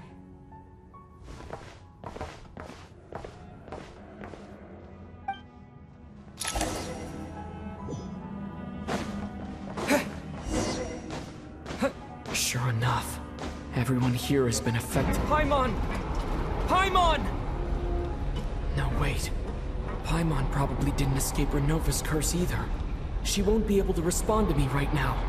I'll have to find her myself.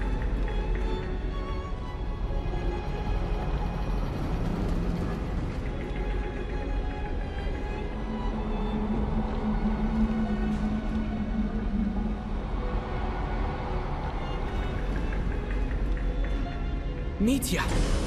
Is this the laboratory he works in? What happened here to trigger the curse of death again so soon? I'll have to ask him when he wakes up. Finding Paimon has to take priority now.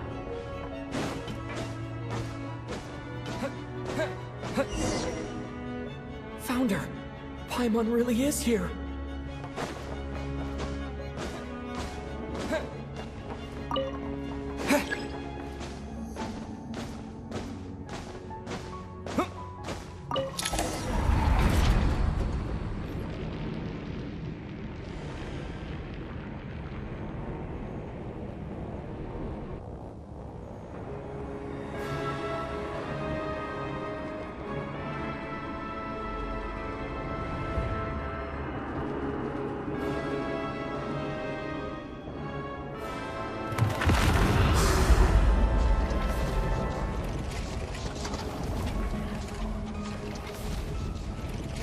You don't learn, do you?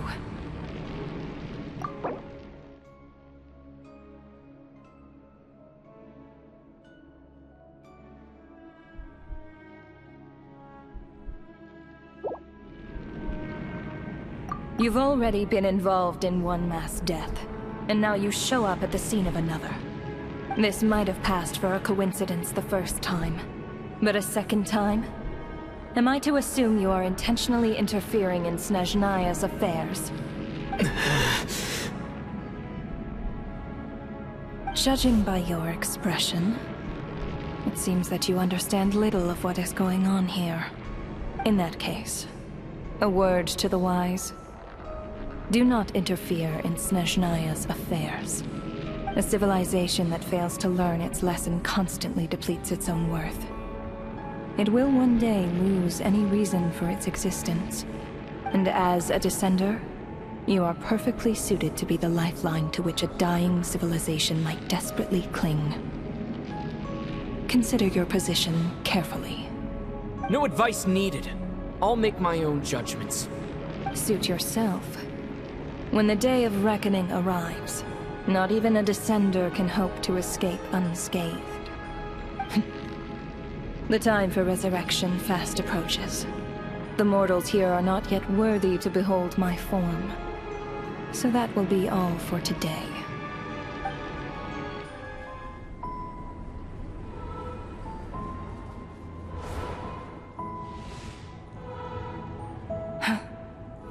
That thing is coming with me.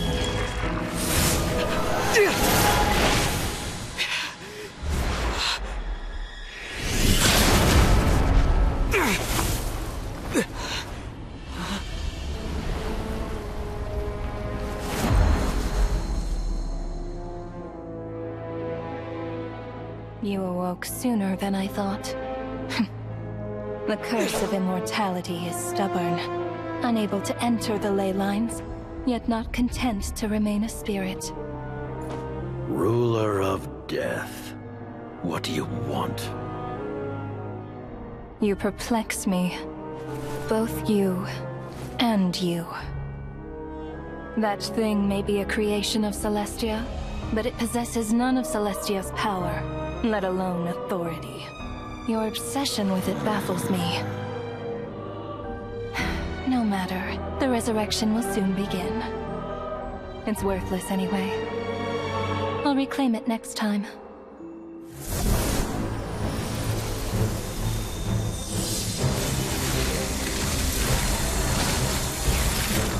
Hey, Who says there'll be a next time?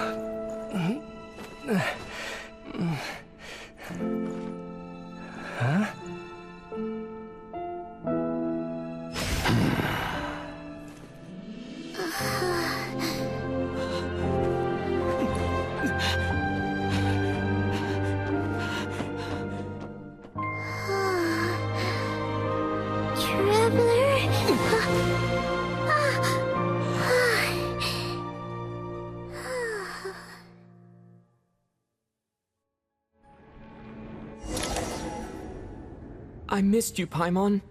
What are you talking about? We haven't even been apart for that long, have we? It was different this time. You seem to be in pretty good shape. Yeah, Paimon's back in tip-top condition. It's the weirdest thing. Paimon fell asleep earlier, and when she woke up, she found herself here. The Jester and that guy talking to him used some kind of energy on Paimon, and she could kind of feel it canceling out that other thing that was making her feel unwell. So, Mitya helped too? Apologies for leaving in such a hurry at the theater earlier. I was in a rush to verify some theories. Rest assured that your companion is perfectly safe. We reversed the effects that the experimental energy had on her. The Jester specifically instructed me to do so. I suppose this is our first official meeting, Traveler. I could not let Paimon suffer in her condition for a moment longer, and so I simply took her without explanation. I hope you do not mind. But why would a big shot like you care about what happens to Paimon? As I said when you first arrived in Snezhnaya, we once spent some time together in the distant past. Oh yeah, you did mention that. And Paimon did think you seemed strangely familiar the first time we met. I'm afraid the reminiscing will have to wait. Mitya, let us continue with the report. What conclusions, if any, did you reach from conducting the final experiment of our energy research ahead of schedule? The good news is, my hypothesis regarding the Ruler of Death has been verified. As for the bad news, I recommend we suspend the experiments and Project Mistelton until further notice. Currently, we have no means with which to make a breakthrough. I say this purely as a scientist, guided by reason alone. I will trust your judgment. We shall put the project on hold until the Ruler of Death has been eliminated. Wait, what are you guys talking about? You want to get rid of Ronova? Like, how? By killing her? By whatever means necessary, so long as it removes the threat she poses to us. Until then, everything we do will be in vain. After what just happened, I've ascertained Ronova's goal. Or rather, the trigger condition for the Curse of Death. Okay, let's hear it. What she's doing is blocking Snezhnaya's technological progress, preventing us from possessing any means with which to threaten the heavenly principles. Just like the little lapdog she is. So, any ideas, research, or experiments that lead to technological progress can trigger the curse. Just now, for instance, I was set to launch a final phase energy experiment ahead of schedule. If the experiment was successful, we could have achieved a crucial breakthrough. As expected, though, the moment the experiment began, all the researchers, technicians, and witnesses died from the curse. All that effort, not to mention the energy and materials we relied on Project Stuzha to gather for us, went to waste. In the end, nothing was gained. Does that mean something similar happened when we were at the theater? That's right. During the performance, I thought of an important breakthrough regarding the experiment, and wound up dragging everyone into this. So the nature of the curse seems to be something like...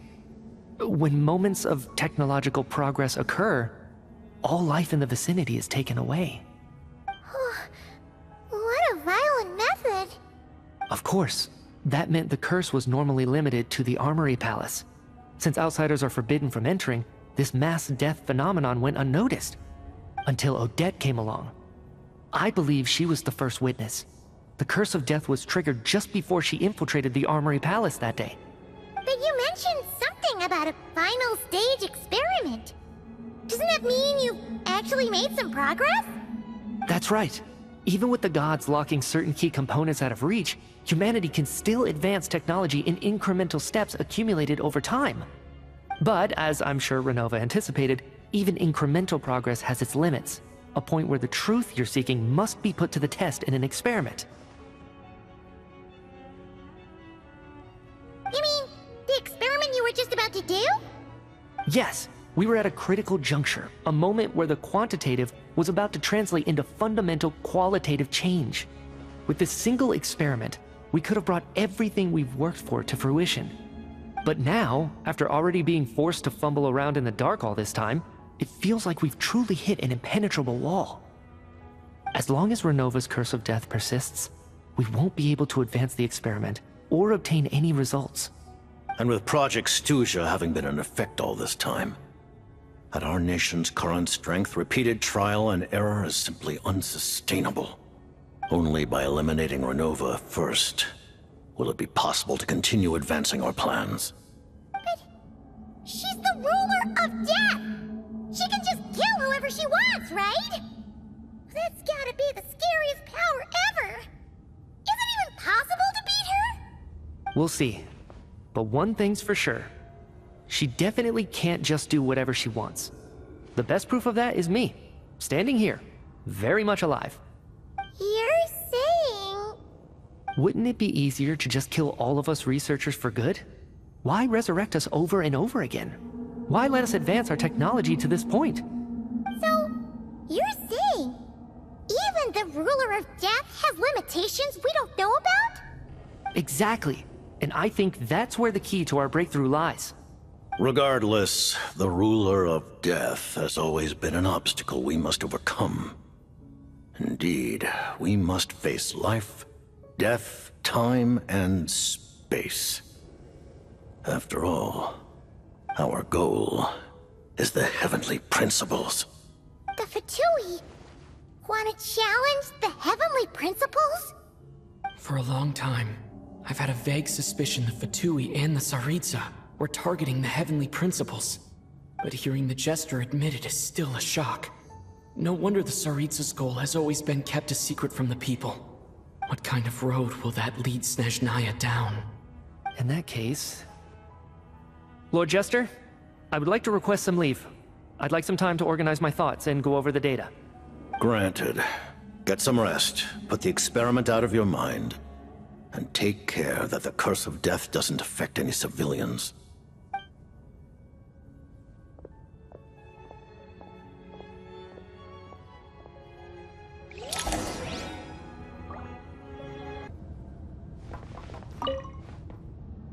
While there is yet time, allow me to offer you my hospitality, honored guest of Snezhnaya. Is there anything you wish to know? I remember hearing the term Mistelton from Columbina. Yeah! Paimon wanted to ask about that when the name came up just now. What is it? Paimon's heard of Project Stuzha, but not this one. As you know, Project Stuzha is a series of measures enacted to consolidate our nation's resources, the greater purpose of which is to serve Project Mistleton. Many of the things you have encountered thus far are essentially for the advancement of that project. This includes the Kuvaki Experimental Design Bureau in Nod-Krai. Researching Kuvaki was merely a facade. Its core objective was to use local resources and research findings to build Mistleton itself. And that's a weapon built for the final battle against the Heavenly Principles, isn't it? Huh? How did you know that? I was given some intel, and I made some deductions. Wait. You must mean that thing over there. Oh, Paimon's gotta take a closer look at this thing. Especially after you guys sent so many people to Nod-Krai to work on it. Kuvaki alone will not break through Celestia's defenses, let alone challenge the Heavenly Principles. The Heavenly Principles are no doubt accustomed to combating the power of the Light Realm, and elemental energy is simply the power of the human realm, converted to that form by the Heavenly Principles themselves. Any attempt to use this power against its creator would be a futile endeavor. For now, therefore, we have set our sights on the form of energy associated with the Third Descender and the Stellar Linchpins. This may hold the potential to allow Mistleton to contend with the Heavenly Principles. You could say that by reverse engineering the Stellar Linchpins to extract the energy within, we have obtained a source of anti-Celestia energy. The Kuvaki Experimental Design Bureau, Project Stuzha, and the new energy experiments. Huh. So, Project Mistleton is what ties it all together. And it looks like your plan is almost complete. No wonder the Ruler of Death came after you.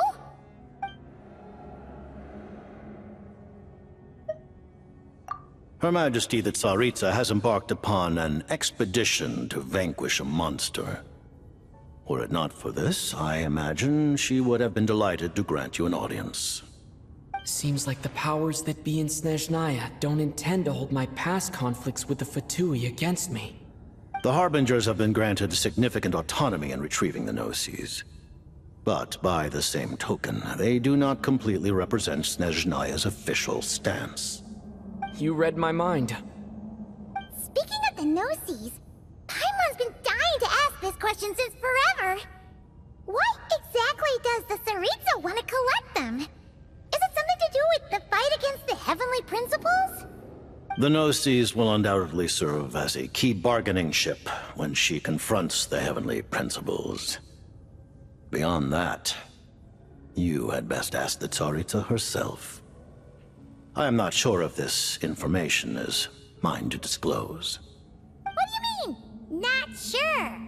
Don't you make the rolls? You're the highest-ranking Harbinger! Ugh, never mind. Taking on the Heavenly Principles is something most people wouldn't even entertain in their wildest fantasies. Why is the Tsaritsa so fixated on this? In Tevat today, civilization is nothing but an illusion.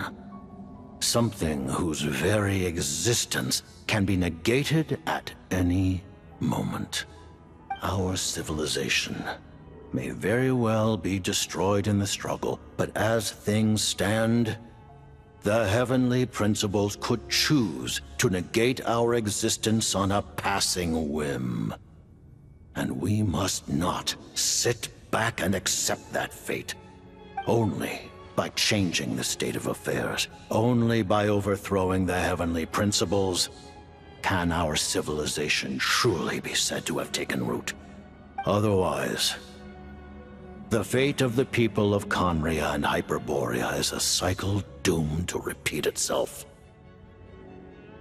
Accepting potential destruction in return for getting to control your own fate. Furthermore, perhaps this is still somewhat difficult for you to understand. Are you aware that all the rules of this world are made up of curses. Huh? All of them? Paimon knows about the curse of death you mentioned, and the curse of immortality that you and Dainsleif have. Then the birth of the Hilichurls, the rules of Natlan's Ode of Resurrection. Those are curses too? Furina's long life seems to stem from a curse placed on her by Focalor as well. Yes. Even a god's love for humanity is a curse the heavenly principles inflicted upon the gods. What? The Tsaritsa has always had ample reason to hate the heavenly principles.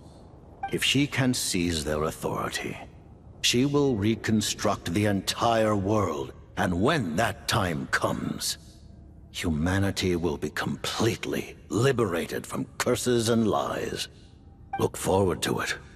It will be a world beyond your imagination. Though the ordinary people of Snezhnaya may not understand these details, in this frigid land locked in a ceaseless struggle against the environment, in this nation to which the gods have never shown favor, we all believe that standing in solidarity with the Tsaritsa in our shared struggle will surely usher in a new and better world.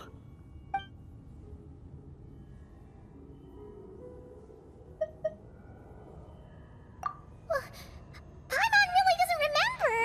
He's basically a stranger. You've got to believe Paimon. Allow me to explain. The reason Paimon reacted to the anti-Celestia energy developed by the Armory Palace is because she comes from Celestia herself. More specifically, she is one of its creations. Paimon? A creation of Celestia? Oh, right. I was blinded by anger earlier, but thinking back on it, Ronova also said that Paimon is a creation of Celestia. But she lacks Celestia's power or authority. As you know, the lunar fragments in Nod-Krai were pulled down from the sky using Fatui technology. But the first application of this technology was in Khaenri'ah over 500 years ago. I used this technology upon the heavens, and the response I received was none other than Paimon descending from Celestia. I presented her to the Vinster King, but he took no interest in this gift, nor did it satisfy him. Paimon then took up temporary residence in my palace until, of course, the arrival of the Cataclysm. Wait, Paimon's a little confused. You're talking about things that happened in Khaenri'ah 500 years ago. You're saying Paimon was there for that? But Paimon doesn't remember any of that. Falling from the sky? Being given away as a gift? None of it! Having lived through the Cataclysm, perhaps you too were burdened with some manner of curse. Although, losing your memories would indeed be the smallest price I've ever seen paid. But it's not just her memory from Khaenri'ah. Paimon doesn't even know how she spent the last 500 years. She only has memories from the past few years. No matter how hard she tries to remember. What was Paimon like back in Khaenri'ah? Did she know a whole lot because she came from Celestia? Was she super smart? Unfortunately, when you arrived in Khaenri'ah, your consciousness was like that of a newborn infant. None could say what kind of being you once were in Celestia. During the time you lived in Khaenri'ah, your personality was no different from how it is now.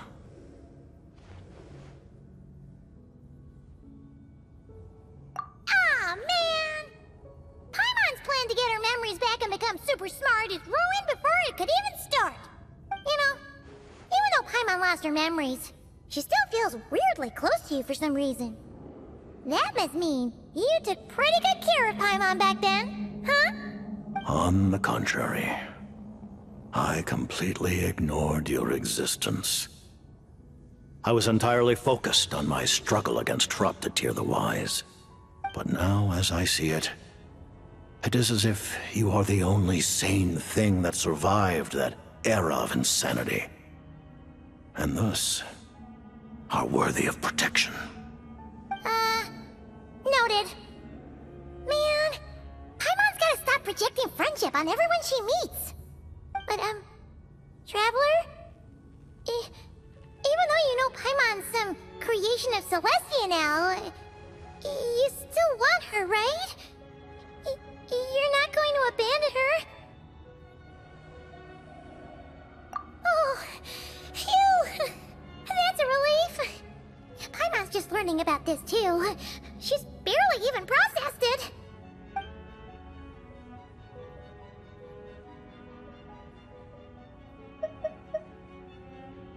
Thank you for telling me so much.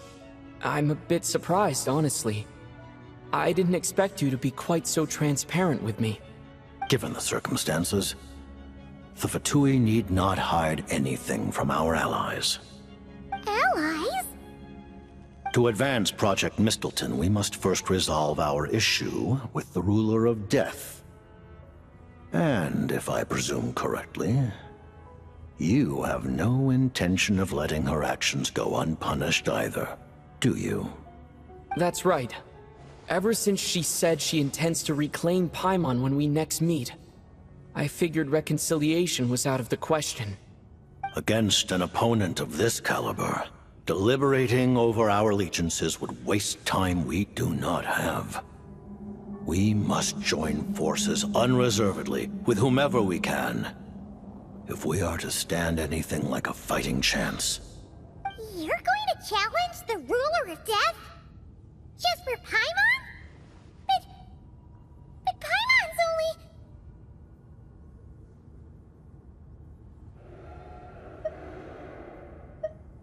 Thank you! Thank you! Oh, gee! Now Paimon doesn't even know what to say! Anyway, Paimon's super touched! The Tsaritsa will return in triumph in short order, and the Fatui shall hold internal discussions regarding the enemy. The time for us to meet again will come very soon. Got it. Thanks for your help with Paimon.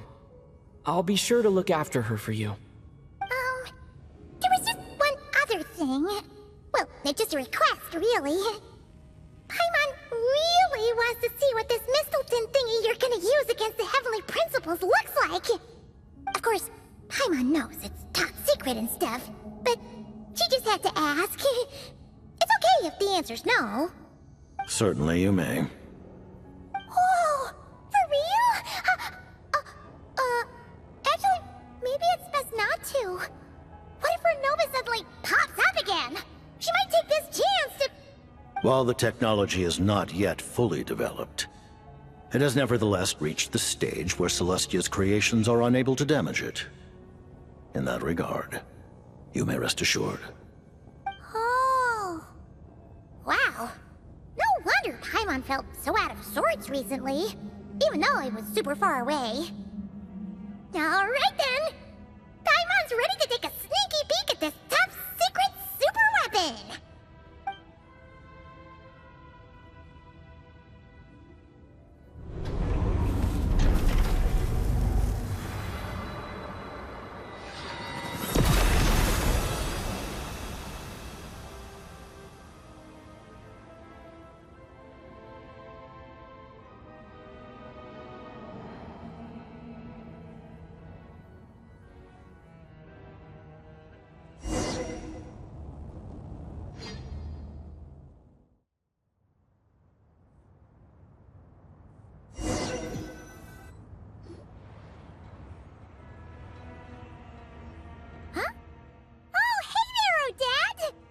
Paimon? You're okay. Thank goodness. You look well. Have you recovered? Long story short, yep, Paimon's all better. What are you doing here? Were you waiting for us? That's right. When I woke up, I wanted to go in after you, but the guards had woken up as well. It would have been tough to take them on alone. and there was no easy way to sneak past them. So I returned the way I came and waited for you here. It was thanks to you that my soul found its way back to my body so quickly. Thank you. Huh. That actually worked? Nice. I just figured I'd try my luck when that ominous feeling struck me. Really, you should be thanking this thing instead. Anyway, and now that things here are all taken care of, I have other things I should get back to.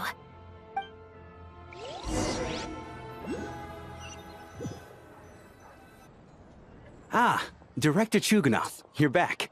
We just received notice that Project Stuzha has been suspended, so we've convened an emergency meeting. This is the preliminary plan. In addition to expanding production capacity, we've also discussed feasible layoff plans to optimize revenue and expenditure structure. Our calculations indicate that the factory's profits will increase by at least 30%. Just give the word, Director. That won't be necessary. Leave the energy for those who need it. Whether they use it just to get by or to run a business, that's up to them. Start preparing to halt production and lay off the staff. Make sure the workers are able to land on their feet and that they are duly compensated. Thank you all for your hard work during this time. Am I hearing you right? Why? After all the tough times we made it through, now is exactly when we should start to turn a profit. I just suddenly don't want to do this anymore. Huh. Does there have to be a reason? Iskra. It's time to rest. Dear esteemed members of the Rokot, given the effects of Lelik's radical actions upon our organization's reputation and social stability, a decision has been made to permanently withdraw this codename from use. Considering that Lelik did what they did for the benefit of the people, the Rokot has nevertheless negotiated with the authorities, ultimately securing a waiver for all penalties due to them. Lelik will be suspended for a period of time. Depending on their future performance, they may be allowed to adopt a new codename and continue acting as part of the Rokot. The purpose of this notice is to remind everyone once again that motives and methods are equally important when one operates in the shadows. Even with Project Stuzha's suspension and our interim operational victory, we must guard against complacency and rashness and work to consolidate the progress we have made so far. We act only for the greater glory and solidarity of our nation. May the aurora shine ever on, and the tundra always stand firm. We act only for the greater glory and solidarity of our nation. May the aurora shine ever on, and the tundra always stand firm. Looks like it's finally over. You mean for us? Just thinking out loud. I've never seen the Snezhnograd Veche so lively before. I never once thought I'd come here. But I understand everything now, Rosaline.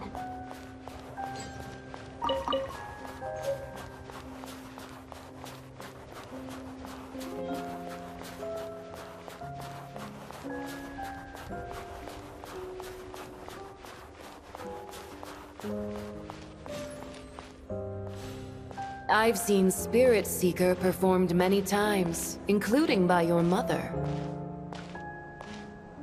Why do you bring that up all of a sudden?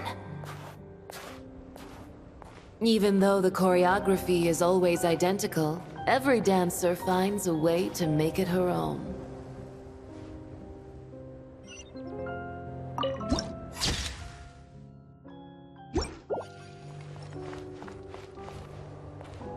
So you actually want to talk to me about ballet? I just think it would be a pity if the dance was lost to history. She didn't teach it to you, did she? That was an unusually subtle taunt for you.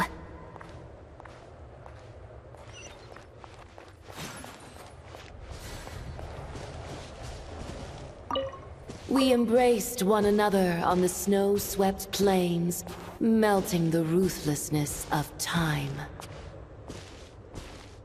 But when our bodies, in pieces, are cast to the winds, what of our love will remain behind?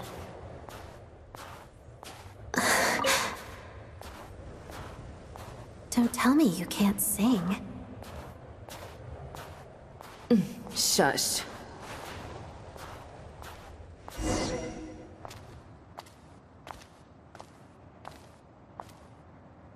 I understand her hatred.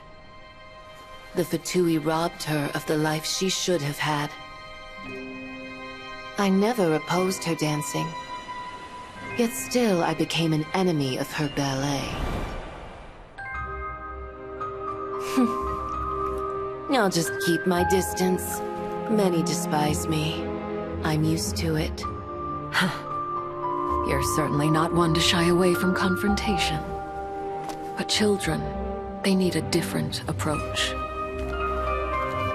I'm hardly the most maternal figure. Yet, she is a child. In my experience, while a father commands authority, he must still yield to love. You should tell her what you think about her dancing.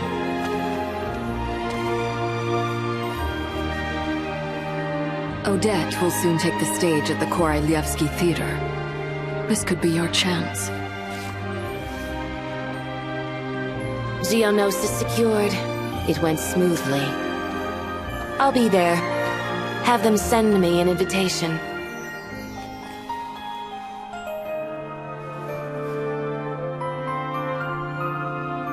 Sadly, things didn't work out. Her final words are inside that block of ice. This?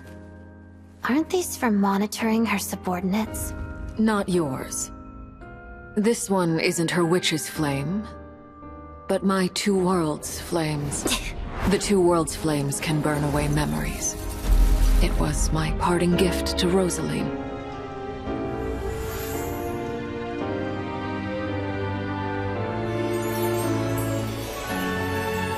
If all goes to plan, she and I will both live to see the Tsaritsa succeed.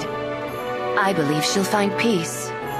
But if anything happens to me, she needn't follow in my footsteps. The cryo-energy will fade away in time. Then the two worlds' flames will burn away all memories of the Fatui. She'll be free to dance. She deserves this. I will handle the aftermath. The choice is yours, child.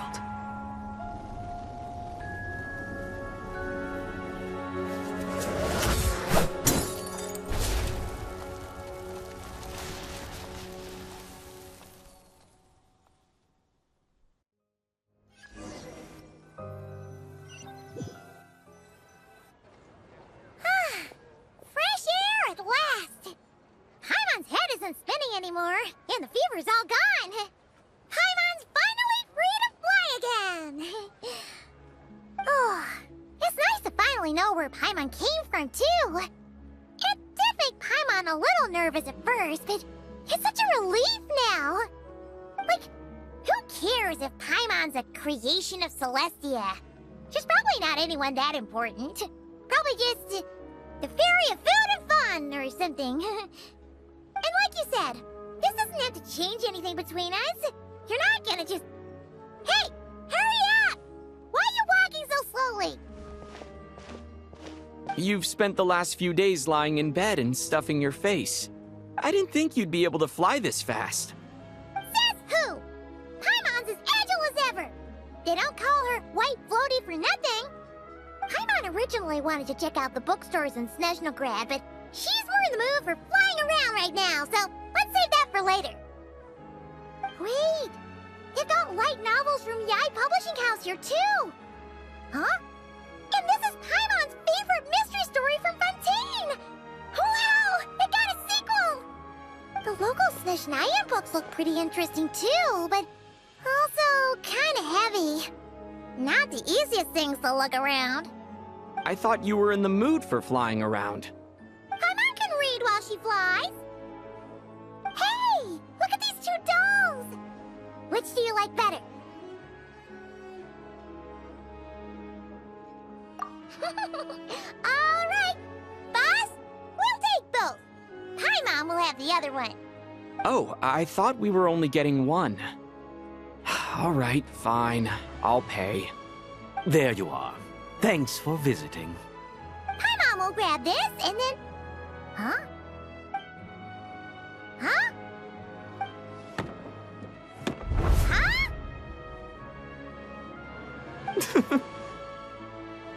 How many layers does this thing have? And what are you laughing at? Huh. You knew all along, didn't you? A whole bunch of people are gathered over by the plaza. Hey, look! That looks like Tartaglia! Hey, Tartaglia! I know that voice. Of course. If it isn't Paimon and my old comrade. You're looking well, Paimon. All better? Yeah! The Jester knew I was wrong and fixed Paimon right up! Thanks for sending someone to keep Paimon safe, too. Oh, yeah. About that. That was... kind of embarrassing. Who could have known that our director would go looking for you in person? So sorry for the misunderstanding. Oh, right. Let me introduce you. This is my little sister, Tonya. Hello, Tonya.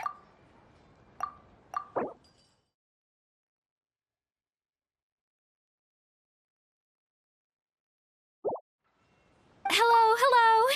Firstly, I'm really sorry about my brother. Sounds like he's caused you no end of trouble. Hey now, why'd you have to start with that? Not that it isn't true, of course. So she's the real Tonya. She said you two didn't manage to meet up at the theater. She waited ages for me, and when I didn't show, she got a little worried and went outside. I know, right? He didn't bother to say a word to me. I searched up and down the city for him, and he only told me about it when I finally caught him at the gates of Glupov. I've been rushed off my feet lately, so I didn't get the chance to go home. I just figured the Traveler would fill you in when he got there. Well, the snow was bad, and you're never late. So I was really worried about you. How was I supposed to know that you'd stood me up? I'm sorry, Tonya. I really am. I'll make it up to you somehow. Just... please don't tell Mom and Dad. Although the mix-up led to a series of misunderstandings, it's probably for the best that the real Tonya didn't get caught up in that mess. Besides, it's obvious that Tartaglia isn't usually one to break a promise. He only gave his ticket to me because he had to look into Lelik. No, it's fine. It just meant I didn't get to see the show in the end. By the way, what did you think? You were one of the first people to see it, you know? I would say... the best is yet to come. Huh? What kind of review is that? Hey, look!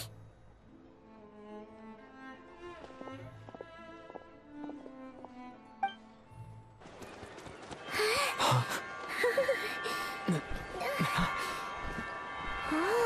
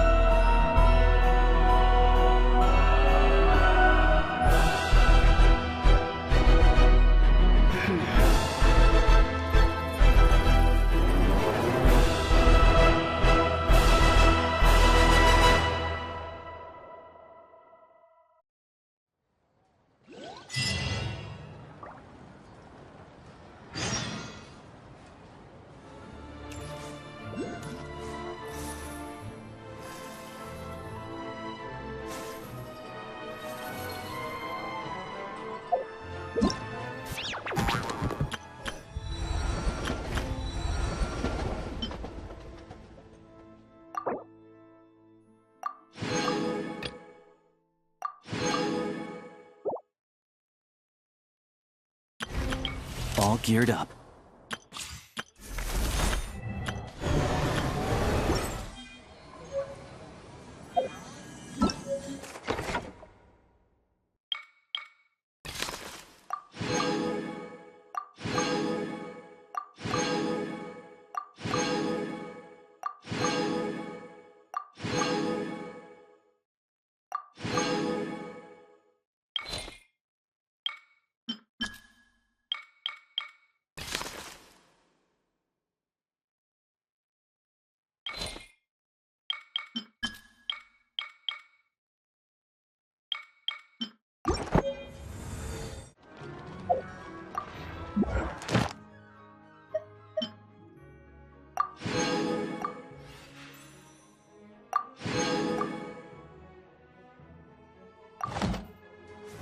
It's a strange feeling being watched.